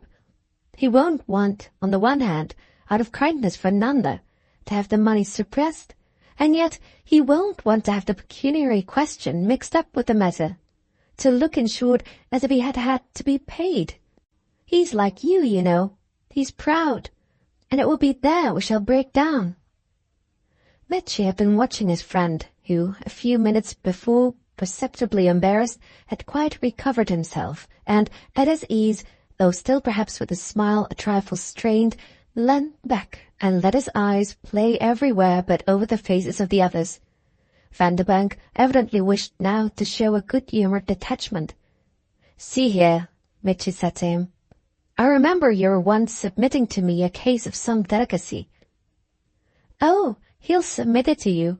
He'll submit it even to me," Mrs. Brooke broke in. "He'll be charming, touching, confiding. Above all, he'll be awfully interesting about it. But he'll make up his mind in his own way, and his own way won't be to accommodate Mr. Longden." Mitchy continued to study their companion in the light of these remarks, then turned upon his hostess his sociable glare. "Splendid, isn't it, the old boy's infatuation with him?" Mrs. Brooke just delayed. From the point of view of the immense interest it just now, for instance, makes for you and me? Oh, yes, it's one of our best things yet. It places him a little with Lady Fanny. He will, he won't, he won't, he will. Only, to be perfect, it lacks, as I say, the element of real suspense. Mitchy frankly wondered. It does, you think? Not for me. Not wholly. He turned again quite pleadingly to their friend. I hope it doesn't for yourself totally either. Vanderbank, cultivating his detachment, made at first no more reply than if he had not heard, and the others meanwhile showed faces that testified perhaps less than their respective speeches had done to the absence of anxiety. The only token he immediately gave was to get up and approach Mitchy, before whom he stood a minute laughing kindly enough, though not altogether gaily.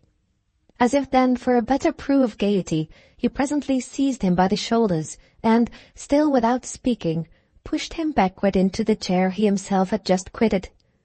Mrs. Brooke's eyes from the sofa, while this went on, attached themselves to her visitors. It took Vanderbank, as he moved about and his companions waited, a minute longer to produce what he had in mind. What is splendid, as we call it, is this extraordinary freedom and good humour of our intercourse, and the fact that we do care, so independently of our personal interests, with so little selfishness or other vulgarity, to get at the idea of things. A beautiful specimen Mrs. Brooke had just given me of that, he continued to Mitchy, was what made me break out to you about her when you came in. He spoke to one friend, but he looked at the other. What's really superior in her is that, though I suddenly show her an interference with a favourite plan, her personal resentment's nothing. All she wants is to see what may really happen, to take in the truth of the case, and make the best of that. She offers me the truth, as she sees it, about myself, and with no nasty elation if it does chance to be the truth that suits her best. It was a charming, charming stroke. Mitchy's appreciation was no bar to his amusement. You're wonderfully right about us, but still, it was a stroke. If Mrs. Brooke was less diverted, she followed perhaps more closely. If you do me so much justice, then, why did you put to me such a cold, cruel question? I mean, when you so oddly challenged me on my handing on your news to Mitchy. As the principal beauty of our effort to live together is, and quite according to your own eloquence, in our sincerity, I simply obeyed the impulse to do the sincere thing. If we're not sincere, we're nothing. Nothing. It was Mitchy who first responded. But we are sincere. Yes, we are sincere, Vanderbank presently said. It's a great chance for us not to fall below ourselves. No doubt, therefore, we shall continue to soar and sing. We pay for it, people who don't like us say, in our self-consciousness. But people who don't like us, Mitchy broke in, don't matter. Besides, how can we be properly conscious of each other? That's it. Vanderbank completed this idea. Without my finding myself, for instance, in you and Mrs. Brooke, we see ourselves reflected. We're conscious of the charming whole. I thank you, he pursued after an instant to Mrs. Brooke.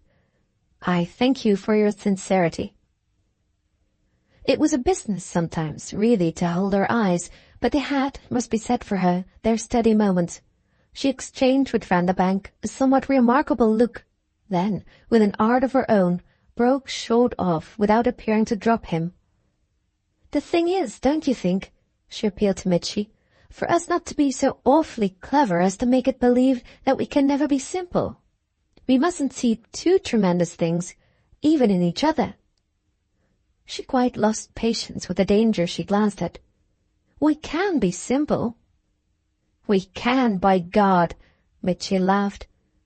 Well, we are now, and it's a great comfort to have it settled, said Vanderbank.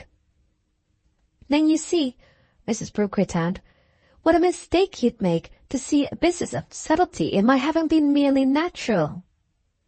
"We can be natural," Mitch declared. "We can, by God," Vanderbank laughed. Mrs. Brooke had turned to Mitchy. "I just wanted you to know, so I spoke. It is not more complicated than that. As for why I wanted you to know—" "What better reason could there be," Mitchy interrupted, "than your being filled to the fingertips with a sense of how I would want it myself, and of the misery, the absolute pathos of my being left out. Fancy, my dear chap," he had only to put it to Van, "my not knowing." Vanderbank outwardly couldn't fancy it, but he said quietly enough, "I should have told you myself." "Well, what's the difference?" "Oh, there is a difference," Mrs. Brooke loyally said. Then she opened an inch or two for Vanderbank, the door of her dim radiance. "Only I should have thought it a difference for the better. Of course," she added, "it remains absolutely with us three alone, and don't you already feel from it the fresh charm, with it here between us, of our being together?" It was as if each of the men had waited for the other to assent better than he himself could, and Mitchy then, as Vanderbank failed, had gracefully, to cover him, changed the subject. "But isn't Nanda the person most interested to know?" Vanderbank gave on this a strange sound of hilarity. "Ah, that would finish it off." It produced for a few seconds something like a chill that had for consequence a momentary pause which, in its turn, added weight to the words next uttered. "It's not I who shall tell her," Mrs. Brooke said gently and gravely. "There, you may be sure. If you want a promise, it's a promise. So that if Mr. Longden's silent," she went on, "and you are, Mitchy, and I am, how in the world shall she have a suspicion?" "You mean, of course, except by Van's deciding to mention it himself?" Van might have been, from the way they looked at him, some beautiful unconscious object, but Mrs. Brooke was quite ready to answer. "Oh, poor man, he'll never breathe." "I see. So there we are." To this discussion the subject of it had for the time nothing to contribute, even when Mitchy, rising with the words he at last uttered from the chair in which he had been placed, took sociably as well, on the hearthrug, a position before their hostess. This move ministered apparently to Vanderbank's mere silence, for it was still without speaking that, after a little, he turned away from his friend and dropped once more into the same seat. "I have shown you already, you of course remember," Vanderbank presently said to him, "that I am perfectly aware of how much better Mrs. Brooke would like you for the position." "He thinks I want him myself," Mrs. Brooke blandly explained. She was indeed, as they always thought her, wonderful, but she was perhaps not even now so much so as Mitchy found himself able to be. "But how would you lose old Van, even at the worst?" he earnestly asked of her. She just hesitated. "What do you mean by the worst?" "Then even at the best," Mitchy smiled, "in the event of his falsifying your prediction. Which, by the way, has the danger, hasn't it? I mean, for your intellectual credit, of making him, as we all used to be called by our nursemaids, contrary."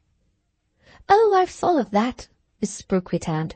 "But he won't do, on the whole, even for the sweetness of spiting me, what he won't want to do. I haven't said I should lose him," she went on. "That's only the view he himself takes. Or, to do him perfect justice, the idea he candidly imputes to me. Though without, I imagine, for I don't go so far as that, attributing to me anything so unutterably bad as a feeling of jealousy."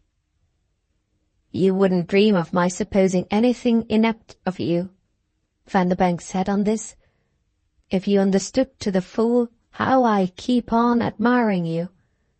Only what stupefies me a little," he continued, "is the extraordinary critical freedom, or we may call it, if we like, the high intellectual detachment, with which we discuss a question touching you, dear Mrs. Brooke, so nearly, and engaging so your private and most sacred sentiments. What are we playing with, after all, but the idea of Nanda's happiness?" "Oh, I'm not playing," Mrs. Brooke declared with a little rattle of emotion. "She's not playing," Mr. Mitchett gravely confirmed. "Don't you feel in the very air the vibration of the passion that she's simply too charming to shake at the window, as the housemaid shakes a tablecloth, or the jingo the flag?" Then he took up what Vanderbank had previously said. "Of course, my dear man, I'm aware, as you just now put it, of everything, and I'm not indiscreet, am I, Mrs. Brooke, in admitting for you as well as for myself that there was an impossibility you and I used sometimes to turn over together. Only, Lord bless us all, it isn't as if I hadn't long ago seen that there's nothing at all for me." "Ah, wait, Mrs. Brooke put in. "She has a theory." Vanderbank from his chair lighted it up for Mitchy, who hovered before them, "that your chance will come, later on, after I've given my measure." "Oh, but that's exactly," Mitchy was quick to respond, "what you'll never do. You won't give your measure the least little bit. You'll walk in magnificent mystery later on, not a bit less than you do today. You'll continue to have the benefit of everything that our imagination, perpetually engaged, often baffled and never fatigued, will continue to bedeck you with. Nanda, in the same way, to the end of all her time, will simply remain exquisite, or genuine, or generous, whatever we choose to call it. It may make a difference to us, who are comparatively vulgar, but what difference will it make to her, whether you do or you don't decide for her? You can't belong to her more for herself than you do already, and that's precisely so much that there's no room for anyone else. Where, therefore, without that room, do I come in?" "Nowhere, I see." Vanderbank seemed obligingly to muse. Mrs. Brooke had followed Mitchy with marked admiration, but she gave on this a glance at Van that was like the toss of a blossom from the same branch. "Oh, then, shall I just go on with you both? That will be joy." She had, however, the next thing, a sudden drop which shaded the picture. "You're so divine, Mitchy, that how can you not in a long run break any woman down?" It was not as if Mitchy was struck. It was only that he was courteous. "What do you call the long run? Taking about till I'm 80. "Ah, your genius is of a kind to which middle life will be particularly favourable. You'll reap then, somehow, one feels, everything you've sown." Mitchy still accepted the prophecy, only to control it. "Do you call 80 middle life? Why, my moral beauty, my dear woman, if that's what you mean by my genius, is precisely my curse. What on earth is left for a man just rotten with goodness? It renders necessary the kind of liking that renders unnecessary anything else." "Now, that is cheap paradox," Vanderbank patiently sighed. "You're down for a fine." It was with less of the patience, perhaps, that Mrs. Brooke took this up. "Yes, on that we are stiff.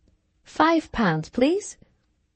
Mitchy drew out his pocket-book, even though he explained, "What I mean is that I don't give out the great thing," with which he produced a crisp banknote. "Don't you?" asked Vanderbank, who, having taken it from him to hand to Mrs. Brooke, held it a moment delicately to accentuate the doubt. "The great thing's the sacred terror. It's you who give that out." "Oh." And Vanderbank laid the money on the small stand at Mrs. Brooke's elbow. "Ain't I right, Mrs. Brooke? Doesn't he tremendously? And isn't that more than anything else what does it?" The two again, as if they understood each other, gazed in a unity of interest at their companion, who sustained it with an air clearly intended as the happy mean between embarrassment and triumph. Then Mrs. Brooke showed she liked the phrase. "The sacred terror? Yes, one feels it. It is that." "The finest case of it," Mitchy pursued, that I've ever met, so my morals sufficiently pointed." "I don't think it can be said to be that," Van der Bank returned, "till you've put the whole thing into a box by doing for Nanda what she does most want you to do." Mitchy caught on without a shade of wonder. "Oh, but proposing to the Duchess for little Aggie." He took but an instant to turn it over. "Well, I would propose, to please Nanda. Only I've never yet quite made out the reason of her wish."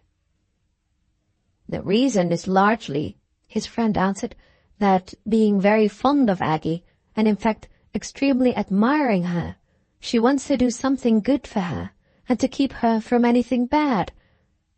Don't you know, it's too charming. She regularly believes in her." Mitchy, with all his recognition, vibrated to the touch. "Isn't it too charming?" "Well then," Van der Bank went on, "she secures for her friend a phoenix like you, and secures for you a phoenix like her friend. It's hard to say for which of you she desires most to do the handsome thing. She loves you both, in short." He followed it up, "though perhaps, when one thinks of it, the price she puts on you, Mitchy, in the arrangement is a little higher.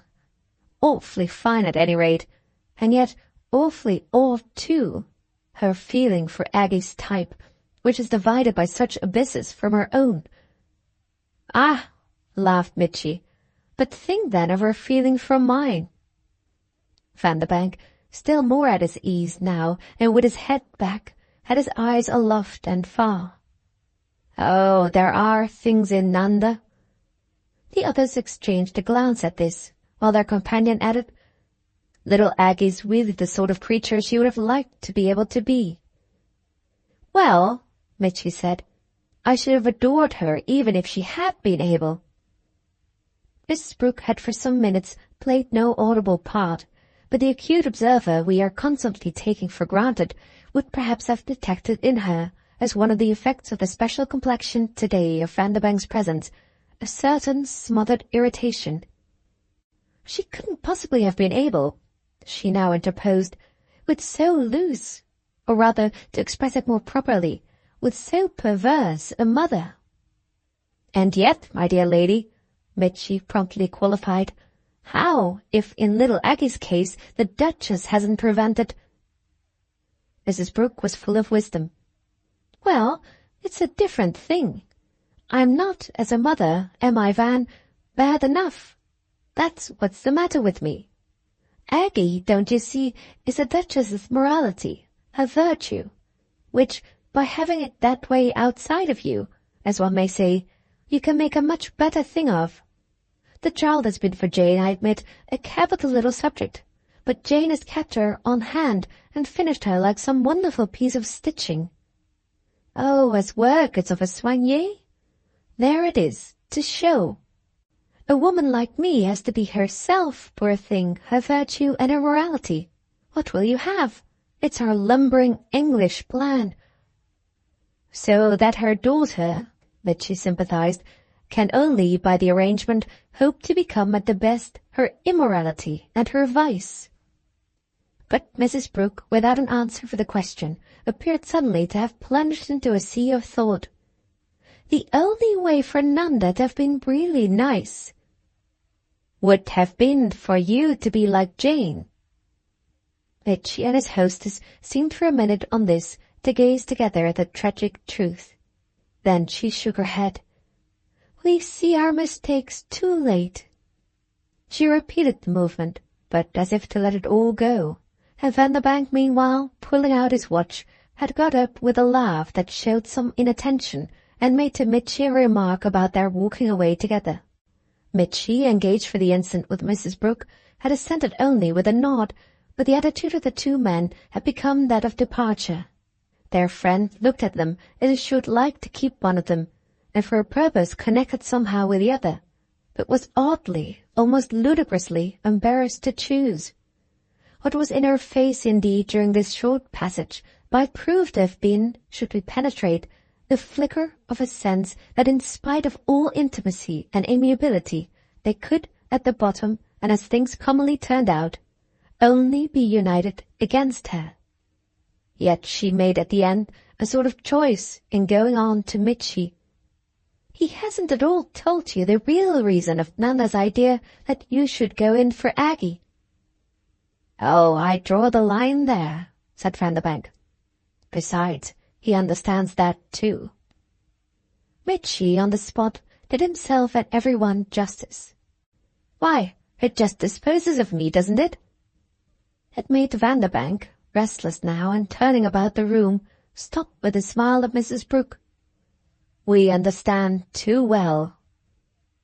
Not if he doesn't understand, she replied after a moment, while she turned to Mitchie, that his real combination can in the nature of the case only be— Oh yes, Mitchie took her straight up, with the young thing who is, as you say, positively and helplessly modern, and the pious fraud of whose classic identity with a sheet of white paper has been, tacitly of course, but none the less practically, dropped.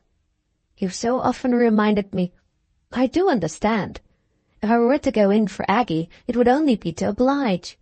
The modern girl, the product of our hard London facts and of her inevitable consciousness of them, just as they are. She, wonderful being, is, I fully recognize, my real affair. I am not ashamed to say that when I like the individual, I am not afraid of the type. She knows too much, I don't say, but she doesn't know, after all, a millionth part of what I do. I'm not sure, Mrs. Brooke earnestly exclaimed.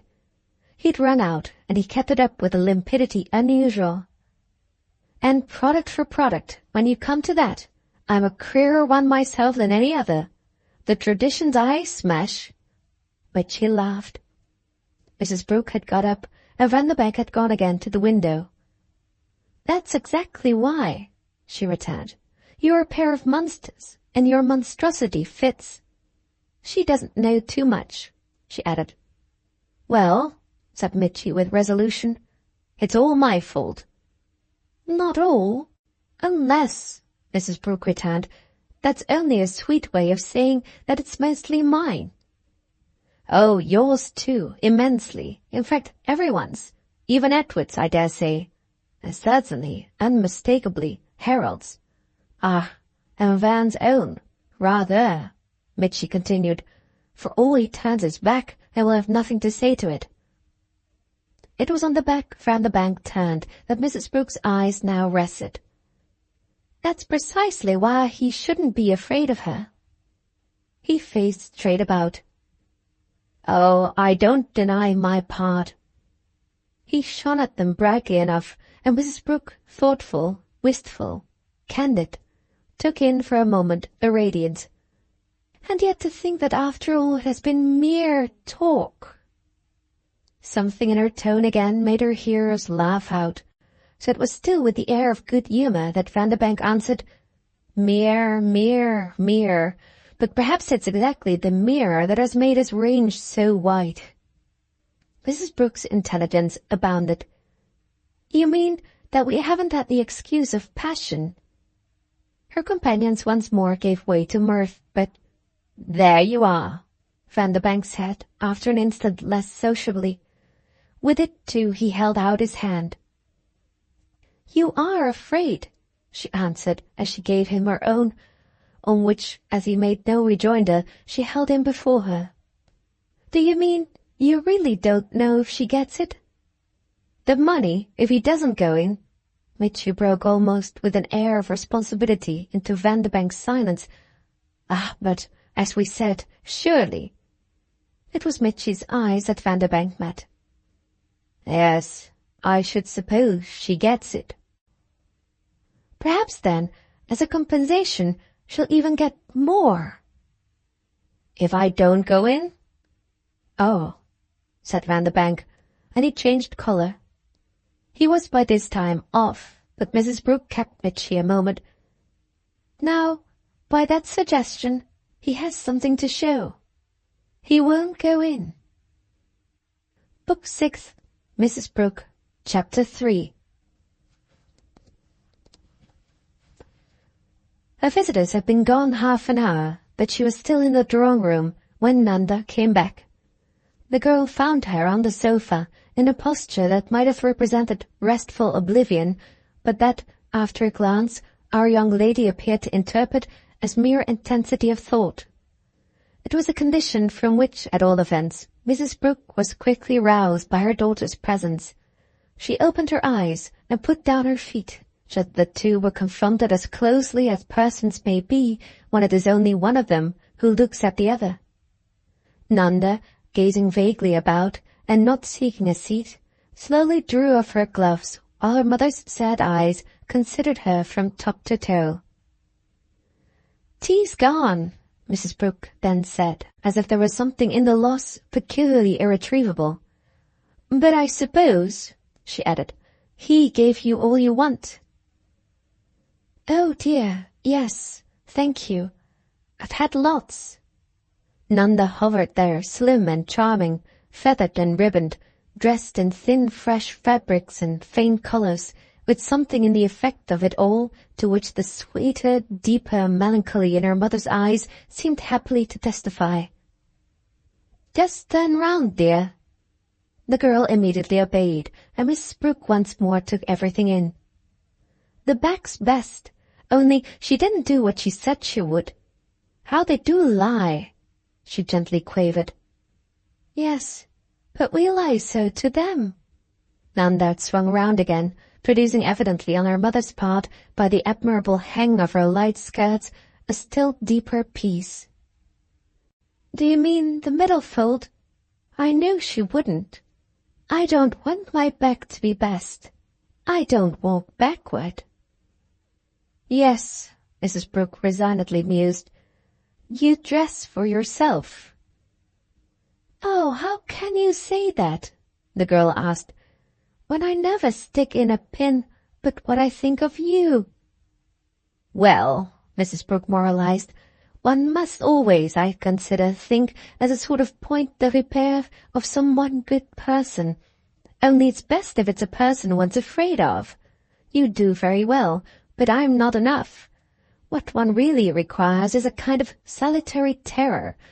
I never stick in a pin without thinking of your cousin Jane.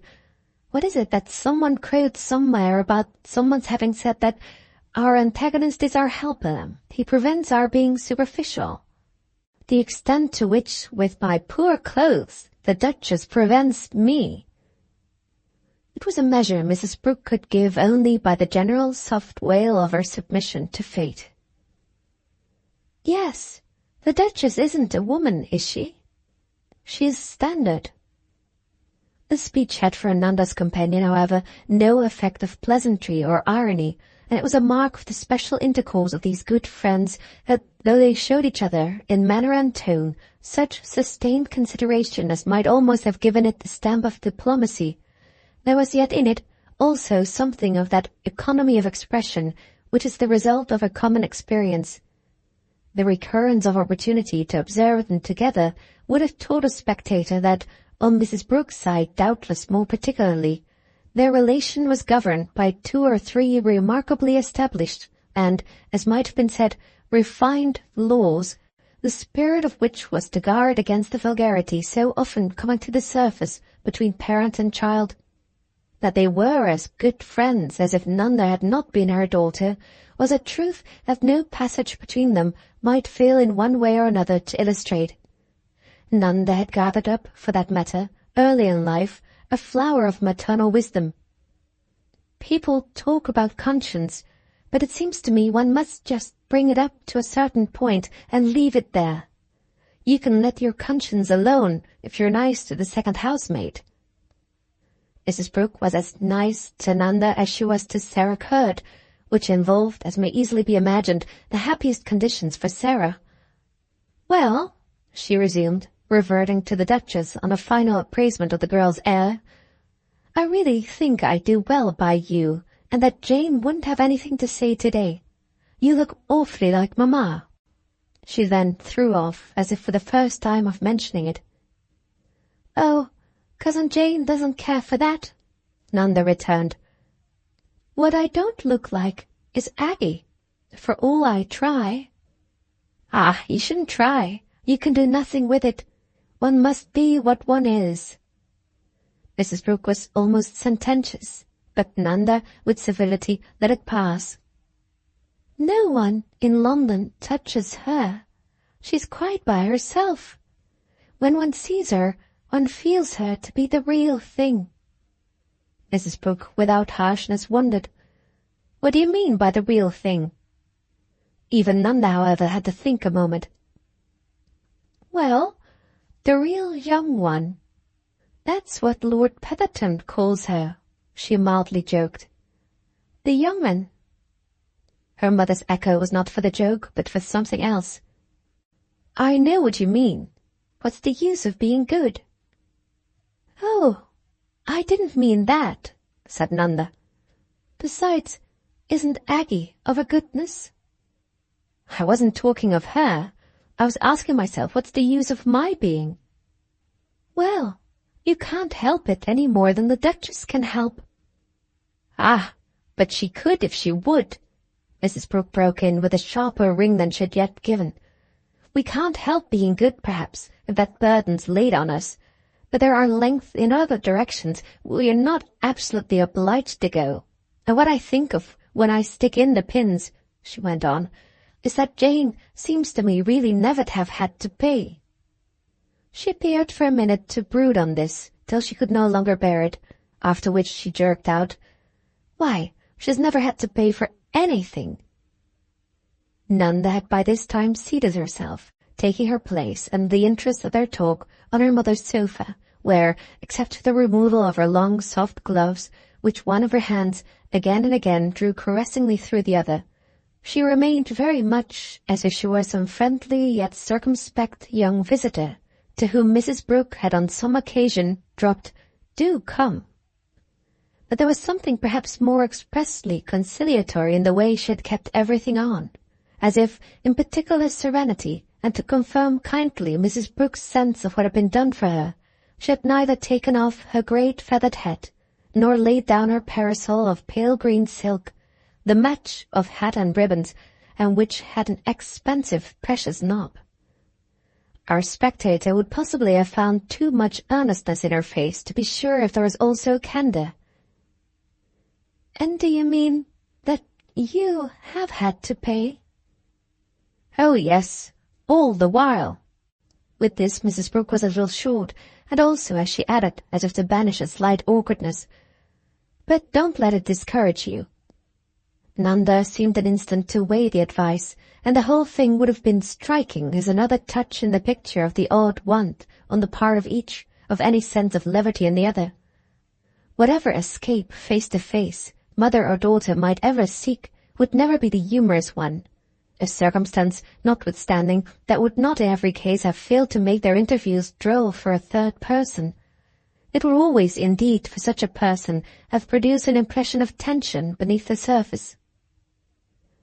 "I could have done much better at the start, and have lost less time," the girl at last said, "if I hadn't had the drawback of not really remembering Granny."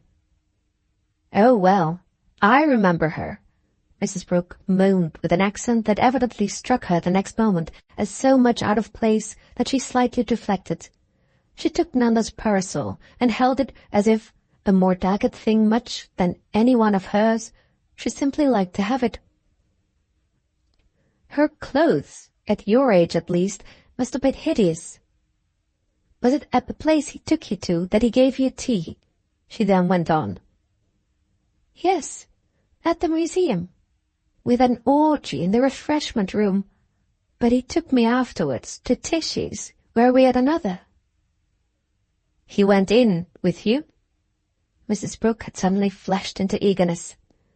"Oh, yes, I made him." "He didn't want to?" "On the contrary, very much. But he doesn't do everything he wants," said Nanda. Mrs. Brooke seemed to wonder. "You mean you've also to want it?" "Oh, no, that isn't enough. What I suppose I mean," Nanda continued, "is that he doesn't do anything he doesn't want. But he does quite enough," she added. And who then was at Tishy's? Oh, poor old Tish herself, naturally. And Carrie Donna. And no one else? The girl just waited. Yes, Mr. Cashmore came in. Her mother gave a groan of impatience. Ah, again? Nanda thought an instant. How do you mean, again? He just lives there as much as he ever did, and Tishy can't prevent him. I was thinking of Mr. Longden, of their meeting. When he met him here that time, he liked it so little. Did he like it any more today? Mrs. Brooke quavered. Oh, no, he hated it. But hadn't he, if he should go in, known he would? Yes, perfectly. But he wanted to see. To see? Mrs. Brooke just threw out. Well, where I go so much. And he knew I wished it. I don't quite see why, Mrs. Brooke mildly observed, and then, as her daughter said nothing to help her, at any rate, he did loathe it. Nanda, for a reply, simply after an instant put a question. Well, how can he understand? You mean, like me, why you do go there so much? How can he indeed? I don't mean that, the girl returned. It's just that he understands perfectly, because he saw them all in such an extraordinary way. Well, what can I ever call it? Clutch me and cling to me. Mrs. Brooke, with full gravity, considered this picture. And was Mr. Cashmore today so ridiculous? Ah, he's not ridiculous, Mamma. He's very unhappy. He thinks now Lady Fanny probably won't go, but he feels that may be, after all, only the worse for him. She will go, Mrs. Brooke answered, one of her roundabout approaches to decision. He is too great an idiot. She was here an hour ago, and if ever a woman was packed— Well, Nanda objected, but doesn't she spend her time in packing and unpacking? This inquiry, however, scarce pulled up her mother. No, though she has, no doubt, hitherto wasted plenty of labour. She has now a dozen boxes. I could see them there in her wonderful eyes, just waiting to be called for. So if you're counting on her not going, my dear— Mrs. Brooke gave a head shake that was the warning of wisdom. Oh, I don't care what she does, Nanda replied. What I meant just now was that Mr. Longden couldn't understand why, with so much to make them so, they couldn't be decently happy. And did he wish you to explain? I tried to, but I didn't make it any better. He doesn't like them. He doesn't even care for Tish. He told you so? Right out? Oh, Nanda said. Of course I asked him. I didn't press him, because I never do. You never do? Mrs. Brooke broke in, as with a glimpse of a new light. The girl showed an indulgence for this interest that was for a moment almost elderly. I enjoy awfully with him seeing just how to take him. Her tone and her face evidently put forth for her companion at this juncture something freshly, even quite supremely suggestive, and yet the effect of them on Mrs. Brooke's part was only a question so off-hand that it might already often have been asked. The mother's eyes, to ask it, we may nonetheless add, attached themselves closely to the daughter's, and her face just glowed. You like him so very awfully? It was as if the next instant Nanda felt herself under her guard, yet she spoke with a sudden surrender. Well, it's rather intoxicating to be oneself. She had only a drop over the choice of her term. So tremendously made up to, you mean, even by a little fussy ancient man. But doesn't he, my dear, Mrs. Brooke continued with encouragement, make up to you? A supposititious spectator would certainly on this have imagined in the girl's face the delicate dawn of a sense that her mother had suddenly become vulgar, together with the general consciousness that the way to meet vulgarity was always to be frank and simple, and above all to ignore. He makes one enjoy being liked so much, liked better, I do think, than I've ever been liked by anyone. If Mrs. Brooke hesitated, it was, however, clearly not because she had noticed. Not better, surely, than by dear Mitchy, or even, if you come to that, by Tishy herself. Nanda's simplicity maintained itself. Oh, Mr. Longden's different from Tishy. Her mother again hesitated. You mean, of course, he knows more. The girl considered it. He doesn't know more. He knows other things, and he's pleasanter than Mitchy. You mean because he doesn't want to marry you? It was as if she had not heard that Nanda continued. Well, he's more beautiful.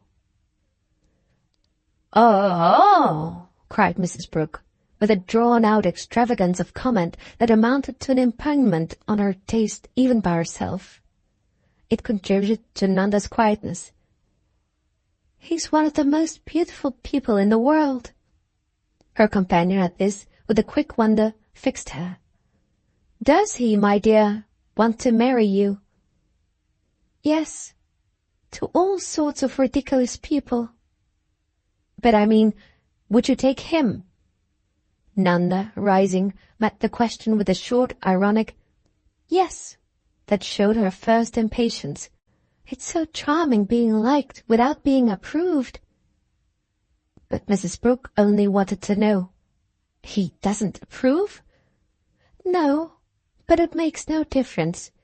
It's all exactly right. It doesn't matter. Mrs. Brooke seemed to wonder, however, exactly how these things could be. He doesn't want you to give up anything. She looked as if swiftly thinking what Nanda might give up. Oh, yes, everything. It was as if for an instant she found her daughter inscrutable. Then she had a strange smile. Me? The girl was perfectly prompt. Everything. But he wouldn't like me nearly so much if I really did. Her mother had a further pause. Does he want to adopt you? Then more quickly and sadly, though also a little as if lacking nerve to push the research, we couldn't give you up, Nanda. Thank you so much, Mamma. But we shan't be very much tried, Nanda said, because what it comes to seems to be that I'm really what you may call adopting him. I mean, I'm little by little changing him, gradually showing him that, as I couldn't possibly have been different, and as also, of course, one can't keep giving up, the only way is for him not to mind, and to take me just as I am. That, don't you see, is what he would never have expected to do. Mrs. Brooke recognized in a manner the explanation, but still had her wistfulness. But, to take you, as you are, where?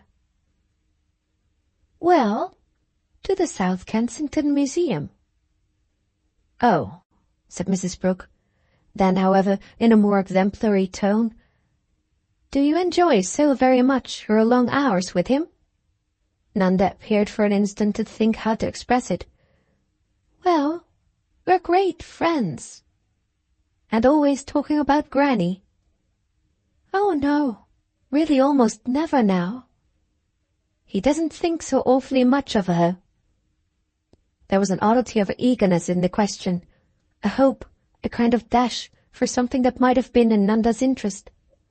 The girl met these things only with obliging gravity. I think he's losing any sense of my likeness. He's too used to it, or too many things that are too different now cover it up. Well, said Mrs. Brooke as she took this in, I think it's awfully clever of you to get only the good of him and have none of the worry. Nanda wondered. The worry? You leave that all to me, her mother went on, but quite forgivingly. I hope at any rate that the good for you will be real." "Real?" the girl, remaining vague, again echoed. Mrs. Brooke showed for this not perhaps an irritation, but a flicker of austerity. "You must remember we've a great many things to think about. There are things we must take for granted in each other. We must all help in our way to pull the coach. That's what I mean by worry, and if you don't have any, so much the better for you. For me it's in a day's work. Your father and I have most to think about always at this time, as you perfectly know, and we have to turn things round and manage somehow or other to get out of town, have to provide and pinch to meet all the necessities, with money at every turn running away like water. The children this year seem to fit into nothing, into nowhere, and Harold's more dreadful than he's ever been, doing nothing at all for himself and requiring everything to be done for him. He talks about his American girl with millions who's so awfully taken with him, but I can't find out anything about her. The only one just now that people seem to have heard of is the one Booby Manger's engaged to. The Mangers literally snap up everything," Mrs. Brooke quite wailingly now continued. "The Jew man, so gigantically rich. Who is he? Baron Schack or Schmack, who has just taken Cumberland House and has the awful stammer, or what is it, no roof to his mouth, is to give that horrid little Algy to do his conversation for him. 400 a year, which Harold pretended to me that, of all the rush of young men, dozens, he was most in the running for. Your father's settled gloom is terrible, and I bear all the brunt of it. We get literally nothing this year for the hovel, yet have to spend on it heaven knows what, and everybody for the next 3 months in Scotland and everywhere has asked us for the wrong time and nobody for the right, so that I assure you I don't know where to turn. Which doesn't, however, in the least prevent everyone coming to me with their own selfish troubles." It was as if Mrs. Brooke had found the cup of her secret sorrows suddenly jostled by some touch of which the perversity, though not completely noted at the moment, proved, as she little let herself go, sufficient to make it flow over. But she drew the next thing from her daughter's stillness, a reflection of the vanity of such heat, and speedily recovered herself as if in order with more dignity to point the moral. "I can carry my burden, and shall do so to the end, but we must each remember that we shall fall to pieces if we don't manage to keep hold of some little idea of responsibility. I positively can't arrange without knowing when it is you go to him." "To Mr. Longden? Oh, whenever I like," Nanda replied very gently and simply. "And when shall you be so good as to like?" "Well, he goes himself on Saturday, and if I want I can go a few days later." "And what day can you go if I want?" Miss Brooke spoke as with a small sharpness, just softened indeed in time, produced by the sight of her freedom in her daughter's life that suddenly loomed larger than any freedom of her own. It was still a part of the unsteadiness of the vessel of her anxieties, but she never, after all, remained publicly long subject to the influence she often comprehensively designated to others, as well as to herself, as nastiness. "What I mean is that you might go the same day, mightn't you?" "With him? In the train? I should think so, if you wish it." "But would he wish it? I mean, would he hate it?" "I don't think so at all, but I can easily ask him." Mrs. Brooke's head inclined to the chimney and her eyes to the window. "Easily?" Nanda looked for a moment mystified by her mother's insistence.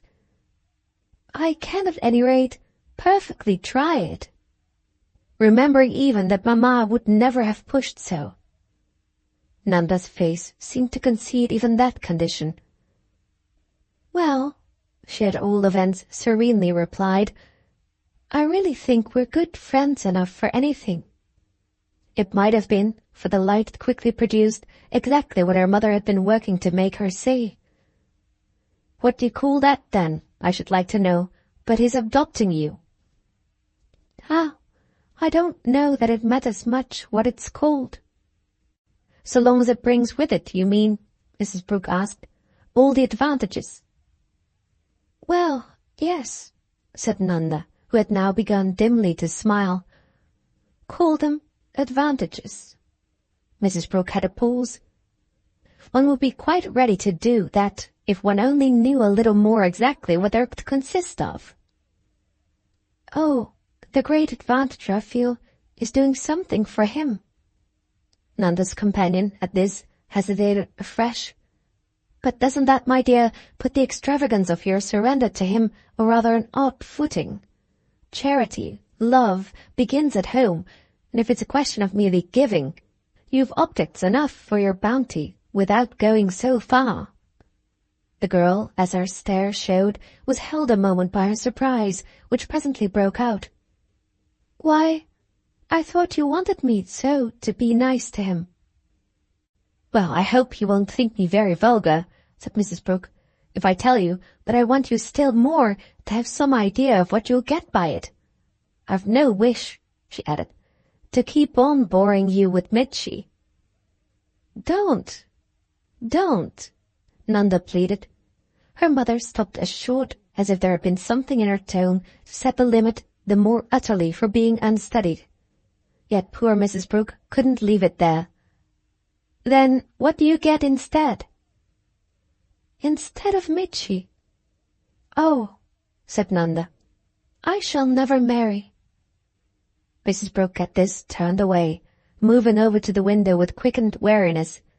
Nanda, on her side, as if their talk had ended, went across to the sofa to take up her parasol before leaving the room, an impulse rather favoured than arrested by the arrival of her brother Harold, who came in at the moment both his relatives had turned back to the door, and who gave his sister, as she faced him, a greeting that made their mother look round.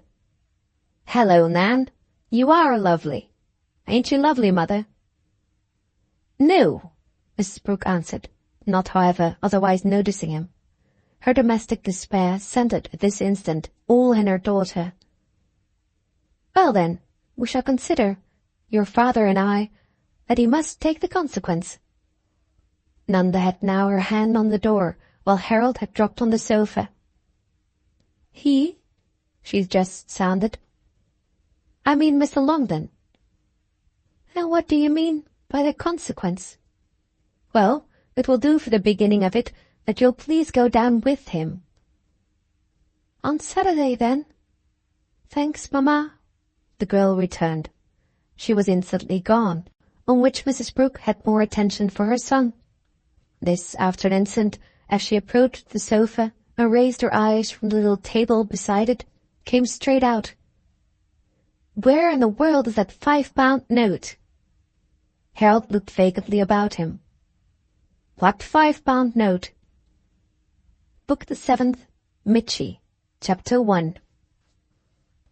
Mr. Longden's garden took in 3 acres, and, full of charming features, had for its greatest wonder the extent and colour of its old brick wall, in which the pink and purple surface was the fruit of the mild ages and the protective function for a visitor strolling, sitting, talking, reading, that of a nurse of reverie.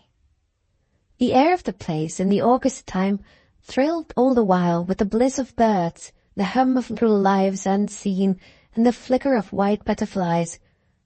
It was on a large flat enclosed lawn that Nanda spoke to Vanderbank of the 3 weeks she would have completed there on the morrow, weeks that had been, she made no secret of it, the happiest she had yet spent anywhere. The greyish day was soft and still, and the sky faintly marbled, while the more newly arrived of the visitors from London, who had come late on the Friday afternoon, lounged away the morning in an attitude every relaxed line of which referred to the holiday he had, as it were, at first merely looking about and victualling, sat down in front of as a captain before a city. There were sitting places just there, out of the full light, cushioned benches in the thick white spread of old mulberry boughs. A large book of facts lay in the young man's lap, and Nanda had come out to him, half an hour before luncheon, somewhat as Beatrice came out to Benedick. Not to call him immediately, indeed, to the meal, but mentioning promptly that she had come at a bidding. Mr. Longden had rebuked her, it appeared, for her want of attention to their guest, showing her in this way, to her pleasure, how far he had gone toward taking her, as he called it, into the house. "You've been thinking of yourself," Vanderbank asked, "as a mere clerk at a salary, and you now find that you're a partner and have a share in the concern." "It seems to be something like that. But doesn't the partner put in something? What have I put in?" "Well, me for one thing. Isn't it your being here that has brought me down?" "Do you mean you wouldn't have come for him alone?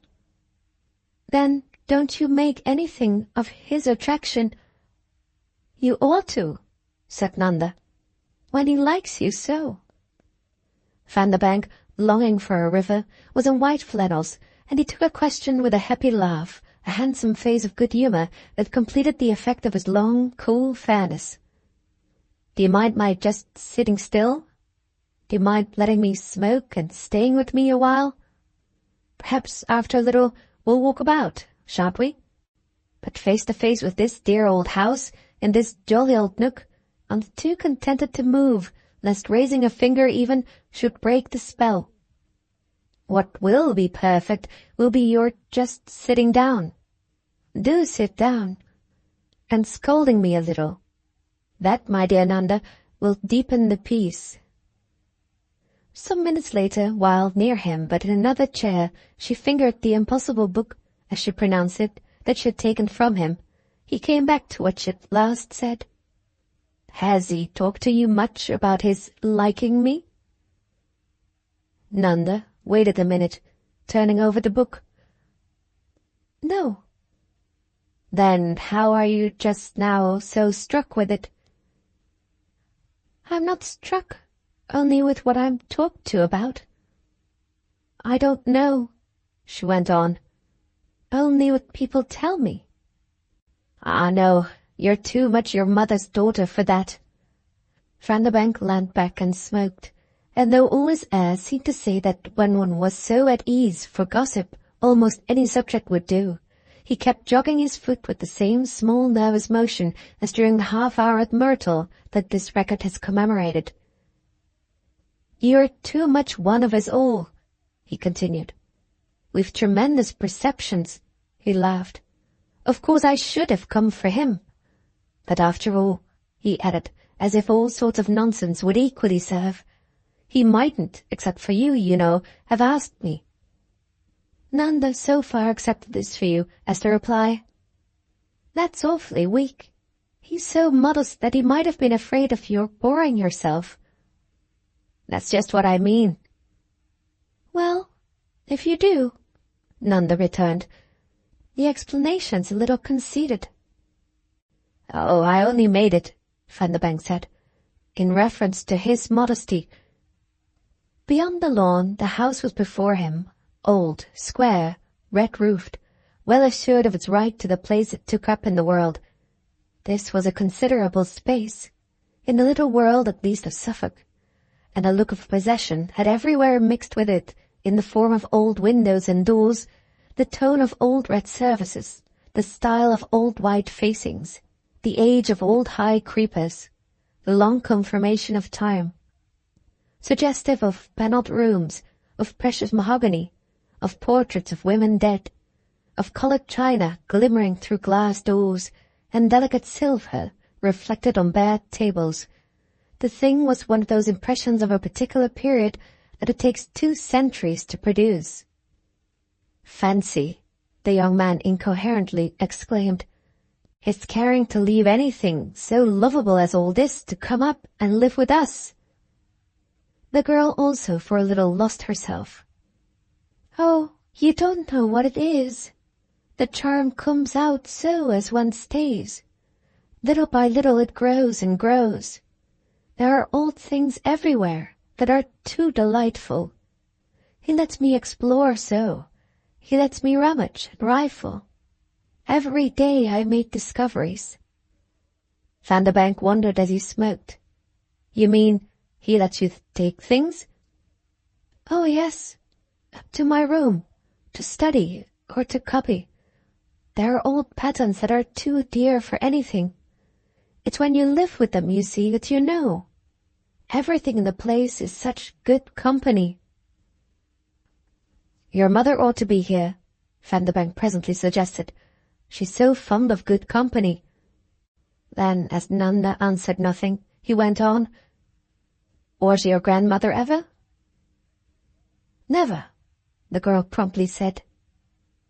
Never, she repeated in a tone quite different, after which she added, I'm the only one. Oh, and I, me and you, as they say, her companion amended. Yes, and Mr. Mitchie, who's to come down, please don't forget, this afternoon. Vanderbank had another of his contemplative pauses. Thank you for reminding me. I shall spread myself as much as possible before he comes. Try to produce so much of my effect that I shall be safe. But what did Mr. Longden ask him for? Ah, said Nanda gaily. What did he ask you for?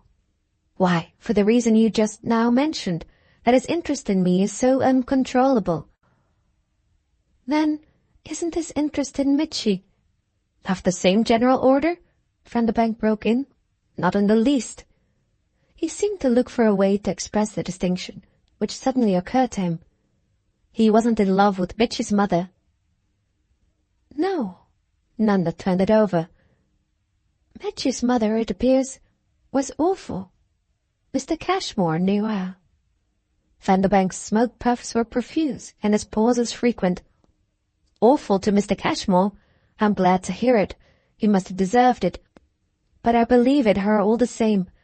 Mitchie's often awful himself. The young man rambled on. Just so I believe it him. So do I, said Nanda. And that's why I asked him. You asked him, my dear child? Have you the inviting? Oh, yes. The eyes he turned on her seemed really to try if she jested or was serious. So you arranged for me, too. She turned over again a few leaves of his book, and closing it with something of a clap, transferred it to the bench beside him, a movement in which, as if through a drop into thought, he rendered her no assistance. What I mean is that I proposed it to Mr. Longden. I suggested he should be asked. I've a reason for seeing him. I want to talk to him. And do you know, the girl went on, what Mr. Longden said? Something splendid, of course. He asked if you wouldn't perhaps dislike his being here with you. Vanderbank, throwing back his head, laughed, smoked, jogged his foot more than ever. Awfully nice, dear old Mitch. How little afraid of him you are. Nanda wondered. Of Mitch? Yes, of the tremendous pull he really has. It's all very well to talk. He has it. But of course I don't mean I don't know. And as with the effect of his nervous sociability, he shifted his position. I perfectly see that you're not afraid. I perfectly know what you have in your head. I should never in the least dream of accusing you, as far as he is concerned, of the least disposition to flirt. Any more, indeed, Vanderbank pleasantly pursued, than even of any general tendency of that sort. No, my dear Nanda, he kindly kept it up, I will say for you that, though a girl, thank heaven, and awfully much a girl, you're really not on the whole more of a flirt than a respectable social ideal prescribes. Thank you most tremendously, his companion quietly replied. Something in the tone of it made him laugh out, and the particular sound went well with all the rest, with the August day, and the charming spot, and the young man's lounging figure, and Nanda's own little hovering hospitality. Of course I strike you as patronizing you with unconscious sublimity. Well, that's all right. What's the most natural thing to do in these conditions but the most luxurious? Won't Mitchie be wonderful for feeling and enjoying them? I assure you I am delighted he's coming. Then, in a different tone a moment later, Do you expect to be here long? He asked. It took Nanda some time to say. As long as Mr. Longden will keep me, I suppose. if that doesn't sound very horrible. Oh, he'll keep you, only won't he himself, Vanderbank went on, be coming up to town in the course of the autumn. Well, in that case, I'd perfectly stay here without him. And leave him in London without you? Ah, that's not what we want. He wouldn't be at all the same thing without you, least of all for himself, Vanderbank declared. Nanda again thought. Yes, that's what makes him funny, I suppose. His curious infatuation. I set him off, show him off, by his going round and round me, as the acrobat on the horse in the circus goes round the clown. He has said a great deal to me of your mother, she irrelevantly added. Oh, everything that's kind, of course, or you wouldn't mention it. That's what I mean, said Nanda. I see. Most charming of him. Vanderbank kept his high head thrown back as for the view, with a bright equal general interest of everything that was before them, whether talked of or seen. Who do you think I yesterday had a letter from? An extraordinary funny one from Harold. He gave me all the family news. And what is the family news? The girl after a minute inquired.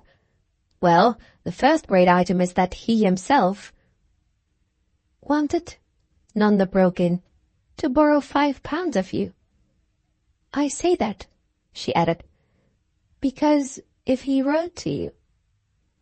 It couldn't have been in such a case for the simple pleasure of the intercourse. Vanderbank hesitated, but continued not to look at her. What do you know, pray, of poor Harold's borrowings? Oh, I know, as I know other things. Don't I know everything? Do you? I should rather ask, the young man gaily enough replied. Why should I not? How should I not? You know what I know. Then, as to explain herself and attenuate a little the sudden emphasis with which he had spoken, I remember your once telling me that I must take in things at my pause. Her companion stared, but with his laugh again changed his posture. That you must? That I do. And you were quite right. And when did I make this extraordinary charge? Ah, then, said Nanda, you admit it is a charge. It was a long time ago, when I was a little girl. Which made it worse, she dropped. It made it, at all events now, for Vanderbank more amusing. Ha, not worse, better. She thought a moment. Because in that case I mightn't have understood. But that I do understand is just what you've always meant. Always, my dear Nanda? I feel somehow, he rejoined very kindly, as if you overwhelmed me.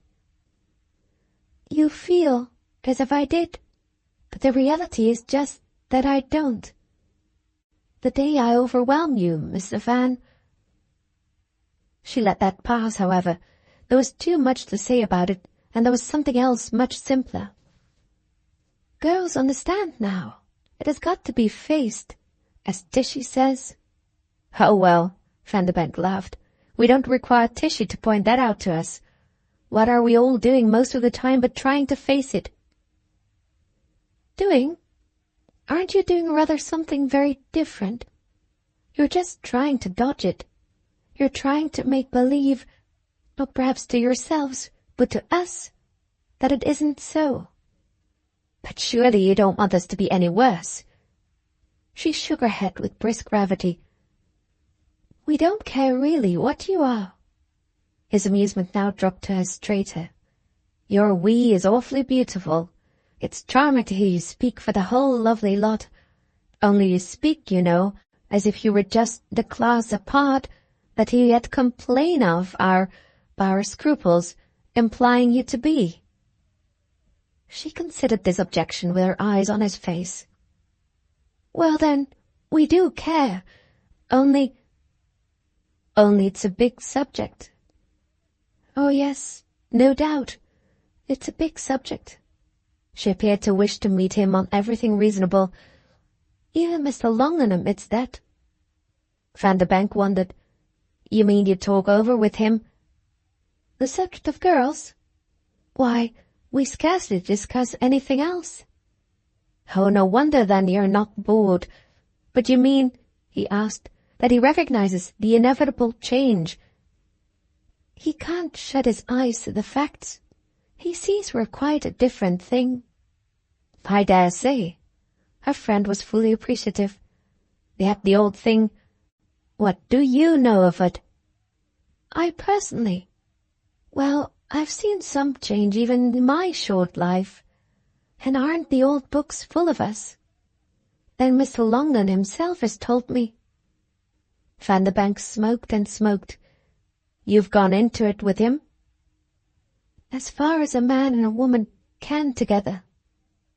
As he took her in at this with a turn of his eye, he might have had in his ears the echo of all the times it had been dropped in Buckingham Crescent that Nanda was wonderful.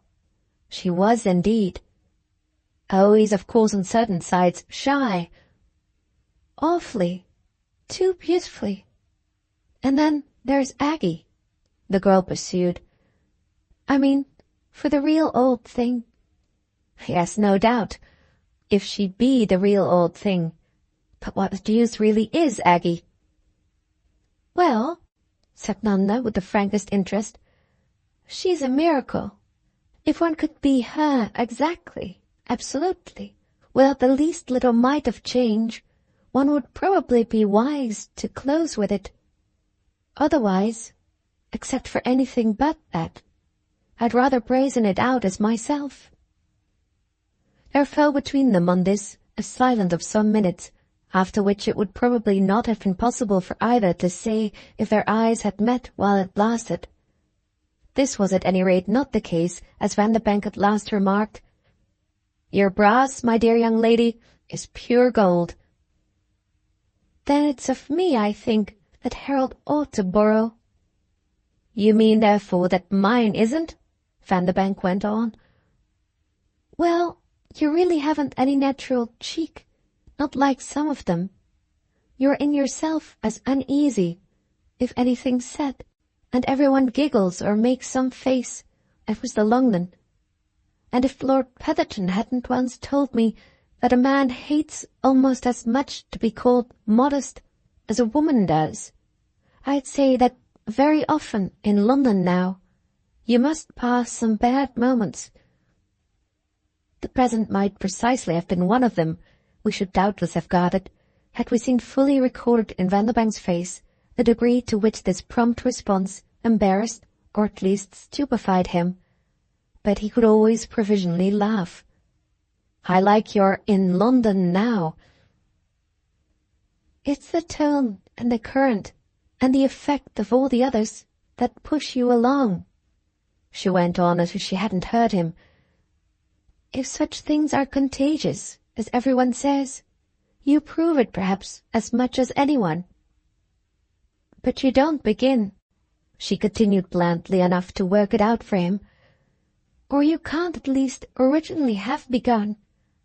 Anyone would know that now, from the terrific effect I see I produce on you, by talking this way.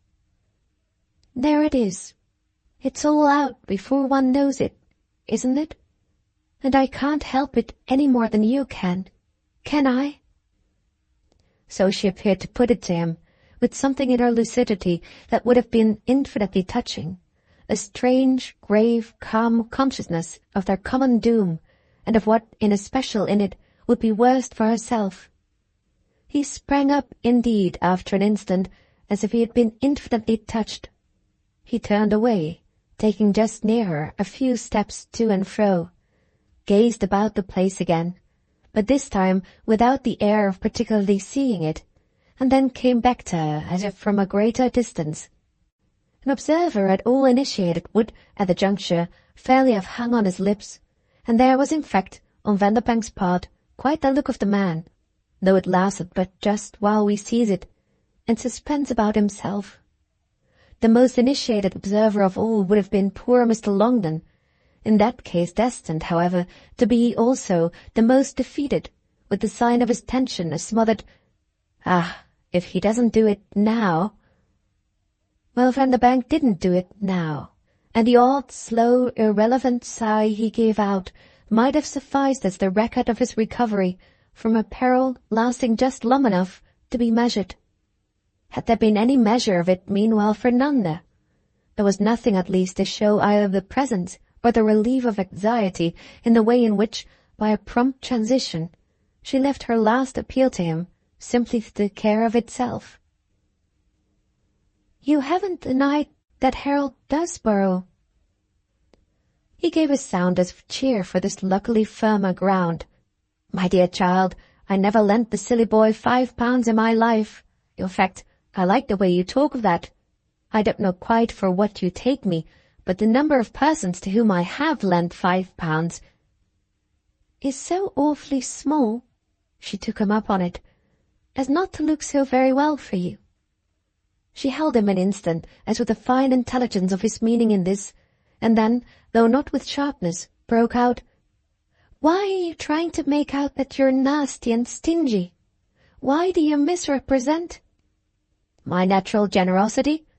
I don't misrepresent anything, but I take, I think, rather markedly good care of money." She had remained in her place, and he was before her on the grass, his hands in his pockets, and his manner perhaps a little awkward. "The way you young things talk of it." "Harold talks of it, but I don't think I do. I'm not a bit expensive. Ask mother, or even ask father. I do with awfully little, for clothes and things, and I could easily do with still less. Harold's a born consumer, as Mitchy says. He says also he's one of those people who will never really want." "Ah, for that, Mitchy himself will never let him." "Well then, with everyone helping us all round, aren't we a lovely family? I don't speak of it to tell tales, but when you mention hearing from Harold, all sorts of things immediately come over me. We seem to be all living more or less on other people, all immensely beholden. You can easily say, of course, that I am worst of all. The children and their people at Bognor are in borrowed quarters. Mother got them lent her, as to which, no doubt, I'm perfectly aware that I ought to be there, sharing them, taking care of my little brother and sister, instead of sitting here at Mr. Longden's expense to expose everything and criticize. Father and mother in Scotland are on a grand campaign. Well," she pulled herself up, "I'm not in that, at any rate. Say you've lent Harold only 5 shillings, she went on. Vanderbank stood smiling. "Well, say I have. I never lend anyone whatever more." "It only adds to my conviction," Nanda explained, "that he writes to Mr. Longden." "But if Mr. Longden doesn't say so," Vanderbank objected. "Oh, that proves nothing." She got up as she spoke. "Harold also works granny." He only laughed out at first for this, while she went on, "You'll think I make myself out fearfully deep. I mean in the way of knowing everything without having to be told. That is, as you say, Mamma's great accomplishment, so it must be hereditary. Besides, there seem to me only too many things one is told. Only Mr. Longden has in fact said nothing." She had looked about responsibly, not to leave in disorder the garden nook they had occupied, picking up a newspaper and changing the place of a cushion. "I do think that with him you're remarkable," Vanderbank observed, "putting on one side all you seem to know, and on the other all he holds his tongue about." "What then does he say?" the young man asked, after a slight pause, and perhaps even with a slight irritation. Nanda glanced round again. She was folding rather carefully her paper. Presently her glance met their friend, who, having come out of one of the long windows that opened to the lawn, had stopped there to watch them. "He says just now that luncheon's ready." Book the 7th, Mitchy, Chapter 2. "I've made him," she said in the drawing-room to Mitchy. Make Mr. Van go with him. Mr. Longden, in the rain which had come on since the morning, had betaken himself to church, and his other guest, with sufficiently marked good humour, had borne him company. The windows of the drawing-room looked at the wet garden, all vivid and rich in the summer shower, and Mitchy, after seeing Vanderbank turn up his trousers and fling back a last answer to the not quite sincere chaff his submission had engendered, adopted freely and familiarly the prospect not only of a grateful freshened lawn, but of a good hour in the very pick, as he called it, of his actual happy conditions. The favouring rain, the dear old place, the charming serious house, the large inimitable room, the absence of the others, the present vision of what his young friend had given him to count on, the sense of these delights was expressed in his fixed, generous glare. He was at first too pleased even to sit down. He measured the great space from end to end, admiring again everything he had admired before, and protesting afresh that no modern ingenuity, not even his own, to which he did justice, could create effects of such purity. The final touch in the picture before them was just the composer's ignorance. Mr. Longden had not made his house, he had simply lived it, and the taste of the place, Mitchy in certain connections abominated the word, was just nothing more than the beauty of his life. Everything on every side had dropped straight from heaven, with nowhere a bargaining thumb-mark, a single sign of the shop. All this would have been a wonderful theme for discourse in Buckingham Crescent. So happy an exercise for the votaries of that temple of analysis that they repeatedly spoke of their experience of it as crying aloud from Mrs. Brooke. The questions it set in motion for the perceptive mind were exactly those that, as he said, most made them feel themselves. Vanderbank's plea for his morning had been a pile of letters to work off, and Mitchy, then coming down as he announced from the first, ready for anything, had gone to church with Mr. Longden and Nanda in the fine spirit of curiosity. He now, after the girl's remark, turned away from his view of the rain, which he found different somehow from other rain, as everything else was different, and replied that he knew well enough what she could make Mr. Longden do, but only wondered Mr. Longden's secret for acting on their friend. He was there before her with his hands in his pockets and appreciation winking from every yellow spot in his red necktie. Afternoon service of a wet Sunday in a small country town is a large order. Does Van do everything the governor wants? He may perhaps have had a suspicion of what I want, Nanda explained. If I want particularly to talk to you. He has got out of the way to give me a chance. Well then, he's as usual, simply magnificent. How can I express the bliss of finding myself enclosed with you in this sweet old security, this really unimagined sanctity? Nothing's more charming than suddenly to come across something sharp and fresh after we've thought there was nothing more that could draw from us a groan. We've supposed we've had it all, have squeezed the last impression out of the last disappointment, penetrated to the last familiarity and the last surprise. Then some fine day we find that we haven't done justice to life. There are little things that pop up and make us feel again. What may happen is after all incalculable. There's just a little chuck of the dice, and for 3 minutes we win. These, my dear young lady, are my 3 minutes. You wouldn't believe the amusement I get from them, and how can I possibly tell you? There's a faint, divine old fragrance here in the room. Or doesn't it perhaps reach you? I shan't have lived without it, but I see now I had been afraid I should. You, on your side, won't have lived without some touch of greatness. This moment's great, and you've produced it. You're great when you felt all you could produce. Therefore, Mitchy went on, pausing once more as he walked before a picture, I won't pull the whole thing down by the vulgarity of wishing I, too, only had a first-rate Cotman. Have you given up some very big thing to come? Nanda replied to this. What in the world is very big, my child, but the beauty of this hour. I haven't the least idea what. When I got Mr. Longman's note, I gave up. Don't ask me for an account of anything. Everything became imperceptible. I will say that for myself. I shed my badness. I do forget people, with a facility that makes me, for bits, for little patches, so far as they're concerned, cease to be. So that my life is spotted all over with momentary states in which I am as the dead, of whom nothing said but good. He'd strolled toward her again, while she smiled at him. I've died for this, Nanda.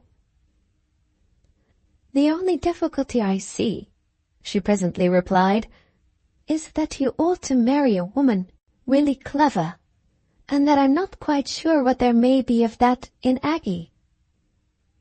In Aggie? Her friend echoed very gently. Is that what you've sent for me for? To talk about Aggie? Didn't it occur to you it might be? That it couldn't possibly, you mean, be anything else? He looked about for the place in which would express the deepest surrender to the scene to sit, then sank down with a beautiful prompt submission. I've no idea of what occurred to me, nothing at least but the sense that I had occurred to you. The occurrence is clay in the hands of the potter. Do with me what you will.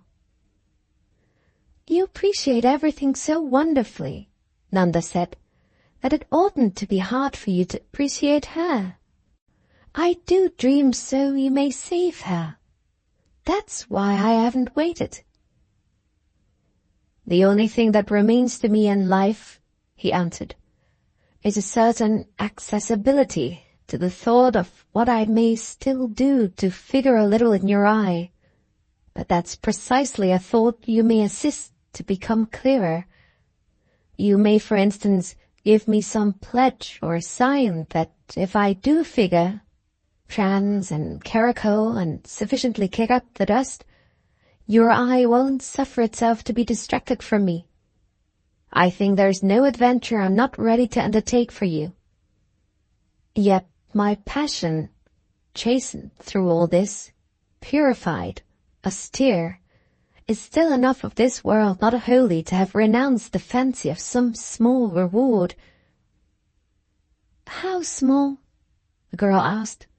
She spoke as if feeling she must take from him in common kindness at least as much as she would make him take, and the serious, anxious patience such a consciousness gave her tone was met by Mitchy with the charmed reasonableness that his habit of hyperbole did nothing to misrepresent. He glowed at her with the fullest recognition that there was something he was there to discuss with her, but with the assurance in every soft sound of him that no height to which she might lift the discussion would be too great for him to reach. His every cadence and every motion was an implication, as from one to the other, of the exquisite. Oh, he could sustain it. Well, I mean the establishment of something between us. I mean your arranging somehow that we shall be drawn more together. Know together something nobody else knows. I should like so terrifically to have a relation that is a secret with you. Oh, if that's all you want, you can be easily gratified. Rien de plus facile, as Mamma says. I'm full of secrets. I think I'm really most secretive. I'll share almost any one of them with you, if it's only a good one. Mitchy debated. You mean you'll choose it yourself? You won't let it be one of mine? Nanda wondered.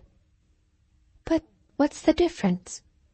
Her companion jumped up again, and for a moment pervaded the place. And you say such things as that? You're of a beauty? May it, he asked as he stopped before her, be one of mine, a perfectly awful one? She showed her clearest interest. As I suppose the most awful secrets are the best? Yes, certainly. I'm hideously tempted. But he hung fire, then dropping into his chair again. It would be too bad. I'm afraid I can't. Then why won't this do, just as it is? This? He looked over the big, bland room. Which? Why, what you're here for. My dear child, I'm here most of all to love you more than ever.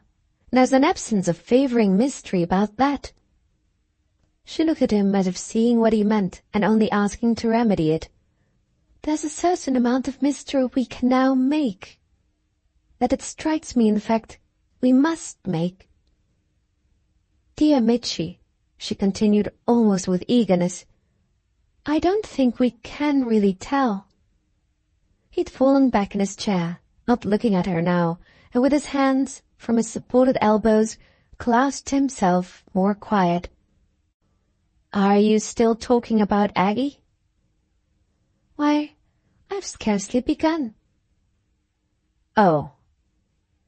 It was not irritation he appeared to express, but a slight strain of an effort to get into relation with the subject. Better to focus the image, he closed his eyes a while. You speak of something that may draw us together, and I simply reply that if you don't feel how near together we are, in this, I shouldn't imagine you ever would. You must have wonderful notions, she presently went on, of the ideal state of union. I pack everyone off for you.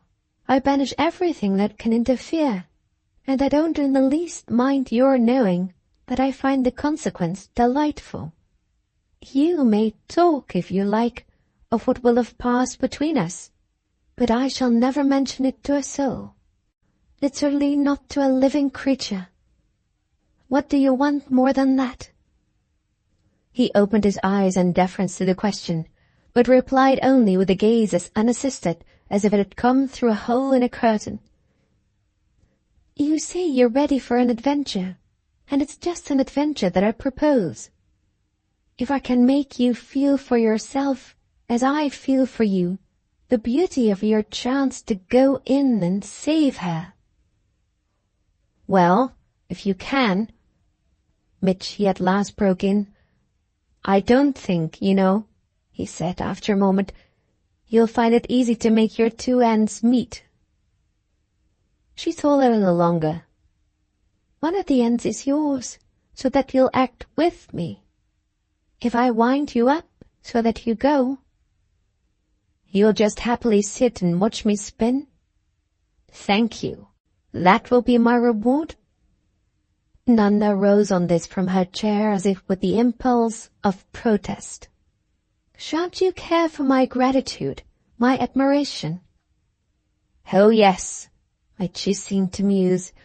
I shall care for them. Yet I don't quite see, you know, what you owe to Aggie. It isn't as if... But with this he faltered. As if she cared particularly for me? Ah, that has nothing to do with it. That's a thing without which surely it's but too possible to be exquisite. There are beautiful, quite beautiful people who don't care for me. The thing that's important to one is the thing one sees oneself, and it's quite enough if I see what can be made of that child. Marry her, Mitchie, and you'll see who she'll care for. Mitchie kept his position. He was for the moment, his image of shortly before reversed, the one who appeared to sit happily and watch. It's too awfully pleasant you're asking of me anything whatever. Well then, as I say, beautifully, grandly save her. As you say, yes. He sympathetically inclined his head, but without making me feel exactly what you mean by it. Keep her, Nanda returned, from becoming like the Duchess. But she isn't a bit like the Duchess in any of her elements. She's a totally different thing. It was only for an instant, however, that this objection seemed to tell. That's exactly why she'll be so perfect for you. You'll get her away, take her out of her aunt's life. Mitchie met it all now in a sort of spellbound stillness. What do you know about her aunt's life? Oh, I know everything. She spoke with a first faint shade of impatience. It produced for a little a hush between them, at the end of which her companion said with extraordinary gentleness and tenderness, "Dear old Nanda." Her own silence appeared consciously to continue, and the suggestion of it might have been that for intelligent ears there was nothing to add to the declaration she just made, and which Mitchy sat there taking in as with a new light. What he drew from it, indeed, he presently went on to show.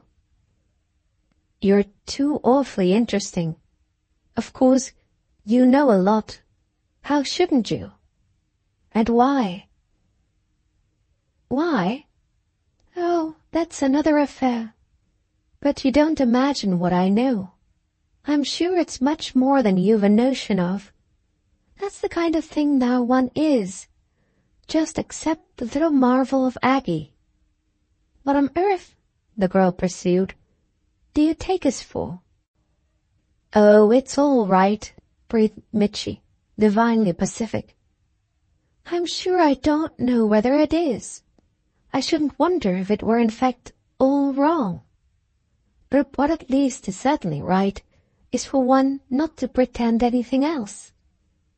There I am for you, at any rate.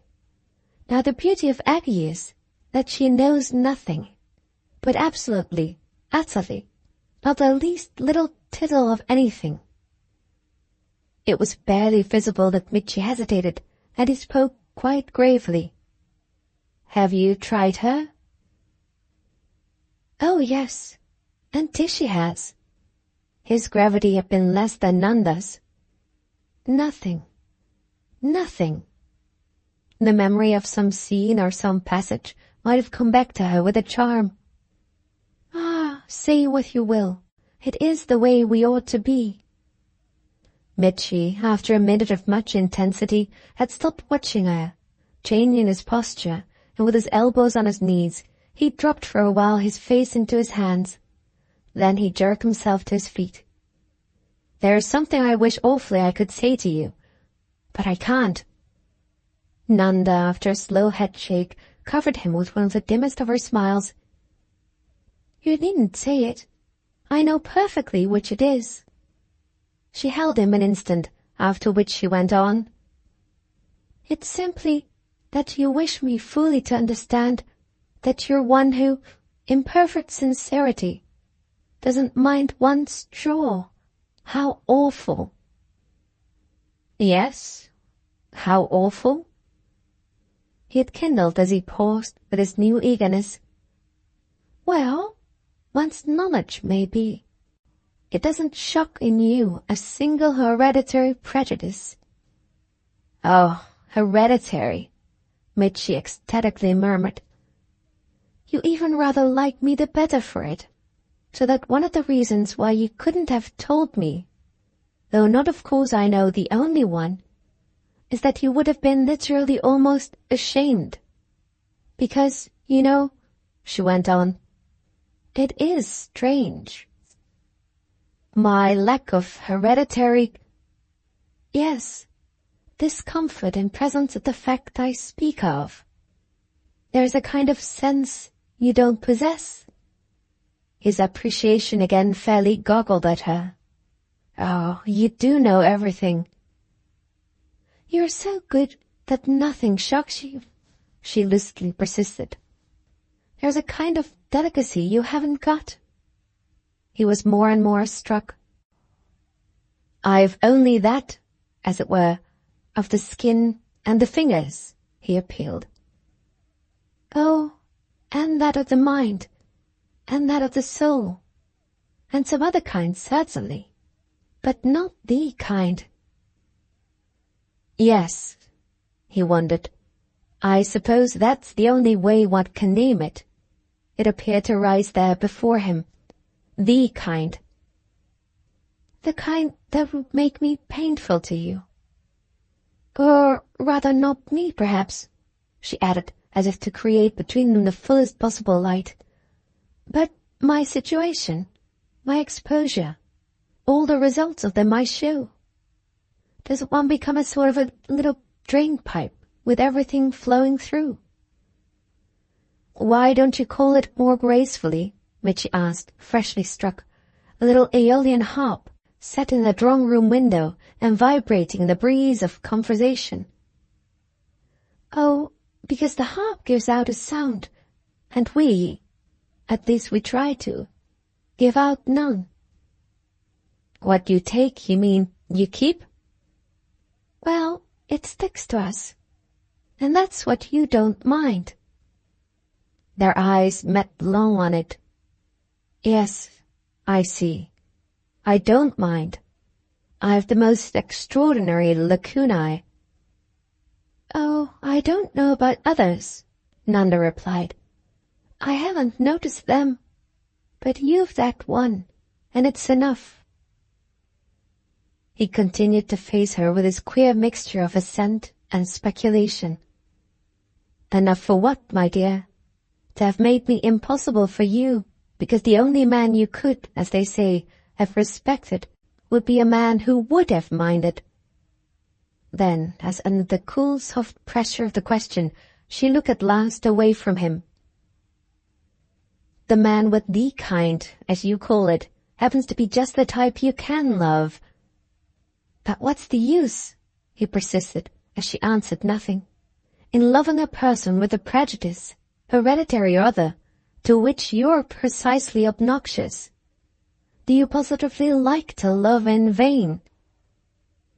It was a question, the way she turned back to him seemed to say, that deserved a responsible answer.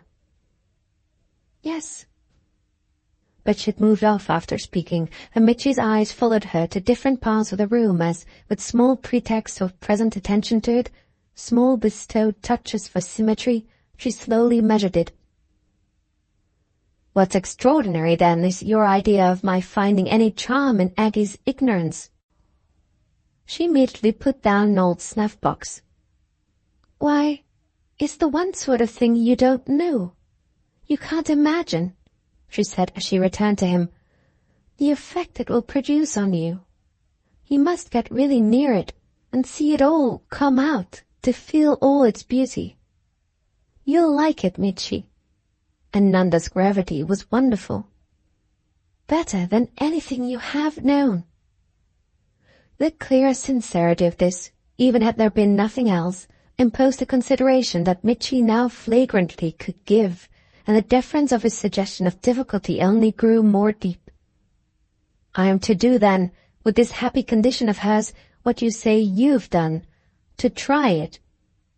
And then, as her assent, so directly challenged, failed an instant.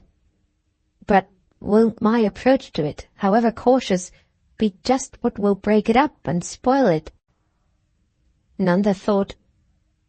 Why so, if mine wasn't? Oh, you're not me. But I'm just as bad. Thank you, my dear, Mitchie rang out. Without, Nanda pursued, being as good. She had on this, in a different key, her own sudden explosion. Don't you see, Mitchie dear, for the very heart of it all, how good I believe you? She'd spoken as with a flare of impatience at some justice he failed to do her, and this brought him, after a startled instant, close enough to her to take up her hand. She let him have it, and in mute solemn reassurance he raised it to his lips, saying to her thus more things than he could say in any other way, which yet, just after, when it released it, an emotionless pause had ensued, didn't prevent his adding 3 words. Oh, Nanda, Nanda! The tone of them made her again extraordinarily gentle. Don't try anything, then. Take everything for granted. He had turned away from her and walked mechanically, with his air of blind emotion, to the window, where for a minute he looked out. It has stopped raining, he said at last. It's going to brighten. The place had 3 windows, and Nanda went to the next. Not quite yet, but I think it will. Mitchie soon faced back into the room, where, after a brief hesitation, he moved as quietly, almost as cautiously, as if on tiptoe, to the seat occupied by his companion at the beginning of their talk. Here he sank down, watching the girl, who stood a while longer with her eyes on the garden. "You want me, you say, to take her out of the Duchess's life. But where am I myself, if we come to that, but even more in the Duchess's life than Aggie is? I'm in it by my contacts, my associations, my indifferences, all my acceptances, knowledges, amusements. I'm in it by my cynicisms, those that circumstances somehow from the first, when I began for myself to look at life and the world, committed me to and steeped me in. I'm in it by a kind of desperation that I shouldn't have felt, perhaps, if you had got hold of me sooner with just this touch with which you've got hold of me today. And I'm in it, more than all, you'll yourself admit, by the very fact that her aunt desires, as you know, much more even than you do, to bring the thing about. Then we should be, the Duchess and I, shoulder to shoulder." Nanda heard him motionless to the end, taking also another minute to turn over what he'd said. "What is it you like so in Lord Petherton?" she asked as she came to him. "My dear child, if you only could tell me. It would be, wouldn't it? It must have been the secret of some fairy tale, if fairy tales were made now, or better still, of some Christmas pantomime. The gnome and the giant." Nanda appeared to try, not with much success, to see it. "Do you find Lord Petherton a gnome?" Mitchy at first, for all reward, only glared at her. "Charming, Nanda, charming." "A man's giant enough for Lord Petherton," she went on, "when his fortune's gigantic. He preys upon you." His hands in his pockets and his legs much apart, Mitchy sat there as in a posture adapted to her simplicity. "You're adorable. You don't. But it is rather horrid, isn't it?" he presently went on. Her momentary silence would have been by itself enough of an answer. "Nothing of all you speak of," she nevertheless returned, "will matter then. She'll so simplify your life." He remained just as he was, only with his eyes on her, and meanwhile she had turned again to her window, through which a faint sun-streak began to glimmer and play. At sight of it, she opened the casement to let in the warm freshness. "The rain has stopped." "You say you want me to save her.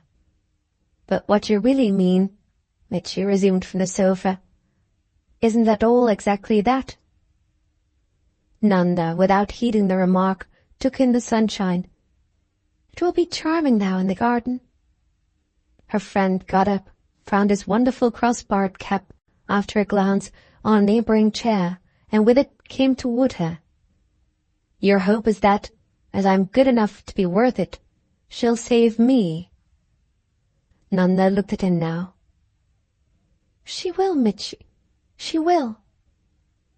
They stood a moment in the recovered brightness, after which he mechanically, as with the pressure of quite another consciousness, put on his cap.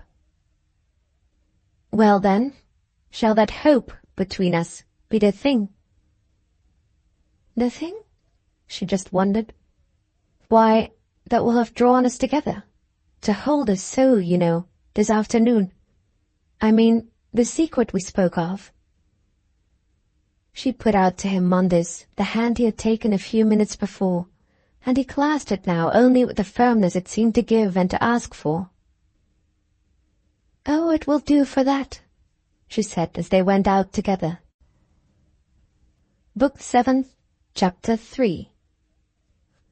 It had been understood that he was to take his leave on the morrow, though Vanderbank was to stay another day. Mr. Longdon had for the Sunday dinner invited 3 or 4 of his neighbours to meet the 2 gentlemen from town, so that it was not till the company had departed, or in other words, till near bedtime, that our 4 friends could again have become aware, as between themselves, of that directness of mutual relation which forms the subject of our picture. It had not, however, prevented Nanda's slipping upstairs as soon as the doctor and his wife had gone, and the manner indeed in which, on the stroke of 11, Mr. Longdon conformed to his tradition of appropriating a particular candle was as positive an expression of it as any other. Nothing in him was more amiable than the terms maintained between the rigor of his personal habits and his free imagination of the habits of others. He deprecated as regards the former, it might have been seen, most signs of likeness, and no one had ever dared to learn how he would have handled the show of imitation. The way to flatter him, Mitchy threw off 5 minutes later, is not to make him think you resemble or agree with him, but to let him see how different you perceive he can bear to think you. I mean, of course, without hating you. "But what interest have you," Vanderbank asked, "in the way to flatter him?" "My dear fellow, more interest than you. I haven't been here all day without arriving at conclusions on the credit he has opened to you." "Do you mean the amount he'll settle?" "You have it in your power," said Mitchy, "to make it anything you like." "Is he, then, so bloated?" Mitchy was on his feet in the apartment in which their host had left them, and he had at first, for this question, but an expressive motion of the shoulders in respect to everything in the room. See, judge, guess, feel. But it was as if Vanderbank, before the fire, consciously controlled his own attention. "Oh, I don't care a hang." This passage took place in the library, and as a consequence of their having confessed, as their friend faced them with his bedroom light, that a brief, discreet vigil and a box of cigars would fix better than anything else the fine impression of the day. Mitchy might at that moment, on the evidence of the eyes Mr. Longden turned to them, and of which his innocent candle-flame betrayed the secret, have found matter for a measure of the almost extreme allowances he wanted them to want of him. They had only to see that the greater window was fast and to turn out the library lamp. It might really have amused them to stand a moment at the open door that, apart from this, was to testify to his conception of those who were not, in the smaller hours, as he was. He had, in fact, by his retreat, and but too sensibly, left them there with a deal of midnight company. If one of these presences was the mystery he had himself mixed, the manner of our young man showed a due expectation of the others. Mitchy, on hearing how little Vanderbank cared, only kept up a while longer that observant revolution in which he had spent much of his day, to which any fresh sense of any exhibition always promptly committed him, and which, had it not been controlled by infinite tact, might have affected the nerves of those in whom enjoyment was less rotary. He was silent long enough to suggest his fearing that almost anything he might say would appear too elusive. Then, at last, once more he took his risk. "Awfully jolly old place." "It is indeed," Van only said, but his posture in the large chair he had pushed toward the open window was of itself almost an opinion. The August night was hot, and the air that came in charged and sweet. Vanderbank smoked with his face to the dusky garden and the dim stars, at the end of a few moments more of which he glanced round. "Don't you think it rather stuffy with that big lamp? As those candles on the chimney are going, we might put it out." "Like this?" The amiable Mitchy had straightway obliged his companion, and he as promptly took in the effect of the diminished light on the character of the room, which he commended as if the death of shadow produced where all his companion had sought. He might freshly have brought home to Vanderbank that a man sensitive to so many different things, and thereby always sure of something or other, could never really be incommoded, though that personage presently indeed showed himself occupied with another thought. "I think I ought to mention to you that I've told him how you and Mrs. Brooke now both know. I did so this afternoon on our way back from church. I hadn't done it before. He took me a walk round to show me more of the place, and that gave me my chance. But he doesn't mind," Vanderbank continued. "The only thing is that I've thought it may possibly make him speak to you, so that it's better you should know he knows. But he told me definitely, Nanda doesn't." Mitchy took this in with an attention that spoke of his already recognizing how the less tempered darkness favored talk. "And is that all that passed between you?" "Well, practically. Except, of course, that I made him understand, I think, how it happened that I haven't kept my own counsel." "Oh, but you have. Didn't he at least feel? Or perhaps even have done better, when you've two such excellent persons to keep it for you? Can't he easily believe how we feel with you?" Vanderbank appeared for a minute to leave this appeal unheeded.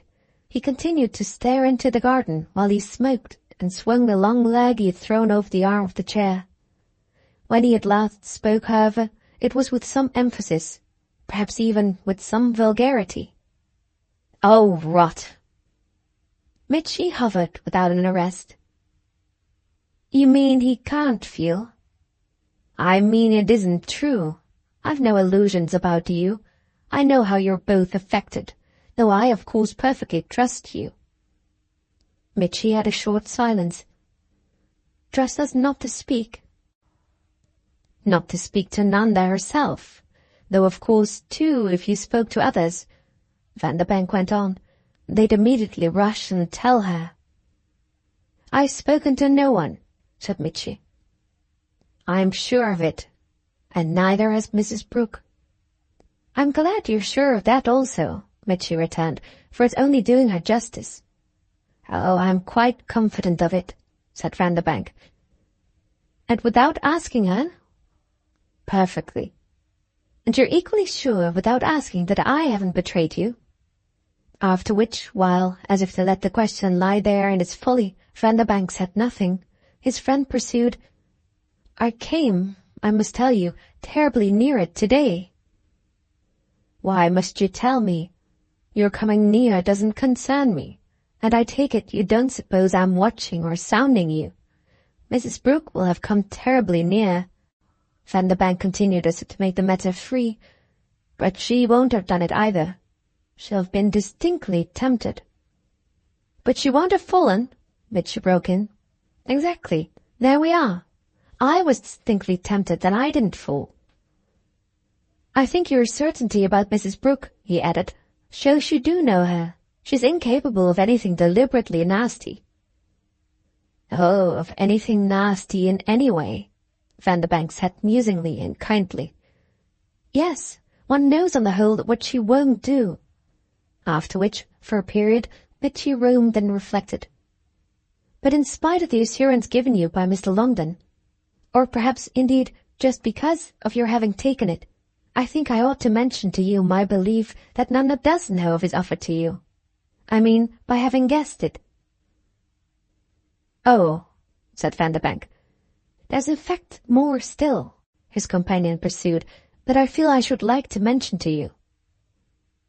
"Oh," Vanderbank at first only repeated, but after a moment he said, "My dear fellow, I'm much obliged. The thing I speak of is something I should at any rate have said, and I should have looked out for some chance if we had not had this one." Mitchy spoke as if his friend's last words were not of consequence, and he continued as Vanderbank got up, and moving rather aimlessly, came and stood with his back to the chimney. "My only hesitation would have been caused by its entailing our going down into the things in a way that, face to face, given the private nature of the things, I dare say most men don't particularly enjoy. But if you don't mind—" "Oh, I don't mind. In fact, as I tell you, I recognize an obligation to you." Vanderbank, with his shoulders against the high mantel, uttered this without a direct look. He smoked and smoked, then considered the tip of his cigar. "You feel convinced she knows?" he threw out. "Well, it's my impression." "Ah, any impression of yours of that sort is sure to be right. If you think I ought to have it from you, I'm really grateful. Is that, what you wanted to say to me?"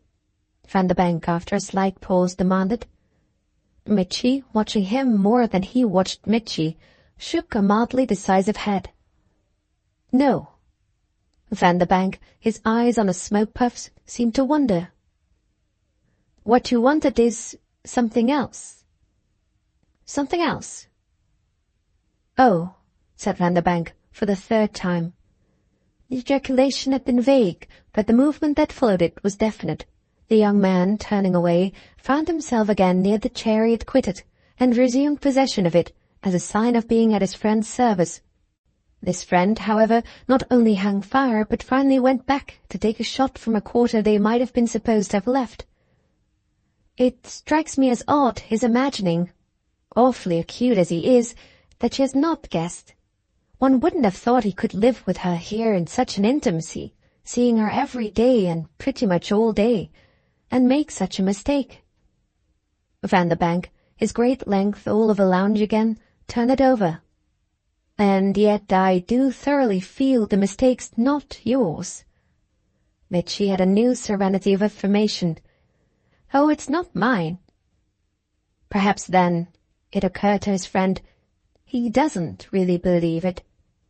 And only says so to make you feel more easy, so that one may, in fairness to oneself, keep one's head, as it were, and decide quite on one's own ground.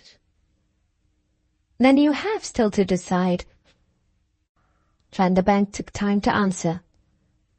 "I have still to decide." Mitchy became again on this, in the sociable dusk, a slow-circling, vaguely agitated element, and his companion continued, "Is your idea very generously and handsomely to help that by letting me know—" "That I do definitely renounce," Mitchy took him up, "any pretension and any hope. Well, I'm ready with the proof of it. I've passed my word that I'll apply elsewhere." Vanderbank turned more round to him. "Apply to the Duchess for her niece?" "It's practically settled." "But since when?" Mitchy barely faltered. "Since this afternoon." "Ah, then, not with the Duchess herself?" "With Nanda, whose plan from the first you won't have forgotten the thing has so charmingly been." Vanderbank could show that his not having in the least forgotten was yet not a bar to his being now mystified. "But, my dear man, what can Nanda settle?" "My fate," Mitchy said, pausing well before him. Vanderbank sat now a minute with raised eyes, catching the indistinctness of the other's strange expression. "You're both beyond me," he exclaimed at last. "I don't see what you in particular gained." "I didn't either till she made it all out to me.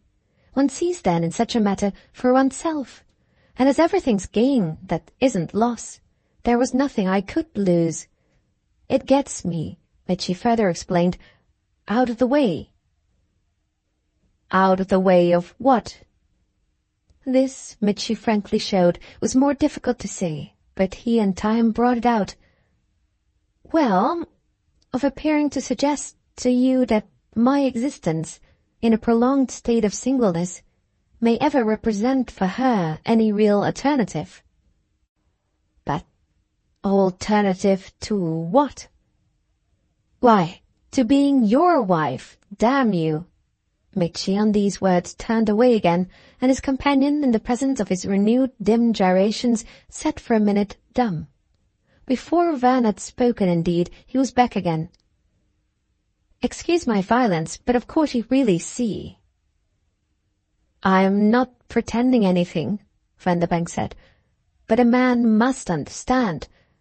What I catch hold of is that you offer me, in the fact that you're thus at any rate disposed of, a proof that I, by the same token, shan't, if I hesitate to go in, have a pretext for saying to myself that I may deprive her—" "Yes, precisely," Mitchy now urbanely assented, "of something in the shape of a man with my amount of money that she may live to regret and to languish for.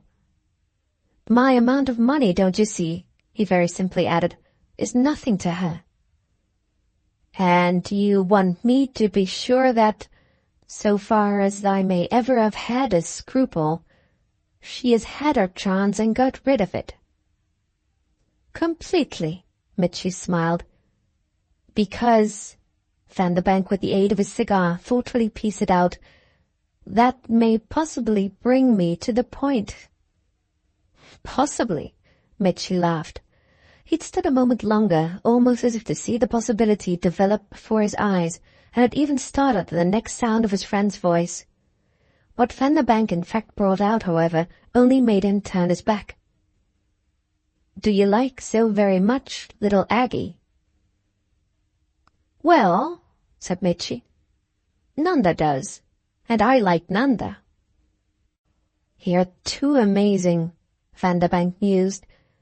His musing had presently the effect of making him rise.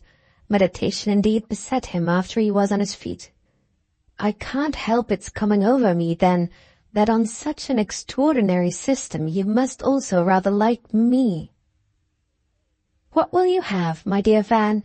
Mitchie frankly asked. "It's the sort of thing you must be most used to.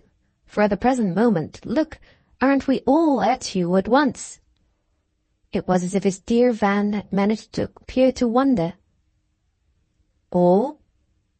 Nanda, Mrs. Brooke, Mr. Longden?" "And you. I see. Names of distinction, and all the others," Mitchie pursued, "that I don't count." "Oh, you're the best." "I?" "You're the best," Vanderbank simply repeated. "It's at all events most extraordinary," he declared, "but I make you out on the whole better than I do Mr. Longden." "Ah, aren't we very much the same? Simple lovers of life. That is, of that finer essence of it which appeals to the consciousness." "The consciousness?" His companion took up his hesitation. "Well, enlarged and improved." The words had made on Mitch's lips an image by which his friend appeared for a moment held. "One doesn't really know quite what to say or to do." "Oh, you must take it all quietly. You're of a special class, one of those who, as we said the other day, don't you remember, are a source of the sacred terror. People made in such a way must take the consequences, just as people must take them," Mitchie went on, "who are made as I am. So cheer up." Mitchie, uttering this incitement, had moved to the empty chair by the window, in which he presently was sunk, and it might have been in emulation of his previous strolling and straying that Vanderbank himself now began to revolve. The meditation he next threw out, however, showed a certain resistance to Mitchie's advice. "I'm glad, at any rate, I don't deprive her of a fortune." "You don't deprive her of mine, of course," Mitchie answered from the chair. "But isn't her enjoyment of Mr. Longden's at least a good deal staked after all on your action?" Vanderbank stopped short. "It's his idea to settle it all?" Mitchie gave out his glare. "I thought you didn't care a hang." "I haven't been here so long," he went on as his companion at first retorted nothing, "without making up my mind for myself about his means. He is distinctly bloated." It sent Vanderbank off again. "Oh well, she'll no more get all in the one event than she'll get nothing in the other. She'll only get a sort of provision, but she'll get that whatever happens." "Oh, if you're sure," Mitchie simply commented. "I'm not sure, confound it." Then, for his voice had been irritated, Van spoke more quietly. "Only I see her here, though on his wish, of course, handling things quite as if they were her own, and paying him a visit without apparently any calculable end. What's that on his part but a pledge?" Oh, Mitchie could show offhand that he knew what it was. "It's a pledge quite as much to you. He shows you the whole thing. He likes you not a whit less than he likes her." "Oh, thunder!" Van impatiently sighed. "It's as rum as you please, but there it is," said the inexorable Mitchie. "Then does he think I'll do it for this?" "For this?" "For the place, the whole thing, as you call it, that he shows me." Mitchie had a short silence that might have represented a change of colour. "It isn't good enough?" But he instantly took himself up. "Of course he wants, as I do, to treat you with tact." "Oh, it's all right," Vanderbank immediately said. "Your tact, yours and his, is marvellous, and Nanda's greatest of all."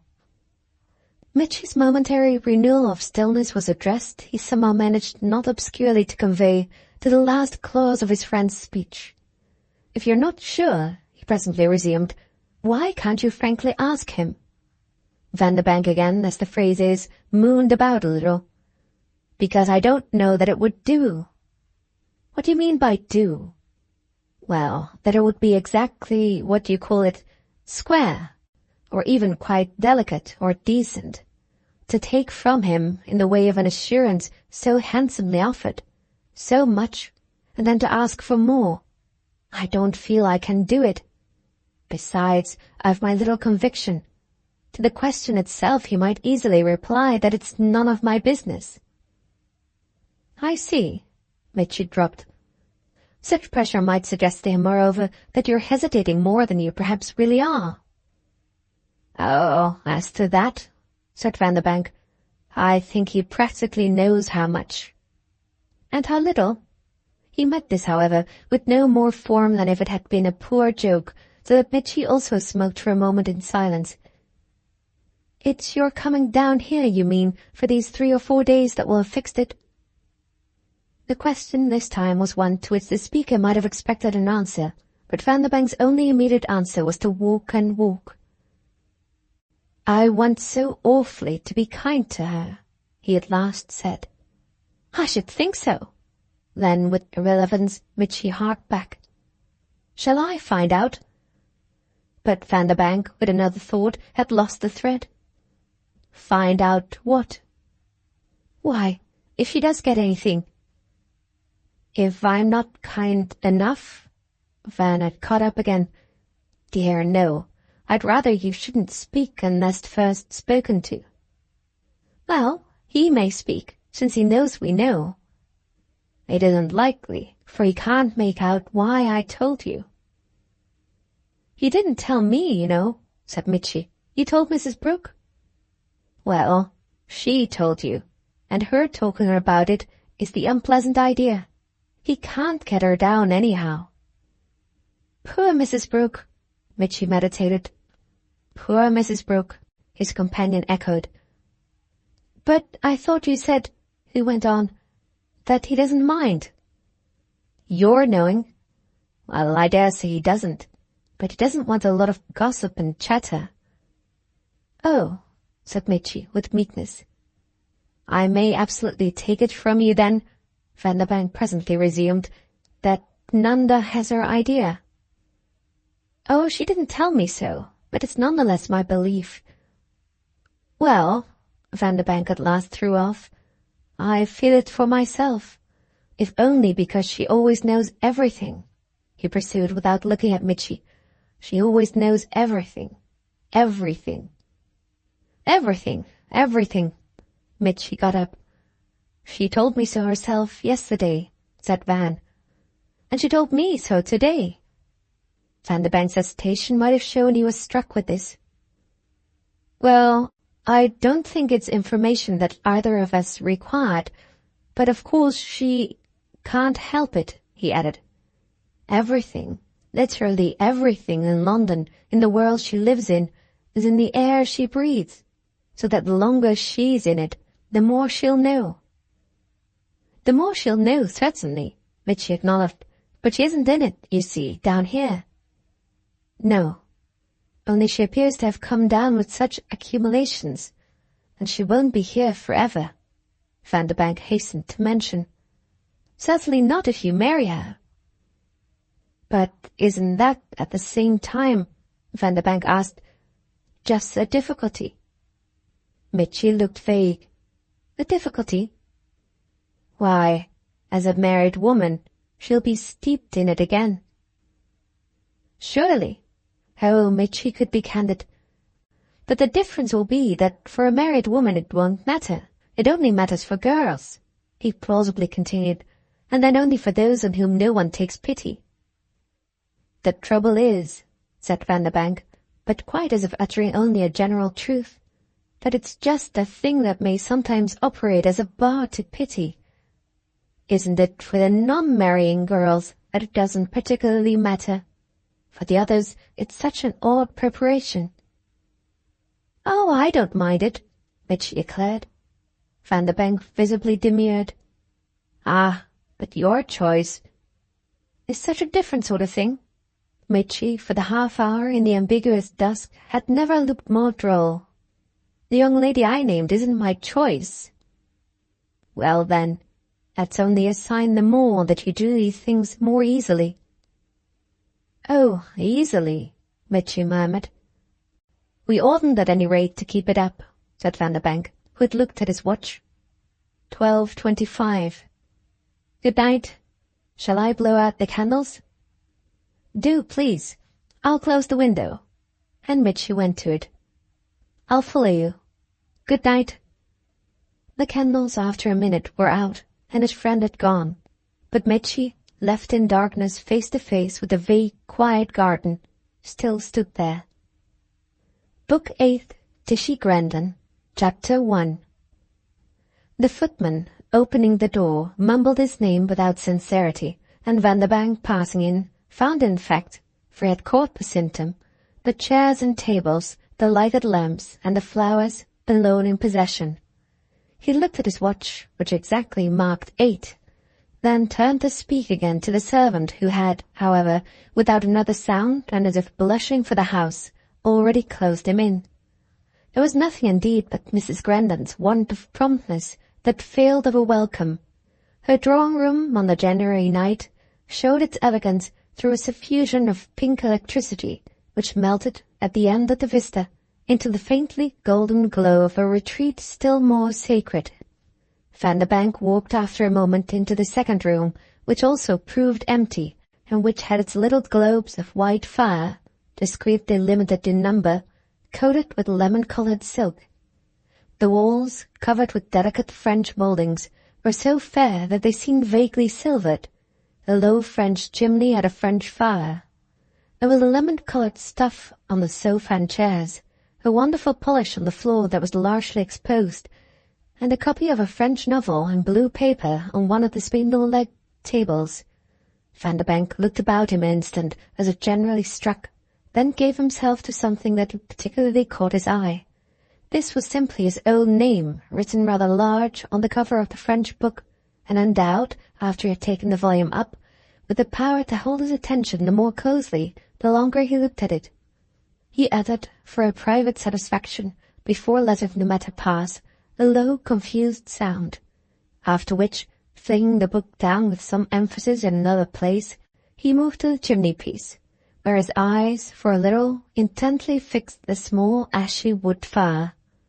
When he raised them again, it was, on the observation that the beautiful clock on the mantel was wrong, to consult once more his watch, and then give a glance, in the chimney-glass, at the state of his moustache, the ends of which he twisted for a moment with due care.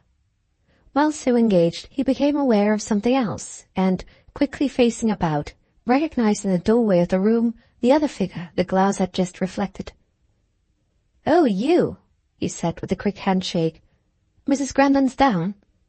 But it had already passed with Nanda, on their greeting, back into the first room, which contained only themselves, and she had mentioned that she believed Tishy to have said 8:15, which meant, of course, anything people liked. "Oh, then there'll be nobody till 9. I didn't, I suppose, sufficiently study my note, which didn't mention to me, by the way," Vanderbank added, "that you were to be here." "Ah, but why should it?" Nanda spoke again, however, before he could reply. "I dare say that when she wrote to you, she didn't know." "Know you'd come bang up to meet me?" Vanderbank laughed. "Jolly at any rate, thanks to my mistake, to have in this way a quiet moment with you. You came on ahead of your mother?" "Oh, no, I'm staying here." "Oh," said Vanderbank. "Mr. Longdon came up with me. I came here Friday last, straight." "You parted at the door?" he asked with marked gaiety. She thought a moment. She was more serious. "Yes, but only for a day or two. He's coming tonight." "Good. How delightful." "He'll be glad to see you," Nanda said, looking at the flowers. "Awfully kind of him, when I've been such a brute." "How, a brute?" "Well, I mean not writing, nor going back." "Oh, I see," Nanda simply returned, it with a simplicity that, clearly enough, made her friend a little awkward. "Has he, minded? But he can't have complained," he quickly added. "Oh, he never complains." No, it isn't in him. But it's just that," said Vanderbank, "that makes one feel so base. I've been ferociously busy." "He knows that. He likes it," Nanda returned. "He delights in your work, and I've done what I can for him." "Ah," said her companion, "you've evidently brought him round. I mean, to this lady." "To Tishy? Oh, of course I can't leave her. But nobody." "No," Vanderbank became jocose again. "That's a London necessity. You can't leave anybody with nobody, exposed to everybody." Mild as it was, however, Nanda missed the pleasantry. "Mr. Grandon's not here." "Where is he, then?" "Yachting. But she doesn't know." "Then she and you are just doing this together?" "Well," said Nanda, "she's dreadfully frightened." "Oh, she mustn't allow herself," he returned, "to be too much carried away by it. But we're to have your mother?" "Yes, and Papa. It's really from Mitchy and Aggie," the girl went on, "before they go abroad." "Ah, then I see what you've come up for. Tishy and I aren't in it. It's all for Mitchy." "If you mean there's nothing I wouldn't do for him, you're quite right. He's always been of a kindness to me." "That culminated in marrying your friend?" Vanderbank asked. "It was charming, certainly, and I don't mean to diminish the merit of it. But Aggie herself, I gather, is of a charm now." "Isn't she?" Nanda was eager. "Hasn't she come out?" "With a bound into the arena.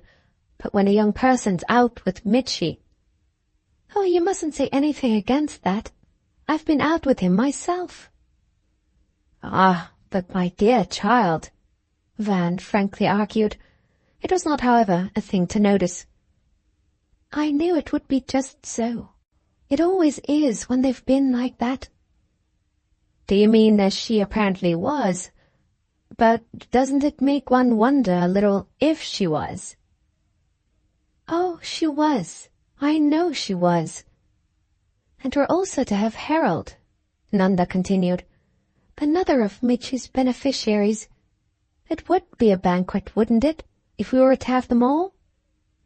Vanderbank hesitated, and the look he fixed on the door might have suggested a certain open attention to the arrival of their hostess or the announcement of other guests.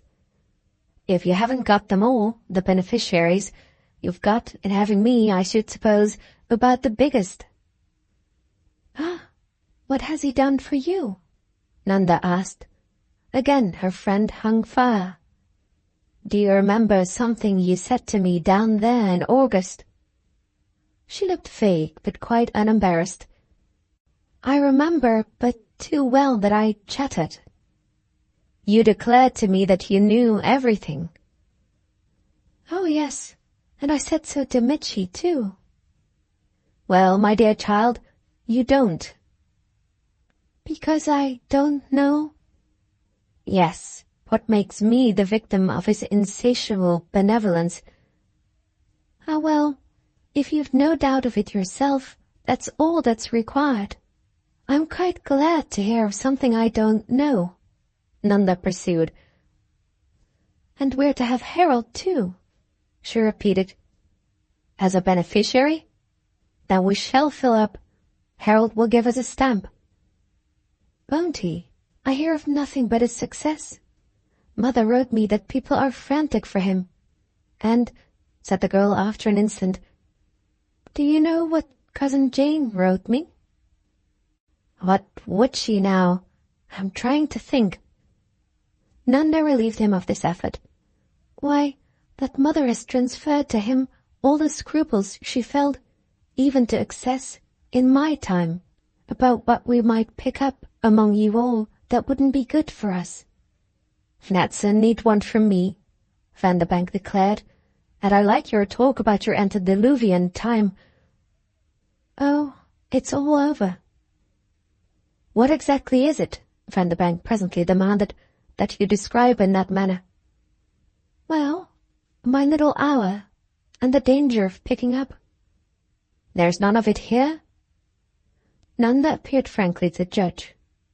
No, because, really, Tishy, don't you see, is natural.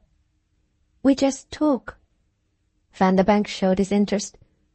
Whereas at your mother's, well, you were all afraid. Vanderbank laughed straight out. Do you mind my telling her that? Oh, she knows it. I've heard her say herself you were. Ah, I was, he concurred. You know we've spoken of that before. I'm speaking now of all of you, said Nanda. But it was she who was most so, for she tried, I know she did, she told me so, to control you. And it was when you were most controlled. Van's amusement took it up. That we were most detrimental? Yes, because of course what's so awfully unutterable is just what we most notice. Tishy knows that, Nanda wonderfully observed. As the reflection of her tone might have been caught by an observer in Vanderbank's face, it was in all probability caught by his interlocutress, who superficially, however, need have recognized there what was all she showed, but the right manner of waiting for dinner. The better way, then, is to dash right in. That's what our friend here does. Oh, you know what she does, the girl replied as with a sudden drop of interest in the question. She turned at the moment to the opening of the door. It was Tishy who at last appeared, and her guest had his greeting ready. We're talking of the delicate matters as to which you think it's better to dash right in, but I'm bound to say your inviting a hungry man to dinner doesn't appear to be one of them. The sign of Tishy Grandon, that had been often called in a society in which variety of preference had brought to high perfection for usual safety the sense of signs, was a retorted facial glimmer that, in respect to any subject, closed up the rear of the procession. It had been said of her, indeed, that when processions were at all rapid, she was usually to be found on the false impression of her whereabouts mixed up with the next, so that now, for instance, by the time she had reached the point of saying to Vanderbank, "Are you really hungry?" Nanda had begun to appeal to him for some praise of their hostess's appearance. This was, of course, with soft looks up and down at her clothes. "Isn't she too nice? Did you ever see anything so lovely?" "I'm so faint with inanition," Van replied to Mrs. Grandon, "that, like the traveller in the desert, isn't it, I only make out, as an oasis or a mirage, a sweet green rustling blur. I don't trust you." "I don't trust you," Nanda said on her friend's behalf. "She isn't green. Men are amazing. They don't know the dearest old blue that ever was seen." "Is it your old blue?" Vanderbank, monocular, very earnestly asked. "I can imagine it was dear, but I should have thought—" "It was yellow," Nanda helped him out. "If I hadn't kindly told you." Tishy's figure showed the confidence of objects consecrated by publicity. Bodily speaking, a beautiful human plant, it might have taken a last November gale to account for the completeness with which, in some quarters, should shed her leaves. Her companions could only emphasize, by the direction of their eyes, the nature of the responsibility with which a spectator would have seen them settled. A choice, as to consciousness, between the effect of her being and the effect of her not being dressed. "Oh, I'm hideous. Of course I know it," said Tishy. "I'm only just clean. Here's Nanda now, who's beautiful," she vaguely continued. "And Nanda—" "Oh, but, darling, Nanda's clean too," the young lady in question interrupted, on which her fellow guest could only laugh with her, as in relief from the antithesis of which her presence of mind had averted the completion. Little indeed as in Mrs. Grandon's talk that element of style was usually involved. "There's nothing in such a matter," Vanderbank observed, as if it were the least he could decently say, "like challenging inquiry. And here's Harold, precisely," he went on in the next breath, "as clear and crisp and undefiled as a fresh 5-pound note." "A fresh one?" Harold had passed in a flash from his hostess. "A man who like me hasn't seen one for 6 months could perfectly do, I assure you. One that has lost its what-do-you-call-it." He kissed Nanda with a friendly peck, then, more completely aware, had a straighter apprehension for Tishy. "My dear child, you seem to have lost something, though I'll say for you that one doesn't miss it." Mrs. Grandon looked from him to Nanda. "Does he mean anything very nasty?" "I can only understand you when Nanda explains," she returned to Harold. "In fact, there's scarcely anything I understand, except when Nanda explains. It's too dreadful her being away so much now with strange people, whom I'm sure she can't begin to do for what she does for me. It makes me miss her all round, and the only thing I've come across that she can't explain," she bunched straight at her friend, "is what on earth she's doing there." "Why, she's working Mr. Longden like a good fine girl," Harold said. "Like a good true daughter, and even, though she doesn't love me nearly so much as I love her, I will say like a good true sister. I'm bound to tell you, my dear Tishy," he went on, "that I think it awfully happy with the trend of manners for any really nice young thing to be a bit lost to sight. London, upon my honour, is quite too awful for girls, and any big house in the country is as much worse, with the promiscuities and opportunities and all that, as you know for yourselves. I know some places," Harold declared, "where, if I had any girls, I'd see 'em shot before I'd take 'em." "Oh, you know too much, my dear boy," Vanderbank remarked with commiseration. "Ah, my brave old Van," the youth returned, "don't speak as if you had illusions. I know," he pursued to the ladies, "just where some of Van's must have perished, and some of the places out of your mind are just where he's left his tracks. A man must be wedded to sweet superstitions not nowadays to have to open his eyes. Nanda, love," he benevolently concluded, "stay where you are, so at least I shan't blush for you. That you've the good fortune to have reached your time of life with so little injury to your innocence makes you a case by yourself, of which we must recognize the claims. If Tishy can't make you gasp, that's nothing against you, nor against her. Tishy comes of one of the few innocent English families that are left. Yes, you may all cry, oh ho, but I defy you to name me, say, 5, or at most 7, in which some awful thing or other hasn't happened. Of course, ours is one, and Tishy's is one, and Van's is one, and Mr. Longden's is one, and that makes you bang off 4.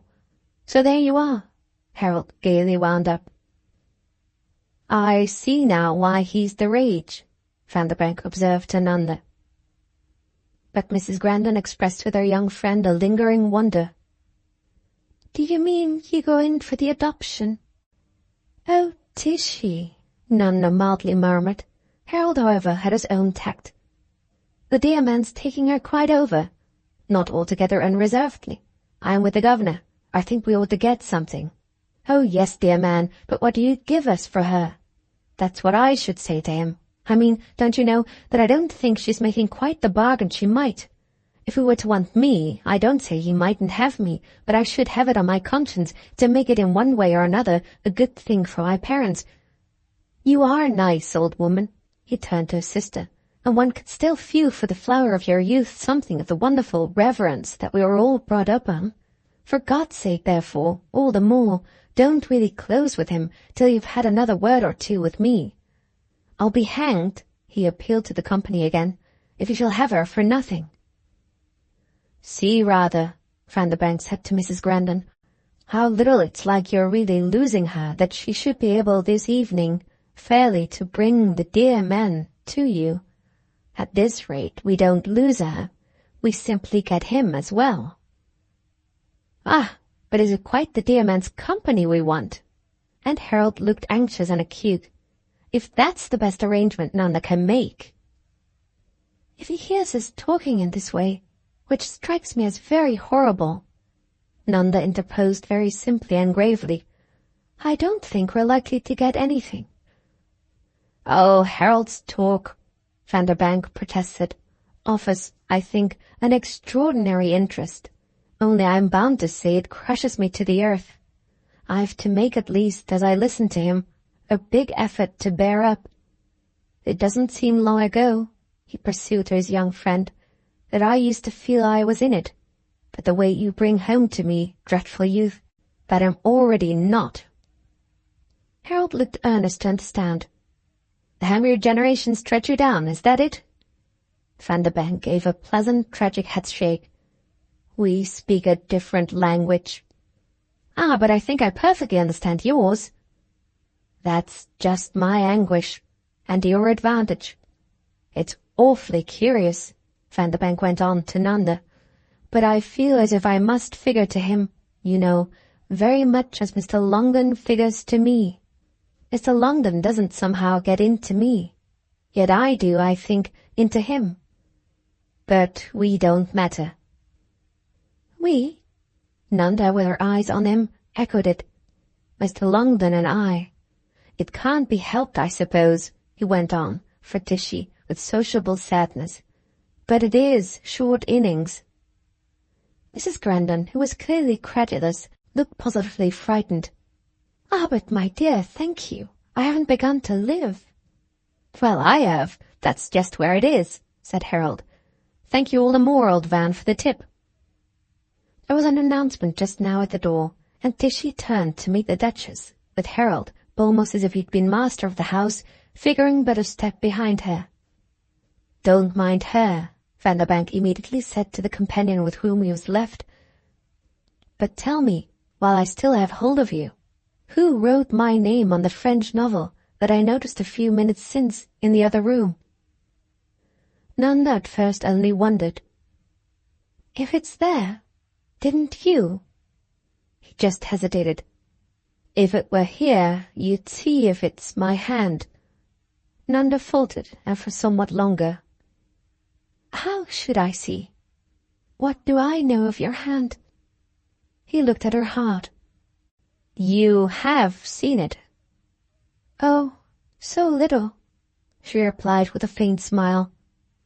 Do you mean I've not risen to you for so long?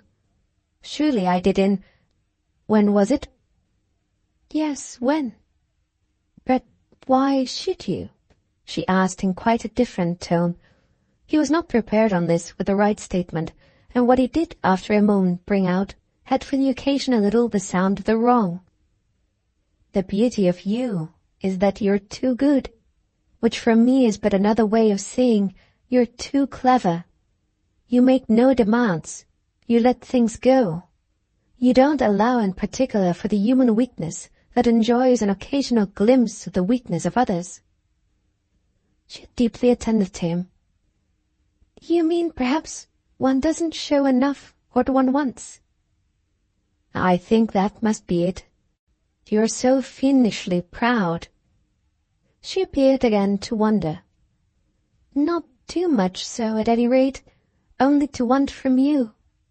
Well, what? Why, what's pleasant for yourself, she simply said. Oh dear, that's poor bliss, he returned. How does it come then, he next said, that with this barrenness of our intercourse I know so well your hand? A series of announcements had meanwhile been made, with guests arriving to match them, and Nanda's eyes at this moment engaged themselves with Mr. Longdon and her mother, who entered the room together. When she looked back to her companion, she had had time to drop a consciousness of his question.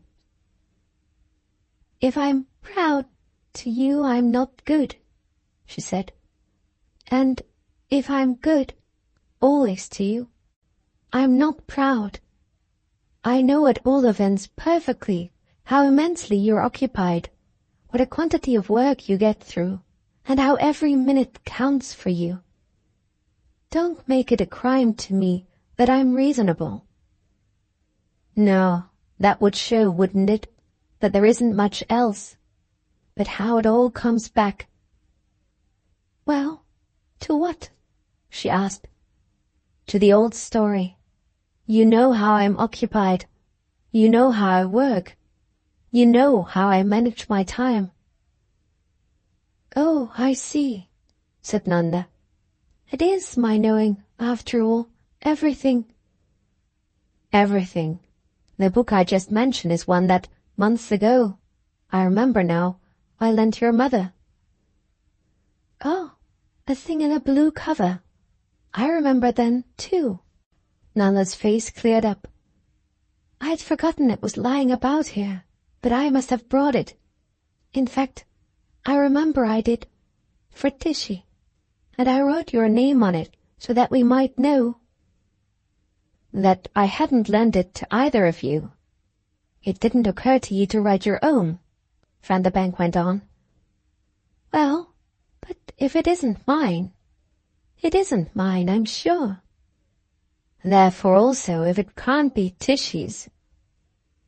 The thing's simple enough. It's mother's. Simple? Vanderbank laughed. I like you. And may I ask if you've read the remarkable work? Oh, yes. Then she wonderfully said, for Tishy. To see if it would do? I've often done that, the girl returned. Then she takes your word? Generally. I think I remember she did that time. And read the confounded thing? Oh, no, said Nanda. He looked at her a moment longer. You're too particular, he rather oddly sounded, turning away with it to meet Mr. Longden. Book 8th, Tishy Brandon, Chapter 2. When after dinner the company was restored to the upper rooms, the Duchess was on her feet as soon as the door opened for the entrance of the gentleman. Then it might have been seen that she had a purpose, for as soon as the elements had again, with a due amount of the usual shuffling and mismatching, been mixed, her case proved the first to have been settled. She had got Mr. Longden beside her on a sofa that was just right for two. I've seized you without a scruple, she frankly said, for there are things I want to say to you, as well as very particularly to ask. More than anything else, of course, I want again to thank you. No collapse of Mr. Longden's was ever incompatible with his sitting well forward. Again? Do you look so blank, she demanded, because you've really forgotten the gratitude I expressed to you when you were so good as to bring Nanda up for Aggie's marriage, or because you didn't think it a matter I should trouble myself to return to?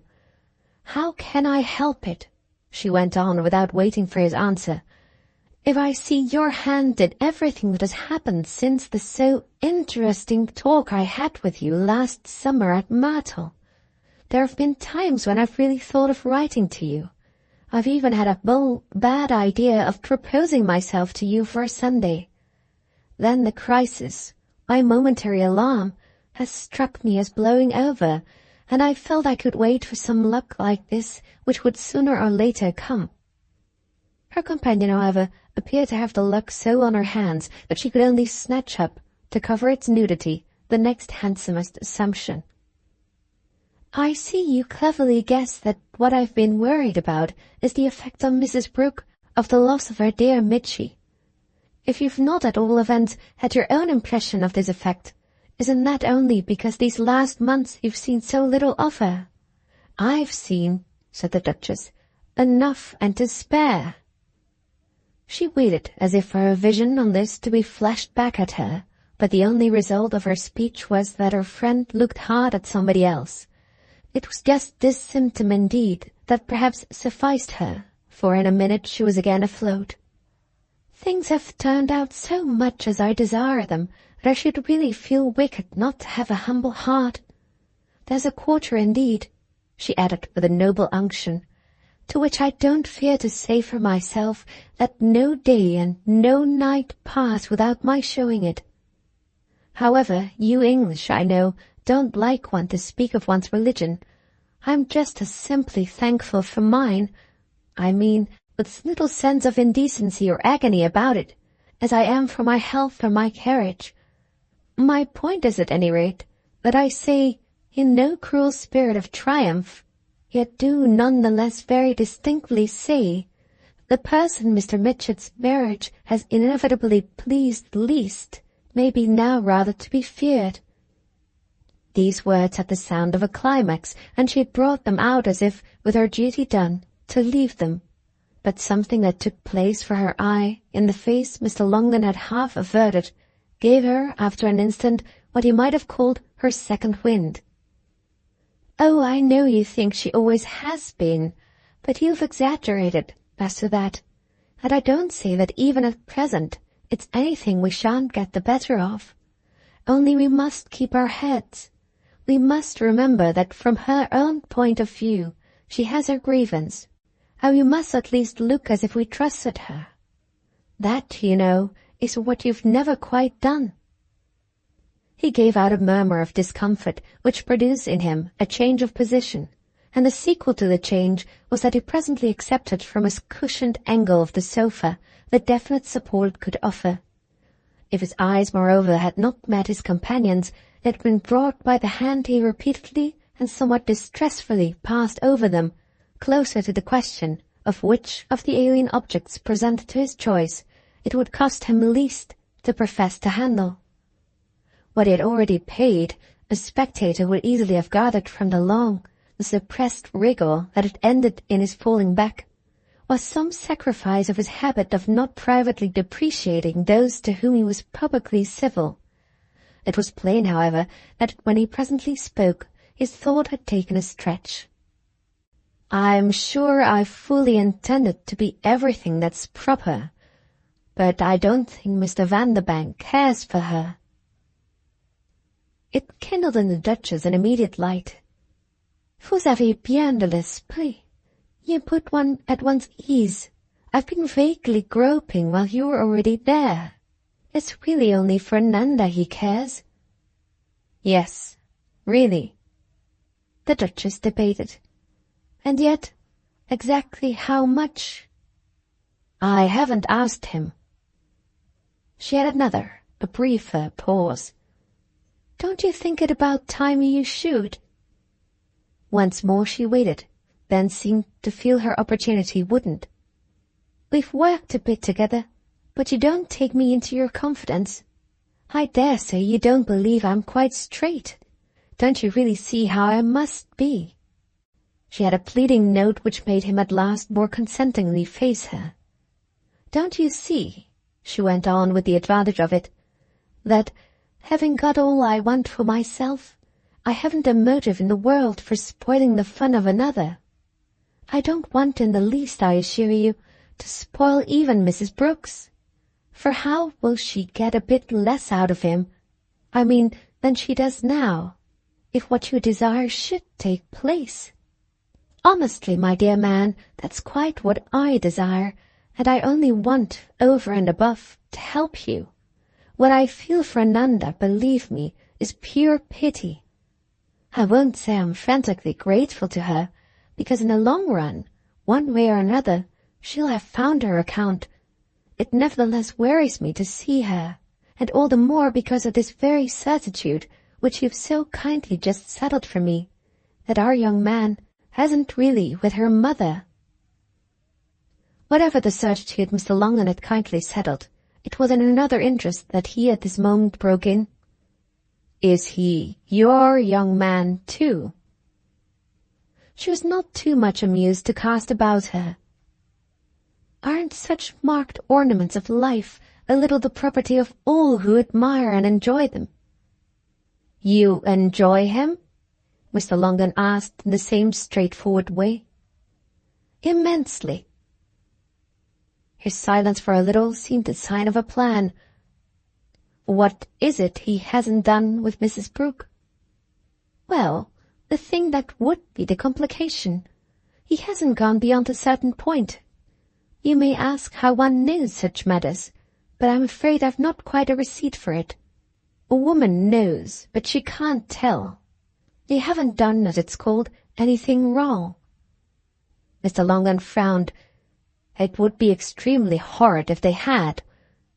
Ah, but for you and me who know life, it isn't that, if other things had made for it, would have prevented. As it happens, however, we've got off easily. She doesn't speak to him. She had forms he could only take up. Speak to him? Why, as much as she would have liked to be able to believe. Then where's the danger of which you appear to wish to warn me? Just in her feeling in the case as most women would feel. You see, she did what she could for her daughter. She did, I'm bound to say, as that sort of thing goes among you people, a good deal. She treasured up, she nursed along Mitchie, whom she would also, though of course not so much, have liked herself. Nanda could have kept him on with a word, becoming thereby so much the less accessible for your plan. That would have thoroughly obliged her mother. But your little English girls, in these altered times, oh, I know how you feel them, don't stand on such trifles, and even if you think it odd of me, I can't defend myself, though I've so directly profited, against a certain compassion also for Mrs. Brooke's upset. As a good-natured woman, I feel, in short, for both of them. I deplore all round what's after all a rather sad relation. Only, as I tell you, Nanda's the one, I naturally say to myself, for me now most to think of. If I don't assume too much, that is, that you don't suffer by my freedom. Mr. Longden put by with a mere drop of his eyes the question of his suffering. There was so clearly for him an issue more relevant. What do you know of my plan? Why, my dear man, haven't I told you that ever since Myrtle I've made out your hand? What on earth for other people can your action look like but an adoption? Of, him? You're delightful. Of, her. If it does come to the same thing for you, so much the better. That, at any rate, is what we're all taking it for. And Mrs. Brooke herself, en tête. She sees, through your generosity, Nanda's life more or less at the worst arranged for, and that's just what gives her a good conscience. If Mr. Longden breathed rather hard, it seemed to show at least that he followed. What does she want of a good conscience? From under her high tiara, an instant she almost looked down at him. Ah, you do hate her. He coloured, but held his ground. Don't you tell me yourself she's to be feared? Yes, and watched, but if possible with amusement. Amusement? Mr. Longden faintly gasped. Look at her now, his friend went on with an indication that was indeed easy to embrace. Separated from them by the width of the room, Mrs. Brooke was, though placed in profile, fully presented. The satisfaction with which she had lately sunk upon a light gilt chair marked itself as superficial, and was moreover visibly not confirmed by the fact that Vanderbank's high-perched head, arrested before her in a general survey of opportunity, kept her eyes too far above the level of talk. Their companions were dispersed, some in the other room, and for the occupants of the Duchess's sofa they made, as a couple in communion, a picture, framed and attached, vaguely reduplicated in the high polish of the French floor. She is tremendously pretty.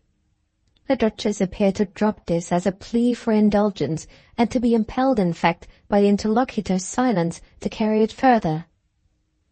I've never at all thought, you know, that Nanda touches her. Mr. Longden demurred. Do you mean for beauty?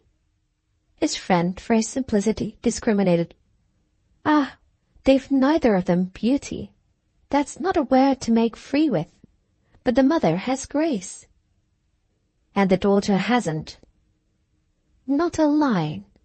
You answer me, of course, when I say that. You answer me with your adored Lady Julia, and will want to know what then becomes of the lucky resemblance. I quite grant you that Lady Julia must have had the thing we speak of, but that dear, sweet, blessed thing is very much the same lost secret as a dear, sweet, blessed other thing that went away with it.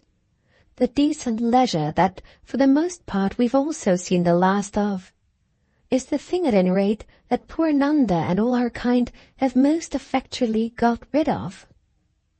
Oh, if you trust me a little more, you'd see that I'm quite at one with you on all the changes for the worse. I bear up, but I am old enough to have known. All the same, Mrs. Brooke has something, say what you like, when she bends that little brown head. Je sais comme elle se coiffe. But what she gets out of it, only look. Mr. Longman conveyed in an indescribable manner that he had retired to a great distance, yet even from this position he must have launched a glance that arrived at a middle way. They both know you're watching them. And don't they know you are? Poor Mr. Van has a consciousness. So should I, if two terrible women were admiring you both at once. The Duchess folded the big feathered fan that had partly protected their vision. Well, she, poor dear, can't help it. She wants him herself. At the drop of the Duchess's fan, he restored his nippers. And he doesn't, not a bit, want her. And there it is. She's put down her money, as it were, without a return. She's given Mitchell up, and got nothing instead. There was delicacy, yet there was distinctness in Mr. Longdon's reserve. Do you call me nothing? The Duchess, at this, fairly swelled with her happy stare. Then it is an adoption. She forbore to press, however. She only went on. It isn't a question, my dear man, of what I call it. You don't make love to her. Dear me, said Mr. Longdon, what would she have had? That could be more charming, you mean, than your famous loyalty. Oh, caro mio, she wanted straighter. But I shock you, his companion quickly added. The manner in which he firmly rose was scarce a denial, yet he stood for a moment in place. What, after all, can she do? She can keep Mr. Van. Mr. Longdon wondered. Where? I mean, till it's too late. She can work on him. But how? Covertly again, the Duchess had followed the effect of her friend's perceived movement on Mrs. Brooke, who also got up. She gave a rap with her fan on his leg. Sit down. You'll see. Book 8th, Dishy Grandon, Chapter 3. He mechanically obeyed her, although it happened to lend him the air of taking Mrs. Brooke's approach for a signal to resume his seat. She came over to them. Vanderbank followed, and was without again moving, with a vague upward gape, in fact, from his place, that Mr. Longdon received as she stood before him, a challenge of a sort to flash a point into what the Duchess had just said. Why do you hate me so? Vanderbank, who, beside Mrs. Brooke, looked at him with attention, might have suspected him of turning a trifle pale, though even Vanderbank, with reasons of his own for an observation of the sharpest, could scarce have read into the matter the particular dim vision that would have accounted for it, the flicker of fear of what Mrs. Brooke, whether as daughter or as mother, was at last so strangely and differently to show herself. I should warn you, sir, the young man threw off, how little we consider that, in Buckingham Crescent certainly, a fair question. It isn't playing the game. It's hitting below the belt.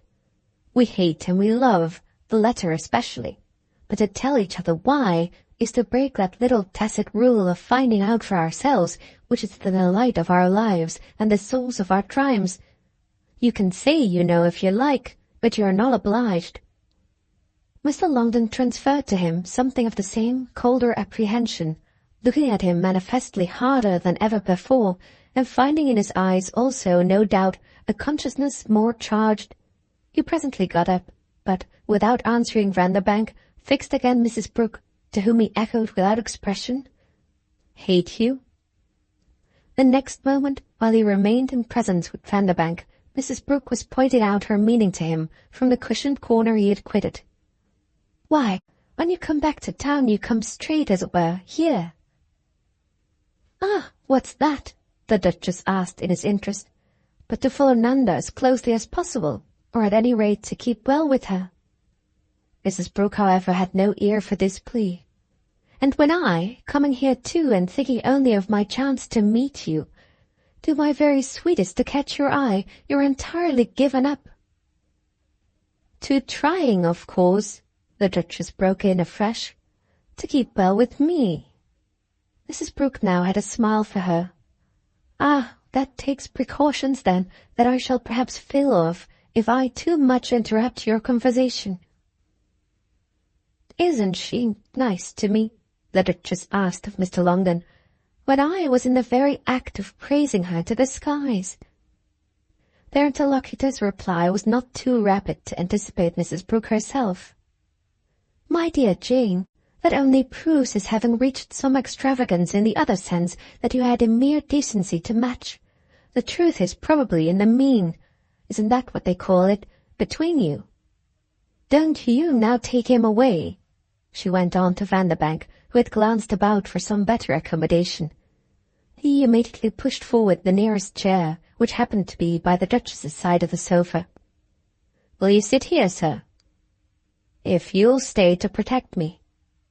That was really what I brought him over to you for, Mrs. Brooke said, while Mr. Longden took his place and Vanderbank looked out for another seat.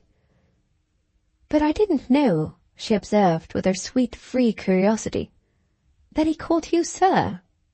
She often made discoveries that were fairly childlike. He has done it twice. Isn't that only your inevitable English surprise? The Duchess demanded, at civility quite the commonest in other societies, so that one is to come here to find it regarded, in the way of ceremony, as the very end of the world. Oh, Mr. Longden remarked, it's a word I rather like myself even to employ to others. I always ask here, the Duchess continued to him, what word they've got instead. And do you know what they tell me? Mrs. Brooke wondered, then again, before he was ready, charmingly suggested, our pretty manner. Quickly, too, she appealed to Mr. Longden. Is that what you miss from me? He wondered, however, more than Mrs. Brooke. Your pretty manner? Well, these grand old forms that the Duchess is such a mistress of. Mrs. Brooke had with this one of her eagerest visions. Did mamma say so to you? Old I? Do you really get it in private out of Nanda? She has such depths of discretion, she explained to the Duchess and to Vanderbank, who had come back with his chair. That is just the kind of racy anecdote she never in the world gives me. Mr. Longden looked across at Van, placed now, after a moment's talk with Tishy inside of them all, by Mrs. Brooke's arm of the sofa. You haven't protected. You've only exposed me. Oh, there's no joy without danger. Mrs. Brooke took it up with spirit. Perhaps one should even say there's no danger without joy. Vanderbank's eyes had followed Mrs. Grendon after his brief passage with her, terminated by some need of her listless presence on the other side of the room. What do you say, then, on that theory, to the extraordinary gloom of our hostess? Her safety, by such a rule, must be deep. The Duchess was this time the first to know what they said. The expression of Tishy's face comes precisely from our comparing it so unfavourably with that of her poor sister Carrie, who, though she isn't here tonight with the Cashmores, amazing enough even as coming without that, has so often shown us that an amant pen, constantly tottering, but, as Nanda guarantees us, usually recovering, may look after all as beatific as a Dutch doll. Mrs. Brooke's eyes had, on Tishy's passing away, taken the same course as Vanderbank's, whom she had visibly not neglected, moreover, while the pair stood there. I gave you Carrie, as you know, and I throw Mr. Cashmore in, but I'm lost in admiration tonight, as I always have been, of the way Tishy makes her ugliness serve. I should call it, if the word weren't so for ladies' maids, the most elegant thing I know. My dear child, the Duchess objected, what you describe as making her ugliness serve is what I should describe as concealing none of her beauty. There's nothing the matter surely with elegant as applied to Tishy, save that as commonly used it refers rather to a charm that's artificial than to a state of pure nature. There should be for elegance a basis of clothing. Nanda rather stints her. Mrs. Brooke, perhaps more than usually thoughtful, just discriminated. There is, I think, one little place. I'll speak to her. To Tishy? Vanderbank asked. Oh, that would do no good. To Nanda. All the same, she continued, it's an awfully superficial thing of you not to see that her dreariness, on which moreover I've set you right before, is a mere facial accident, and doesn't correspond, or, as they say, rhyme to anything within her that might make it a little interesting. What I like it for is just that it's so funny in itself. Her low spirits are nothing more than her features. Her gloom, as you call it, is merely her broken nose. Has she a broken nose? Mr. Longden demanded, with an accent that for some reason touched in the others the spring of laughter. Has Nanda never mentioned it? Mrs. Brooke profited by this gaiety to ask. That's the discretion you just spoke of, said the Duchess. Only I should have expected from the cause you refer to rather the comic effect. Mrs. Grandon's broken nose, sir, Vanderbank explained to Mr. Longden, is only the kinder way taken by these ladies to speak of Mrs. Grandon's broken heart. You must know all about that. Oh, yes, all. Mr. Longden spoke very simply, with the consequence this time, on the part of his companions, of a silence of some minutes, which he himself had at last to break. Mr. Grandon doesn't like her. The addition of these words apparently made the difference, as if they constituted a fresh link with the irresistible comedy of things. That it was unexpectedly diverting was, however, no check to Mr. Longden's delivering his full thought. Very horrid of two sisters to be both, in their marriages, so wretched. Ah, but Tishy, I maintain, Mrs. Brooke returned, isn't wretched at all. If I was satisfied that she's really so, I'd never let Nanda come to her. That's the most extraordinary doctrine, love, the Duchess interposed. When you're satisfied a woman's really poor, you never give her a crust. Do you call Nanda a crust, Duchess? Vanderbank amusedly asked. She's all, at any rate, apparently just now, that poor Tishy has to live on. You're severe, then, the young man said, on our dinner of tonight. Oh, Jane, Mrs. Brooke declared, is never severe. She's only uncontrollably witty. It's only Tishy, moreover, who gives out that her husband doesn't like her. He, poor man, doesn't say anything of the sort. Yes, but after all, you know, Vanderbank just put it to her, where the deuce all the while is he? Heaven forbid, the Duchess remarked, that we should too rashly ascertain. There it is, exactly, Mr. Longden subjoined. He had once more his success of hilarity, though not indeed to the injury of the Duchess's next word. It's Nanda, you know, who speaks, and loud enough, for Harry Grandon's dislikes. That's easy for her, Mrs. Brooke declared, when she herself isn't one of them. She isn't surely one of anybody's, Mr. Longden gravely observed. Mrs. Brooke gazed across at him. You are too, dear, but I've none the less a crowd to pick with you. Mr. Longden returned her look, but returned it somehow to Van. You frighten me, you know, out of my wits. I do? Said Vanderbank. Mr. Longden just hesitated. Yes. It must be the sacred terror, Mrs. Brooke suggested to Van, that Mitchy so often speaks of.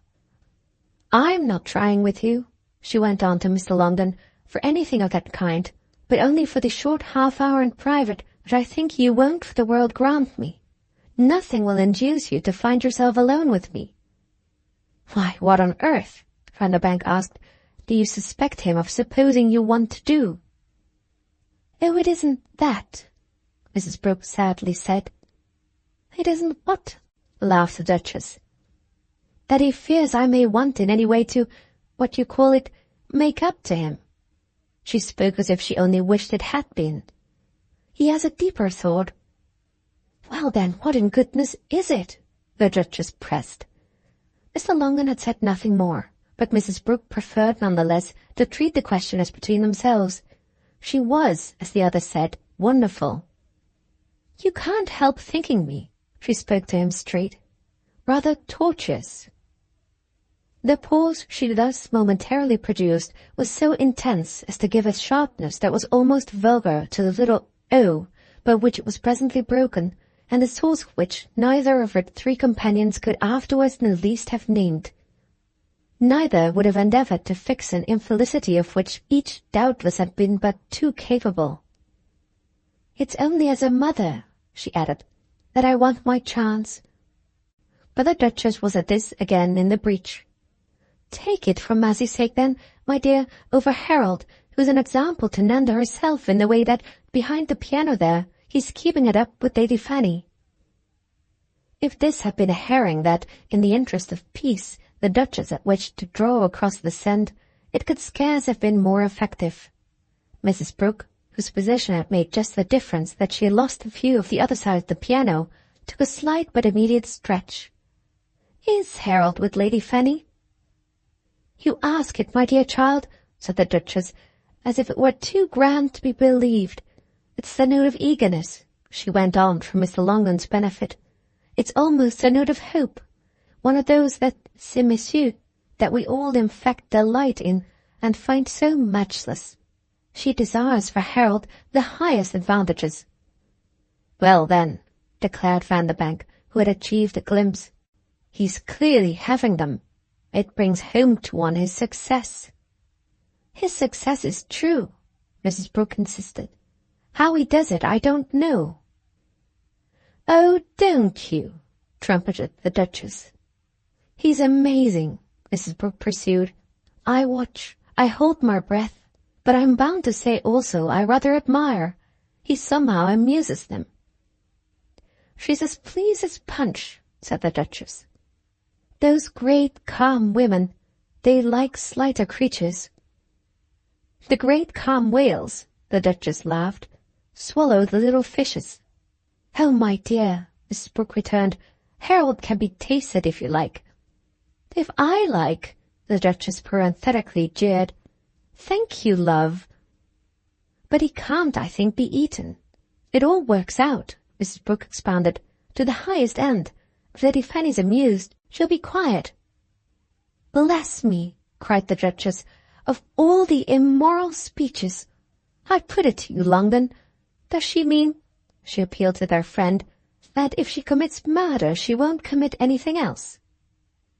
"Oh, it won't be murder," said Mrs. Brooke. "I mean that if Harold, in one way and another, keeps her along, she won't get off." "Off where?" Mr. Longden risked. Vanderbank immediately informed him. "To one of the smaller Italian towns, don't you know?" "Oh, yes, like, who is it? I forget." "Anna Karenina? You know about Anna?" "Nanda," said the Duchess, "has told him. But I thought," she went on to Mrs. Brooke, "that Lady Fanny by this time must have gone."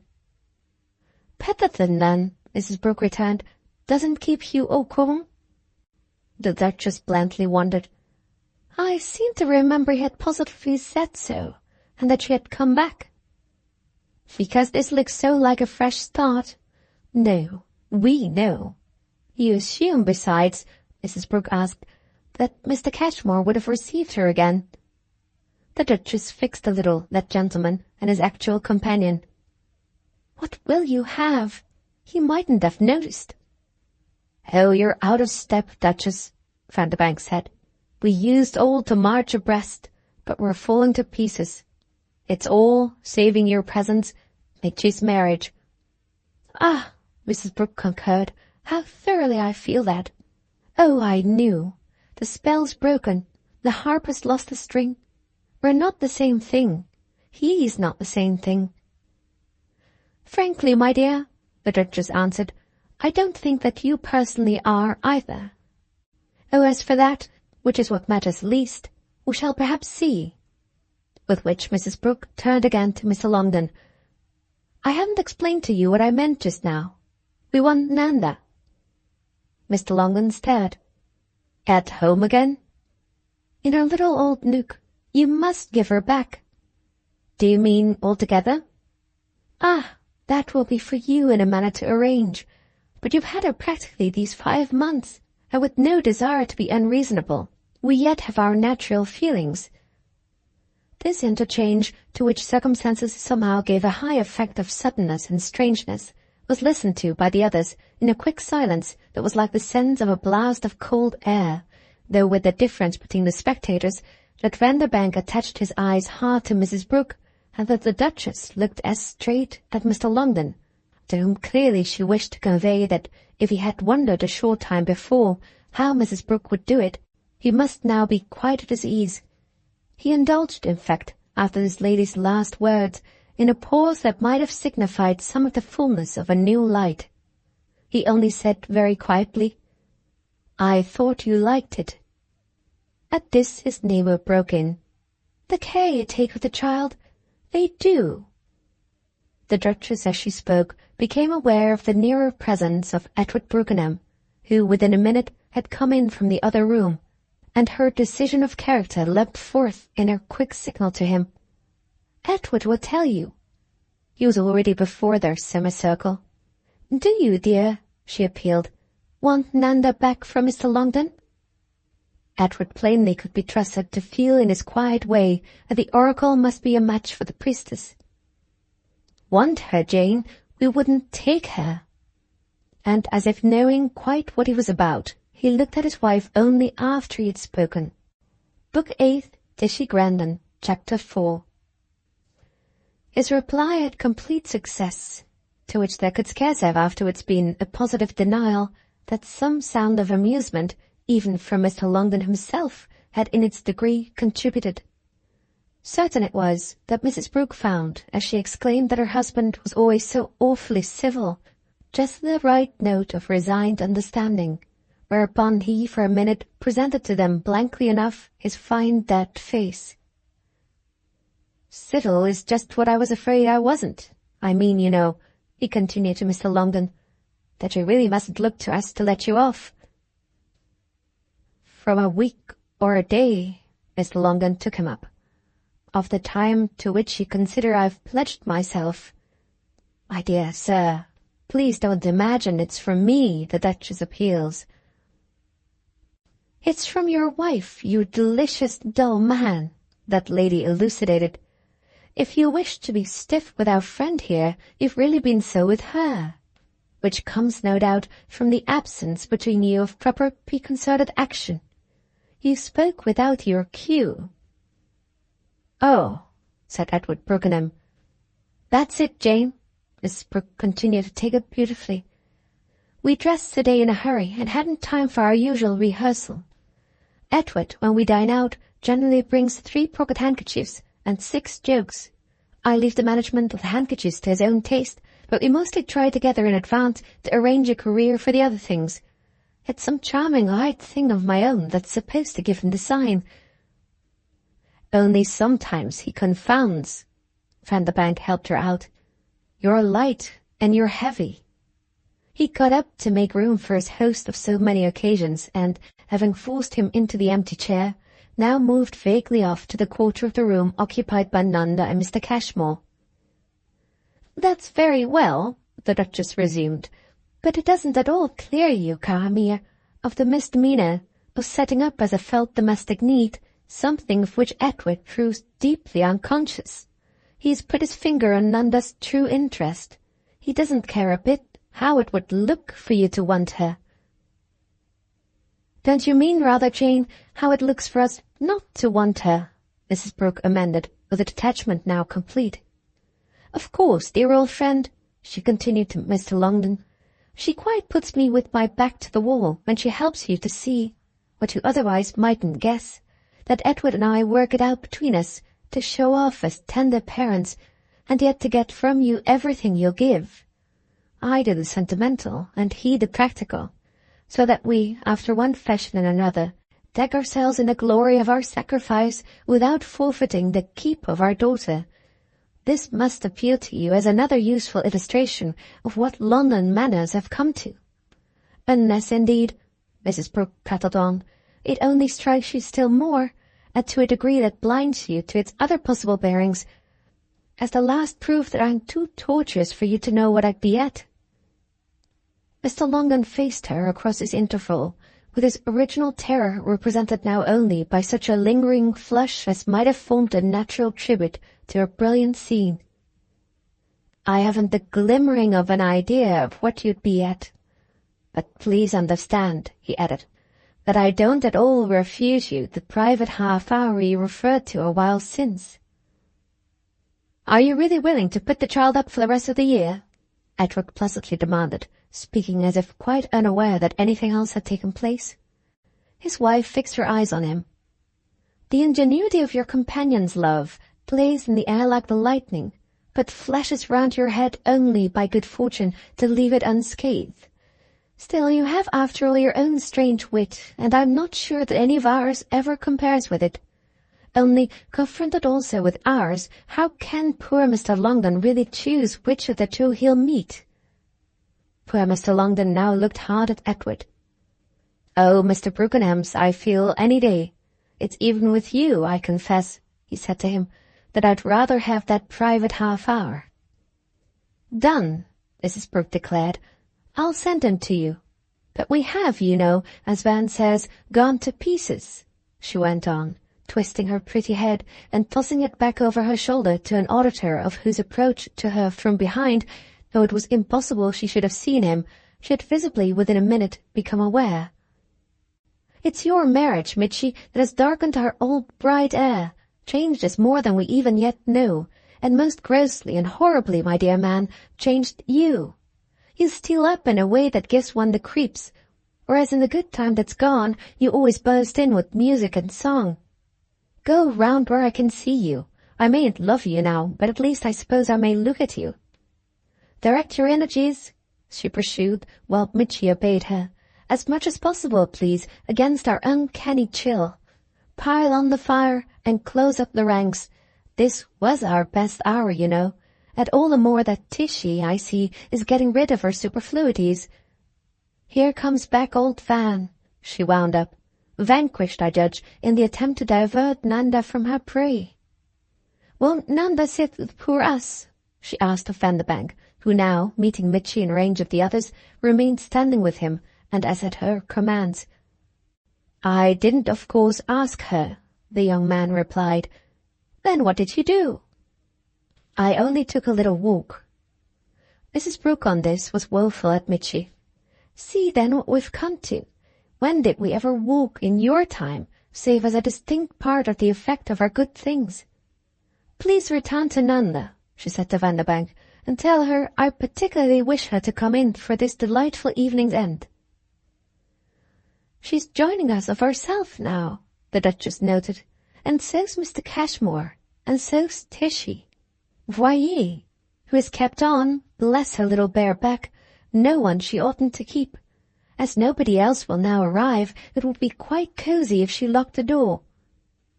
"But what on earth, my dear Jane," Mrs. Brooke plaintively wondered, "are you proposing we should do?" Mrs. Brooke, in her apprehension, had looked expressively at their friends, but the eye of the Duchess wandered no further than Harold and Lady Fanny. "It would perhaps serve to keep that pair a little longer from escaping together." Mrs. Brooke took a pause no greater. "But wouldn't it be, as regards another pair, locking the stable door after, what do you call it? Don't Petherton and Aggie appear already to have escaped together? Mitchy, man, where in the world's your wife?" "I quite grant you," said the Duchess gaily, "that my niece is wherever Petherton is. This I'm sure of, for there is a friendship, if you please, that has not been interrupted. Petherton's not gone, is he?" she asked in her turn of Mitchy. But again, before he could speak, it was taken up. "Mitchy's silent, Mitchy's altered, Mitchy's queer," Mrs. Brooke proclaimed, while the new recruits to the circle, Tishy and Nanda and Mr. Cashmore, Lady Fanny and Harold too, after a minute, and on perceiving the movement of the others, ended by enlarging it, with mutual accommodation and aid, to a pleasant talkative ring in which the subject of their companion's demonstration, on a low ottoman and glaring in his odd way in almost all directions at once, formed a conspicuous attractive centre. Tishy was nearest Mr. Longden, and Nanda, still flanked by Mr. Cashmore, between that gentleman and his wife, who had Harold on her other side. Edward Brookenham was neighboured by his son and by Vanderbank, who might easily have felt himself, in spite of their separation, and given, as it happened, their places in the group, rather publicly confronted with Mr. Longden. "Is his wife in the other room?" Mrs. Brooke now put to Tishy. Tishy, after a stare about, recovered the acuter consciousness to account for this guest. "Oh, yes, she's playing with him." "But with whom, dear?" "Why, with Peloton. I thought you knew." "Knew they're playing?" Mrs. Brooke was almost Socratic. "The missus is regularly wound up," her husband meanwhile, without resonance, observed to Vanderbank. "Brilliant indeed," Vanderbank replied. "But she's rather naughty, you know," Edward, after a pause, continued. "Oh, fiendish," his interlocutor said, with a short, smothered laugh that might have represented for a spectator a sudden start at such a flash of analysis from such a quarter. When Vanderbank's attention, at any rate, was free again, their hostess, assisted to the transition, was describing the play, as she had called it, of the absentees. "She has hidden a book, and he's trying to find it." "Hide and seek? Why, isn't that innocent, Mitch?" Mrs. Brooke exclaimed. Mitchy, speaking for the first time, faced her with extravagant gloom. "Do you really think so?" "That's her innocence," the Duchess laughed to him. "And don't you suppose he has found it yet?" Mrs. Brooke pursued earnestly to Tishy. "Isn't it something we might all play at if—" On which, however, abruptly checking herself, she changed her note. "Nanda, love, please go and invite him to join us." Mitchy, at this moment, on his ottoman, wheeled straight round to the girl, who looked at him before speaking. "I'll go if Mitchy tells me." "But if he does fear," said her mother, "that there may be something in it." Mitchy jerked back to Mrs. Brooke. "Well, you see, I don't want to give way to my fear. Suppose there should be something. Let me not know." She dealt with him tenderly. "I see. You couldn't so soon bear it." "Ah, but savez-vous," the Duchess interposed with some majesty. "You're horrid." "Let them alone," Mitchy continued. "We don't want, at all events, a general romp." "Oh, I thought just that," said Mrs. Brooke, "was what the Duchess wished the door locked for. Perhaps, moreover," she returned to Tishy, "he hasn't yet found the book." "He can't," Tishy said with simplicity. "But why in the world?" "You see, she's sitting on it." Tishy felt, it was plain, the responsibility of explanation, "so that unless he pulls her off—" "He can't compass his desperate end. Ah, I hope he won't pull her off," Mrs. Brooke wonderfully murmured. It was said in a manner that stirred the circle, and unanimous laughter seemed already to have crowned her invocation, lately uttered, to the social spirit. "But what in the world," she pursued, "is the book selected for such a position? I hope it's not a very big one." "Oh, aren't the books that are set upon," Mr. Cashmore freely speculated, "as a matter of course the bad ones?" "Not a bit as a matter of course," Harold as freely replied to him. "They sit all round nowadays, I mean in the papers and places, on some awfully good stuff. Why, I myself read books that I couldn't, upon my honour I wouldn't risk it, read out to you here." "What a pity," his father dropped with a special shade of dryness that was all Edward's own. "What a pity you haven't got one of your favourites to try on us." Harold looked about as if it might have been, after all, a happy thought. "Well, Nanda's the only girl." "And one's sister doesn't count," said the Duchess. "It's just because the thing's bad," Tishy resumed for Mrs. Brooke's more particular benefit, "that Lord Petherton's trying to arrest it." Mrs. Brooke's pale interest deepened. "Then it's a real hand-to-hand struggle." "She says she will." "Ah, that's because, isn't it, Jane?" Mrs. Brooke appealed. "He's so long overlooked and advised her in those matters. Doesn't he feel by this time, so awfully clever as he is, the extraordinary way she has come out?" "By this time," Harold echoed. "Dearest mummy, you're too sweet. It's only about 10 weeks. Isn't it, Mitch? You don't mind my saying that, I hope?" he solicitously added. Mitchy had his back to him, and, bending a little, sat with head dropped and knees pressing his hands together. "I don't mind anyone saying anything." Lord, are you already past that? Harold sociably laughed. He used to vibrate to everything. My dear man, what is the matter? Mrs. Brooke demanded. Does it all move too fast for you? Mercy on us, what are you talking about? That's what I want to know, Mr. Cashmore vivaciously declared. Well, she has gone at a pace, if Mitchy doesn't mind, Harold interposed in a tone of tact and taste. But then don't they always? I mean, when they're like Aggie and they once get loose, go at a pace. That's what I want to know. I don't suppose Mother did, nor Tishy, nor the Duchess, he communicated to the rest. But Mother and Tishy and the Duchess, it strikes me, must either have been of the school that knew, don't you know, a deuce of a deal before, or of the type that takes it all more quietly after. I think a woman can only speak for herself. I took it all quietly enough, both before and after, said Mrs. Brooke. Then she addressed to Mr. Cashmore with a small formal nod, one of her lovely wan smiles. What I'm talking about, s'il vous plaît, is marriage. I wonder if you knew, the Duchess broke out on this, how silly you all sound. When did it ever, in any society that could call itself decently good, not make a difference that an innocent young creature, a flower tended and guarded, should find from one day to the other her whole consciousness change? People pull long faces and look wonderful looks and punch each other in your English fashion in the sides and say to each other in corners that my poor darling has come out. Je crois bien, she has come out. I married her. I don't mind saying it now, excepting that she should come out, and I should be mightily ashamed of everyone concerned if she hadn't. I didn't marry her, I give you to believe, that she should stay in, and if any of you think to frighten Mitchy with it, I imagine you'll do so as little as you frighten me. If it has taken her a very short time, as Harold so vividly puts it, to which of you did I ever pretend? I should like to know that it would take her a very long one. I dare say there are girls it would have taken longer, just as there are certainly others who wouldn't have required so much as an hour.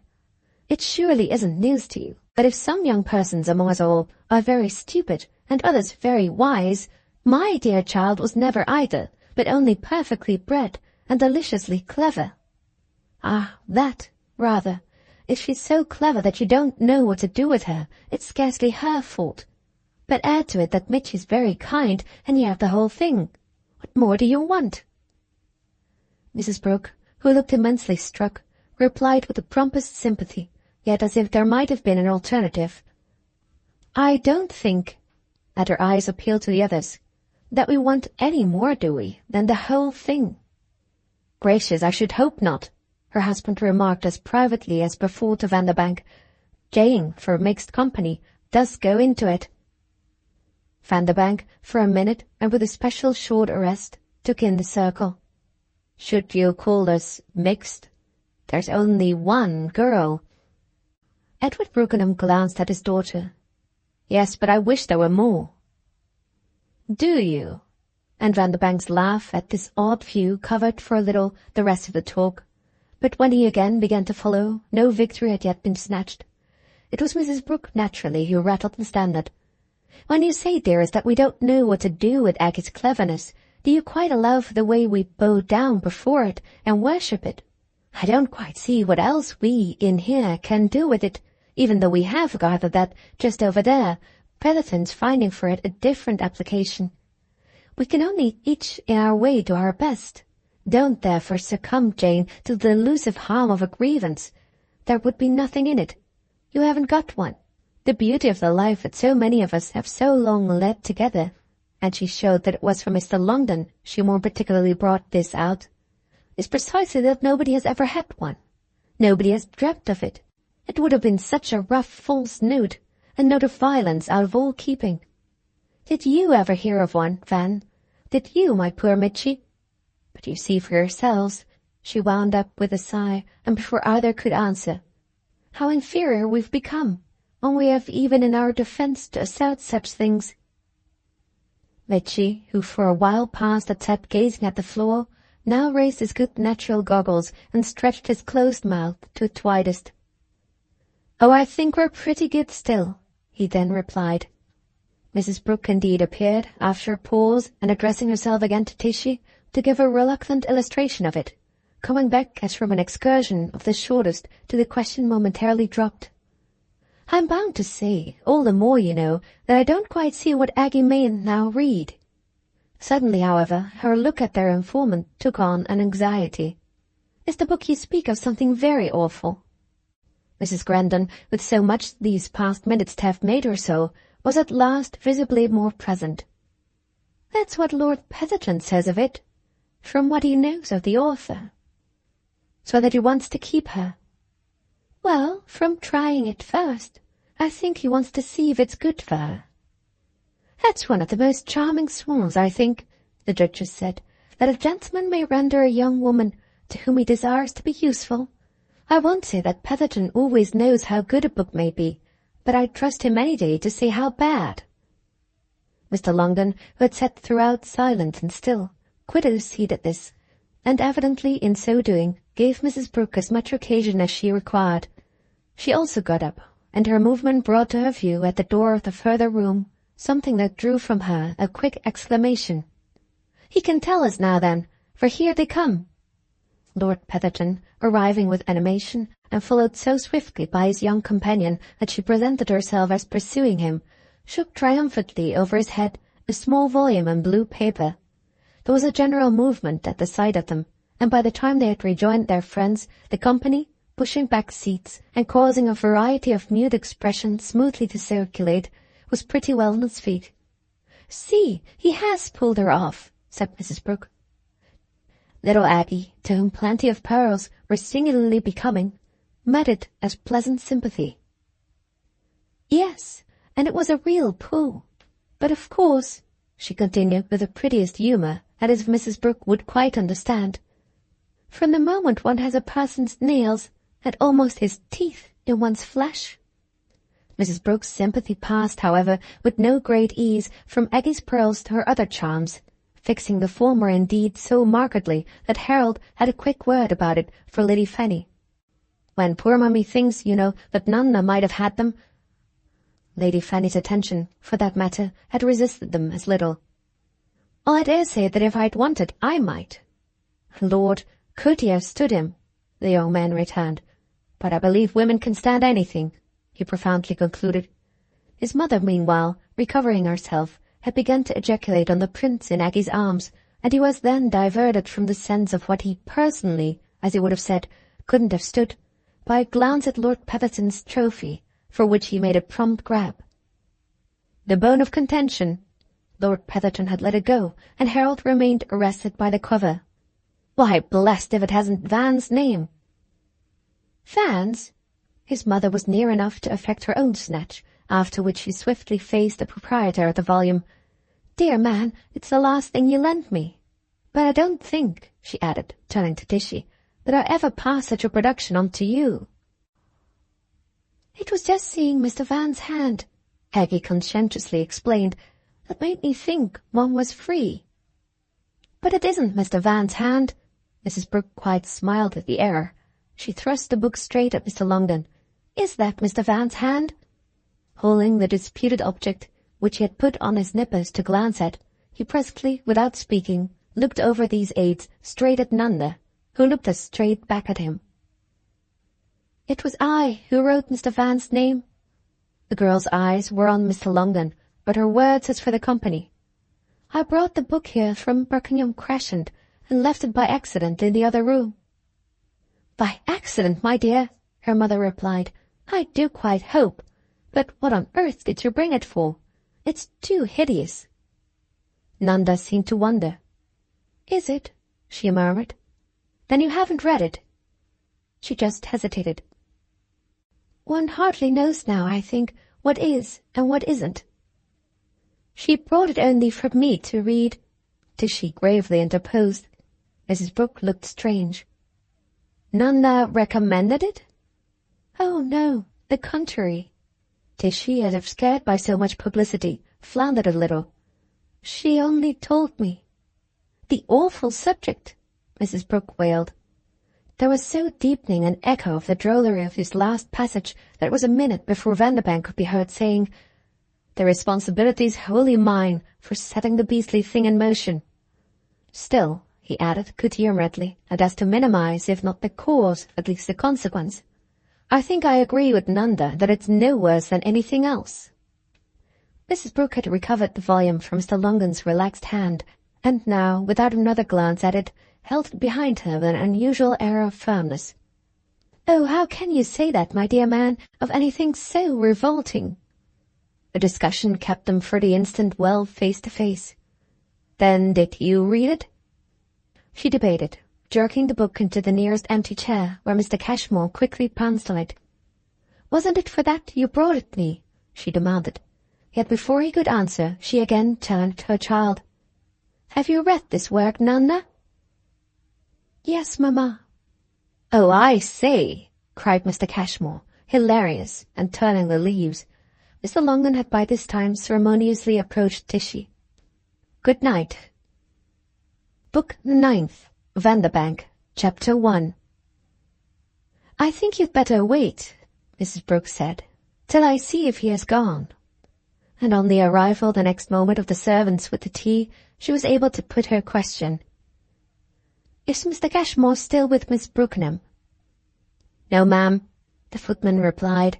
"I let Mr. Cashmore out 5 minutes ago." Vanderbank showed for the next short time by his behaviour what he felt at not yet being free to act on this, moving pointlessly about the room while the servants arranged the tea-table, and taking no trouble to make, for appearance, any other talk. Mrs. Brooke, on her side, took so little that the silence, which their temporary companions had all the effect of keeping up by conscious dawdling, became precisely one of those precious lights for the circle below stairs which people fondly fancy they have not kindled when they have not spoken. But Vanderbank spoke again as soon as the door was closed. "Does he run in and out that way without even speaking to you?" Mrs. Brooke turned away from the fire that, late in May, was the only charm of the crude, cold afternoon. "One would like to draw the curtains, wouldn't one, and gossip in the glow of the hearth." "Oh, gossip," Vanderbank wearily said as he came to her pretty table. In the act of serving him, she checked herself. "You wouldn't rather have it with her?" He balanced a moment. "Does she have a tea of her own?" "Do you mean to say you don't know?" Mrs. Brooke asked it with surprise. "Such ignorance of what I do for her does tell, I think, the tale of how you've lately treated us." "In not coming for so long?" "For more weeks, for more months than I can count. Scarcely since, when was it, the end of January, that night of Tishy's dinner?" "Yes, that awful night." "Awful, you call it?" "Awful." "Well, the time without you," Mrs. Brooke returned, "has been so bad that I'm afraid I've lost the impression of anything before." Then she offered the tea to his choice. "Will you have it upstairs?" He received the cup. "Yes, and here too." After which he said nothing again till, first pouring in milk to cool it, he had drunk his tea down.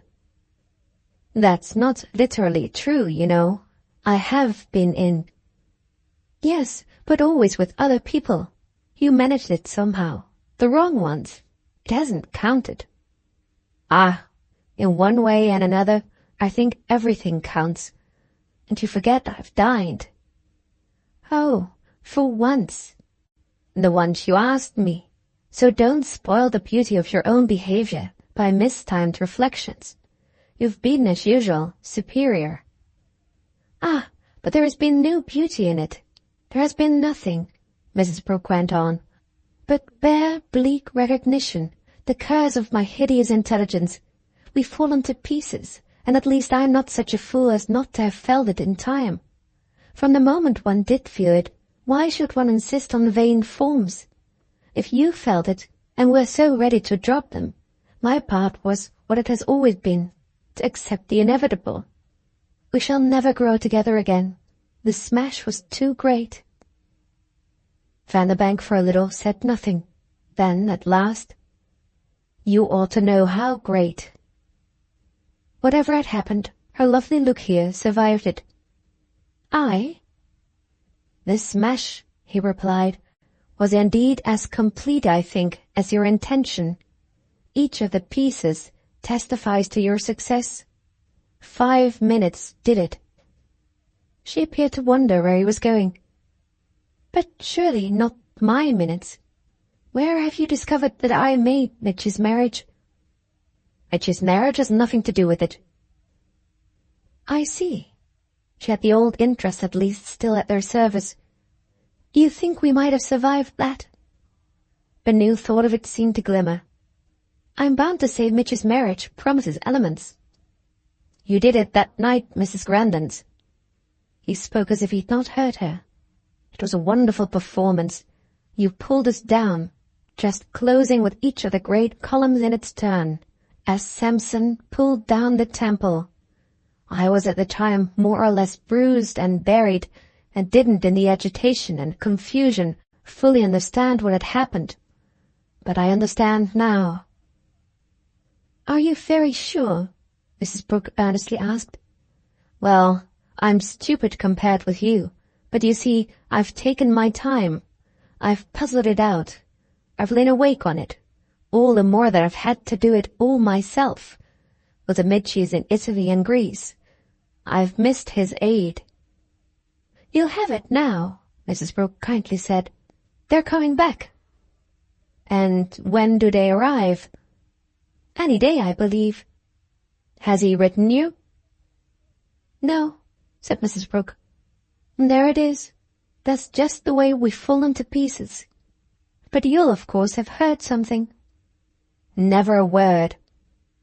"Ah, then it's complete." Vanderbank thought a moment. "Not quite, is it? I mean, it won't be altogether unless he hasn't written to Nanda." "Then has he?" She was keen again. "Oh, I'm assuming. Don't you know?" "How should I?" This, too, he turned over. "Just as a consequence of your having, at Tishy's, so abruptly and wonderfully tackled the question that a few days later, as I afterwards gathered, was to be crowned with a measure of success not yet exhausted. Why, in other words, if it was to know so little about her, to get no nearer to her, did you bring about Nanda's return?" There was a clear reason, her face said, if she could only remember it. "Why did I?" Then, as catching a light, "Fancy your asking me, at this time of day." "Ah, you have noticed that I haven't asked before. However," Van promptly added, "I know well enough what you notice. Nanda hasn't mentioned to you whether or no she has heard?" "Absolutely not. But you don't suppose, I take it, that it was to pry into her affairs I called her in?" Vanderbank, on this, lighted for the first time with a laugh. "Called her in? How I like your expressions." "I do then, in spite of all?" she eagerly asked. "Remind you a little of the bon ton?" "Ah," she sighed, "I don't say anything good now. But of course I see Jane, though not so often either. It's from Jane I've heard of what she calls her young things. It seems so odd to think of Mitchy as a young thing. He's as old time, and his wife, who the other day was about 6, is now practically about 40. And I also saw Petherton," Mrs. Brooke added, "on his return." "His return from where?" "Why, he was with them at Corfu, Malta, Cyprus, I don't know where, yachting, spending Mitch's money, larking, he called it, I don't know what. He was with them for weeks." "Till Jane, you mean, called him in?" "I think it must have been that." "Well, that's better," said Van, "than if Mitchy had had to call him out." "Oh, Mitchy," Mrs. Brooke comprehensively sounded. Her visitor quite assented. "Isn't he amazing?" "Unique." He had a short pause. "But what's she up to?" It was apparently for Mrs. Brooke a question of such variety of application that she brought out experimentally, "Jane? Dear, no. I think we've fathomed Jane, haven't we?" "Well," mused Mrs. Brooke, "I'm by no means sure I have. Just of late I've had a new sense." "Yes, Of what now? Van amusedly put it as she held the note. Oh, of deaths below deaths. But poor Jane, of course after all she is human. She's beside herself with one thing and another, but she can't in any consistency show it. She took her stand so on having with Petherton's aid formed Aggie for a femme charmante, that it's too late to cry out that Petherton's aid can now be dispensed with. Do you mean, then, that he is such a brute that after all Mitchy has done for him? Vanderbank, at the rising image, pulled up in easy disgust. I think I'm quite capable of considering with a magnificent insolence of selfishness that what Mitchy has most done will have been to make Aggie accessible in a way that, for decency and delicacy of course, things on which Petherton highly prides himself, she could naturally not be as a girl. Her marriage has simplified it. Vanderbank took it all in. Accessible is good. Then, which was what I intended just now, Aggie has already become so— Mrs. Brooke, however, could as yet in fairness only wonder. That's just what I'm dying to see. Her companion smiled at it. Even in our ashes live their wonted fires. But what do you make in such a box of poor Mitchy himself? His marriage can scarcely to such an extent have simplified him. It was something, nonetheless, that Mrs. Brooke had to weigh. I don't know. I give it up. The thing was of a strangeness. Her friend also paused, and it was as if for a little, on either side of a gate on which they might have had their elbows, they remained looking at each other over it and over what was unsaid between them. It was rum, he at last merely dropped. It was scarce for Mrs. Brooke all the same. She seemed to feel after a moment to surround the matter with an excess of silence. He did what a man does, especially in that business, when he doesn't do what he wants. Do you mean what somebody else wanted? Well, what he himself didn't. And if he's unhappy, she went on, he'll know whom to pitch into. Ah, said Vanderbank, even if he is, he won't be the man to what you might call vent it on her. He'll seek compensations elsewhere, and won't mind any ridicule. Whom are you speaking of as her? Mrs. Brooke asked, as on feeling that something in her face had made him stop. I wasn't referring, she explained, to his wife. Oh, said Vanderbank. Aggie doesn't matter, she went on. Oh, he repeated. You meant the Duchess? He then threw off. Don't be silly, she rejoined. He may not become unhappy. God grant not, she developed. But if he does, he'll take it out of Nanda. Van appeared to challenge this. Take it out of her? Well, want to know, as some American asked me the other day of somebody, what she's going to do about it. Vanderbank, who had remained on his feet, stood still at this for a longer time than at anything yet. But what can she do? That's again just what I'm curious to see.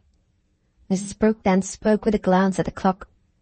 But if you don't go up to her, my notion of seeing her alone may be defeated by her coming down on learning that I'm here. He had taken out his watch. I'll go in a moment. But, as a light on that danger, would you, in the circumstances, come down? Mrs. Brooke, however, could for light only look darkness. Oh, you don't love me. Vanderbank, still with his watch, stared then as an alternative at the fire. You haven't yet told me, you know, if Mr. Cashmore now comes every day. My dear man, how can I say?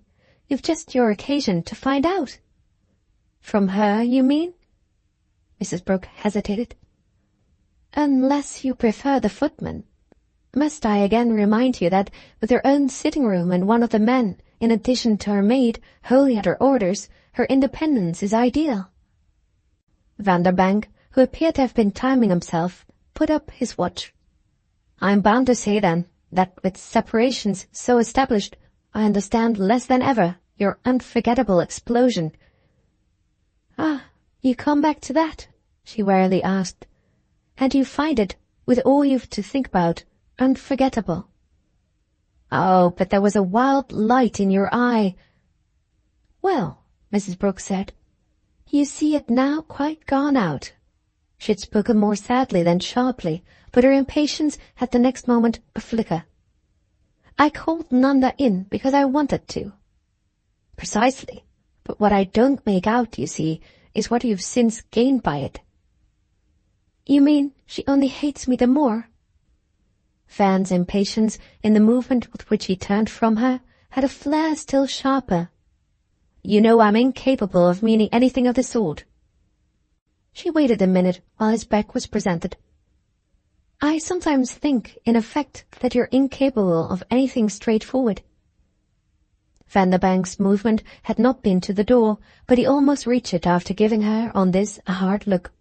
He then stopped short, however, to stare an instant still more fixedly into the hat he held in his hand, the consequence of which, in turn, was that he the next minute stood again before her chair. Don't you call it straightforward of me just not to have come for so long? She had again to take time to say. Is that an allusion to what, by the loss of your beautiful presence, I failed to gain? I dare say, at any rate, she gave him no time to reply, that you feel you're quite as straightforward as I, and that we're neither of us creatures of mere rash impulse. There was a time, in fact, wasn't there, when we rather enjoyed each other's dim depths. If I wanted to fawn on you, she went on, I might say that, with such a comrade in obliquity to wind and double about with, I'd risk losing myself in the mine. Let why retort or recriminate. Let us not, for God's sake, be vulgar. We haven't yet, bad as it is, come to that. I can be, no doubt. I some day must be. I feel it looming at me out of the awful future as an inevitable fate. But let it be for when I'm old and horrible, not an hour before. I do want to live a little, even yet. So you ought to let me off easily, even as I let you. Oh, I know, said Vanderbank handsomely, that there are things you don't put to me. You show a tact. There it is, and I like much better, Mrs. Brooke went on, our speaking of it as delicacy than as duplicity. If you understand, it's so much saved. What I always understand more than anything else, he returned, is the general truth that you're prodigious. It was perhaps a little as relapse from tension that she had nothing against that. As for instance, when it would be so easy. Yes, to take up what lies there, you yet so splendidly abstain. You literally press upon me my opportunity. It's you who are splendid, she rather strangely laughed. Don't you at least want to say, he went on with a slight flush, what you most obviously and naturally might? Appealed to on the question of underlying desire, Mrs. Brooke went through the decent form of appearing to try to give it the benefit of any doubt. Don't I want, you mean, to find out before you go up what you want? Shall you be too disappointed, she asked, if I say that, since I shall probably learn, as we used to be told as children, all in good time, I can wait till the light comes out of itself? Vanderbank still lingered. You are deep. You've only to be deeper. That's easy to say. I'm afraid at any rate you won't think I am, he pursued after a pause. If I ask you what in the world, since Harold does keep Lady Fanny so quiet, Cashmore still requires Nanda's direction for. Ah, find out, said Mrs. Brooke.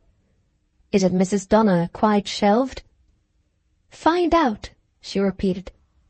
Vanderbank had reached the door and had his hand on the latch, but there was still something else. You scarce suppose, I imagine, that she has come to like him for himself.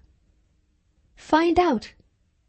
And Mrs. Brooke, who was now on her feet, turned away. He watched her a moment more, then checked himself and left her.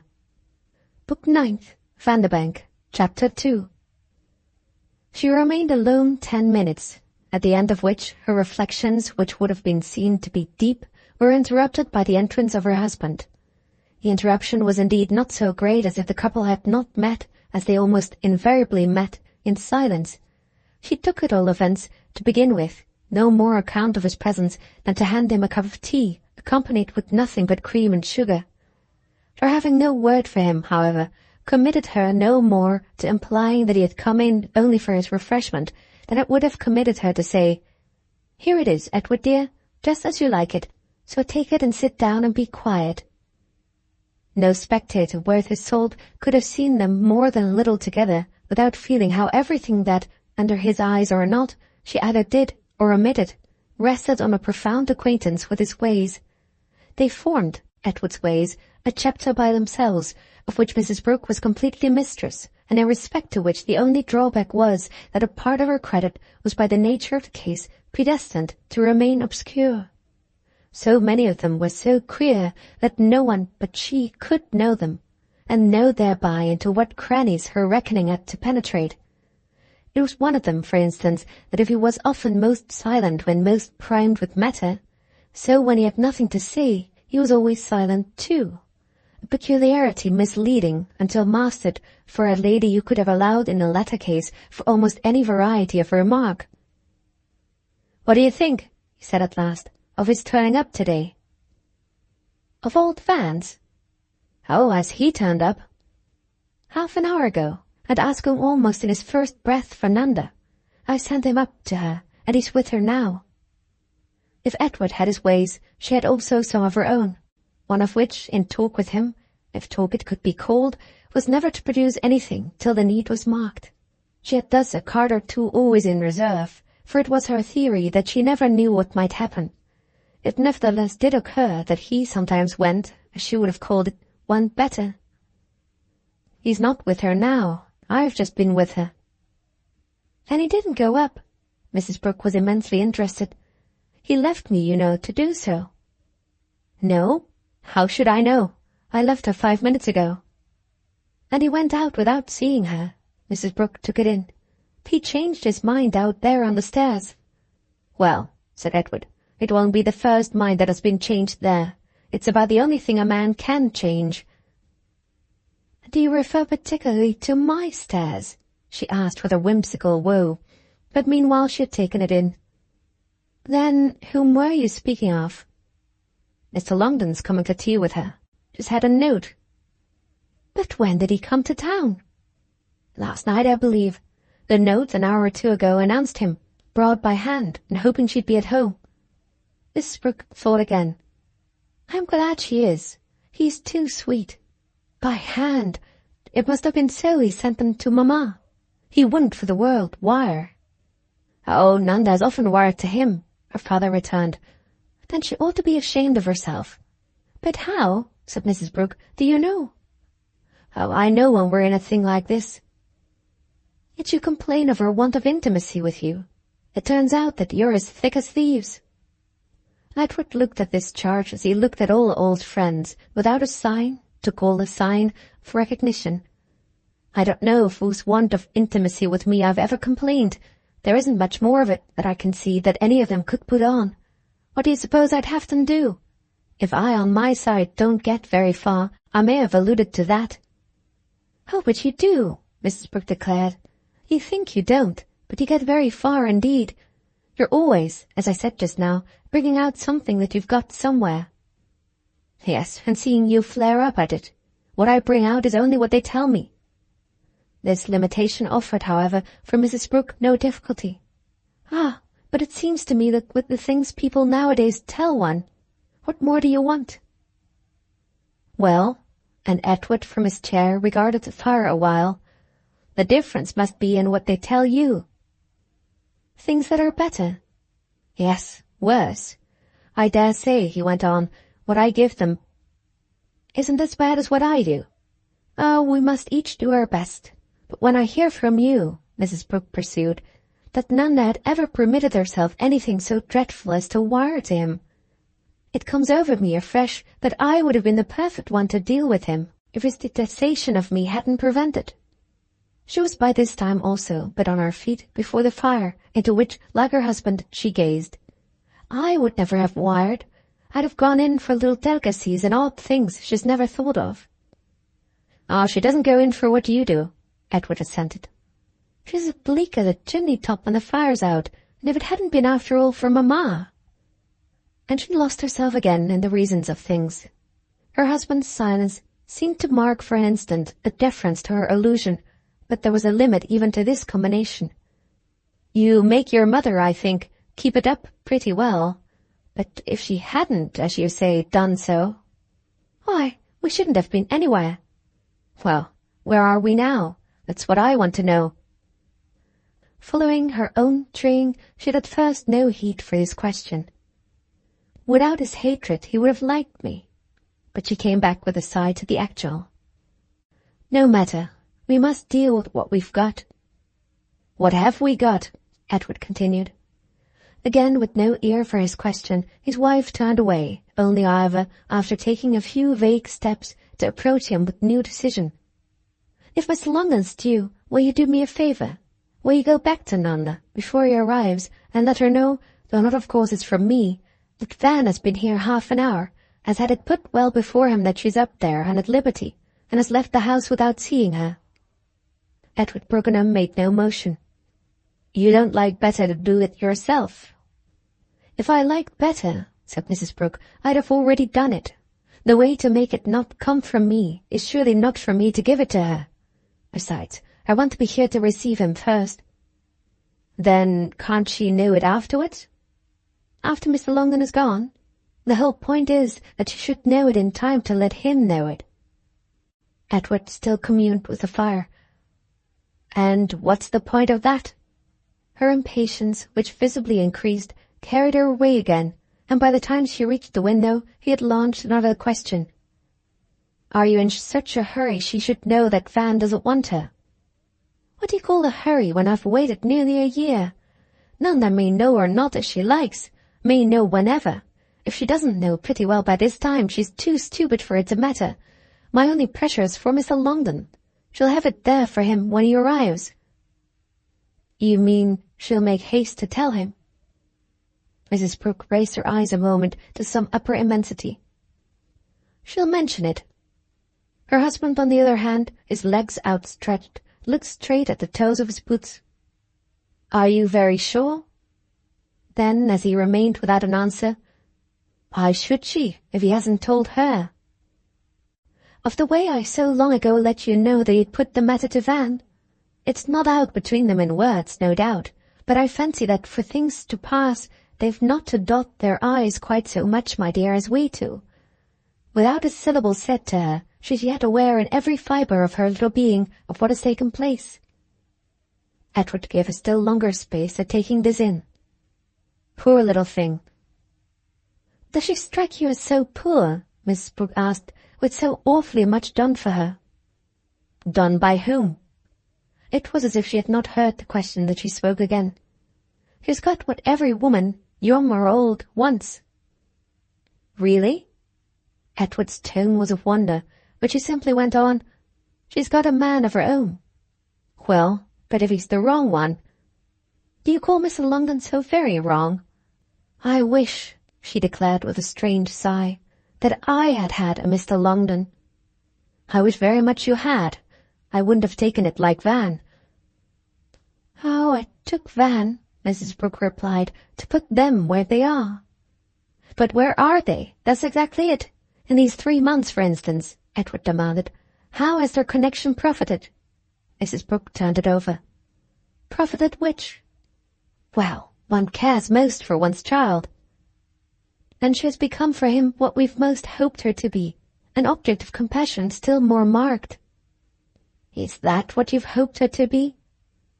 Mrs. Brooke was obviously so lucid for herself that her renewed expression of impatience had plenty of point. "How can you ask after seeing what I did?" "That night at Mrs. Grandon's?" "Well, it's the first time I have asked it." Mrs. Brooke had a silence more pregnant. "It's for being with us that he pities her," Edward thought.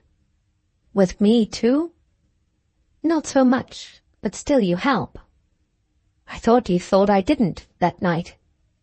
"At Tishy's." "Oh, you didn't matter," said Mrs. Brooke. Everyone helps." Harold distinctly. She seemed to figure it all out. And even the poor children, I dare say, a little. "Oh, but everyone," she warmed to the vision. "It's perfect. Jane immensely, par exemple. Almost all the others who come to the house. Cashmore, Carrie, Tishy, Fanny, bless their hearts all, each in their degree. Edward Brookenham had, under the influence of this demonstration, gradually risen from his seat, and as his wife approached that part of her process which might be expected to furnish the proof, he placed himself before her with his back to the fire. "And Mitchy, I suppose?" But he was out. "No, Mitchy's different." He wondered. "Different?" "Not a help. Quite a drawback." Then, as his face told how these were involutions, "You needn't understand, but you can believe me," she added. "The one who does most is of course Van himself." It was a statement by which his failure to apprehend was not diminished, and she completed her operation. "By not liking her." Edward's gloom on this was not quite blankness, it was dense. "Do you like his not liking her?" "Dear no, no better than he does." "And he doesn't?" "Oh, he hates it." "Of course I haven't asked him." Edward appeared to say more to himself than to his wife. "And of course I haven't," she returned, not at all in this case plainly for herself. "But I know it. He'd like her if he could, but he can't. That," Mrs. Brooke wound up, "is what makes it sure." There was at last in Edward's gravity a positive pathos. "Sure he won't propose?" "Sure Mr. Longden won't now throw her over." "Of course, if it is sure." "Well?" "Why, it is. But of course, if it isn't." "Well?" "Why, she won't have anything but us," he continued to reflect. "Unless, you know, you're working it on a certainty." "That's just what I am working it on. I did nothing till I knew I was safe." "Safe?" he ambiguously echoed, while on this their eyes met longer. "Safe. I knew he'd stick." "But how did you know Van wouldn't?" "No matter how, but better still, he hasn't stuck." She said it very simply, but she turned away from him. His eyes for a little followed her. "We don't know, after all, the old boy's means." "I don't know what you mean by we don't. Nanda does."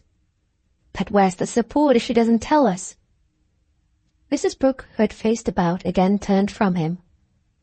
"I hope you don't forget," she remarked with superiority, "that we don't ask her." "You don't?" Edward gloomed. "Never. But I trust her." "Yes," he mused afresh. "One must trust one's child. Does Van?" he then inquired. "Does he trust her?" "Does he know anything of the general figure?" She hesitated. "Everything. It's high." "He has told you so?" Mrs. Brooke, supremely impatient now, seemed to demur even to the question. "We ask him even less." "Then how do we know?" She was wary of explaining. "Because that's just why he hates it." There was no end, however, apparently, to what Edward could take. "But hates what?" "Why, not liking her." Edward kept his back to the fire and his dead eyes on the cornice and the ceiling. "I shouldn't think it would be so difficult." "Well, you see it isn't. Mr. Longden can manage it." "I don't see what the devil's the matter with her," he coldly continued. "Ah, that may not prevent. It's fortunately the source at any rate of half Mr. Longden's interest." "But what the hell is it?" he drearily demanded. She faltered a little, but she brought it out. "It's me." "And what's the matter with you?" She made at this a movement that drew his eyes to her own, and for a moment she dimly smiled at him. "That's the nicest thing you ever said to me. But ever, you know." "Is it?" She had her hand on his sleeve, and he looked almost awkward. "Quite the very nicest. Consider that fact well, and even if you only said it by accident, don't be funny, as you know you sometimes can be, and take it back. It's all right. It's charming, isn't it, when our troubles bring us more together? Now, go up to her." Edward kept a queer face, into which this succession of remarks introduced no light, but he finally moved, and it was only when he had almost reached the door that he stopped again. "Of course you know he has sent her no end of books." "Mr. Longden, of late?" "Oh yes, a deluge, so that her room looks like a bookseller's back shop, and all in the loveliest bindings, the most standard English works. I not only know it, naturally, but I know what you don't. Why?" "Why?" Edward echoed. "Why, but that, unless he should send her money, it's about the only kindness he can show her at a distance."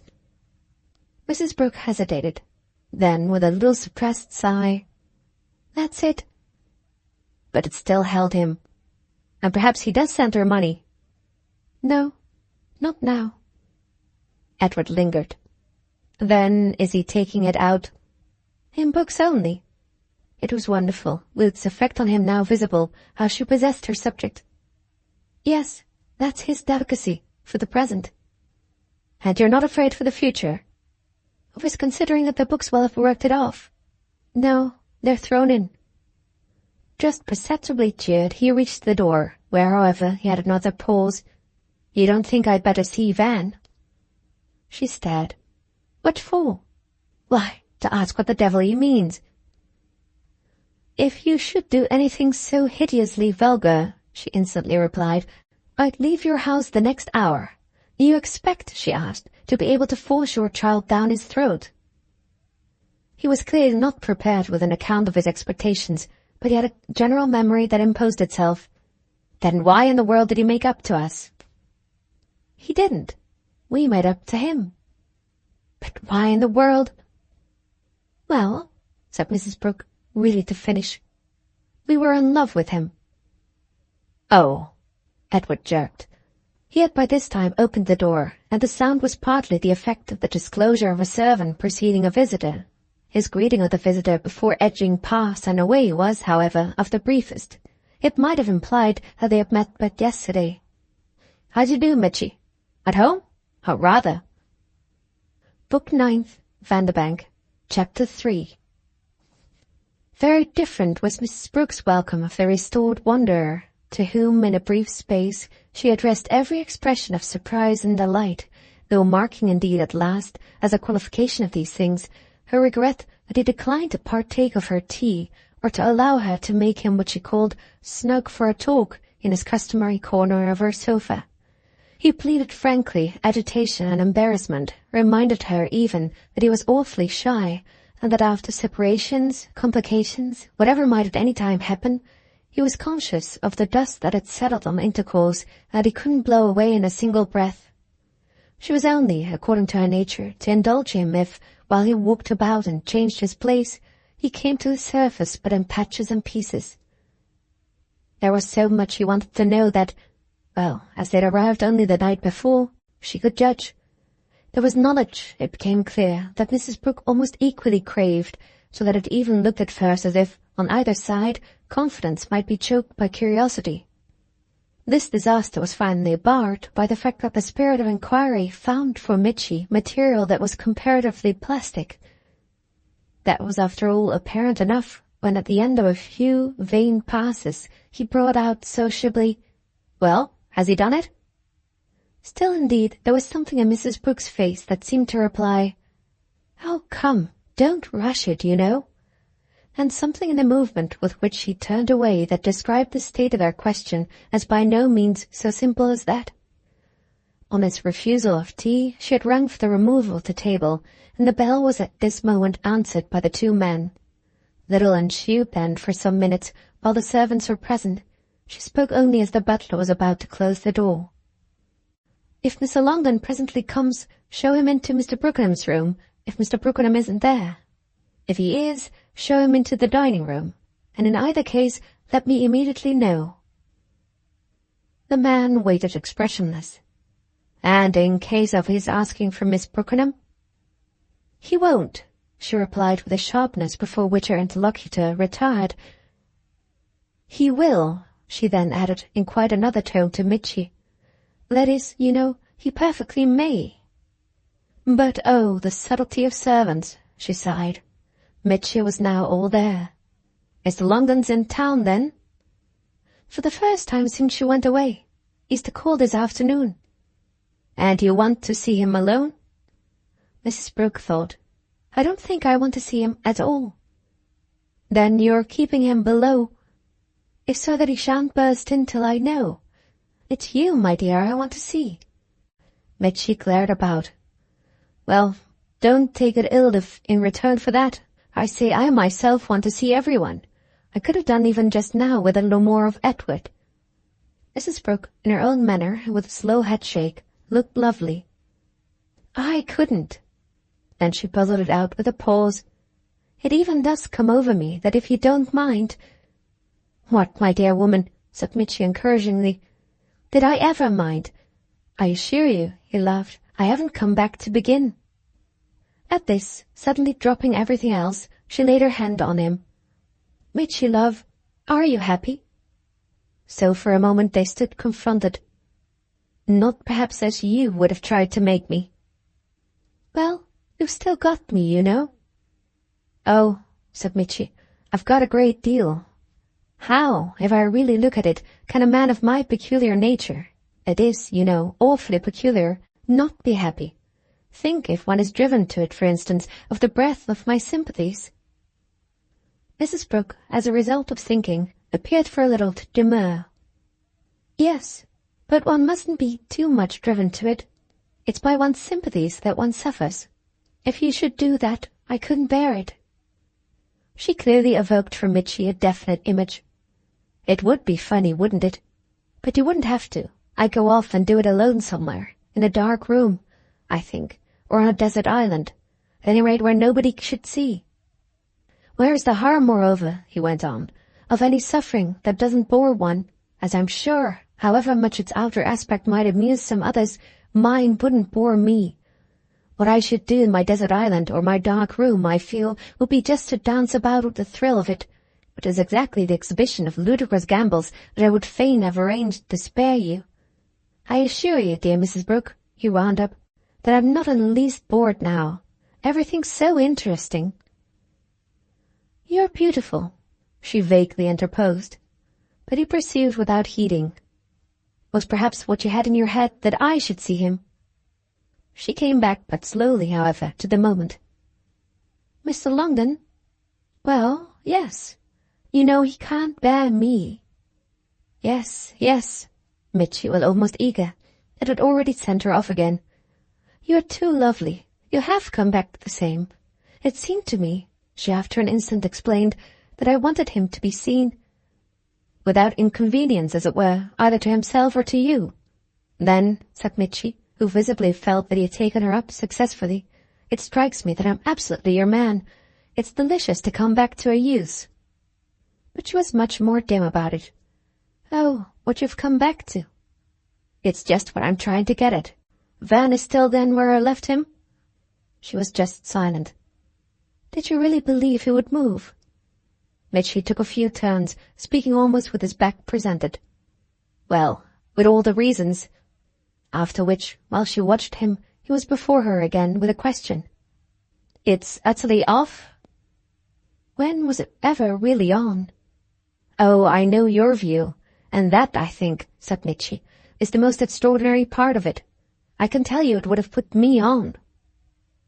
My view, Mrs. Brooke thought. Have you forgotten that I had for you, too, a view that didn't? Ah, but we didn't differ, you and I. It wasn't a defiance and a prophecy. You wanted me. I did indeed, Mrs. Brooke said simply. And you didn't want him. For her, I mean. So you risked showing it. She looked surprised. Did I? Again they were face to face. Your candour's divine. She wondered. Do you mean it was, even then? Mitchy smiled at her till he was red. It's exquisite now. Well, she presently returned, I knew my Van. I thought I knew yours, too, Mitchy said. Their eyes met a minute, and he added, But I didn't. Then he exclaimed, How you've worked it. She looked barely conscious. Worked it? After which, with a slightly sharper note, How do you know? while you've been amusing yourself in places that I'd give my head to see again but never shall, what I've been doing. Well, I saw, you know, that night at Tishy's, just before we left England, your wonderful start. I got a look at your attitude, as it were, and your system. Her eyes were now far away, and she spoke after an instant without moving them. And didn't I, by the same token, get a look at yours? Mine? Mitchy thought, but seemed to doubt. My dear child, I hadn't any then. You mean that it has formed itself, your system, since? He shook his head with decision. I assure you I'm quite at sea. I've never had, and I have as little as ever now, anything but my general philosophy, which I won't attempt at present to go into, and of which moreover I think you've had first and last your glimpses. What I made out in you that night was a perfect policy. Mrs. Brooke had another of her infantine stares. Everyone that night seems to have made out something.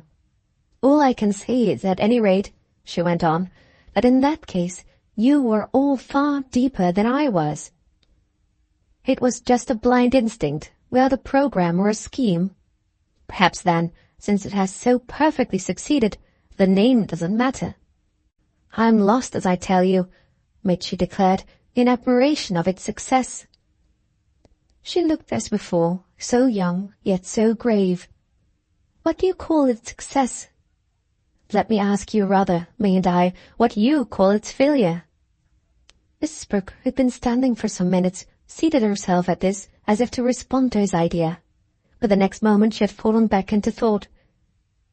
Have you often heard from him? Never once. And have you written? Not a word either. I left it, you see, Mitchy smiled, all to you. After which he continued, has he been with you much? She just hesitated. As little as possible, but as it happens he was here just now. Her visitor fairly flushed. And I've only missed him. Her pause again was of the briefest.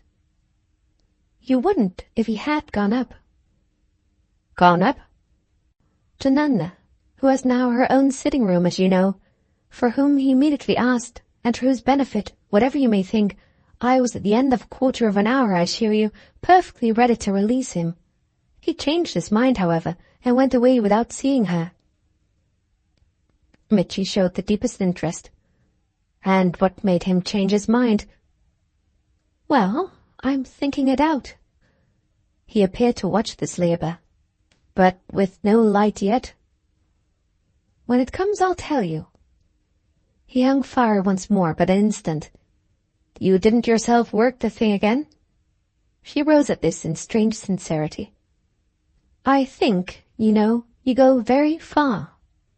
Why, didn't we just now settle, he promptly replied, that it's all instinctive and unconscious? If it was so that night at Tishy's— Ah, voyons, she broke in. What did I do even then? He laughed out at something in her tone. You'd like it again all pictured. I'm not afraid. Why, you just simply, publicly, took her back. And where was the monstrosity of that? In the one little right place, in your removal of every doubt. Well, of what? He had appeared not quite to know how to put it, but he saw at last. Why, of what we may still hope to do for her.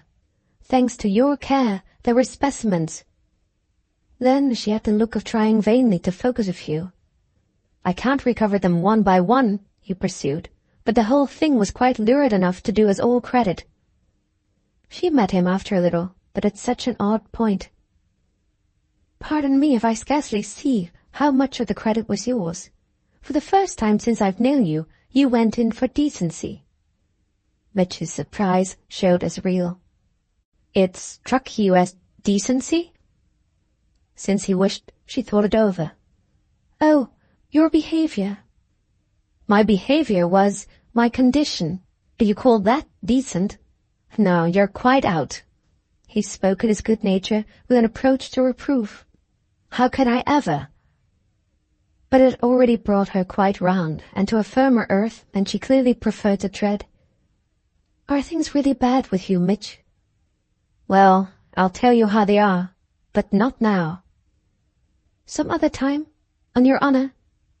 You shall have it all. Don't be afraid. She dimly smiled.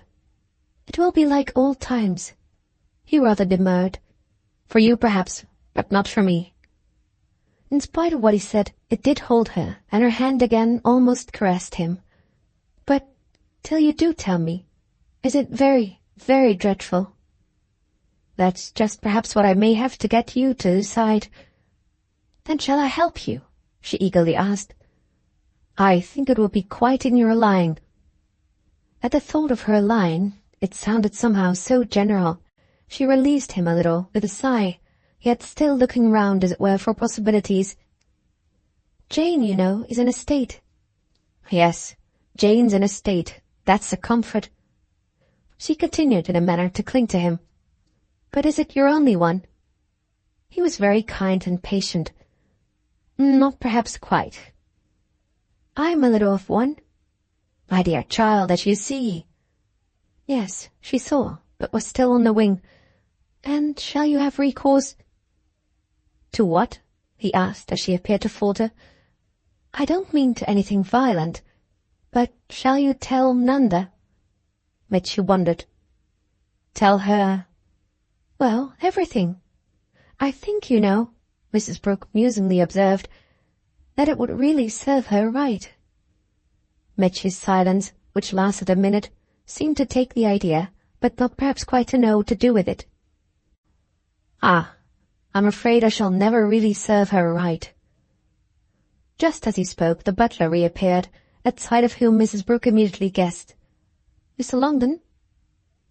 In Mr. Brookenham's room, ma'am. Mr. Brookenham has gone out.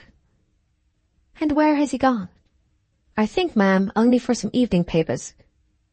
She had an intense look from Mitchie. Then she said to the man, Ask him to wait 3 minutes. I'll ring. Turning again to her visitor as soon as they were alone. You don't know how I'm trusting you. Trusting me? Why, if he comes up to you. Mitchie thought. Hadn't I better go down? No, you may have Edward back. If you see him, you must see him here. If I don't myself, it's for a reason. Mitchie again just sounded her. Is not, as you a while ago hinted. Yes, caring for what I say. She had a pause, but she brought it out. He doesn't believe a word. Of what you tell him? Mitchie was splendid. I see. And you want something said to him? Yes, that he'll take from you. Only it's for you, Mrs. Brooke went on, really and honestly, and as I trust you, to give it. But the comfort of you is that you'll do so if you promise. Mitchie was infinitely struck. But I haven't promised, eh? Of course I can't till I know what it is. It's to put before him. Oh, I see. The situation. What has happened here today? Van's marked retreat, and how, with the time that has passed, it makes us at last know where we are. You, of course, for yourself, Mrs. Brooke wound up, see that. Where we are? Mitchie took a turn and came back. But what then did Van come for? If you speak of a retreat, there must have been an advance. Oh, said Mrs. Brooke, he simply wanted not to look too brutal. After so much absence, he could come. Well, if he established that he isn't brutal, where was the retreat? In his not going up to Nanda. He came, frankly, to do that, but he made up his mind on second thoughts that he couldn't risk even being civil to her. Mitchie had visibly warmed to his work. Well, and what made the difference? She wondered. What difference? Why, of the effect, as you say, of his second thoughts. Thoughts of what? Oh, said Mrs. Brooke suddenly, and as if it were quite simple. I know that. Suspicions. And of whom? Why, of you, you goose. Of your not having done. Well, what? He persisted as she paused. How shall I say it? The best thing for yourself, and of Nanda's feeling that. Don't you see? In the effort of seeing, or perhaps indeed in the full act of it, poor Mitchie glad as never before. Do you mean Van's jealous of me? Pressed as she was, there was something in his face that momentarily hushed her. "There it is," she achieved, however, at last. "Of me?" Mitchy went on. What was in his face so suddenly and strangely was the look of rising tears, at sight of which, as from a compunction as prompt, she showed a lovely flush. "There it is, she repeated. "You ask me for a reason, and it's the only one I see. Of course, if you don't care," she added, "he needn't come up. He can go straight to Nanda." Mitchy had turned away again, as with the impulse of hiding the tears that had risen, and that had not wholly disappeared even by the time he faced about. Did Nanda know he was to come? Mr. Longman? No. Was she expecting Van? "My dear man," Mrs. Brooke mildly wailed, "when can she have not been?" Mitchy looked hard for an instant at the floor. "I mean, does she know he's been and gone?" Mrs. Brooke, from where she stood and through the window, looked rather at the sky. "Her father will have told her." "Her father?" Mitchy frankly wondered. "Is he in it?" Mrs. Brooke had at this a longer pause. "You assume, I suppose, Mitchy dear," she then quavered, "that I put him up." "Put Edward up?" he broke in. "No, that of course. Put Van up to ideas." He caught it again. "About me? What you call his suspicions?" He seemed to weigh the charge, but it ended while he passed his hand hard over his eyes in weariness and in the nearest approach to coldness he had ever shown Mrs. Brooke. "It doesn't matter. It's everyone's fate to be in one way or another the subject of ideas.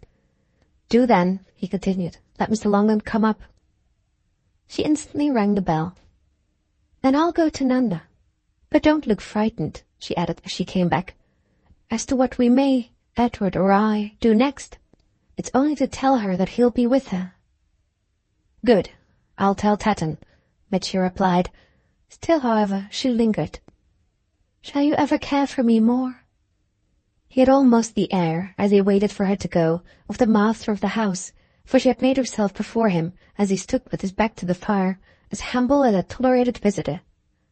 "Oh, just as much. Where's the difference? Aren't our ties in fact rather multiplied?" "That's the way I want to feel it. And from the moment you recognize with me—" "Yes?" "Well, that he never, really would." He took her mercifully up. "There's no harm done?" Mitchy thought of it. It made her still hover. "Nanda will be rich. Toward that you can help, and it's really, I may now tell you, what it came into my head you should see our friend here for." He maintained his waiting attitude. Thanks. "You're our guardian angel," she exclaimed. At this he laughed out. "Wait till you see what Mr. Longdon does." But she took no notice. "I want you to see before I go that I've done nothing for myself. Van, after all," she mused. "Well?" "Only hates me. It isn't as with you," she said. "I've really lost him." Mitchy, for an instant, with the eyes that had shown his tears, glared away into space. "He can't very positively, now like any of us. He misses a fortune." "There it is," Mrs. Brooke once more observed. Then she had a comparative brightness. "I'm so glad you don't." He gave another laugh, but she was already facing Mr. Tatton, who had again answered the bell. "Show Mr. Longdon up." "I'm to tell him, then, it's at your request?" Mitchy asked when the butler had gone. "That you receive him? Oh, yes. He'll be the last to quarrel with that. But there's one more thing." It was something over which of a sudden she had one of her returns of anxiety. "I've been trying for months and months to remember to find out from you." "Well, what?" he inquired, as she looked awed. "Why, if Harold ever gave back to you, as he swore to me on his honour he would, that £5 note." "But which, dear lady?" The sense of other incongruities than those they had been dealing with seemed to arrive now for Mitchy's aid. "The one that, ages ago, one day when you and Van were here, we had the joke about. You produce it, in sport, as a fine for something, and put it on that table. After which, before I knew what you were about, before I could run after you, you had gone off and ridiculously left it. Of course, the next minute, and again before I could turn round, Harold had pounced on it, and I tried in vain to recover it from him. But all I could get him to do was to promise to return it straight to its owner. Mitchy had listened so much less in surprise than in amusement that he had apparently after a moment re-established the scene. "Oh, I recollect. You did settle with me. That's all right." She fixed him from the door of the next room. "You got every penny?" "Every penny. But fancy your bringing it up." "Ah, I always do, you know. Some day." "Yes, you're of a rigour. But be at peace. Harold's quite square," he went on, "and I quite meant to have asked you about him." Mrs. Brooke promptly was all for this. "Oh, it's all right." Mitchy came nearer. "Lady Fanny?" "Yes, has stayed for him." "Ah," said Mitchy, "I knew you'd do it. But hush, they're coming." On which, while she whisked away, he went back to the fire. Book the 9th, Vanderbank, Chapter 4. 10 minutes of talk with Mr. Longden by Mrs. Brookenham's hearth elapsed for him without his arriving at the right moment to take up the business so richly put before him in his previous interview. No less time indeed could have sufficed to bring him into closer relation with this affair. And nothing at first could have been more marked than the earnestness of his care not to show impatience of appeals that were, for a person of his old friend's general style, simple recognitions and decencies. There was a limit to the mere allusiveness with which, in Mr. Longden's school of manners, a foreign tour might be treated, and Mitchy, no doubt, plentifully showed that none of his frequent returns had encountered a curiosity at once so explicit and so discreet. To belong to a circle in which most of the members might be at any moment on the other side of the globe was inevitably to fall into the habit of few questions, as well as into that of making up for their fewness by their freedom. This interlocutor, in short, while Mrs. Brooke's representative privately thought over all he had in hand, went at some length and very charmingly, since it was but a tribute to common courtesy, into the Virgilian associations of the Bay of Naples. Finally, however, he started, his eye having turned to the clock. "I am afraid that, though our hostess doesn't appear, I mustn't forget myself. I, too, came back but yesterday, and I've an engagement, for which I'm already late, with Miss Brookenham, who has been so good as to ask me to tea." The divided mind, the expressed civility, the decent Miss Brookenham, he escaped from their hostess. These were all things Mitchy could quickly take in, and they gave him in a moment his light for not missing his occasion. I see. I shall make you keep Nanda waiting, but there's something I shall ask you to take from me quite as a sufficient basis for that, which is simply that after all, you know, for I think you do know, don't you, I'm nearly as much attached to her as you are." Mr. Longden had looked suddenly apprehensive and even a trifle embarrassed, but he spoke with due presence of mind.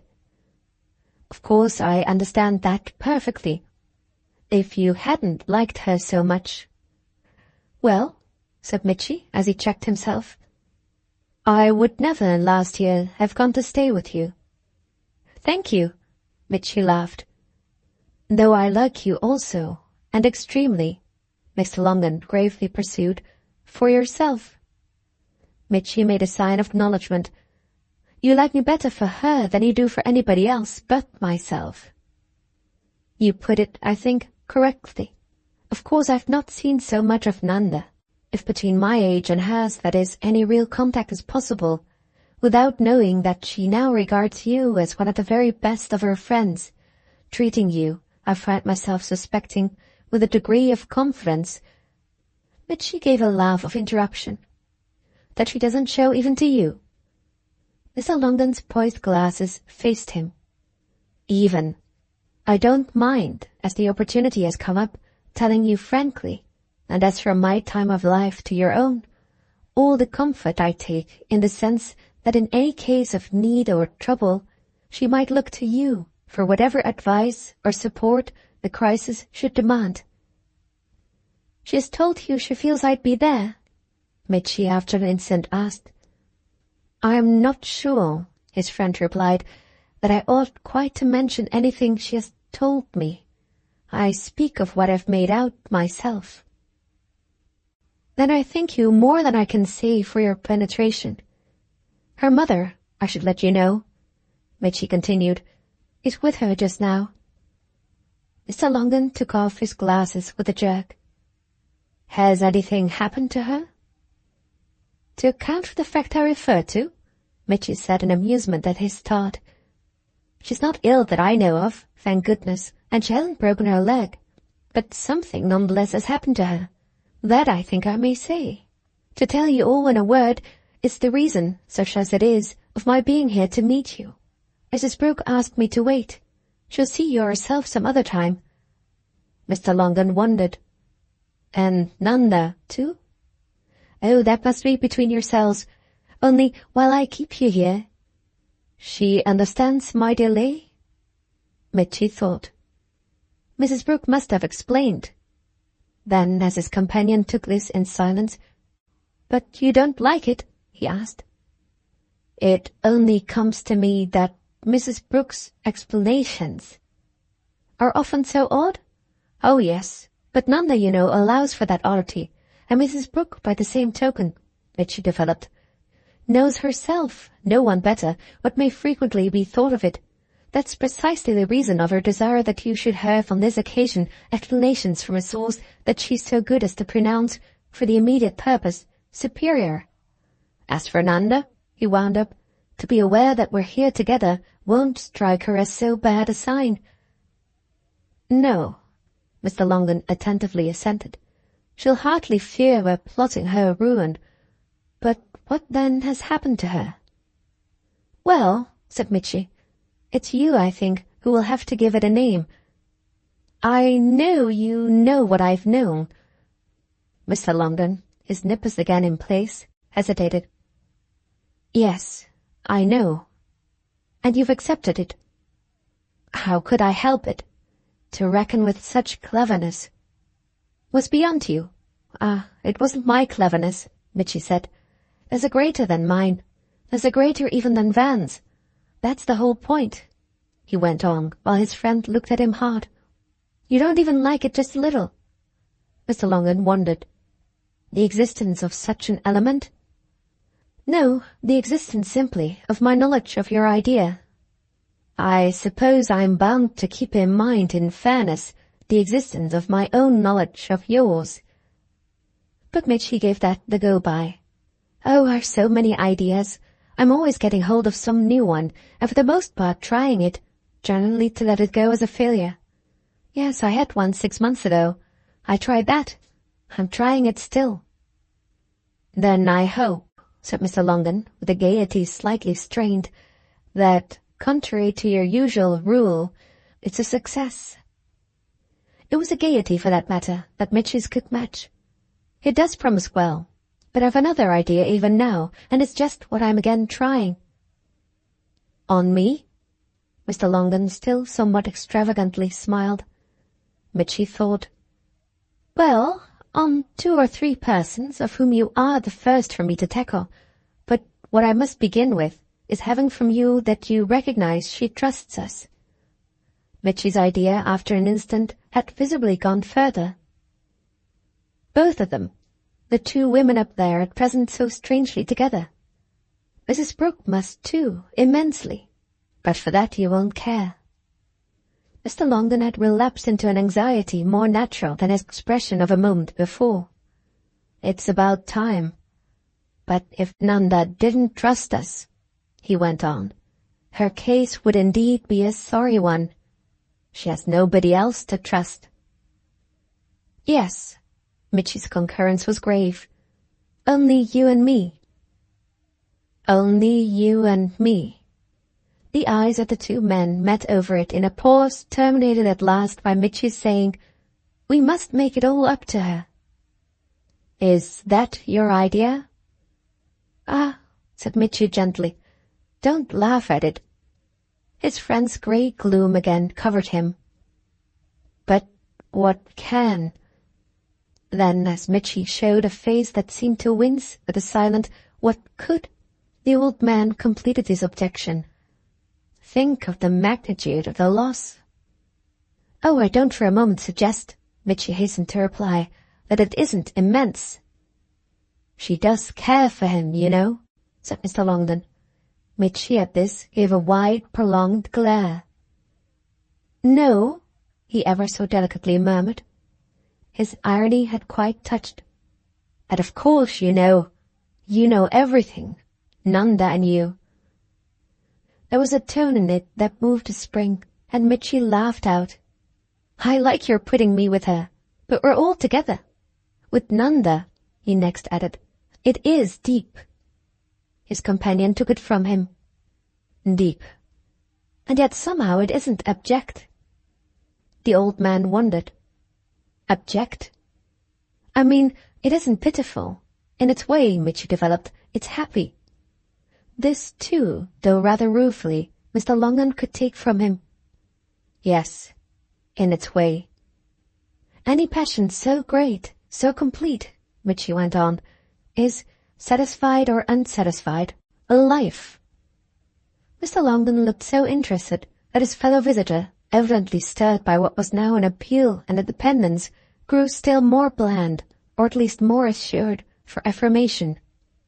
She's not too sorry for herself. Ah, she's so proud. Yes, but that's a help. Oh, not for us. It arrested Mitchie, but his ingenuity could only rebound. In one way, that of reducing us to feel that the desire to make up to her is, well, mainly for our relief. If she trusts us, as I said just now, it isn't for that she does so. As his friend appeared to wait then to hear, it was presently with positive joy that he showed he could meet the last difficulty. What she trusts us to do, oh, Mitchie had worked it out, is to let him off. Let him off? It still left Mr. Longden dim. Easily, that's all. But what would letting him off hard be? It seems to me he is, on any terms, already beyond us. He is off. Mr. Longden had given it a sound that suddenly made Mitchie appear to collapse under a sharper sense of the matter. He is off, he moodily echoed.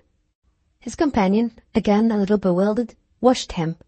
Then, with impatience, do, please, tell me what has happened.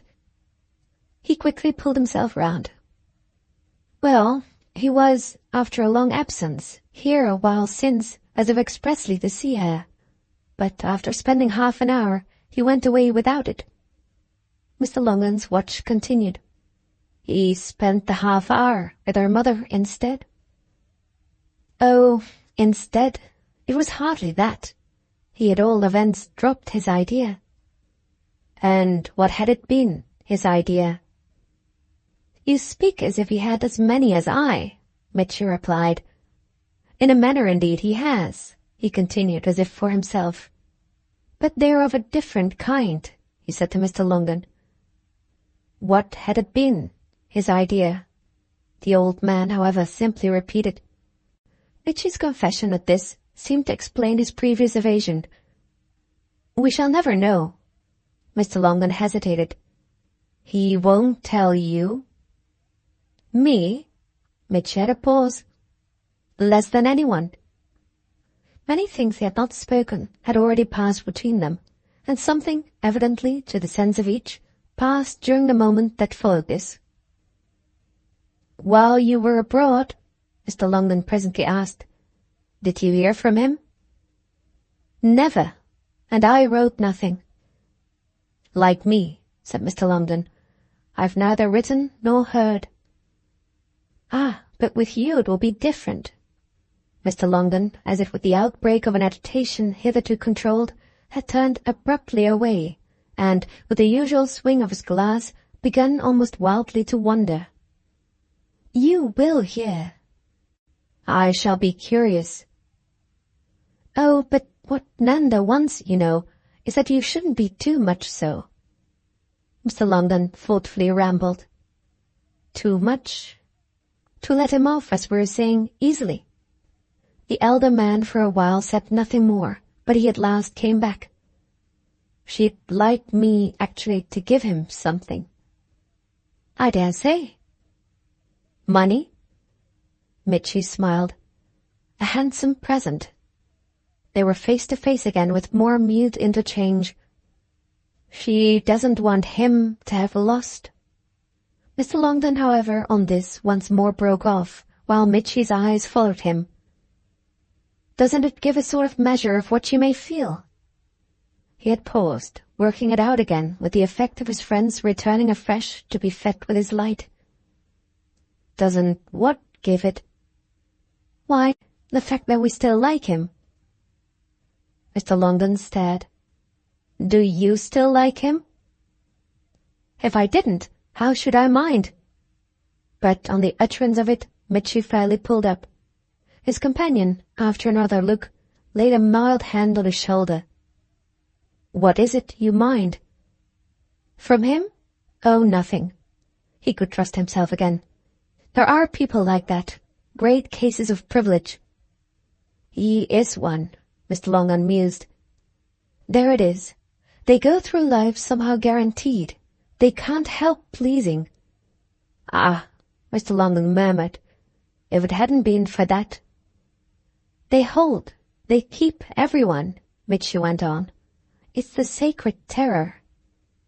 The companions for a little seemed to stand together in this element, after which the elder turned once more away and appeared to continue to walk in it. Poor Nanda, then, in a far-off sigh, came across from him to Mitchie. Mitchie, on this, turned vaguely round to the fire, into which he remained gazing, till he heard again Mr. Longden's voice. I knew it, of course, after all. It was what I came up to town for. That night, before you went abroad, at Mrs. Grandon's. Yes? Mitchie was with him again. Well, made me see the future. It was then already too late. Mitchie assented with emphasis. Too late. She was spoiled for him. If Mr. Longden had to take it, he took it at least quietly, only saying after a time, And her mother isn't? Oh, yes, quite. And does Mrs. Brooke know it? Yes, but doesn't mind. She resembles you and me. She still likes him. But what good will that do her? Mitchie sketched a shrug. What good does it do us? Mr. Longden thought. We can at least respect ourselves. Can we? Mitchie smiled. And he can respect us. His friend, as if not hearing him, went on. Mitchie seemed almost to demur. He must think we're rum. Well, Mrs. Brooke's worse than rum. He can't respect her. Oh, that will be perhaps, Mitchie laughed, what she'll get just most out of. It was the first time of Mr. Longden's showing that even after a minute he had not understood him, so that as quickly as possible he passed to another point. If you do anything, may I be in it? But what can I do? If it's over, it's over. For him, yes, but not for her, or for you, or for me. Oh, I'm not for long, the old man wearily said, turning the next moment to the door, at which one of the footmen had appeared. Mrs. Brookenham's compliments, please, sir, this messenger articulated, and Miss Brookenham is now alone. Thanks, I'll come up.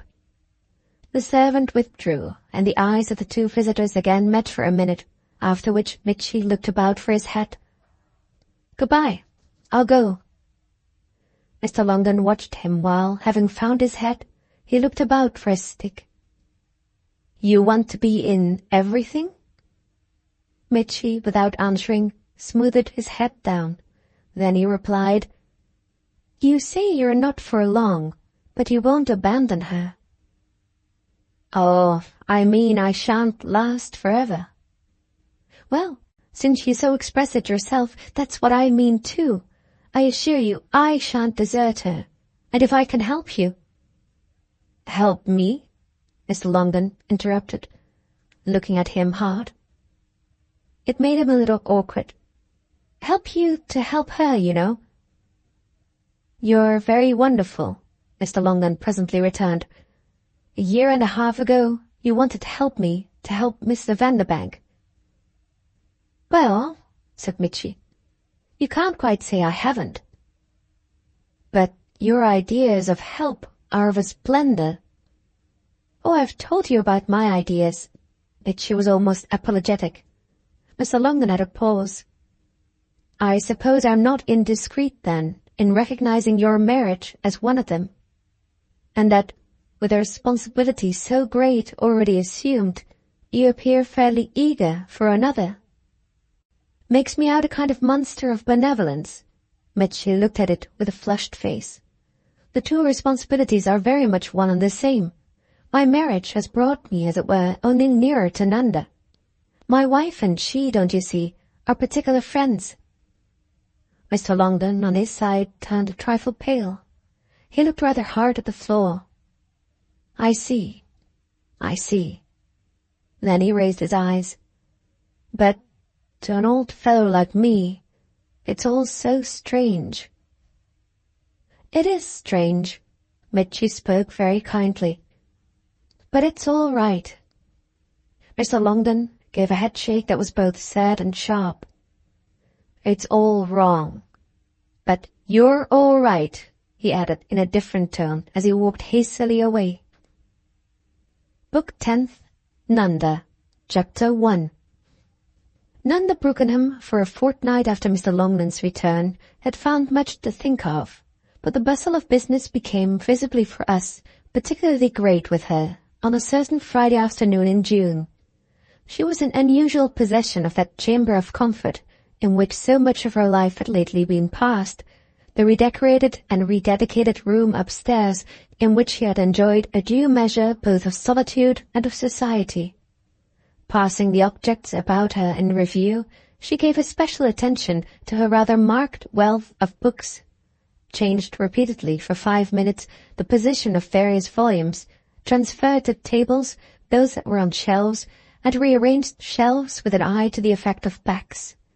She was flagrantly engaged throughout, indeed, in the study of effect, which, moreover, had the law of an extreme freshness not inveterately prevailed there, might have been observed to be traceable in the very detail of her own appearance.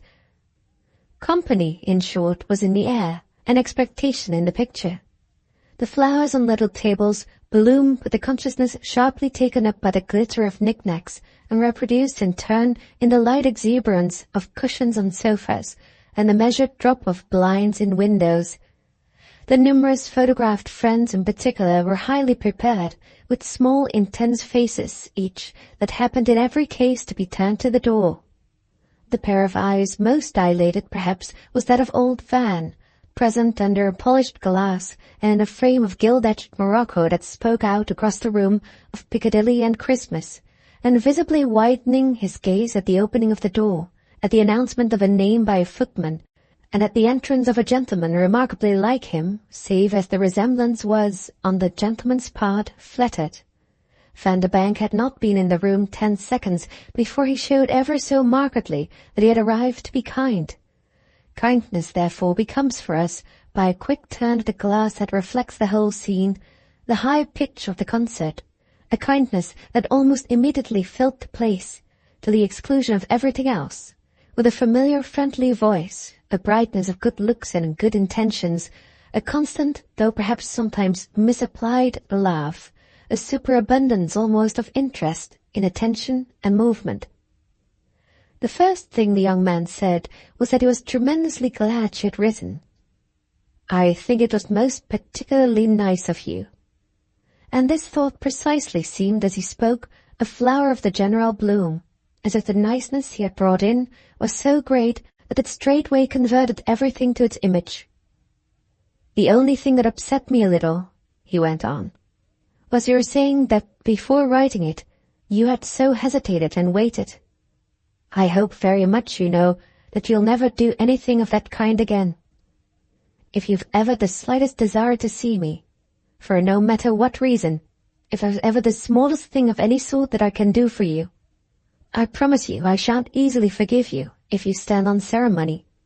It seems to me that when people have known each other as long as you and I, there's one comfort at least they may treat themselves to. I mean, of course, Van developed, that of being easy and frank and natural. There are such a lot of relations in which one isn't, in which it doesn't pay, in which ease, in fact, would be the greatest of troubles, and nature the greatest of falsities. However, he continued while he suddenly got up to change the place in which he had put his hat, I don't really know why I am preaching at such a rate, for I have a perfect consciousness of not myself requiring it. One does half the time preach more or less for oneself, eh? I'm not mistaken at all events, I think, about the right thing with you. And a hint's enough for you, I'm sure, on the right thing with me. He'd been looking all round while he talked, and had twice shifted his seat, so that it was quite in consonance with his general admiring notice that the next impression he broke out with should have achieved some air of relevance. What extraordinarily lovely flowers you have, and how charming you've made everything. You're always doing something. Women are always changing the position of their furniture. If one happens to come in the dark, no matter how well one knows the place, one sits down on a hat or a puppy dog. But of course, you'll say one doesn't come in the dark, or at least, if one does, deserves what one gets. Only you know the way some women keep their rooms. I'm bound to say you don't, do you? You don't go in for flower pots in the windows and half a dozen blinds. Why should you? You have got a lot to show. He rose with this for the third time, as the better to command the scene. What I mean is that sofa, which by the way is awfully good. You do, my dear Nanda, go it. It certainly was here the last time, wasn't it? And this thing was there. The last time. I mean, the last time I was up here was fearfully long ago. When, by the way, was it? But you see, I have been, and that I remember it. And you've a lot more things now. You're laying up treasure. Really, the increase of luxury. What's an awfully jolly lot of books. Have you read them all? Where did you learn so much about bindings? He continued to talk. He took things up and put them down. Nanda sat in her place, where her stillness, fixed and colourless, contrasted with his rather flushed freedom, and appeared only to wait, half in surprise, half in surrender, for the flow of her suggestiveness to run its course, so that, having herself provoked the occasion, she might do a little more to meet it. It was by no means, however, that his presence in any degree ceased to prevail, for there were minutes during which her face, the only thing in her that moved, turning with his turns and following his glances, actually had a look inconsistent with anything but submission to almost any accident. It might have expressed a desire for his talk to last and last, an acceptance of any treatment of the hour, or any version, or want of version, of her act that would best suit his ease, even, in fact, the resigned provision of the occurrence of something that would leave her, quenched and blank, with the appearance of having made him come simply that she might look at him. She might indeed well have been aware of an inability to look at him little enough to make it flagrant that she had appealed to him for something quite different.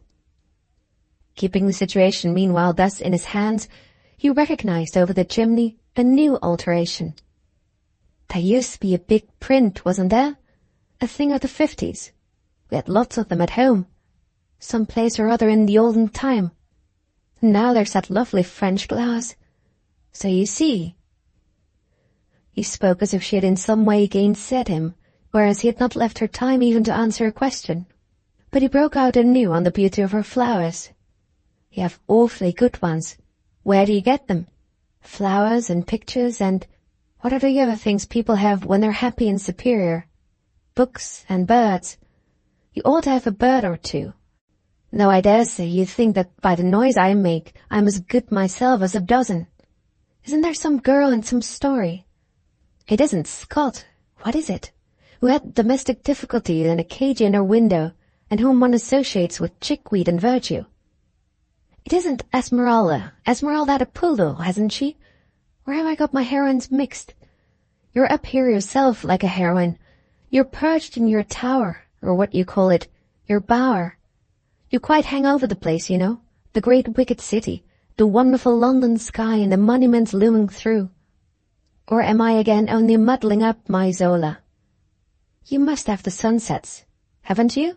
No. What am I talking about? Of course, you look north. Well, they strike me as about the only thing you haven't. At the same time, it's not only because I envy you that I feel humiliated. I ought to have sent you some flowers. He smote himself with horror, throwing back his head with a sudden thought. Why in goodness, when I got your note, didn't I for once in my life do something really graceful? I simply liked it and answered it. Here I am. But I've brought nothing. I haven't even brought a box of sweets. I'm not a man of the world. Most of the flowers here, Nanda at last said, come from Mr. Longden. Don't you remember his garden? Vanderbank, in quick response, called it up. Dear, yes. Wasn't it charming? And that morning you and I spent there. You were so careful to be easy about it, talking under the trees. You had gone out to be quiet and read, and you came out to look after me. Well, I remember, Van went on, that we had some good talk. The talk, Nanda's face implied, had become dim to her, but there were other things. You know he's a great gardener. I mean really one of the greatest.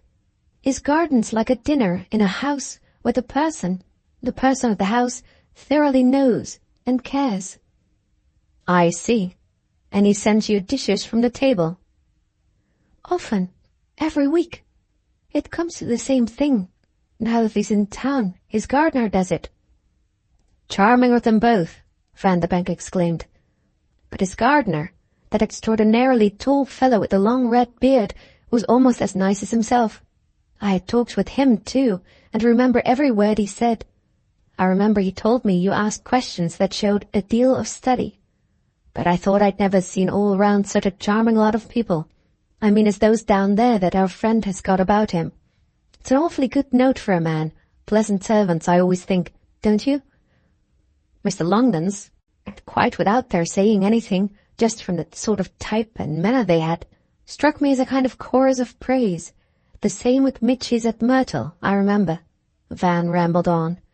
Mitchy's the sort of chap who might have awful ones, but I recollect telling him that one quite felt as if it were with them one had come to stay. Good note, he cheerfully repeated. I'm bound to say, you know, he continued in this key, that you've a jolly sense for getting in with people who make you comfortable. Then, by the way, he's still in town? Nanda waited. Do you mean Mr. Mitchy? Oh, he is, I know. I met them 2 nights ago. And by the way again, don't let me forget, I want to speak to you about his wife. But I've not seen, do you know, Mr. Longden, which is really too awful. Twice, thrice, I think, have I at moments like this one snatched myself from pressure. But there's no finding the old demon at any earthly hour. When do you go? Or does he only come here? Of course I see you've got the place arranged for him. When I asked at his hotel at what hour he ever is in, bless if the fellow didn't say, very often, sir, about 10. And when I said, 10 p.m., he quite laughed at my innocence over a person of such habits. What are his habits then now, and what are you putting him up to? Seriously, Vanderbank pursued, I am awfully sorry, and I wonder if, the first time you have a chance, you'd kindly tell him you've heard me say so, and that I mean yet to run him to earth. The same really with the dear Mitchies. I didn't somehow the other night, in such a lot of people, get at them. But I sat opposite to Aggie all through dinner, and that puts me in mind. I should like volumes from you about Aggie, please. It's too revolting of me not to go to see her. But everyone knows I'm busy. We're up to our necks. I can't tell you, said Nanda, how kind I think it of you to have found, with all you have to do, a moment for this. But please, without delay, let me tell you. Practically, however, he would let her tell him nothing. His almost aggressive friendly optimism clung so to references of short range. Don't mention it, please. It's too charming of you to squeeze me in. To see you, moreover, does me good. Quite distinct good. And your writing me touched me. Oh, but really, there are all sorts of old things in it. Then he broke out once more on her books, one of which for some minutes past he had held in his hand. "I see you go in for sets. And my dear child, upon my word, I see big sets. What's this? Volume 23, The British Poets. Volume 23 is delightful. Do tell me about Volume 23. Are you doing much in the British Poets? But when the deuce, you wonderful being, do you find time to read? I don't find any. It's too hideous. One relapses in London into such illiteracy and barbarism. I have to keep up a false glitter to hide in conversation my rapidly increasing ignorance. I should be so ashamed, after all, to see other people not shocked by it. But teach me, he gaily went on. The British Poets, Nanda immediately answered, were given me by Mr. Longden, who has given me all the good books I have, except a few, those in that top row, that have been given me at different times by Mr. Mitchie. Mr. Mitchie has sent me flowers too, as well as Mr. Longden, and they're both, since we've spoken of my seeing them, coming by appointment this afternoon. Not together, but Mr. Mitchie at 5:30 and Mr. Longden at 6:30. She had spoken as with conscious promptitude, making up for what she had not yet succeeded in saying by a quick, complete statement of her case.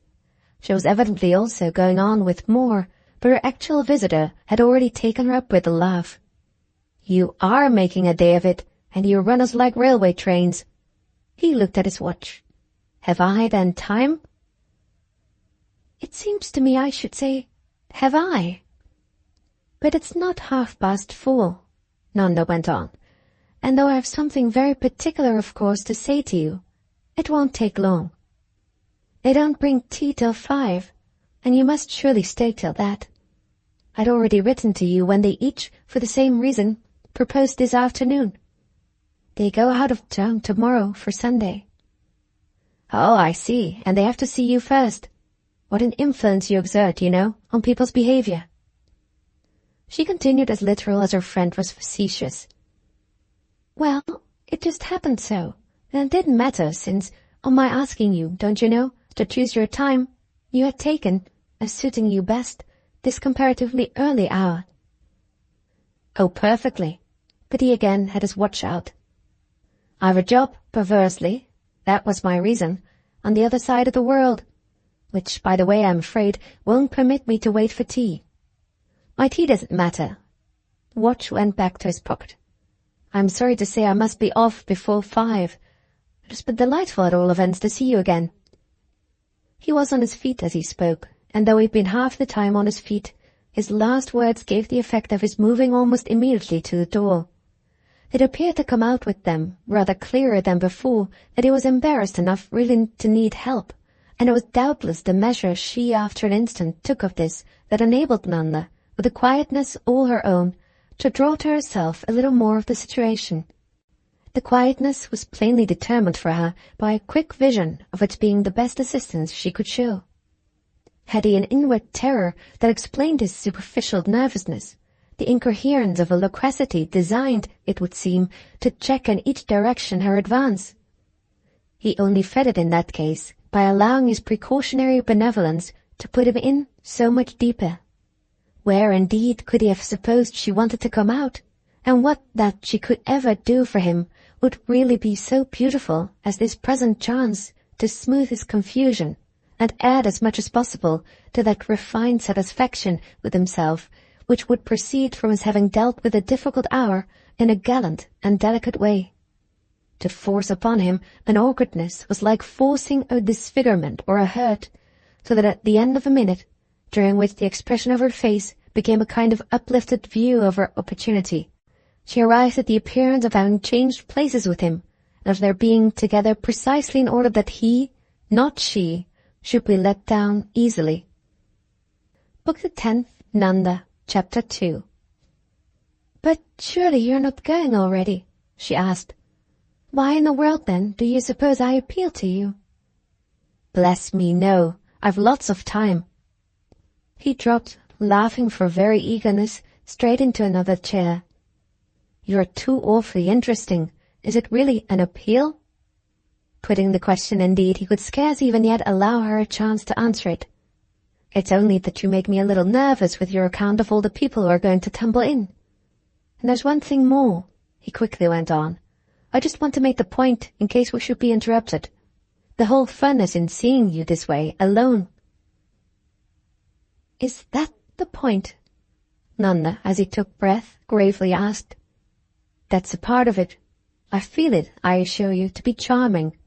But what I meant, if you'd only give me time, to put in a word, is what for that matter I've already told you, that it almost spoils my pleasure for you to keep reminding me that a bit of luck like this, luck for me, I see you coming, is after all for you but a question of business. Hang business. Good. Don't stab me with that paper knife. I listen. What is the great affair?"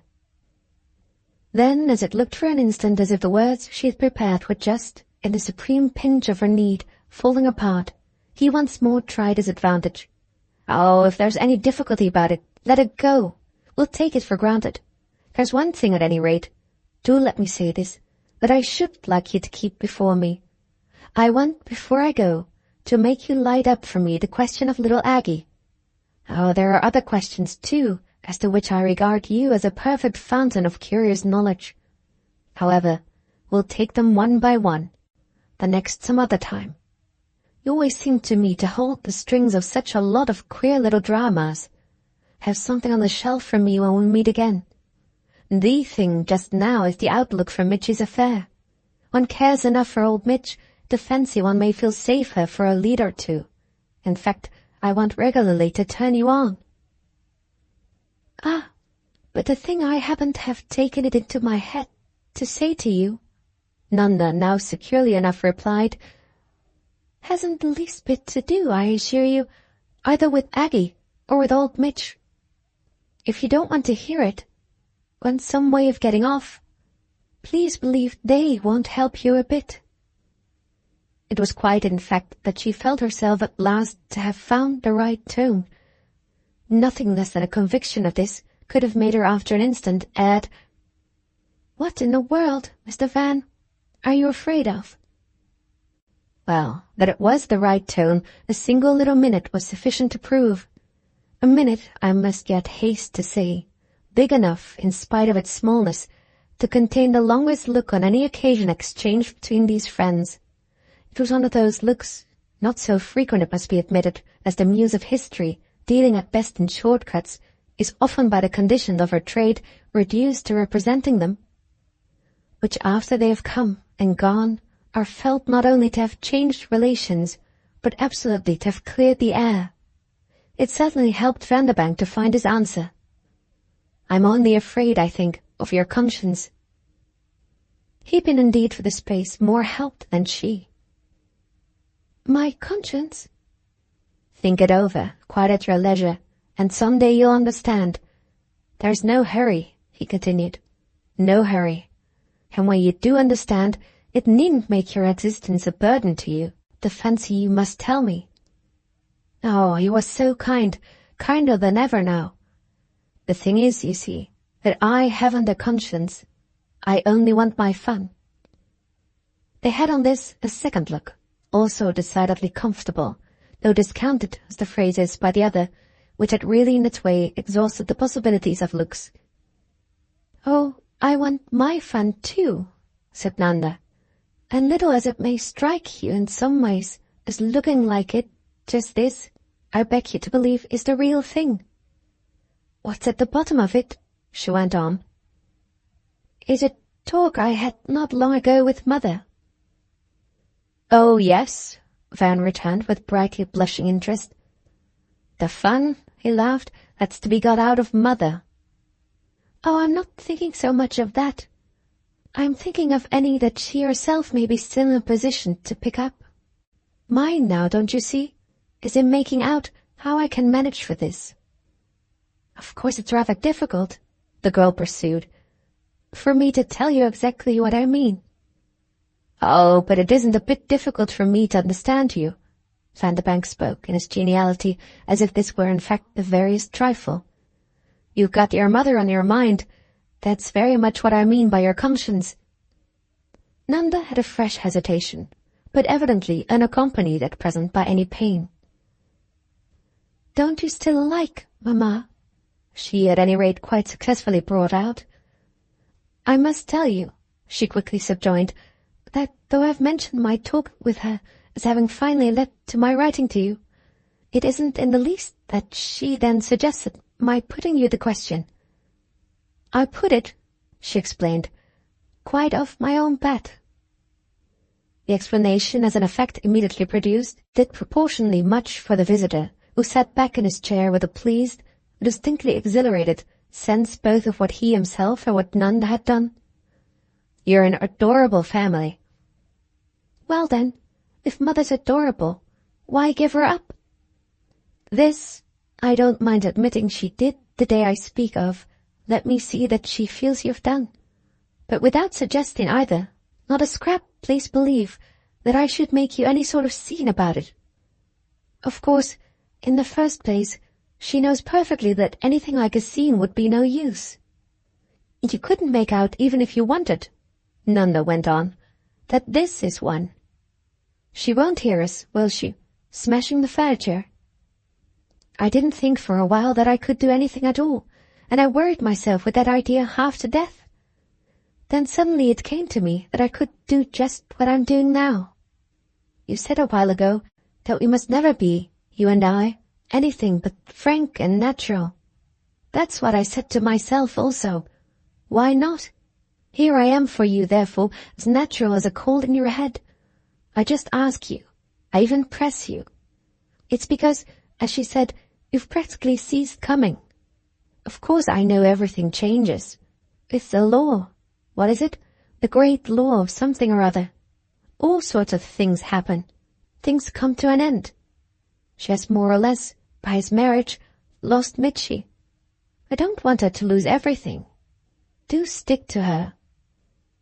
What I really wanted to say to you, to bring it straight out, is that I don't believe you thoroughly know how awfully she likes you. I hope my saying such a thing doesn't affect you as immodest. One never knows, but I don't much care if it does. I suppose it would be immodest if I were to say that I verily believe she's in love with you. Not for that matter that Father would mind. He wouldn't mind, as he says, a twopenny rap. So, she extraordinarily kept it up, you're welcome to any good the information may have for you, though that, I dare say, does sound hideous. No matter, if I produce any effect on you. That's the only thing I want.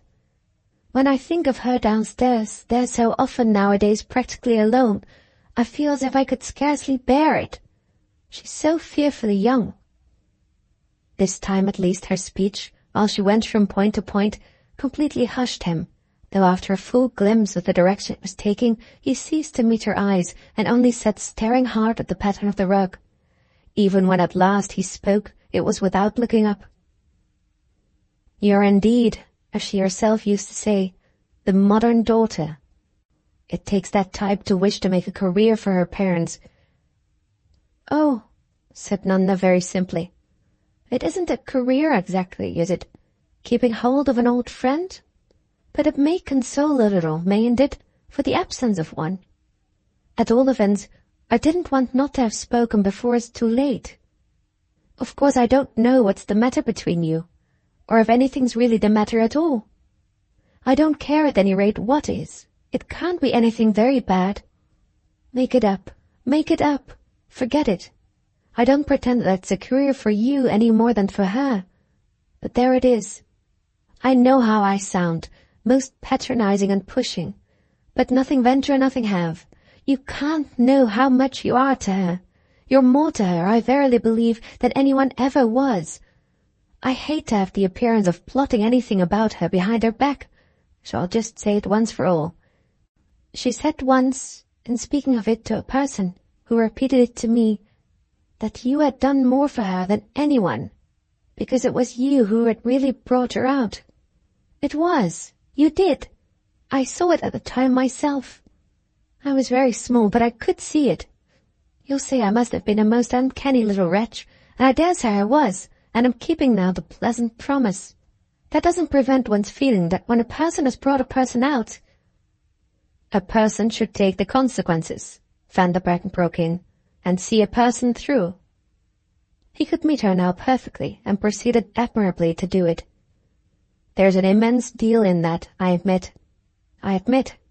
I'm bound to say I don't know quite what I did. One does those things, no doubt, with a fine unconsciousness. I should have thought, indeed, it was the other way round. But I assure you, I accept all consequences and all responsibilities. If you don't know what's the matter between us, I'm sure I don't either. It can't be much.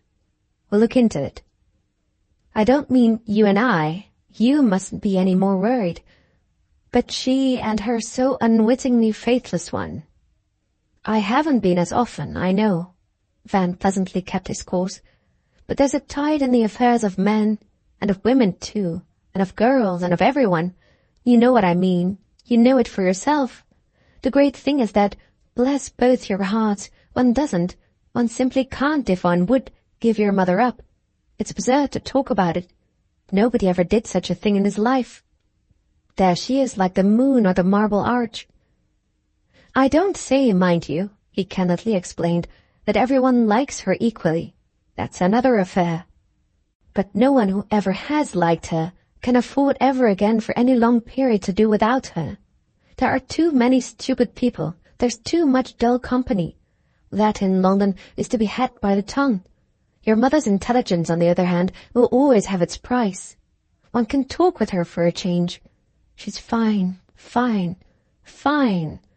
So, my dear child, be quiet. She's a fixed star." "Oh, I know she is," Nanda said. "It's you." "Who may be only the fleshy meteor?" he said, and smiled at her. "I promise you then that your words have stayed me in my course. You've made me stand as still as Joshua made the sun." With which he got straight up. "Young, you say she is?" For as if to make up for it, he all the more sociably continued, "It's not like anything else. She's youth. She's my youth. She was mine.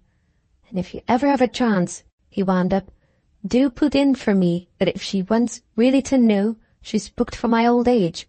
She's clever enough, you know," and Vanderbank, laughing, went over for his hat, "to understand what you tell her."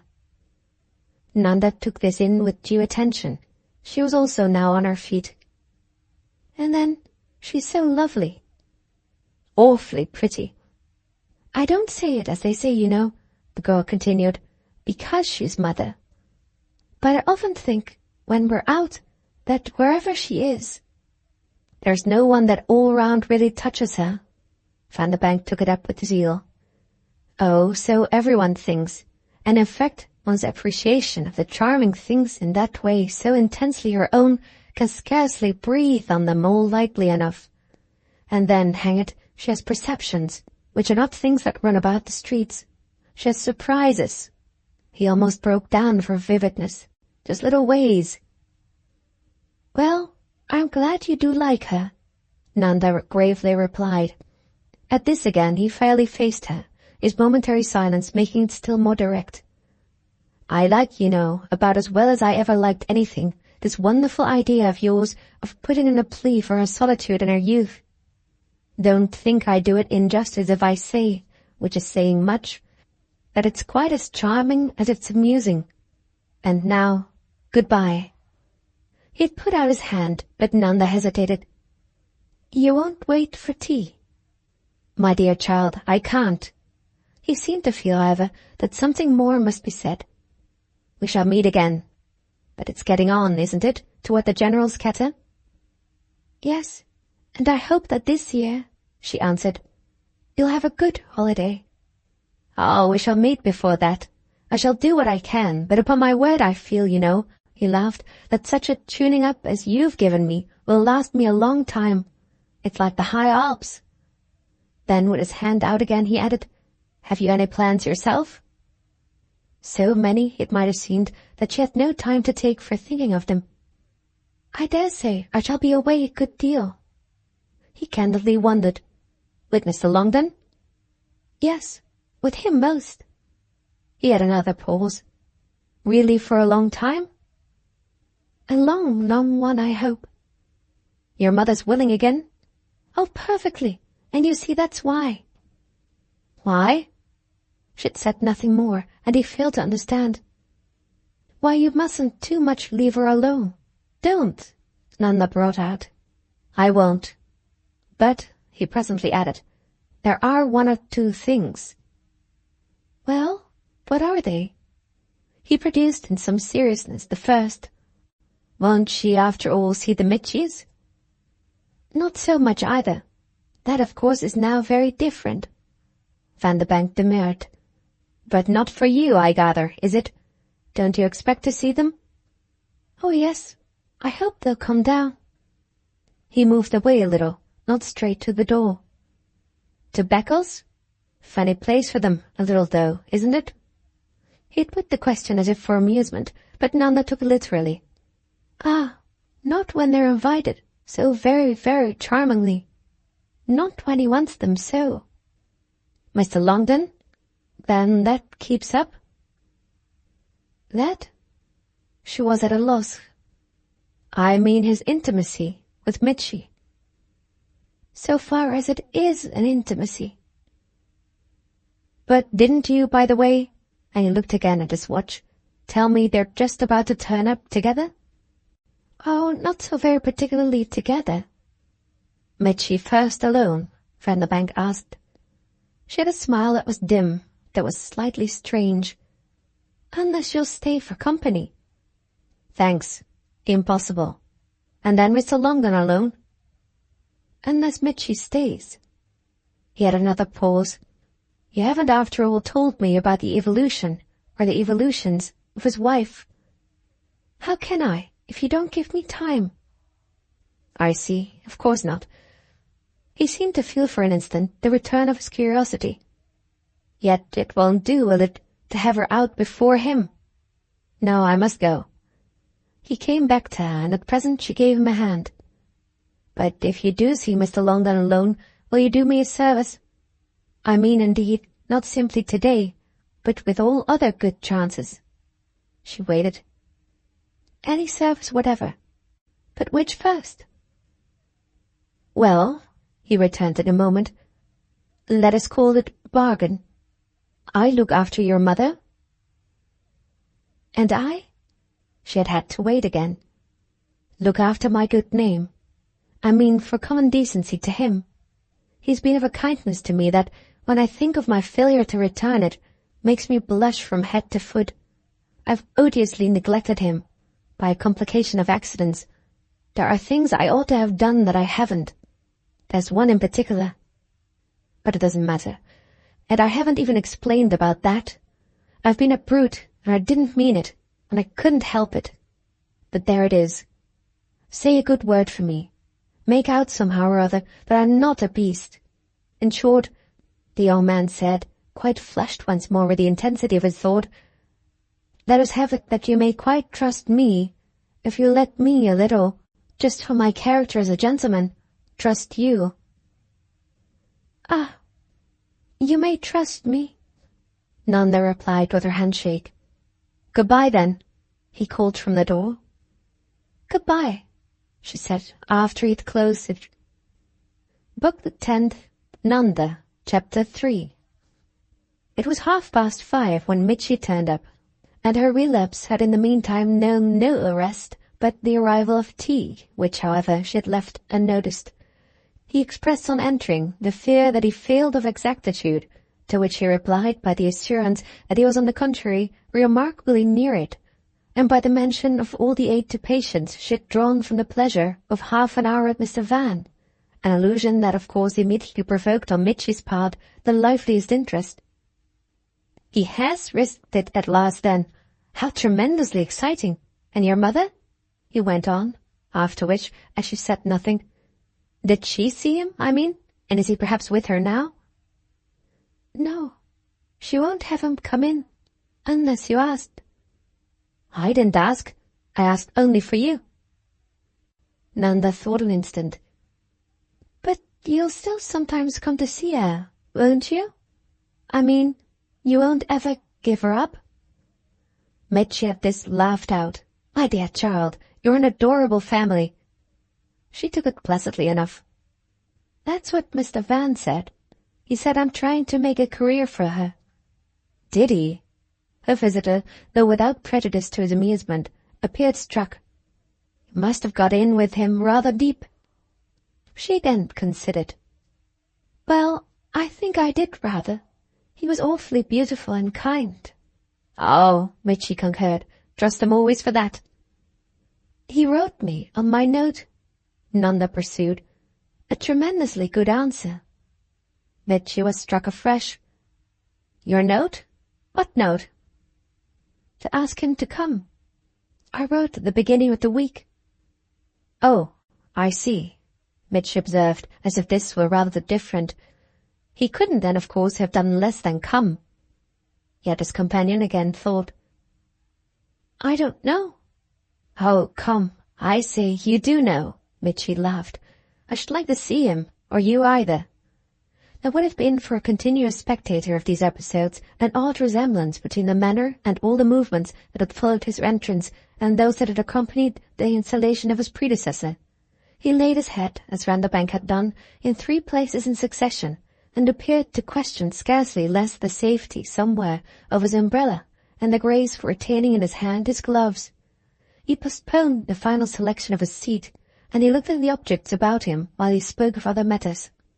Quite in the same fashion, indeed, at last these objects impressed him. How charming you've made your room, and what a lot of nice things you've got. That's just what Mr. Van said, too. He seemed immensely struck. But Mitchy hereupon once more had a drop to extravagance. Can I do nothing then but repeat him? I came, you know, to be original. It would be original for you, Nanda promptly returned, to be at all like him. But you won't, she went back. Not sometimes come for mother only. You'll have plenty of chances. This he took up with more gravity. What do you mean by chances? That you're going away? That will add to the attraction, he exclaimed as she kept silence. I shall have to wait, she answered at last, to tell you definitely what I'm to do.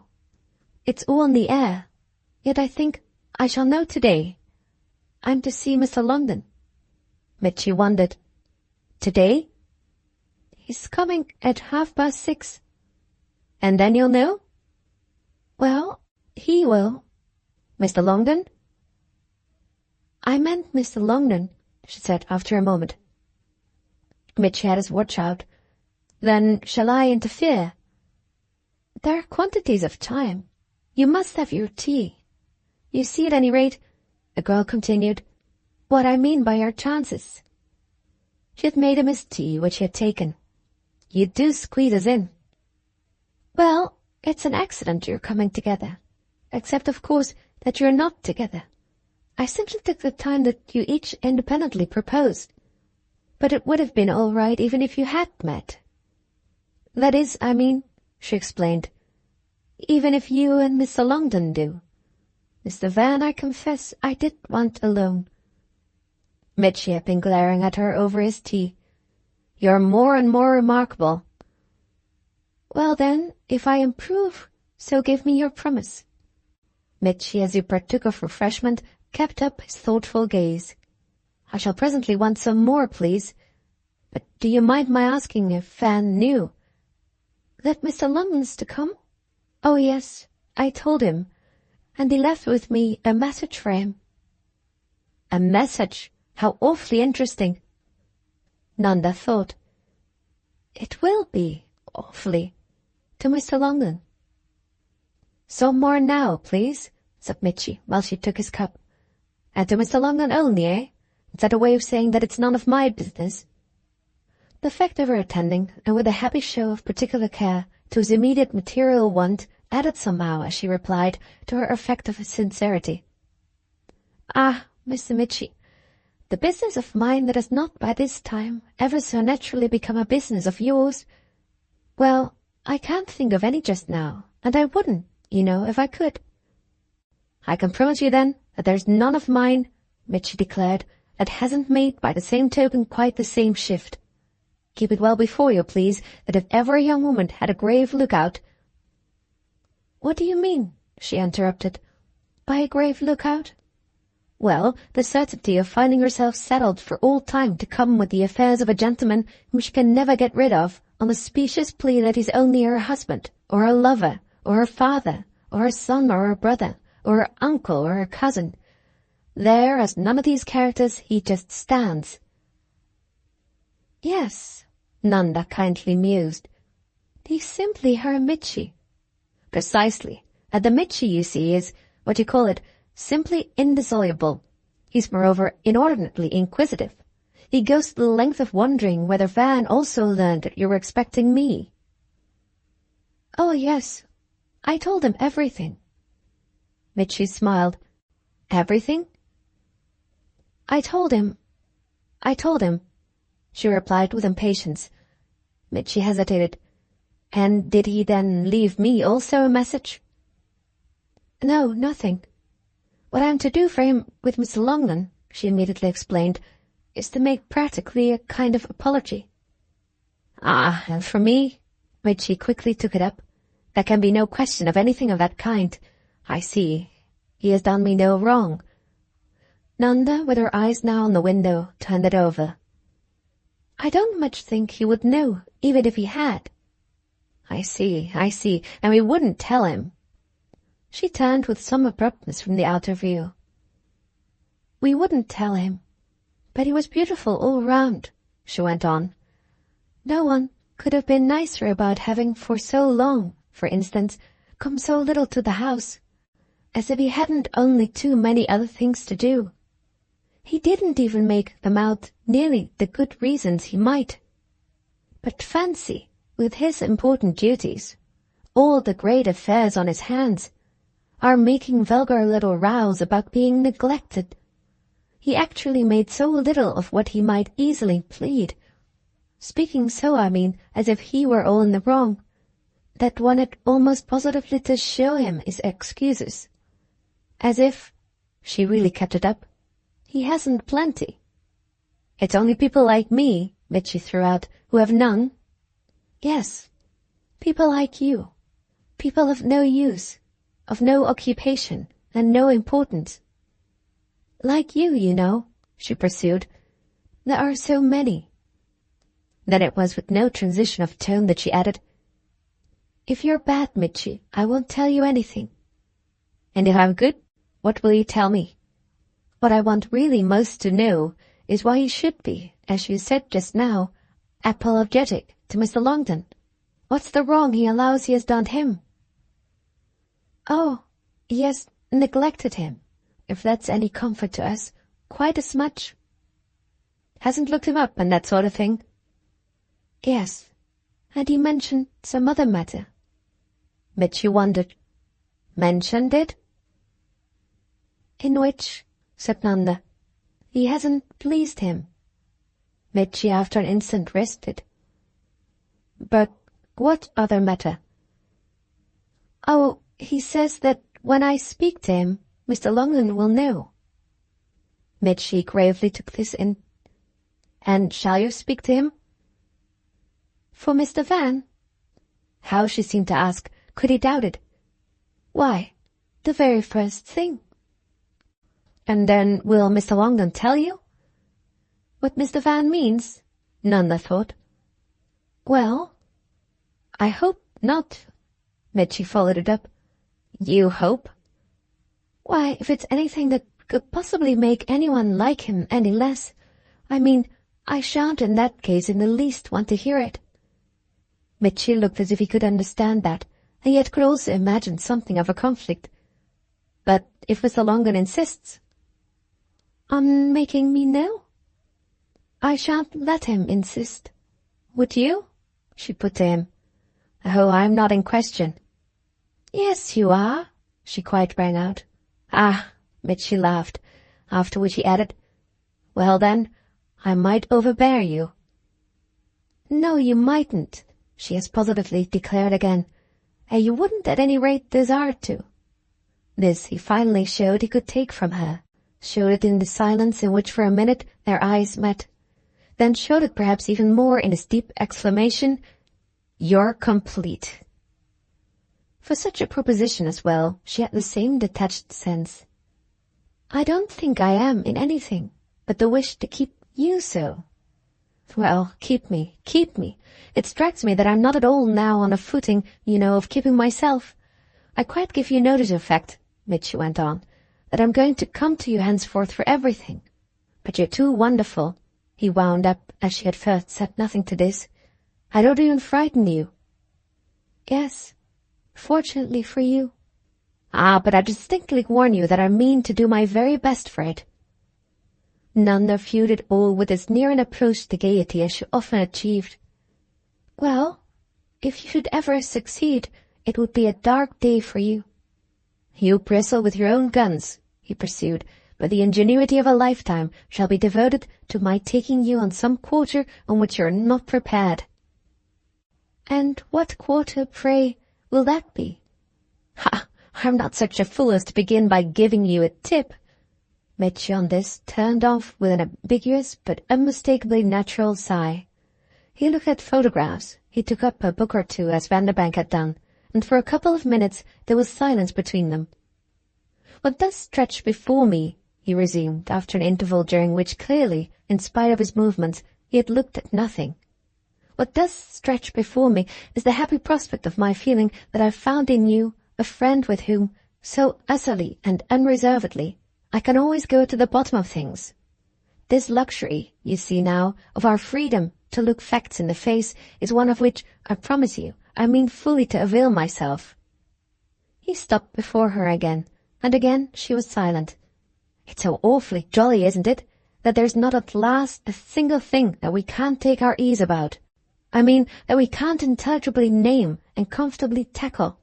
We've worked through the long tunnel of artificial reserves and superstitious mysteries, and I at least shall have only to feel that in showing every confidence and dotting every I, I've followed the example you so admirably set. You go down to the roots? Good. It's all I ask. He had dropped into a chair as he talked, and so long as she remained in her own, they were confronted. But she presently got up, and the next moment, while he kept his place, was busy restoring order to the objects both her visitors had disarranged. If you weren't delightful, you'd be dreadful. There we are. I could easily, in other words, frighten you if I would. She took no notice of the remark, only, after a few more scattered touches, producing an observation of her own. He's going, all the same, Mr. Van, to be charming to Mother. We've settled that. Then he can make time. She judged it. For as much as that, yes. For as much, I mean, as may sufficiently show her that he hasn't given her up. So don't you recognize how much more time you can make? See precisely. There we are again, Mitchy promptly ejaculated. Yet he had gone, it seemed, further than she followed. But where? Why, as I say, at the roots and in the depths of things. Oh, she dropped to an indifference that was but part of her general patience for all his irony. It's needless to go into the question of not giving your mother up. One simply doesn't give her up. One can't. There she is. That's exactly what he says. There she is. But I don't want to say nothing but what he says, Mitchy laughed. He can't at all events have mentioned to you any such link as the one that in my case is now almost the most palpable. I've got a wife, you know. Oh, Mitchy, the girl protestingly, though vaguely murmured. And my wife, did you know it, Mitchy went on, is positively getting thick with your mother. Of course it isn't new to you that she's wonderful for wives. Now that our marriage is an accomplished fact, she takes the greatest interest in it, or bids fair to if her attention can only be thoroughly secured, and more particularly in what I believe is generally called our peculiar situation. For it appears, you know, that we're to the most conspicuous degree possible in a peculiar situation. Aggie's therefore already, and is likely to be still more, in what's universally recognized as your mother's regular line. Your mother will attract her, study her, finally understand her. In fact, she'll help her, as she has helped so many before, and will help so many still to come. With Aggie thus as a Satellite and a frequenter, in a degree in which she never yet has been, he continued, what will the whole thing be but a practical multiplication of our point of contact? You may remind me of Mrs. Brooke's contention that if she did, in her time, keep something of a saloon, the saloon is now, in consequence of events, but a collection of fortuitous atoms. But that, my dear Nanda, will become none the less, to your clearer sense, but a pious echo of her momentary modesty, or, call it at the worst, her momentary despair. The generations will come and go, and the personnel, as the newspapers say, of the saloon will shift and change, but the institution itself, as resting on a deep human need, has a long course yet to run, and a good work yet to do. We shan't last, but your mother will, and as Aggie is happily very young, she is therefore provided for, in the time to come, on a scale sufficiently considerable to leave us just now at peace. Meanwhile, as you're almost as good for husbands as Mrs. Brooke is for wives, why aren't we, as a couple, we Mitchies, quite ideally arranged for, and why mayn't I speak to you of my future as sufficiently guaranteed? The only appreciable shadow I make out comes, for me, from the question of what may today be between you and Mr. Longden. Do I understand, which she asked, that is presently to arrive for an answer to something he has put to you? Nanda looked at him a while with a sort of solemnity of tenderness, and her voice, when she at last spoke, trembled with a feeling that clearly had grown in her as she listened to the string of whimsicalities, bitter and sweet, that it just unrolled. "You're wild," she said simply. "You're wild." He wonderfully glared. "Am I then already frightening you?" He shook his head rather sadly. "I'm not in the least trying yet. There's something," he added after an instant, "that I do want too awfully to ask you." Well then, if she had not eagerness, she had at least charity. "Oh, but you see, I reflect that though you show all the courage to go to the roots and depths with me, I am not, I never have been, fully conscious of the nerve for doing as much with you. It's a question," which she explained, "of how much of a particular matter you know." She continued ever so kindly to face him. "Hasn't it come out all round now that I know everything?" Her reply in this form took a minute or two to operate, but when it began to do so it fairly diffused a light. Mitchy's face turned of a colour that might have been produced by her holding close to it some lantern wonderfully glazed. "You know! You know!" he then rang out. "Of course I know." "You know! You know!" Mitchy repeated. "Everything," she imperturbably went on. "But what you're talking about." He was silent a little, his eyes on her. "May I kiss your hand?" "No," she answered. "That's what I call wild." He had risen with his question, and after her reply he remained a moment on the spot. "See, I frightened you. It proves as easy as that. But I only wanted to show you, and to be sure for myself. Now that I've the mental certitude, I shall never wish otherwise to use it." He turned away to begin again one of his absorbed revolutions. "Mr. Longden has asked you this time for a grand public adhesion, and what he turns up for now is to receive your ultimatum. A final, irrevocable flight with him is the line he advises, so that he'll be ready for it on the spot with the post-chaise and the pistols." The image appeared really to have for Nanda a certain vividness, and she looked at it a space without a hint of a smile. "We shan't need any pistols, whatever may be decided about the post-chaise, and any flight we may undertake together will need no cover of secrecy or night. Mother, as I've told you, won't fling herself across your reckless path. I remember," said Mitchy, "you alluded to her magnificent resignation. But father?" he oddly demanded. Nanda thought for this a moment longer. "Well, Mr. Longden has, off in the country, a good deal of shooting." "So that Edward can sometimes come down with his old gun?" "Good then, too, if it isn't, as he takes you by the way, to shoot you. You've got it all ship-shape and arranged, in other words, and have only, if the fancy does move you, to clear out." "You clear out. You make all sorts of room. "It is interesting," Mitchy exclaimed, "arriving thus with you at the debts. I look all round and see everyone squared and everyone but one or two suited. Why then, reflection and delay." "You don't, dear Mr. Mitchy," Nanda took her time to return, "know nearly as much as you think." "But isn't my question absolutely a confession of ignorance and a renunciation of thought? I put myself from this moment forth with you," Mitchy declared, "on the footing of knowing nothing whatever, and of receiving literally from your hands all information and all life. Let my continued attitude of dependence, my dear Nanda, show it.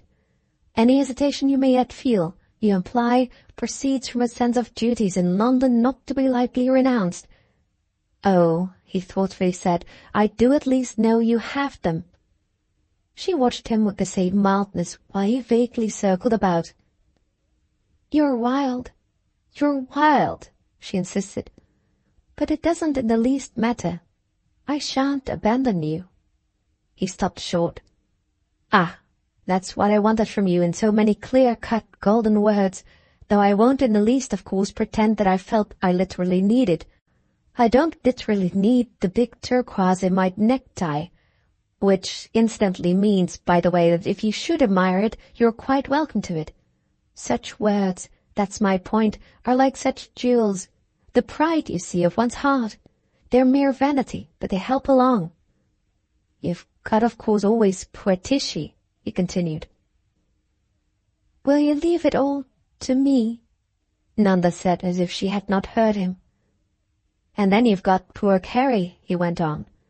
"Though her, of course, you rather divide with your mother." "Will you leave it all to me?" the girl repeated.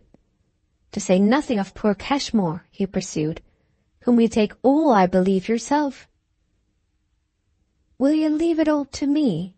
she once more repeated. This time he pulled up, suddenly and expressively, wondering. "Are you going to do anything about it at present?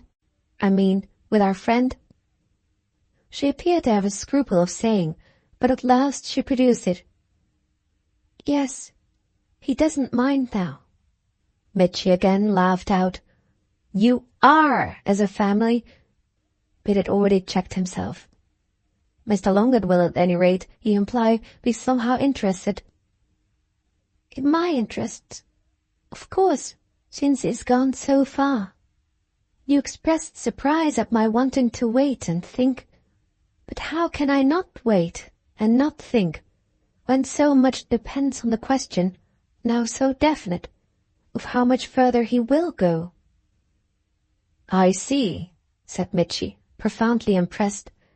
"And how much does that depend on?" She had to reflect.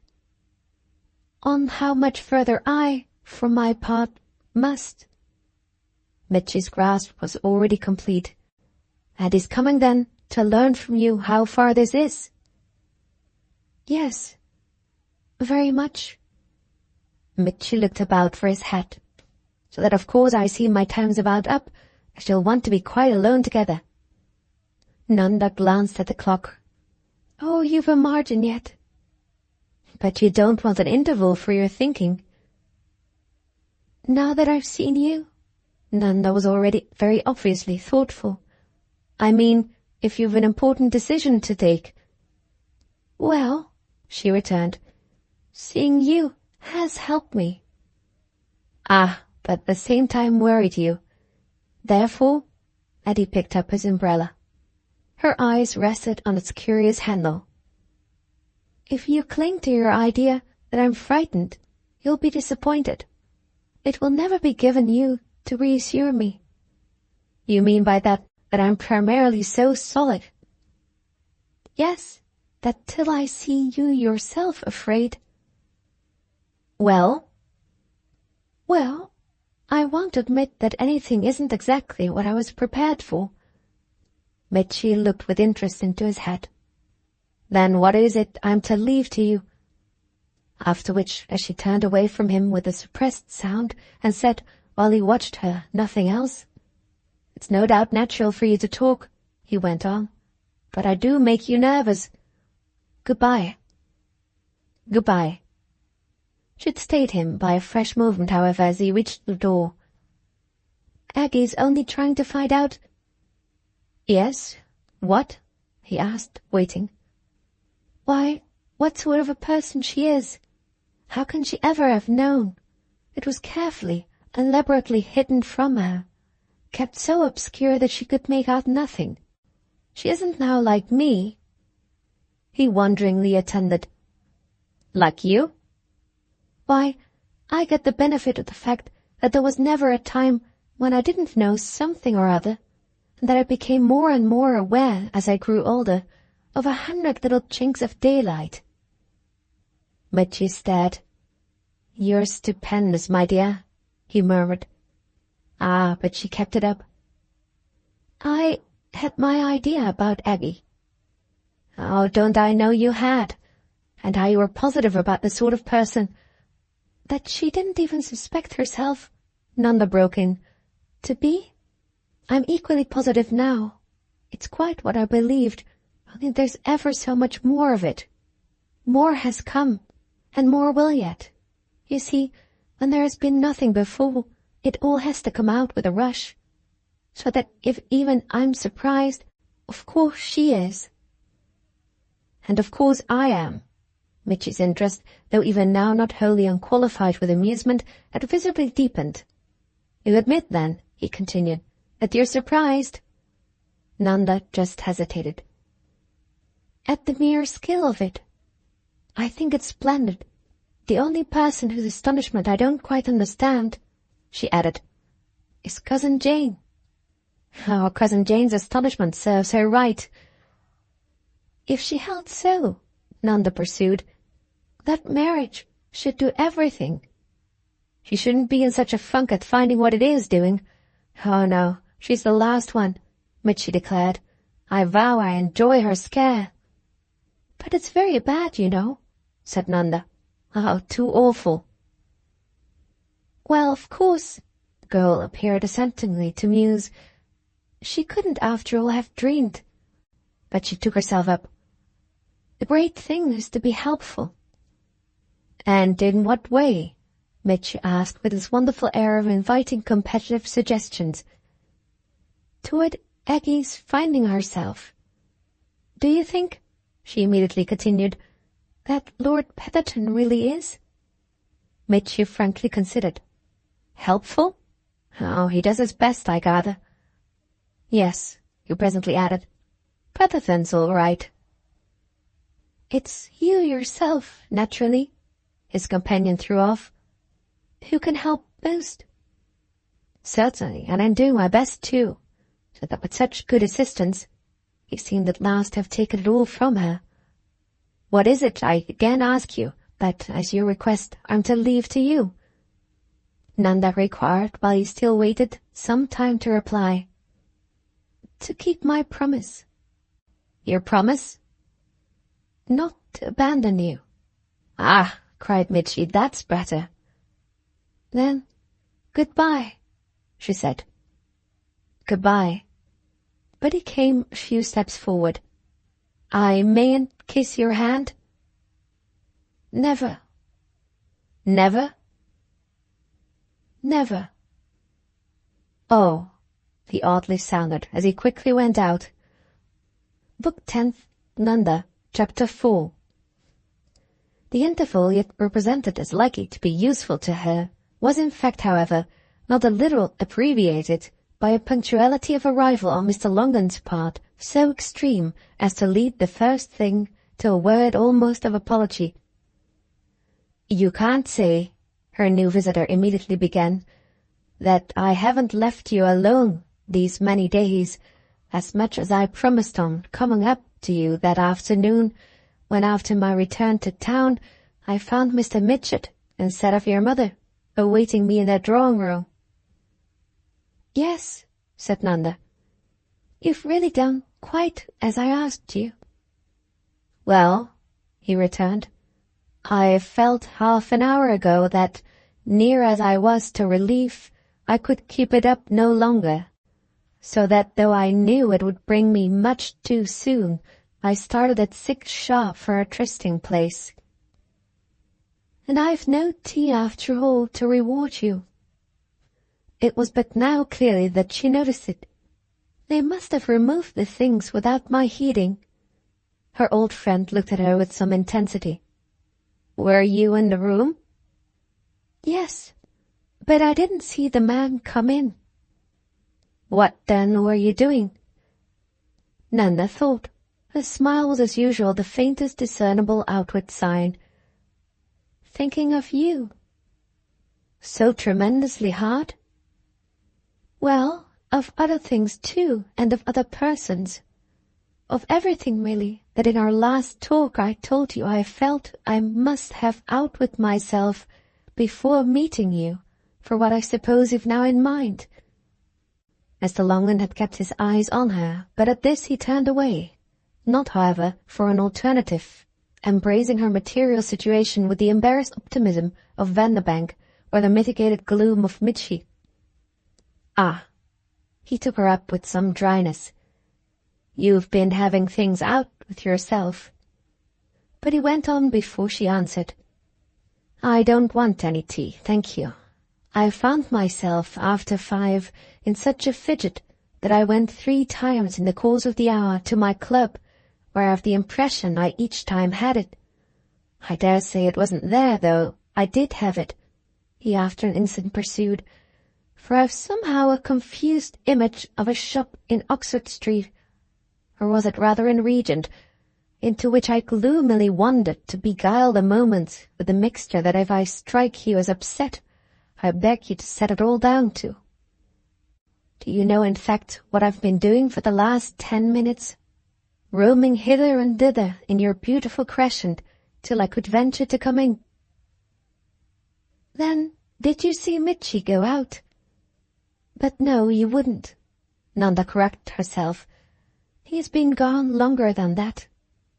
Her visitor had dropped on a sofa where, propped by the back, he sat rather upright, his glasses on his nose, his hands in his pockets, and his elbows much turned out.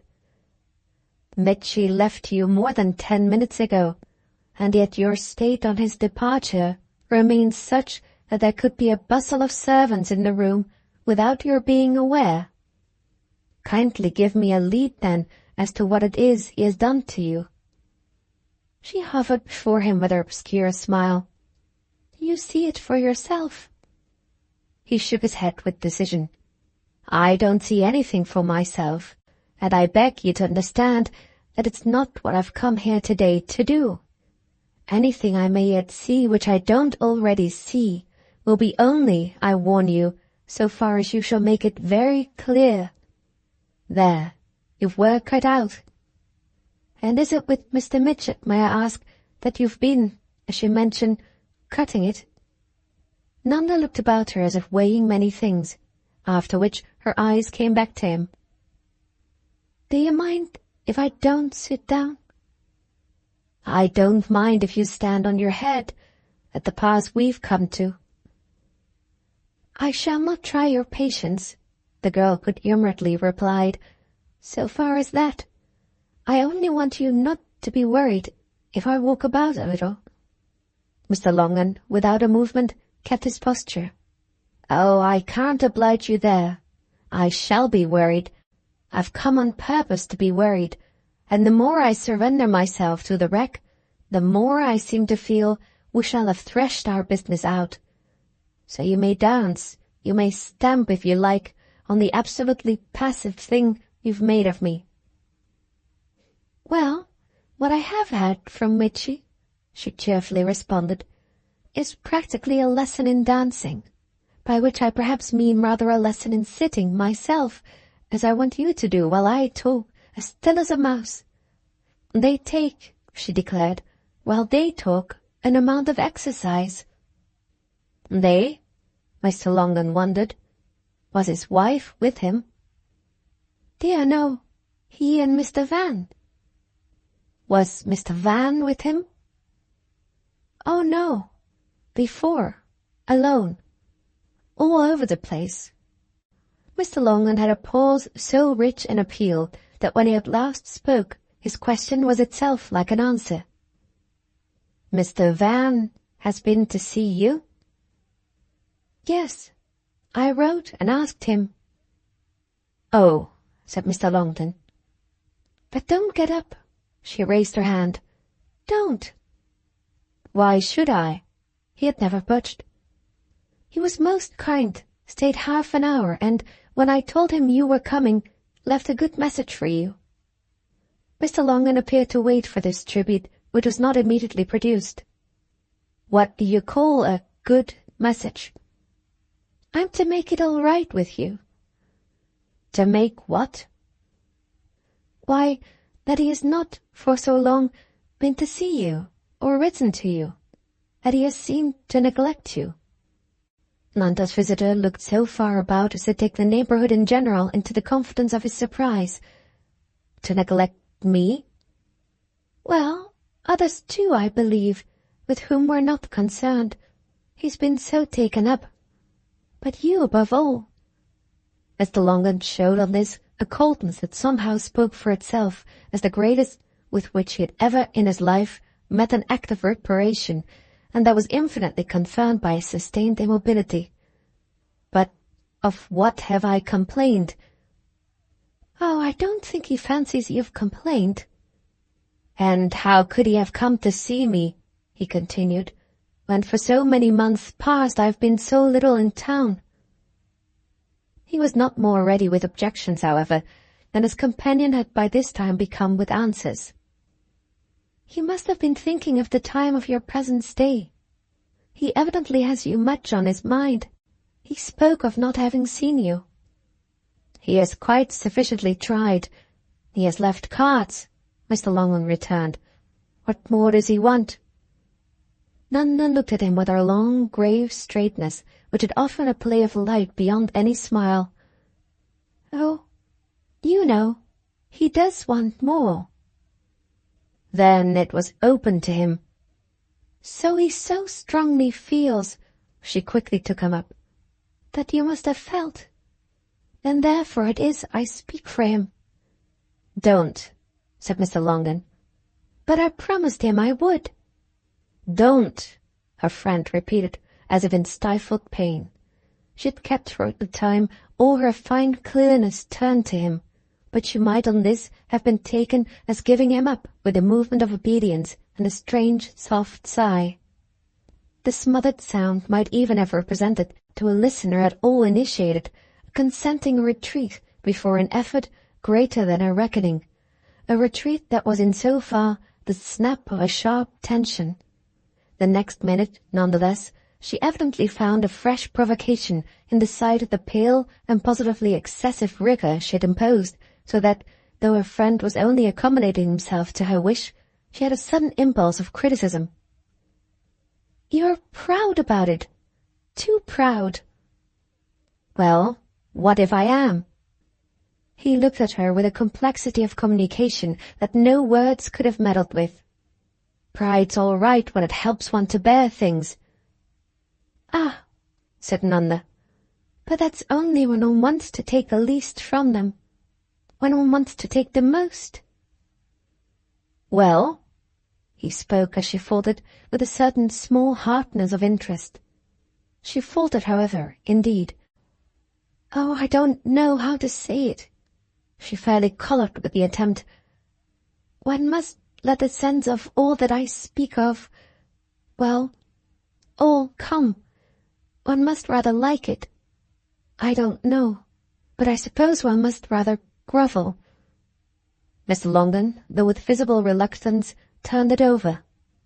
That's very fine, but you're a woman. Yes, that must make a difference. But being a woman in such a case has then, Nanda went on, its advantages.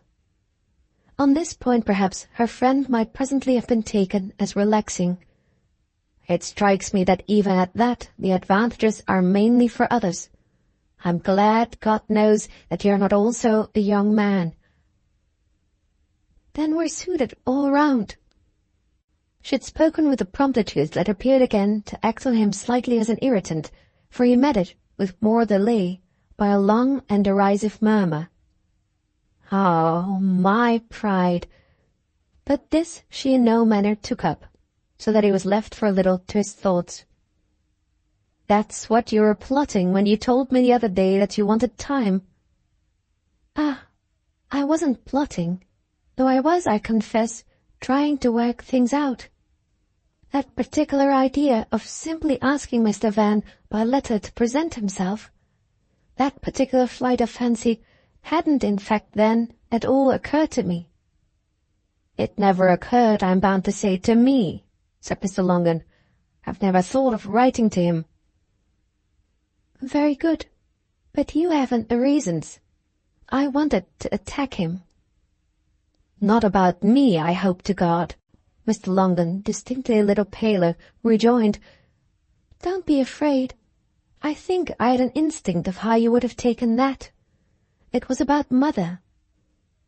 "Oh," said her visitor. "He has been worse to her than to you," she continued, "but he'll make it all right." Mr. Longden's attention retained its grimness. "If he has such a remedy for the more then, what has he for the less?" Nanda, however, was but for an instant checked. "Oh, it's I who make it up to you. To Mother, you see, there's no one otherwise to make it up." This at first unmistakably sounded to him too complicated for acceptance, but his face changed as light dawned. "That puts it then that you will come." "I'll come, if you'll take me as I am, which is what I must previously explain to you. I mean more than I've ever done before, but what he means by what you call his remedy is my making you feel better about himself." The old man gazed at her. "Your doing it is too beautiful, and he could really come to you for the purpose of asking you." "Oh, no," said the girl briskly. "He came simply for the purpose of doing what he had to do. After my letter, how could he not come? Then he met most kindly what I said to him for Mother, and what he quite understood to be all my business with him, so that his appeal to me to plead with you for his credit, was only thrown in because he had so good a chance." This speech brought Mr. Longden abruptly to his feet, but before she could warn him again of the patience she continued to need, he had already, as if what she evoked for him left him too stupefied, dropped back into submission. "The man stood there for you to render him a service, for you to help him and praise him." "Ah, but it wasn't to go out of my way, don't you see? He knew you were presently to be here." Her anxiety that he should understand gave her a rare, strained smile. "I mustn't make, as a request from him, too much of it, and I've no doubt that, rather than that you should think any ill of him for wishing me to say a word, he would gladly be left with whatever bad appearance he may actually happen to have." She pulled up on these words as with a quick sense of their really, by their mere sound, putting her in deeper, and could only give her friend one of the looks that expressed, "If I could trust you not to assent even more than I want, I should say, you know what I mean." She allowed him, at all events, or tried to allow him, no time for utter irony before going on. "He was everything you could have wished, quite as beautiful about you." "As about you?" Mr. Longden took her up. She demurred. "As about Mother," with which she turned away as if it handsomely settled the question, but it only left him as she went to the window, sitting there sombre. "I like, you know," he brought out as his eyes followed her. "You're saying you're not proud. Thank God you are, my dear. Yes, it's better for us." At this, after a moment in her place, she turned round to him.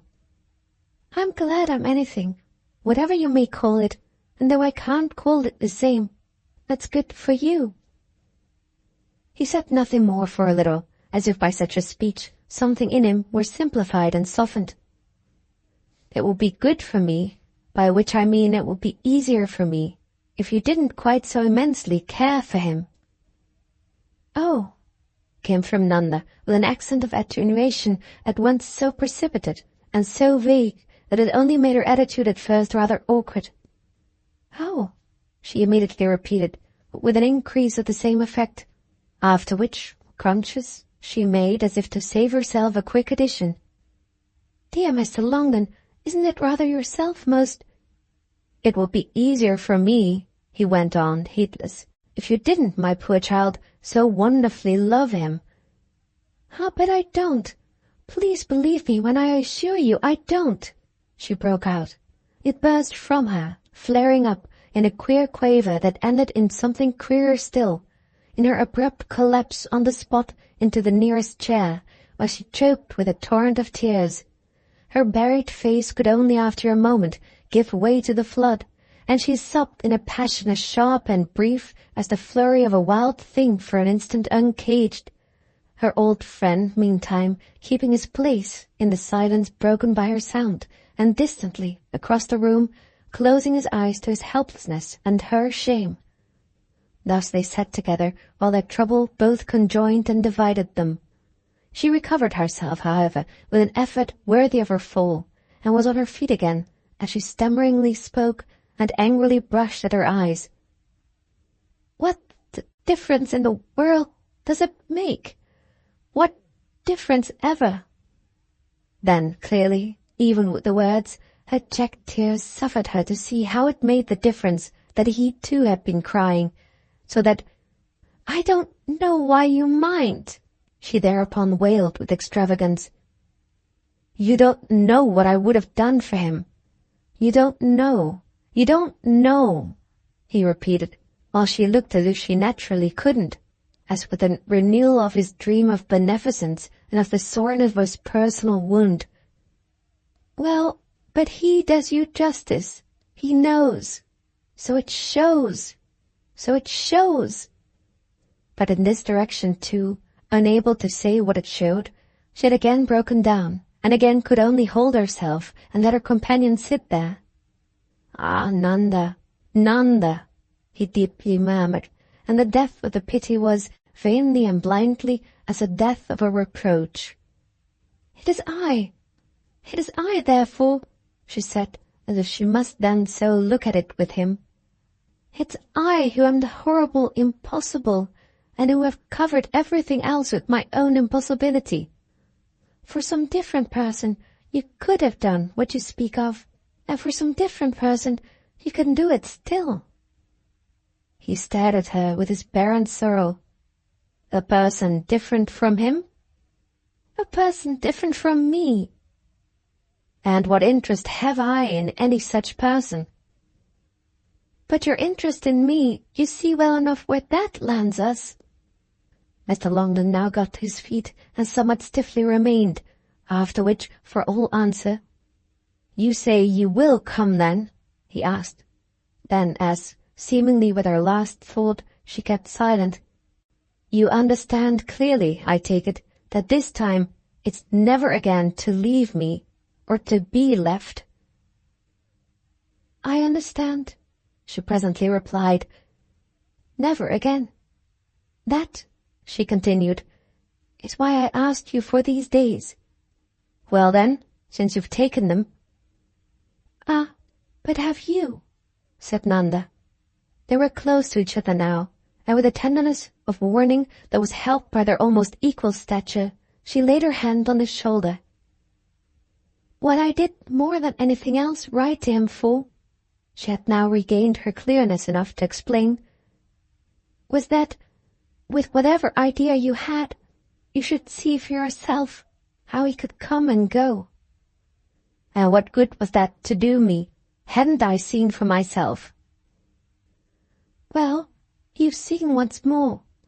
Here he was. I didn't care what he thought. Here I brought him, and his reasons remain." She kept her eyes on her companion's face, but his own now and afterwards seemed to wander far.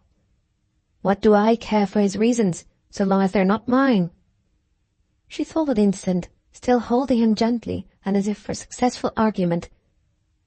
"But perhaps you don't altogether understand them." "Why the devil altogether should I?" "Ah, because you distinctly want to," said Nanda, ever so kindly. "You admitted as much when we've talked." "Oh, but when have we talked?" he sharply interrupted. This time he had challenged her so straight that it was her own look that strayed. When? When? She hesitated. When haven't we? Well, you may have, if that's what you call talking, never saying a word, but I haven't. I've only to do, at any rate, in the way of reasons, with my own. And yours too, then, remain? Because, you know, the girl pursued, I am like that. Like what? Like what he thinks. And so gravely that it was almost a supplication. Don't tell me, she added, that you don't know what he thinks. You do know. Their eyes on that strange ground could meet at last, and the effect of it was presently for Mr. Longden. I do know. Well? Well. He raised his hands and took her face, which he drew so close to his own that, as she gently let him, he could kiss her with solemnity on the forehead. Come, he then very firmly said, quite indeed as if it were a question of their moving on the spot. It literally made her smile, which, with a sudden compunction, she immediately corrected by doing for him, in the pressure of her lips to his cheek, what he had just done for herself. Today? She more seriously asked. He looked at his watch. Tomorrow. She paused, but clearly for assent. That's what I mean by your taking me as I am. It is, you know, for a girl, extraordinary. Oh, I know what it is, he exclaimed, with an odd fatigue in his tenderness. But she continued, with the shadow of a scruple, to explain. We're many of us.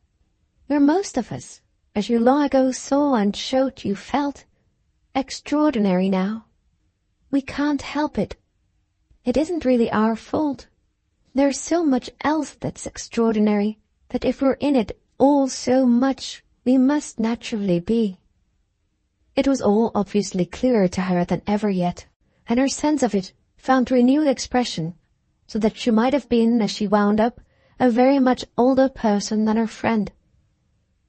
Everything's different from what it used to be. Yes, everything, he returned with an air of final indoctrination. That's what he ought to have recognized. As you have. Nanda was once more, and completely now, enthroned in high justice. Oh, he's more old-fashioned than you. Much more, said Mr. Longden with a queer face. He tried, the girl went on. He did his best, but he couldn't, and he's so right, for himself. Her visitor, before meeting this, gathered in his hat and stick, which for a minute occupied his attention. He ought to have married little Aggie. Yes, said Nanda. They had gained the door, where Mr. Longden again met her eyes, and then Mitchy. But she checked him with a quick gesture. No, not even then. So again, before he went, they were for a minute confronted. Are you anxious about Mitchy? She faltered, but at last brought it out. Yes. Do you see? There I am. I see. There we are. Well, said Mr. Longden, tomorrow.